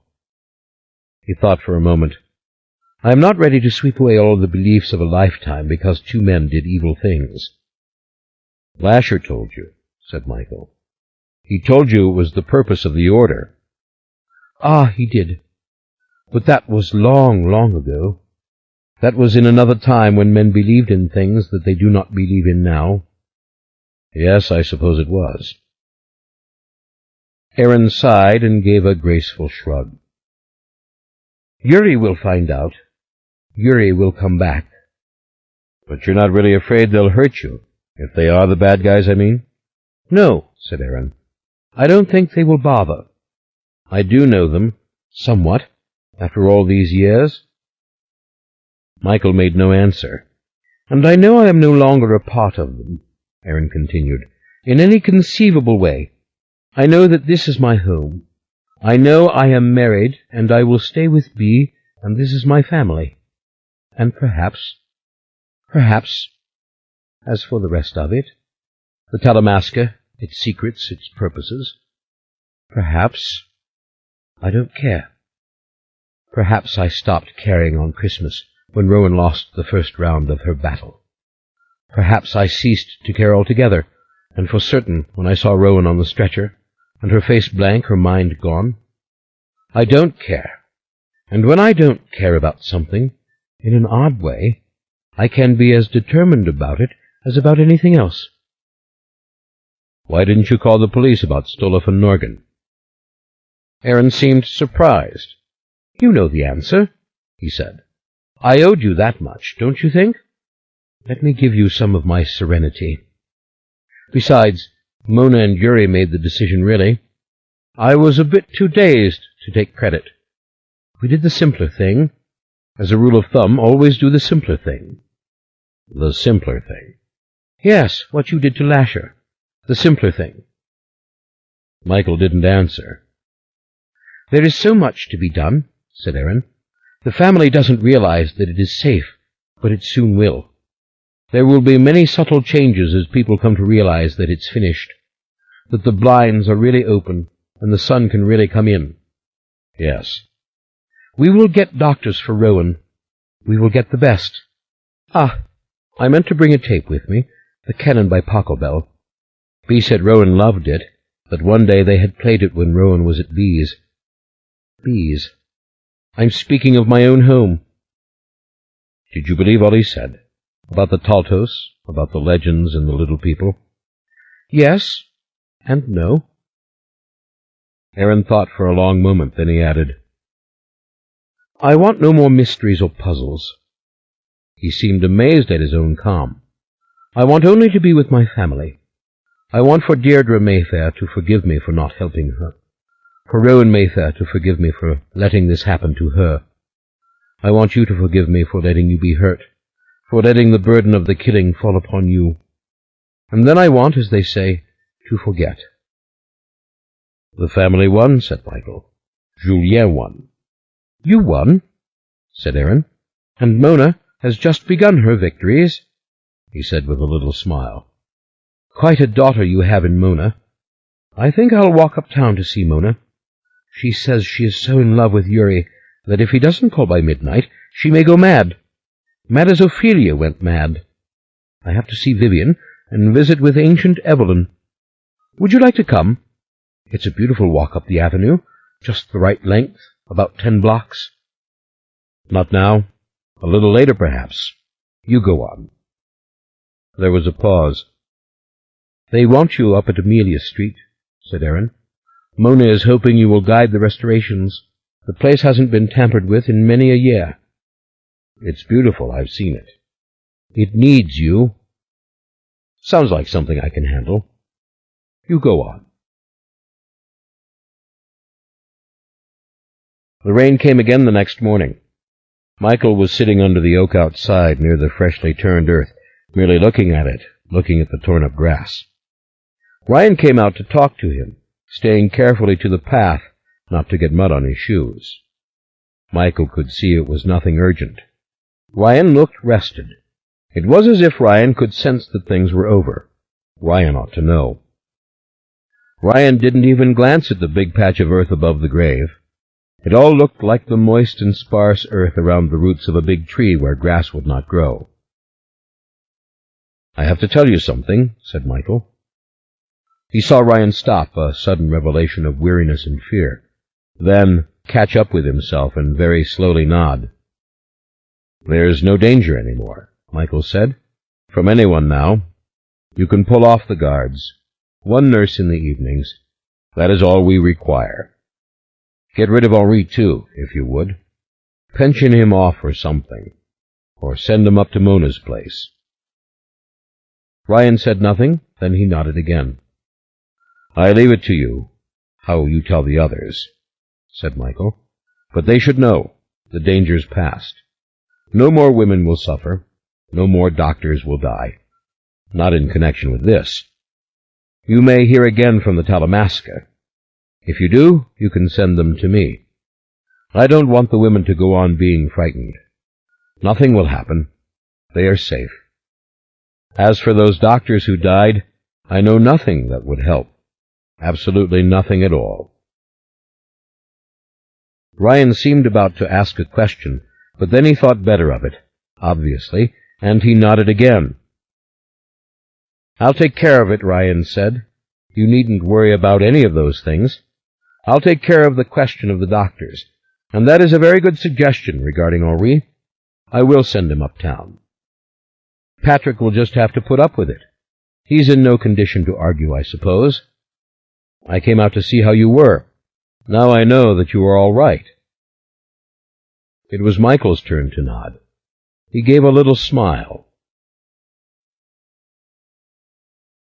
After lunch he sat again by Rowan's bed. He had sent the nurse away. He couldn't stand her presence any longer. He wanted to be here alone. And she had hinted heavily that she needed to visit her own sick mother at Tauro Infirmary. And he said, "Things are just fine around here. You go on. Come back at 6 o'clock. She'd been so grateful. He stood by the window watching her walk away. She lit a cigarette before she reached the corner, then hurried off to catch the car. There was a tall young woman standing out there, gazing at the house, her hands on the fence. Reddish-golden hair, very long, kind of pretty. But she was like so many women now, bone-thin. Maybe one of the cousins come to pay her respects. He hoped not. He moved away from the window. If she rang the bell, he wouldn't answer. It felt too good to be alone at last. He went back to the chair and sat down. The gun lay on the marble-top table, big and sort of ugly or beautiful, depending on how one feels about guns. They were no enemy to him, but he didn't like it there, because he had a vision of taking it and shooting himself with it. And then he stared at Rowan and thought, "No, not as long as you need me, honey, I won't. Not before something happens." He stopped. He wondered if she could sense anything at all. The doctor had said this morning she was stronger, but the vegetative state was unchanged. They had given her the lipids. They had worked her arms and legs. They had put the lipstick on her. Yes, look at it, very pink. And they had brushed her hair. And then there's Mona, he thought. Yuri or no Yuri, she needs me too. Oh, it's not really that she does, he said aloud to the silence. It's that anything more would hurt her. It would hurt them all. I have to be here on St. Patrick's Day, don't I? To greet them at the door, to shake their hands. I am the keeper of the house until such time as... He lay back against the chair, thinking of Mona, whose kisses had been so chaste since Rowan came home. Beautiful little Mona, and that dark, clever Yuri. In love.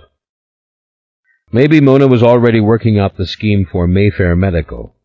Maybe she and Pierce were working on it now uptown. Now we are not handing the family fortune over to this juvenile delinquent, Randall had said in a booming voice last night when arguing with Bea outside Rowan's door. Oh, do be quiet, Bea had answered. That's ridiculous. It's like royalty, you old idiot. She is a symbol, that's all. He sat back, legs outstretched under the bed-skirt, hands clasped on his chest, staring at the gun, staring at its silver-gray trigger, so inviting, and its fat gray cylinder full of cartridges, and the sheath of black synthetic closed over the barrel, oddly like a hangman's noose.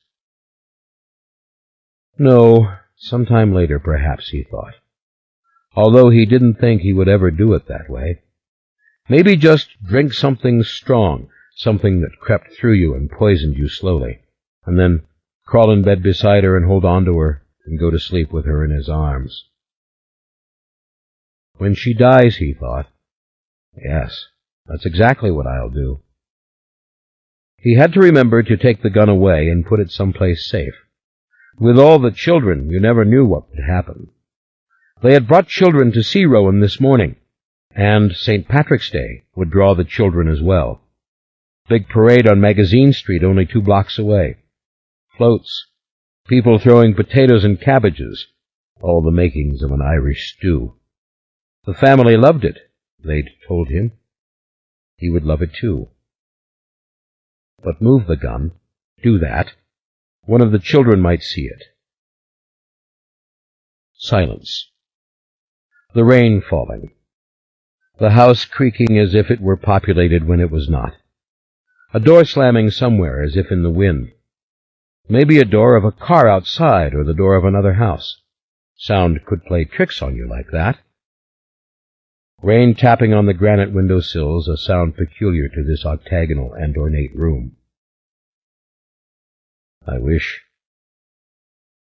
there was someone to whom I could confess. He said softly, the main thing for you to know is that you never have to worry any more. It's finished, the way I think you wanted it finished. I just wish there was some kind of final absolution. It's strange.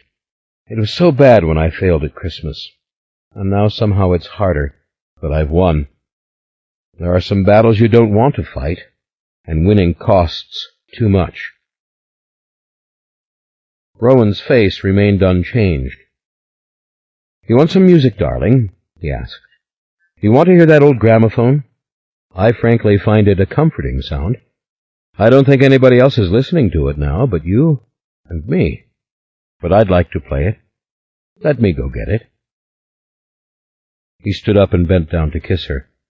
Her soft mouth gave no resistance. Taste of lipstick. High school. He smiled. Maybe the nurse had put on the lipstick. He could barely see it. She looked past him. She looked pale and beautiful and plain. In the attic room he found the gramophone. He gathered it up along with the records of La Traviata. He stood still, holding this light burden, once again entranced by the simple combination of rain and sun. The window was closed. The floor was clean. He thought of Julien again, the instantaneous Julien, standing in the front doorway, blocking Lasher's path. "And I haven't even thought of you since that moment," he said. "I guess I hope and pray you've gone on." The moments ticked by. He wondered if he could ever use this room again. He stared at the window, at the edge of the porch roof. He remembered that flashing glimmer of Antha gesturing for Lasher to come. "Make the dead come back to witness," he whispered. "That you did." He walked down the steps slowly, stopping quite suddenly in alarm before he knew exactly why. What was this sound? He was holding the gramophone and the records, and now he set them carefully down and out of the way. A woman was crying, or was it a child? It was a soft, heartbroken crying, and it wasn't the nurse. She wouldn't be back for hours. No. And the crying came from Rowan's room. He didn't dare to hope it was Rowan. He didn't dare, and he knew as well as he knew anything else that it wasn't Rowan's voice. "Oh, darling dear," said the crying voice. "Darling dear, I love you so much. Yes, drink it. Drink the milk. Take it. Oh, poor mother. Poor darling dear." His mind could find no explanation. It was empty and consumed with silent fear. He went down the steps, careful not to make a sound, and, turning, peered through the bedroom door. A great, tall girl sat on the side of the bed, a long, willowy white thing, tall and thin as Lasher had been, with reddish-golden locks falling down her long, graceful back. It was the girl he had glimpsed below in the street. In her arms the girl held Rowan, who was sitting up and clinging to her, actually clinging to her and nursing from the girl's bare right breast. "That's it, dear mother. Drink it, yes," said the girl, and the tears splattered right out of her big green eyes and down her cheeks. "Yes, mother, drink. Oh, it hurts, but drink it. It's our milk, our strong milk." And then the giant girl drew back and tossed her hair and gave Rowan the left breast. Frantically, Rowan drank from it, her left hand rising, groping as if to catch hold of the girl's head. The girl saw him. Her tear-filled eyes opened wide. Just like Lasher's eyes, so big and wide. Her face was a perfect oval, her mouth a cherub's mouth. A muted sound came from Rowan, and then suddenly Rowan's back straightened, and her left hand caught the girl's hair tight. She drew back away from the breast, and out of her mouth came a loud and terrible scream. "Michael! Michael! Michael!" Rowan shrank back against the headboard, drawing up her knees and staring and pointing to the girl, who had leapt up and put her hands over her ears. "Michael!" The tall, thin girl wept, her face crumpled like that of a baby, her big green eyes squeezing shut. "No, mother, no!" Her long, white, spidery fingers covered her white forehead and her wet, trembling mouth. "Mother, no!" "Michael, kill it!" screamed Rowan. "Kill it! Michael, stop it!" The girl fell back against the wall, sobbing. "Mother, mother, no!" "Kill it!" Rowan roared. "I can't," cried Michael. "I can't kill it. For the love of God." "Then I will," cried Rowan, and she reached out and picked up the gun from the night table, and, holding it in both her trembling hands, and blinking as she pulled the trigger, she shot 3 bullets into the girl's face. The room stank of smoke and burning. The girl's face went to pieces. The blood welled from within as if through broken bits of china, a bleeding and shattered oval mask. The long, thin body slumped and fell heavily and noisily to the floor, the hair spreading out on the rug. Rowan dropped the gun.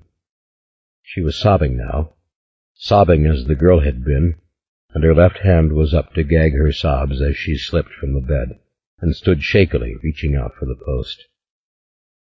"Close the door," she said in a rough, choking voice, her shoulders heaving.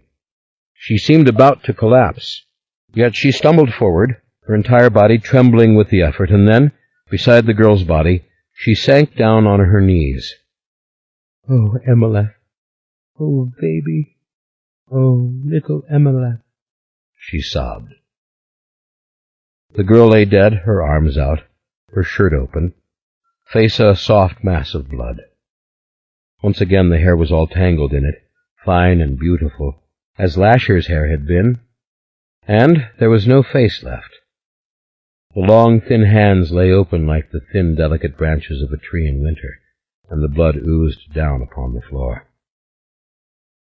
"Oh, my baby, my poor darling," said Rowan.